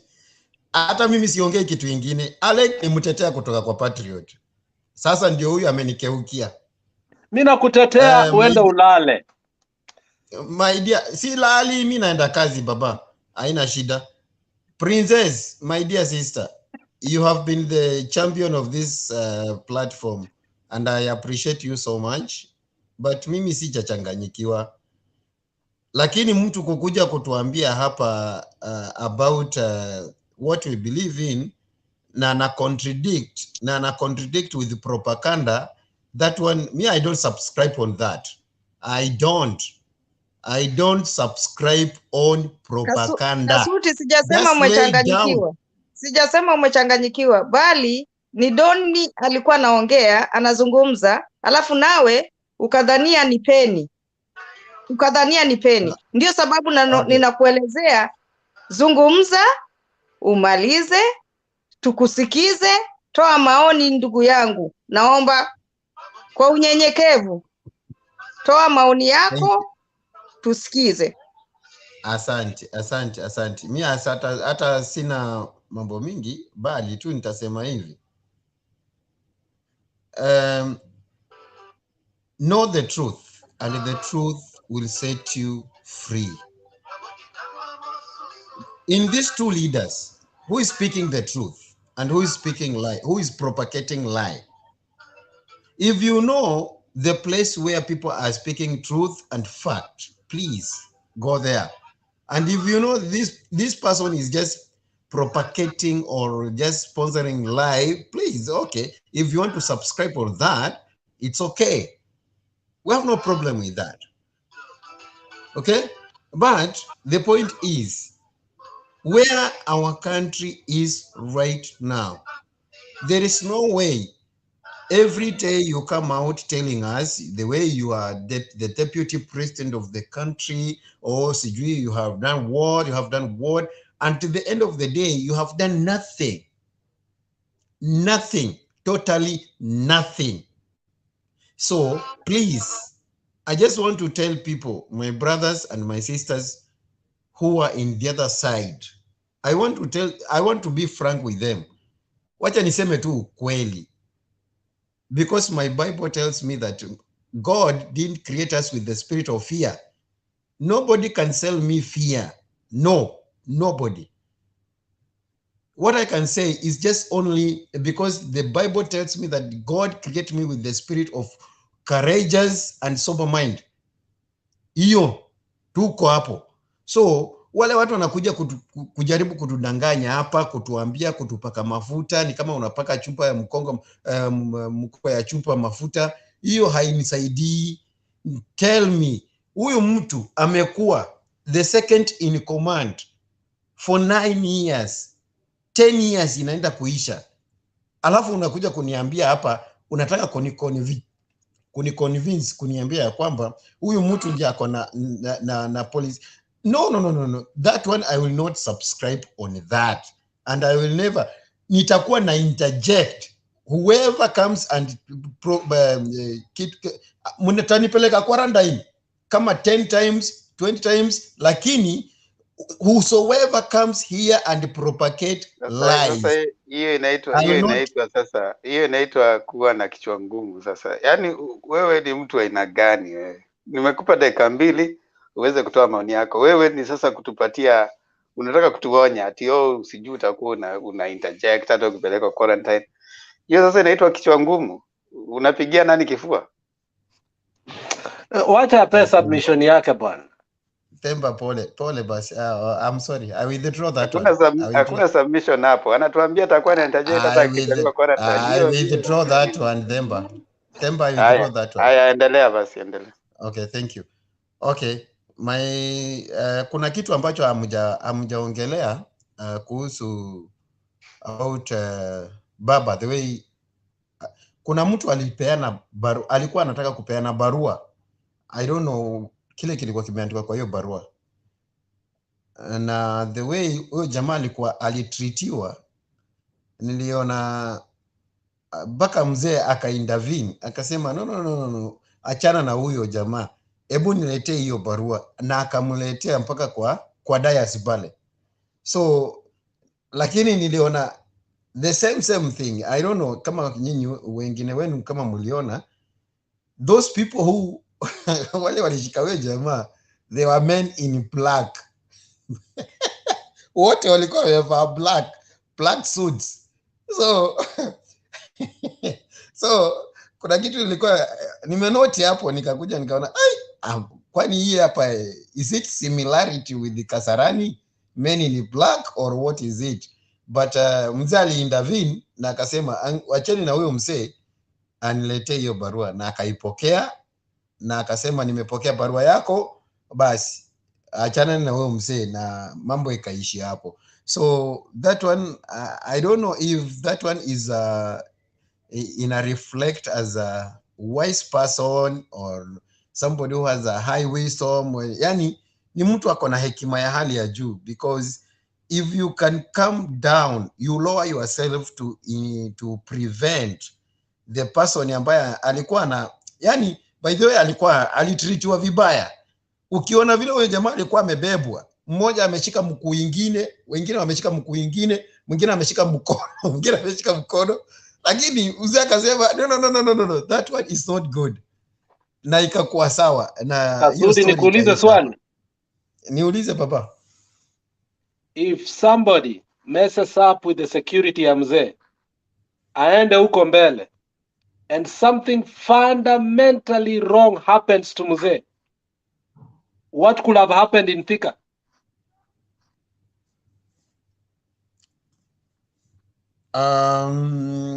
That one just imagine. I can imagine, because huyu jamaa okay, wacha tuangalie in another dimension. Tusiangalie mambo na security ya mzee sijui, because mzee ako very well protected, hiyo nayo 100%. Security ya mzee iko sure, hiyo hatuwezi kuwa na doubt nayo. Huyu mzee alijaribu tu kupenetrate, kuna ujumbe fulani alikuwa anataka kufikisha kwa mzee. You know, for you that's how you see it. But in any aspect in security, you will seal every loophole. That is their measure. Hata kama risasi inakuja, unasimama mbele, inakupiga, haipigi mzee. You have to remember what they have sworn to. So for you, you're a spectator. But for him, is something he has sworn to do. So let's separate that. And in everything, you know, mzee ndio has the final thing. But anything happens to him, like happened to Kennedy or anybody who is prominent that has assassinated, people will go to jail, people will die, and the repercussion is rippling. So when you see some of the security play the cards like that, is because they have fought ahead security reasons. Before Baba came there, there are people who have been there for a couple of days. So let's leave that for them. Today is Sunday, Mr. Alex. Kile nilikuwa najaribu kusema, I was just trying to caution people, because today is Sunday. That one happened yesterday. Ngojea uone what this yellow fever people will come up with. That one. Do you see that one? That slight mistake. That one. That is watakuja na hiyo. Sijui ni nini. Sijui ni nini. I know that one. They will come up with that one. Automatically. So what I fear, the way these people will be portraying. Unajua sasa mimi naona msa hakuwa na shida, hakuwa na ati in any way ati security threat ya mzee, no. It was just a common raia kama mimi. But kuna mjumbe fulani alikuwa anataka. Acha kukaa kama unaangalia vitu, tafadhali angalia masaa madakika zile watu wanazungumza, tafadhali. Thank you for your time. Thank you Themba. Thank you. Nimeenda. Princess, umekuwa mkali leo. Najua nilijaribu kumkosoa Kasudi hapa, Alex kaniambia mwacha azungumze. Sasa nimemwacha amezungumza, sasa nimekuwa issue. Haya basi. Kasudi kama hajaenda. Aha. Muulize kama Kasudi as an individual, what is he gonna do to increase the votes in Baba's basket? Kusema tu I support Baba, then you stop there, is not enough. Kasudi, kwa siku ya leo umezungumzia watu watano ambao unajua wako na kura ya Baba. Mimi in my capacity, I know, in my capacity I am a family man. Kwa nyumba yangu, in my household, I have 5 votes. So when I talk, when I speak, vile Joshua alisema, mimi na nyumba yangu nitamtumikia na nitamfuata Mungu. Hivyo ndivyo nilivyo. Mimi na nyumba yangu, I will support Baba up to the end. So David, usikuwa na wasi. Una risasi na bunduki? Swali ni kwamba hiyo familia yako ina risasi na bunduki? Kabisa. Imevote hiyo miaka hizo, tumevote 202, tumevote 207, tumevote 2013 na tumevote 2017. So siongei kitu ambacho sina uhakika nacho. Mimi hivyo ndivyo nilivyo, Princess. Haya, asante Kasudi, asante sana kwa maoni yako, tumeshukuru sana. Tunatoa maoni yetu ya mwisho, so niweze kumpata Pen Nyagaka. Upo? Ngoja kidogo pate, naomba. Pen Nyagaka uko? Hello. Naomba uzungumze kwa ufupi sana mawazo yako, manake leo umepata kichapo. Naomba useme kwa kifupi sana maoni yako na usirudie yale ambayo ushasema. No, vile mmesema, mimi sina taabu yoyote, na nitakwambia namna hii. Nyinyi ndio mna encourage watu wengine waingie hapo, lakini inaonekana kama ninawaudhi wengi sana. Hivyo I'm not interested in making anybody mad at me, yani anifikie mbaya. That's not my cup of tea.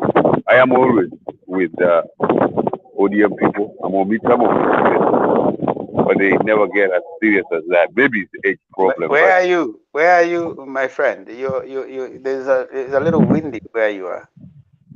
Okay. Ngoja nitoke kwa wingi. Kwa sababu ilikuwa kelele mingi sana, nyumba nilikuwa ndani. Nikakuja nje, lakini weka hapa ndio isiwe kelele mingi. Okay, mnanisikia? Hello?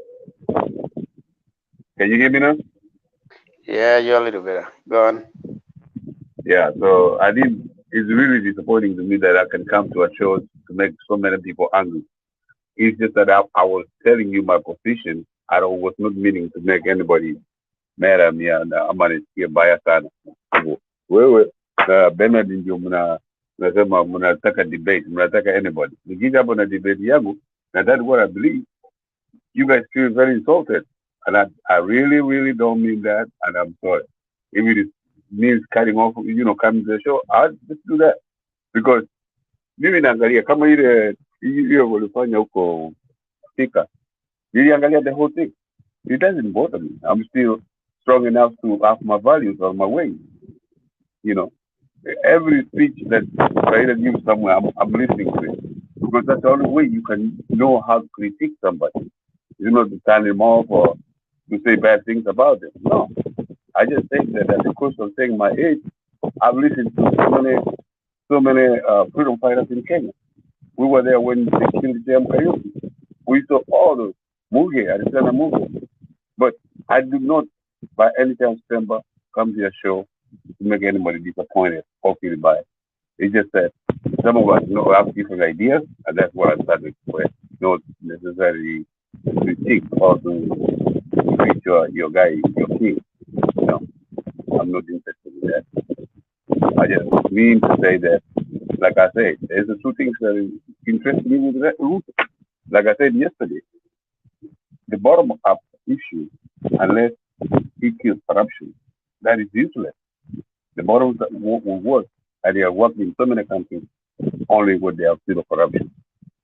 Number two, the parties. Parties, hakuna mtu amesema, we want one party. No, we want a large party. Leave everything, the tribal parties, leave them out, and come and do what we got.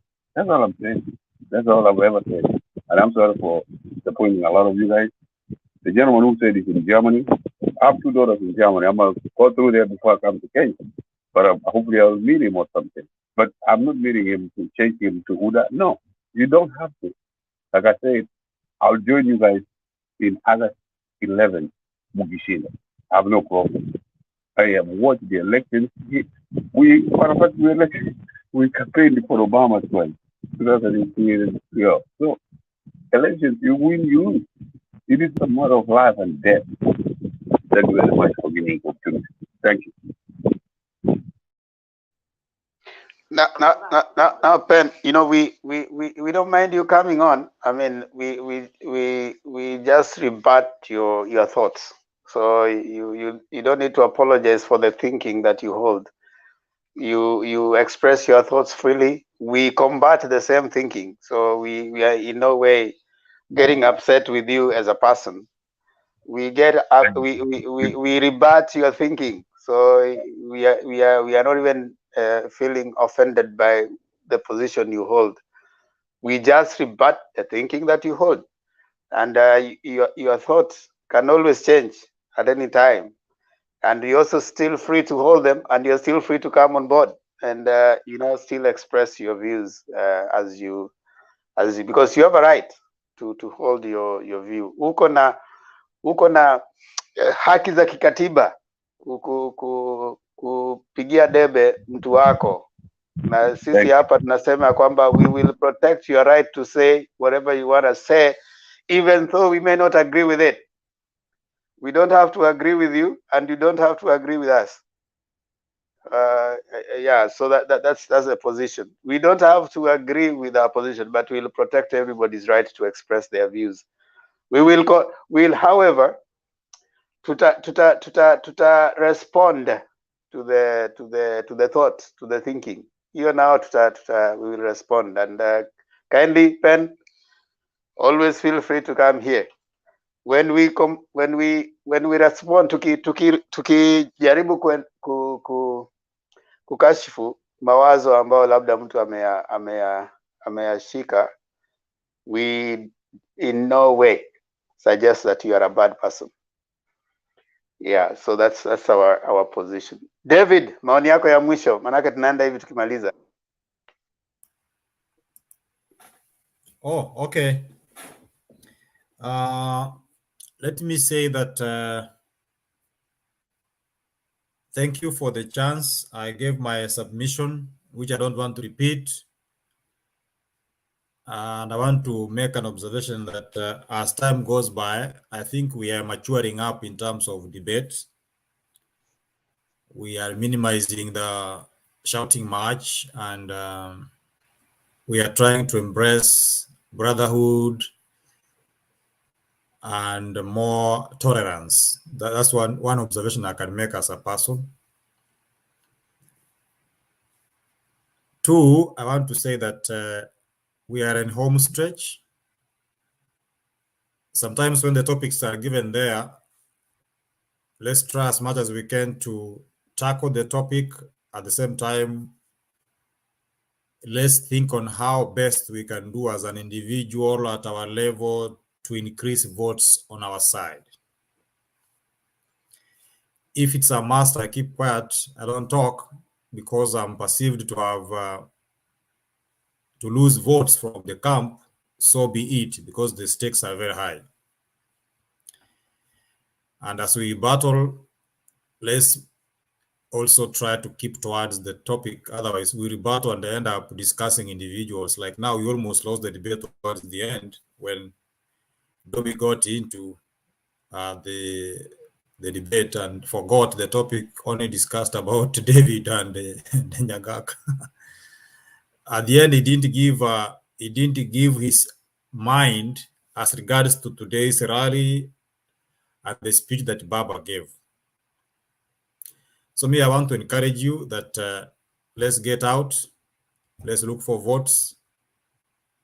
One person to get another person to get the other person. Then at the end, we'll have a full basket. Even those who hold contrary view, as you mentioned, Themba, they have every right, but we need to persuade them,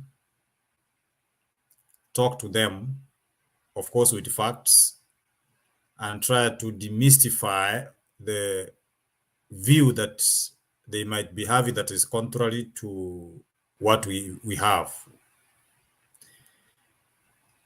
And that way, Baba will be president. And I said there are advantages for him to be president, which of course we keep on repeating. This will bring lost justice, healing, and reconciliation. And then the country will be peaceful. We chart way forward. Not everybody can be president. So if we feel that we are comfortable with in the hands of Baba, as majority are saying, that is the way to go. As I speak, we have an interest with the governorship in our county. So ODM, those who are doubting, stop doubting now. I can tell you, we fought for this. In fact, it is in our count that we elected, if you don't know, an MCA ODM, a member of parliament NASA, governor ODM, senator ODM. I think even the women rep we lost. So 5 out of 6, that is a good student part with, right?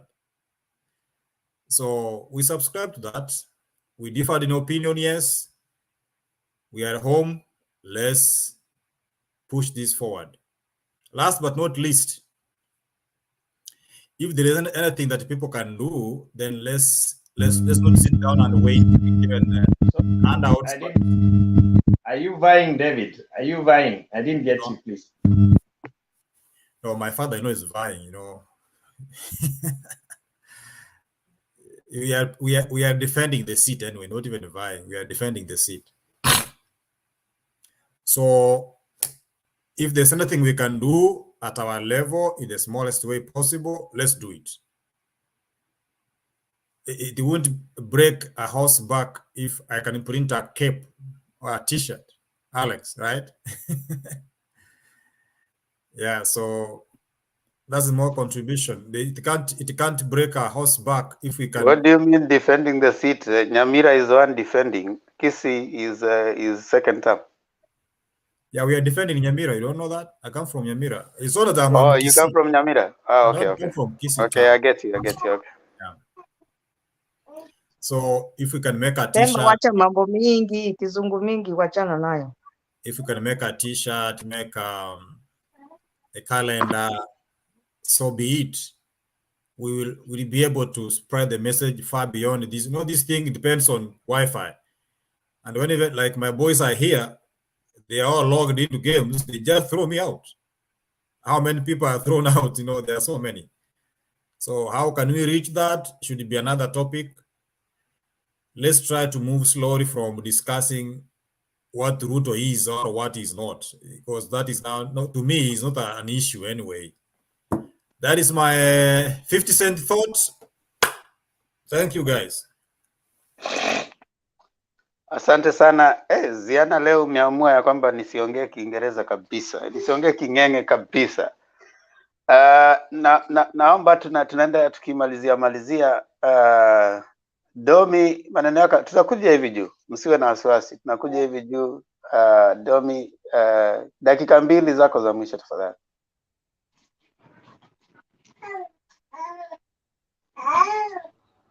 Baada ya Domi, patia Okay, Alex tuko.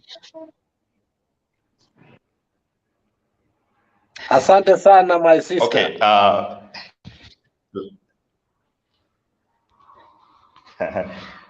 okay, hamjambo tena. Hatujambo Domi. Probably sikuweka vizuri. Naona David feels that probably I was too harsh to ile maneno. But anyway, the issue anyway, that's under the bridge. Imeisha. Kama kwa yule mwenye hapa labda nimekosea kwa yale niliongea, mnisameheni. I normally have an issue with lies. Mtu kuja kuongea uongo direct, to me it na ni mtu mkubwa, to me it disturbs me. Otherwise, I'm very happy for the show. I'm happy to be, at least, I hardly have such a chance to discuss political issues. Kwa sababu kama for some reasons here in our place tuko na watu wachache sana wenye tunajuana, so getting a forum where I can express and I can listen to the politics, I can listen to the rich minds, rich brains of our nation, of what they feel about where we are going. In fact, let me be honest, mimi mwenyewe kuna wakati nilikuwa give up on Kenya, and I was saying, give to whoever will give. Let us seek. If it's seeking the economy, let us seek. Tutaamuka tukiwa huko. But I think from this forum, it has built my hope back, and I'm very happy. I appreciate all the panelists. I appreciate Demba, Wekesa, and Bernard. I appreciate for bringing such a forum whereby we can discuss and air out our views and listen to the views of everybody. God bless you all. muende, lakini muende kanisani tafadhali. Mimi nitawaambia hivyo kwa sababu hapa hivi pahali penye niko sina kanisa pahali pa kwenda. We only go to we only have our Zoom services. Wewe mwenye uko na nafasi tafadhali enda. Mungu awabariki sana. Asante sana Domi. Wacha nirudi kwa Geoffrey. Geoffrey, tupe maoni yako jamani, tunafunga, unakuja tukifunga studio. Asanteni ndugu Temba kwa nafasi. Nashukuru sana wenzangu wenye wako katika mhadhara wa leo, ili kupigia debe tunaowapenda kisiasa. Nitasema hivi, ni haki ya demokrasia mtu kuunga mtu ambaye anaona kwamba ako na maono yale ambaye yanaambatana na maono yake. Acha niseme hivi, kwa wale ambao ndugu zangu wenye katika mrengo wa makamu wa rais, ni haki yenu, lakini tunapounga mkono mwenye tunapounga tuwe watu ambao wanatoa mambo ambao ni mambo ya kwa ukweli ndani. Tusitoe maneno kwa sababu ya kutoa ya kupaka rangi mambo ambayo si sahihi. Kitu kingine, hatutachoka kupigia debe baba mpaka siku yenye tutamuona akiingia Ikulu. Ndiyo ndio ndoto yangu mimi binafsi na wengi wenu wenye wako hapa ndani. Nitaheko ndugu yangu David, kuna kitu hapa amesema kwamba tusiachwe nyuma katika historia tunapopigania kuona kwamba baba ameshinda. Tuwe ndani na tuone ya kwamba na sisi tumejihusisha na vitu ambao vile ndugu yangu David amesema kwamba tutafute hata mbinu, hata tutafute kofia ama t-shirt hivi ambazo unajua hiyo ndio njia moja kufanya kampeni. Kwa hivyo tukiwa na azimio kama hilo, itakuwa kazi mzuri wa kutafutia baba kura. Hata tunashukuru sana, Mungu aendelee kuwabariki na tuendelee kupigia baba debe mpaka siku yenye atakaoapishwa aingie Ikulu. Asanteni sana. Asante sana. Penya Gaka, maoni yako ya mwisho.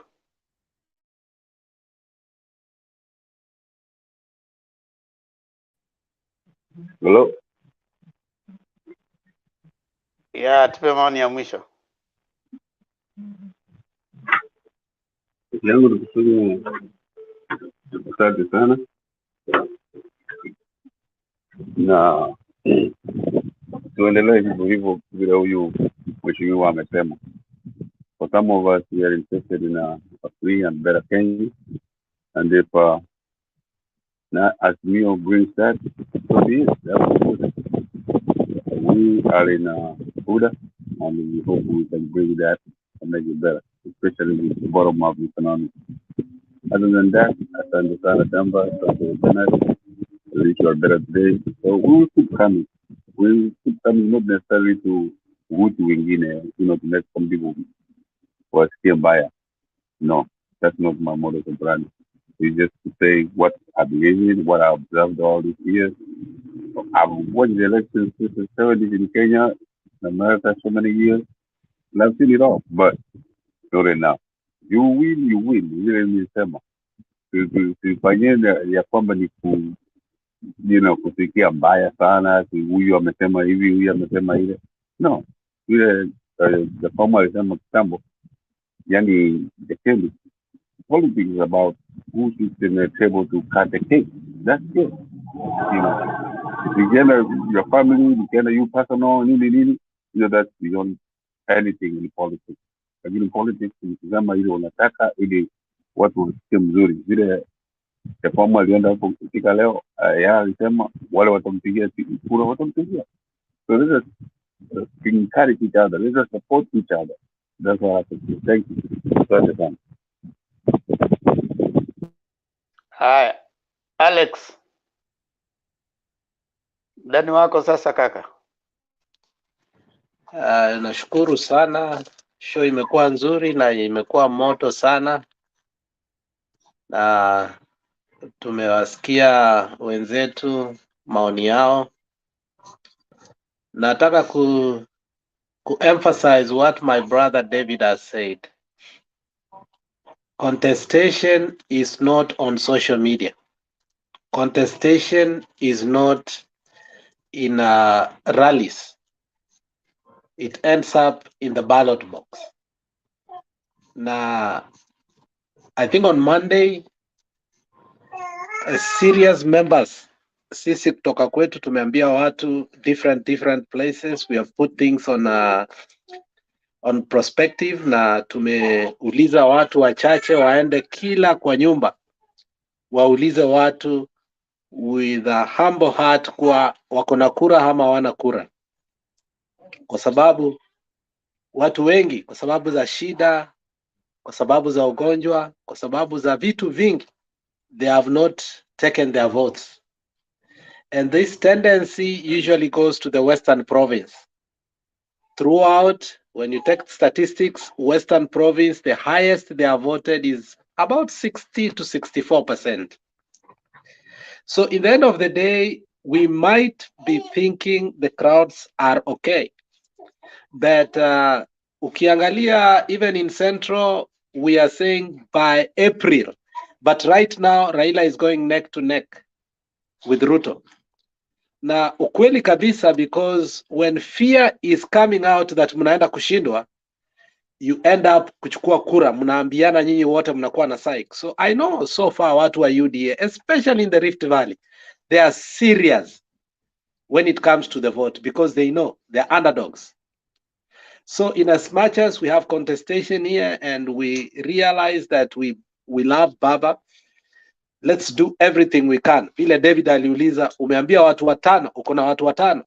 So I think if we go through that, kama Temba kuna watu watano, Patriot watu watano, Jakindube watu watano, we will have made a difference in the end because those votes matter. Niliona hapa Mtembei earlier na I think Temba alieka vile watu waliongea, akakaa tu I think 5 minutes akatoroka. Mwambia asiogope, mwambia hawa akija once in a while. It's a while hatujai muona. He was here for about 10 minutes and he left again. So it will be here, it will be good also to see Mtembei TV, the owner, coming here and being with us. Yesterday, there's somebody who said that they watch your street interviews a lot and he loves them. So and I think I've realized that ukiangalia in the ratings that na watu wamewatch in a day, your street interviews watu wanawatch sana. So if that's another way to sensitize people so that they can go waulizwe kama wamechukua kura kama hawajachukua, that will be also nice. So let's look for a way this week to have a debate about watu kuenda washike kura ama waambie watu wengine washike kura. Let us emphasize that more and more this week because Mutembei has become global. People are listening to it. People are listening to what people are saying here, and people are agreeing to what people are saying here or disagreeing. So in that conversation or narrative, you can have an influence on the people who are going ambao hawajashika kura waende washike. Otherwise, if we just debate amongst ourselves every day, we might not be making a difference. So this week, Temba na Wekesa na wengine, let's have a debate about mumeambia watu wangapi waende kushika kura. That will help. Thank you so much. Asante. Patriot, dakika zako 2 za mwisho. Temba, nashukuru sana kwa mwaliko huo. Ningependa pia niweze kumalizia mjadala wangu kwa lugha ambayo leo imekuwa ni ya fasaha, lugha ya Kiswahili, lugha ambayo ni ya usanifu. Tunapoongea lugha yetu ya nyumbani pia inatupa nafasi ya kuweza kuonyesha vile tunapenda historia, tunapenda tunakotoka, tunapenda Uafrika, tunapenda Ukenya. Kwa hivyo ningependa pia niweze kumalizia mjadala wa leo katika lugha ya Kiswahili. Ukweli ni kwamba watu wengi ambao wanampigia upao Raila Amolo Odinga katika hazima yake ya kuwa rais wa 5 nchini Kenya, watu hawa wamekuwa ni katika matabaka tofauti tofauti. Kuna wale wanatoa mchango wao katika mijadala kama hii ambayo tunayoifanya hivi kila wakati. Kuna wale ambao wamekuwa wakaribu sana kumsaidia Raila Amolo Odinga katika azimio la kuwa rais wa 5 katika mawaidha ambayo wanaipeana kupitia urafiki wao. Marafiki wako wa karibu, wa mbali, ambao wanafanya juhudi kuona ya kwamba Raila Amolo Odinga amekuwa rais wa 5 nchini Kenya. Hilo ni jambo ambalo tunalipongeza, na tunapongeza mbinu tofauti tofauti ambazo zinatokea katika safari hii ya Raila kuelekea Ikuluni. Ningependa kusema hivi Pemba kwamba ndugu zangu wawili ambao wameweza kuondoka jukwani, ndugu Alex, then tukawa na ndugu David. Mjadala huo ulianzishwa na David. Naona Geoffrey amechangia katika hiyo hali ya muondoko ambao ulianzishwa na David, na pia naona pia ndugu yangu Alex amemalizia kukubali na kusema ya kwamba ni vizuri katika mjadala huu wa kumsaidia na kuchangia katika hazima ya Raila kuelekea Ikuluni isiwe ni jambo ambalo linamalizikia hapa tunapoongea katika maoni yetu katika mtandao huu, kwa sababu mtandao huu umefanya kazi nzuri. Hiyo ni sawa, hakuna pingamizi kwa hilo, lakini kama niliweza kumsikiza ndugu yangu Alex vizuri, anasema ya kwamba tuweze kuona vile tunaweza kuwa wa msaada zaidi ya mchango ule ambao tunatoa katika mjadala huu tunaofanya. Kwa hivyo pia nami ningependa kuongezea katika gumzo hilo, katika maoni yale ambayo yameanza pale wakati Daudi alivyosema ni vyema tuweze kuona ya kwamba tunafanya jukumu zaidi ya yale ambayo tunafanya, kwa sababu uwezo wetu nafikiri katika ile hali ya hekima ambayo Mungu amempa, ameweza kusema kwa kweli nafasi zetu katika mchango huu wakati mwingine ni zaidi kuliko vile tunavyofanya wakati huu. Sasa nataka nikubaliane na Daudi ya kwamba ni vizuri tuweze kuchukua mwito huo ili tuweze kufanya zaidi, tuweze kutoa mchango ulio zaidi. Na mimi ningependa kutumia nafasi hii kuweka wazi ya kwamba tayari kuna mambo ambayo yanaendelea ambayo yametokana na huu mjadala tunaofanya katika Mtembei TV. Vile tunaongea hivi, tumeanzisha ofisi 2. Ofisi moja ambayo iko kule nchini Marekani ambayo inasimamiwa na interim leader Geoffrey.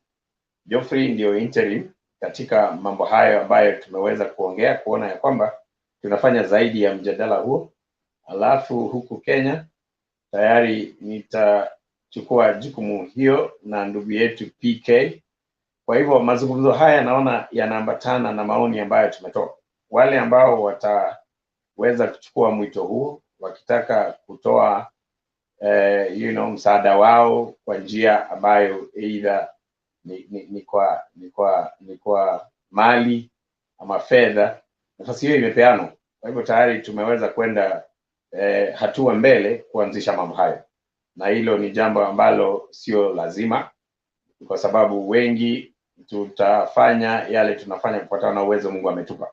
Hakuna mtu analazimishwa na hakuna mtu ambaye anaweza kusukuma mtu afanye jambo ambalo alifanya. Vile tunavyofanya mjadala wetu, kila mtu anatoa maoni yake, hatusukumi mtu, hatushurutishi mtu afanye maoni vile mwingine anafanya. Na napenda Themba vile umeiweka wazi, demokrasia inadumishwa hapa. Sasa ni vizuri tu pia nami niweze kuongeza huo mjadala, kwa sababu nimesikia tayari imewekwa katika mawazo ya wengi. Pia nami nashukuru sina mengi ya kuwachosha. Jambo la mwisho tu ningesema ni kwamba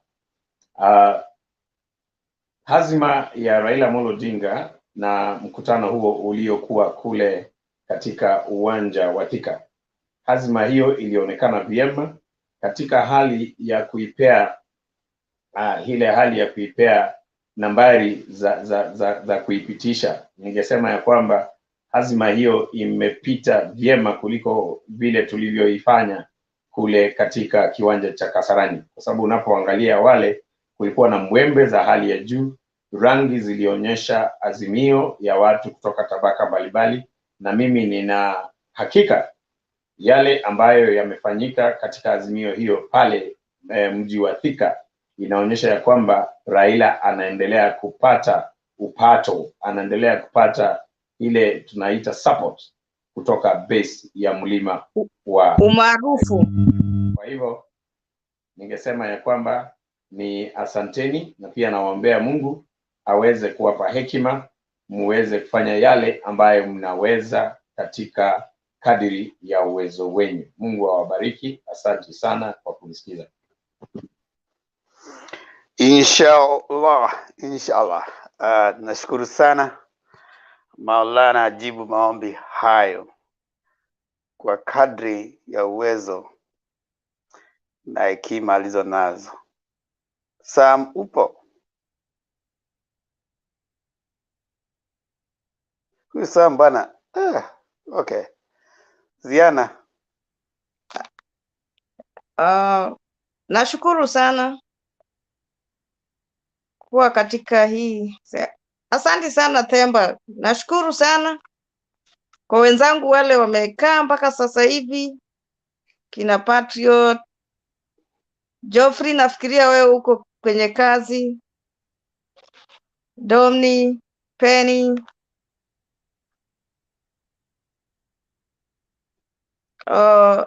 kabla sijaenda kwenye mjadala kushukuru kumalizia langu, nazungumza tu na Penny kwa unyenyekevu. Penny, hujafukuzwa hapa, njoo mara 100. Twapenda kuwa nawe, ila hali njoo na sababu ambazo unayomshukuru, unayempigia debe, ambazo unampigia debe makamu wa rais. Ukija nazo 5, unaweza nichukua hata mimi. Ukija na sababu ambazo zinaweza nifanya nikavuka pande hiyo nyingine, lakini usije tu mimi ni mzee, nilikuwa nikawa, sasa utanifanya nivuke ng'ambo nije upande huo namna gani? Kama utakuja tu mimi ni mzee, hizo sababu zingine hata nyinyi ndio mnafaa kujua kwamba Raila aliwapigania. Mimi sio sababu. Njoo na sababu, nitavuka. Ukija na sababu nitavuka. Nawe pia sikiza sababu zetu, uvuke pande hii nyingine. Na kuomba tu ikifika by August uwe umevuka. Nimeshukuru sana kwa maoni ya kila mtu nimesikiza hapa. Majadiliano yalikuwa mazuri. Hapa inafanya hii Mtembei TV inafanya watu wanakutana. Mimi ninashukuru. Kile ninachoomba ni tuende kwa kila mmoja wetu tumuelezee tu. Hata Penny, wewe nenda kwa wale watu wa UDA wakusanye, tuende kwa kila mmoja tuambie wachukue kura, na wale wajachukua kitambulisho wachukue kitambulisho, na wale wenzetu ambao wako nje tujue kwamba tuwe tunawapiga kila wakati kuwagonga. Julisha mwenzako wakiwa nje, mjulishe siku ya kura ni siku fulani, siku ya kura ni siku fulani. Kwa hivyo asisahau, kwa sababu ukiwa nje unaweza sahau, kwa sababu leo hii wewe unasema ni Jumapili, nami bado nasema ni Jumamosi. Kwa hivyo mtu akiwa nje unamkumbusha, siku ya kupiga kura itakuwa siku fulani. Na nimesikia ni Jumatatu wanaanza kuchukua kura. Naomba kila mtu achukue kura na tuwe na vitambulisho pia. Kile ninachoomba zaidi, hata Pedi, naomba kwako uwe na amani, upendo, umoja, undugu. Peni, ukiwa unanipenda utazungumza mbaya kwangu. Upendo hayo tu ndio naomba. Tukiwa na upendo sisi sote tutakuwa ni kabila moja. Utajiita wewe ni kabila la Kenya, mimi ni Mkenya, na kile ninachopenda ni upendo. Ni hayo tu kwa leo. Nashukuru sana Themba. Na mimi napenda sauti yako sana. Haya, shukrani kila mmoja. Mungu nguvu yetu, ilete baraka kwetu, haki iwe ngao na mlinzi, na tukae na undugu, amani na uhuru, raha na tupate na ustawi. Hayo yawe ni maombi yetu, kila mmoja ambaye anaishi, ambaye ako na upendo kwa nchi yetu ya Kenya, kama unaishi Kenya ama hauishi huko, lakini kwa ajili ya Kenya kama nchi yetu, mama yetu, na sote tunapata chanzo chetu pale, tuweze kumwomba Mungu ili atupe hekima na maarifa, tuweze kuishi kwa undugu, amani na uhuru.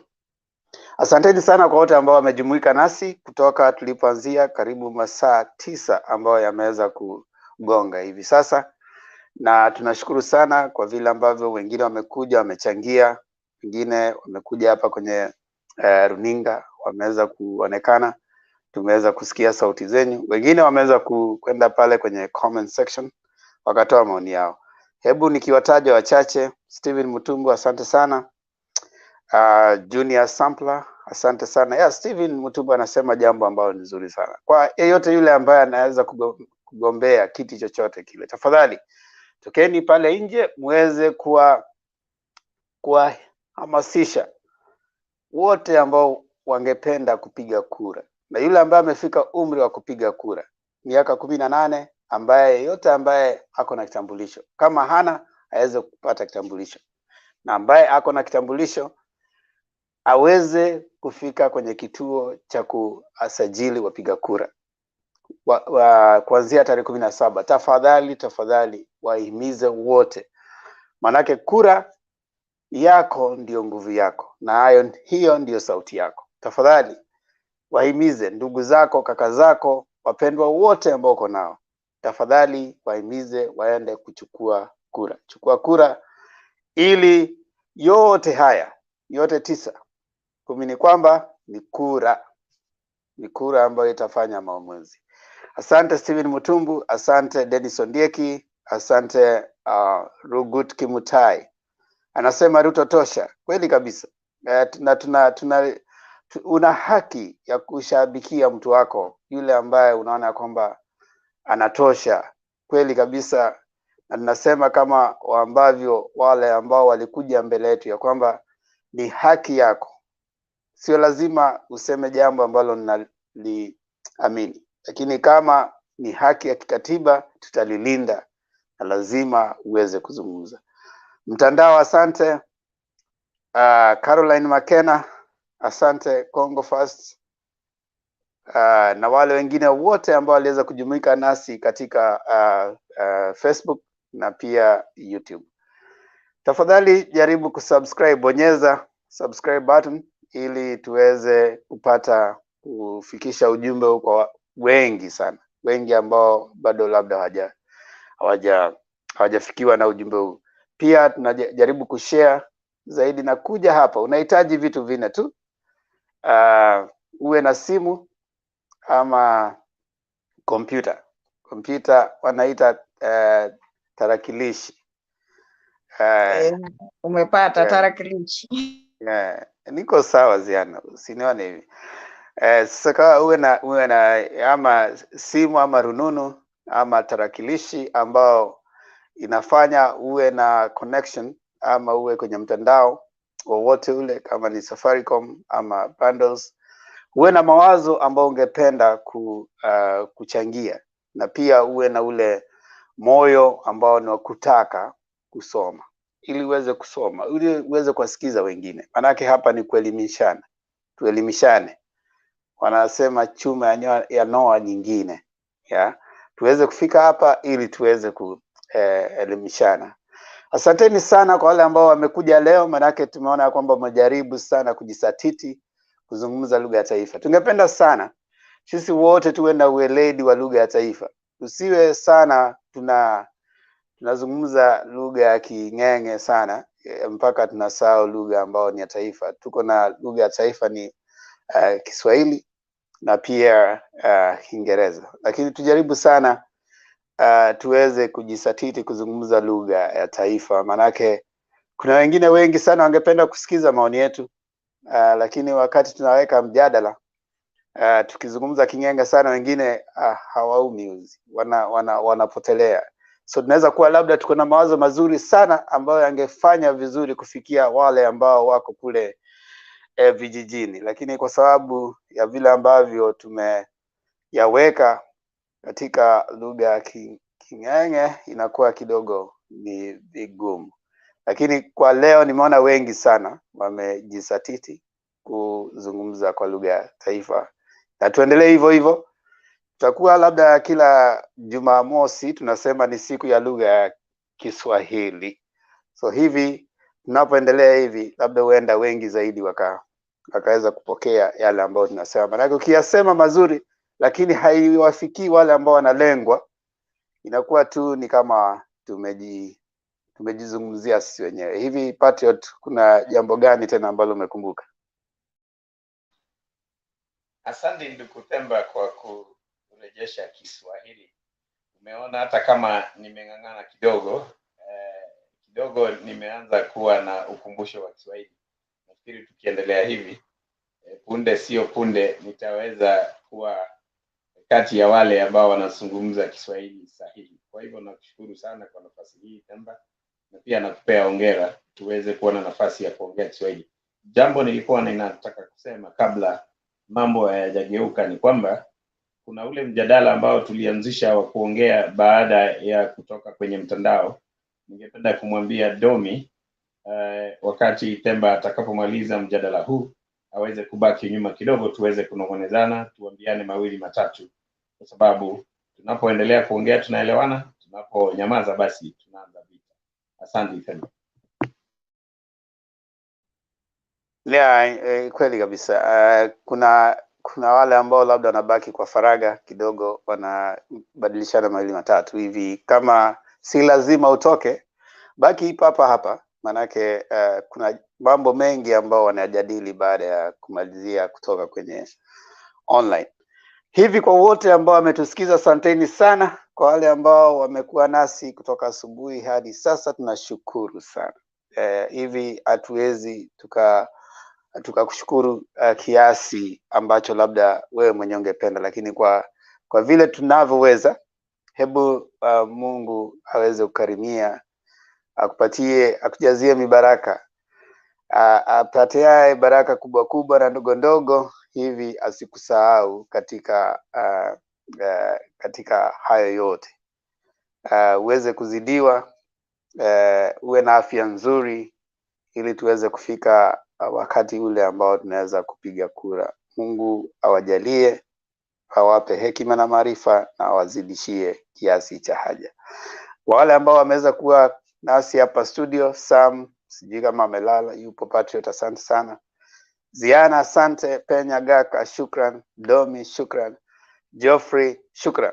Tafadhali mnapoenda pale kwenye Mtembei kufanya subscribe, usinisahau na mimi pia niko pale Themba Ondiege TV. Tafadhali nipigie subscribe unipe subscribe kadha hivi, nitashukuru sana jamani. Naomba kwa unyenyekevu, fika pale Themba Ondiege TV, piga subscribe. Naona tayari mmenifikisha karibu 400, tunaelekea 500. Nifikisheni tu 1000, nitafurahi sana, ili tuweze tafadhali naomba. Wapige Naomba. kengele kwa sababu usipopiga kengele kweli kabisa, ubonyeze ile kengele pia, ili wakati wote tunapoweka video. Yes, Patrick. Kwa neema za Mungu tunakuombea majalio na hekima na maarifa. Tunajua ya kwamba Mungu wa mbinguni atakusikia na atakujazia. Kando ya yale tutakayofanya, Mungu anakuwa ni Mungu ambaye ni wa kutegemewa. Nataka kusema ya kwamba Themba, tunapomtegemea Mungu ambaye ni mwaminifu, Mungu atakuwa nasi, na ukweli ni kwamba yote itawezekana. Hiyo ndio nilitaka niweze kuongeza, na niseme Mungu aweze kuwabariki na kubariki. Inshallah kila mmoja jamani, tuonane baadaye. Kwa wale ambao mko hapa, Patriot anaomba ya kwamba msiweze kuondoka, maana kuna majadiliano ya faragha, msiweze kuondoka. Inshallah tuonane baadaye majaliwa, kuanzia saa 2 masaa ya Afrika Mashariki ya Kati, na mahali popote ambapo upo, wakati wote kuanzia saa 2 unaweza kuona masaa yako. Ukiweza kuingia ukatoka, ukipata studio imejaa, usikufe moyo jamani, subiri, endelea kujaribu. Tuna share link yako, ni kuingia tu kwenye link, bonyeza link alafu utajipata kwenye studio. Lakini ukipata imejaa, manake studio yaweza kadri ya watu kama 10 tu, basi baada ya hapo hamna watu wengine ambao wataweza kuingia. So lakini usiwe moyo, follow pale kwenye comment section, una comment, maoni yako yataweza kusoma. Asanteni, shukran, alamsiki.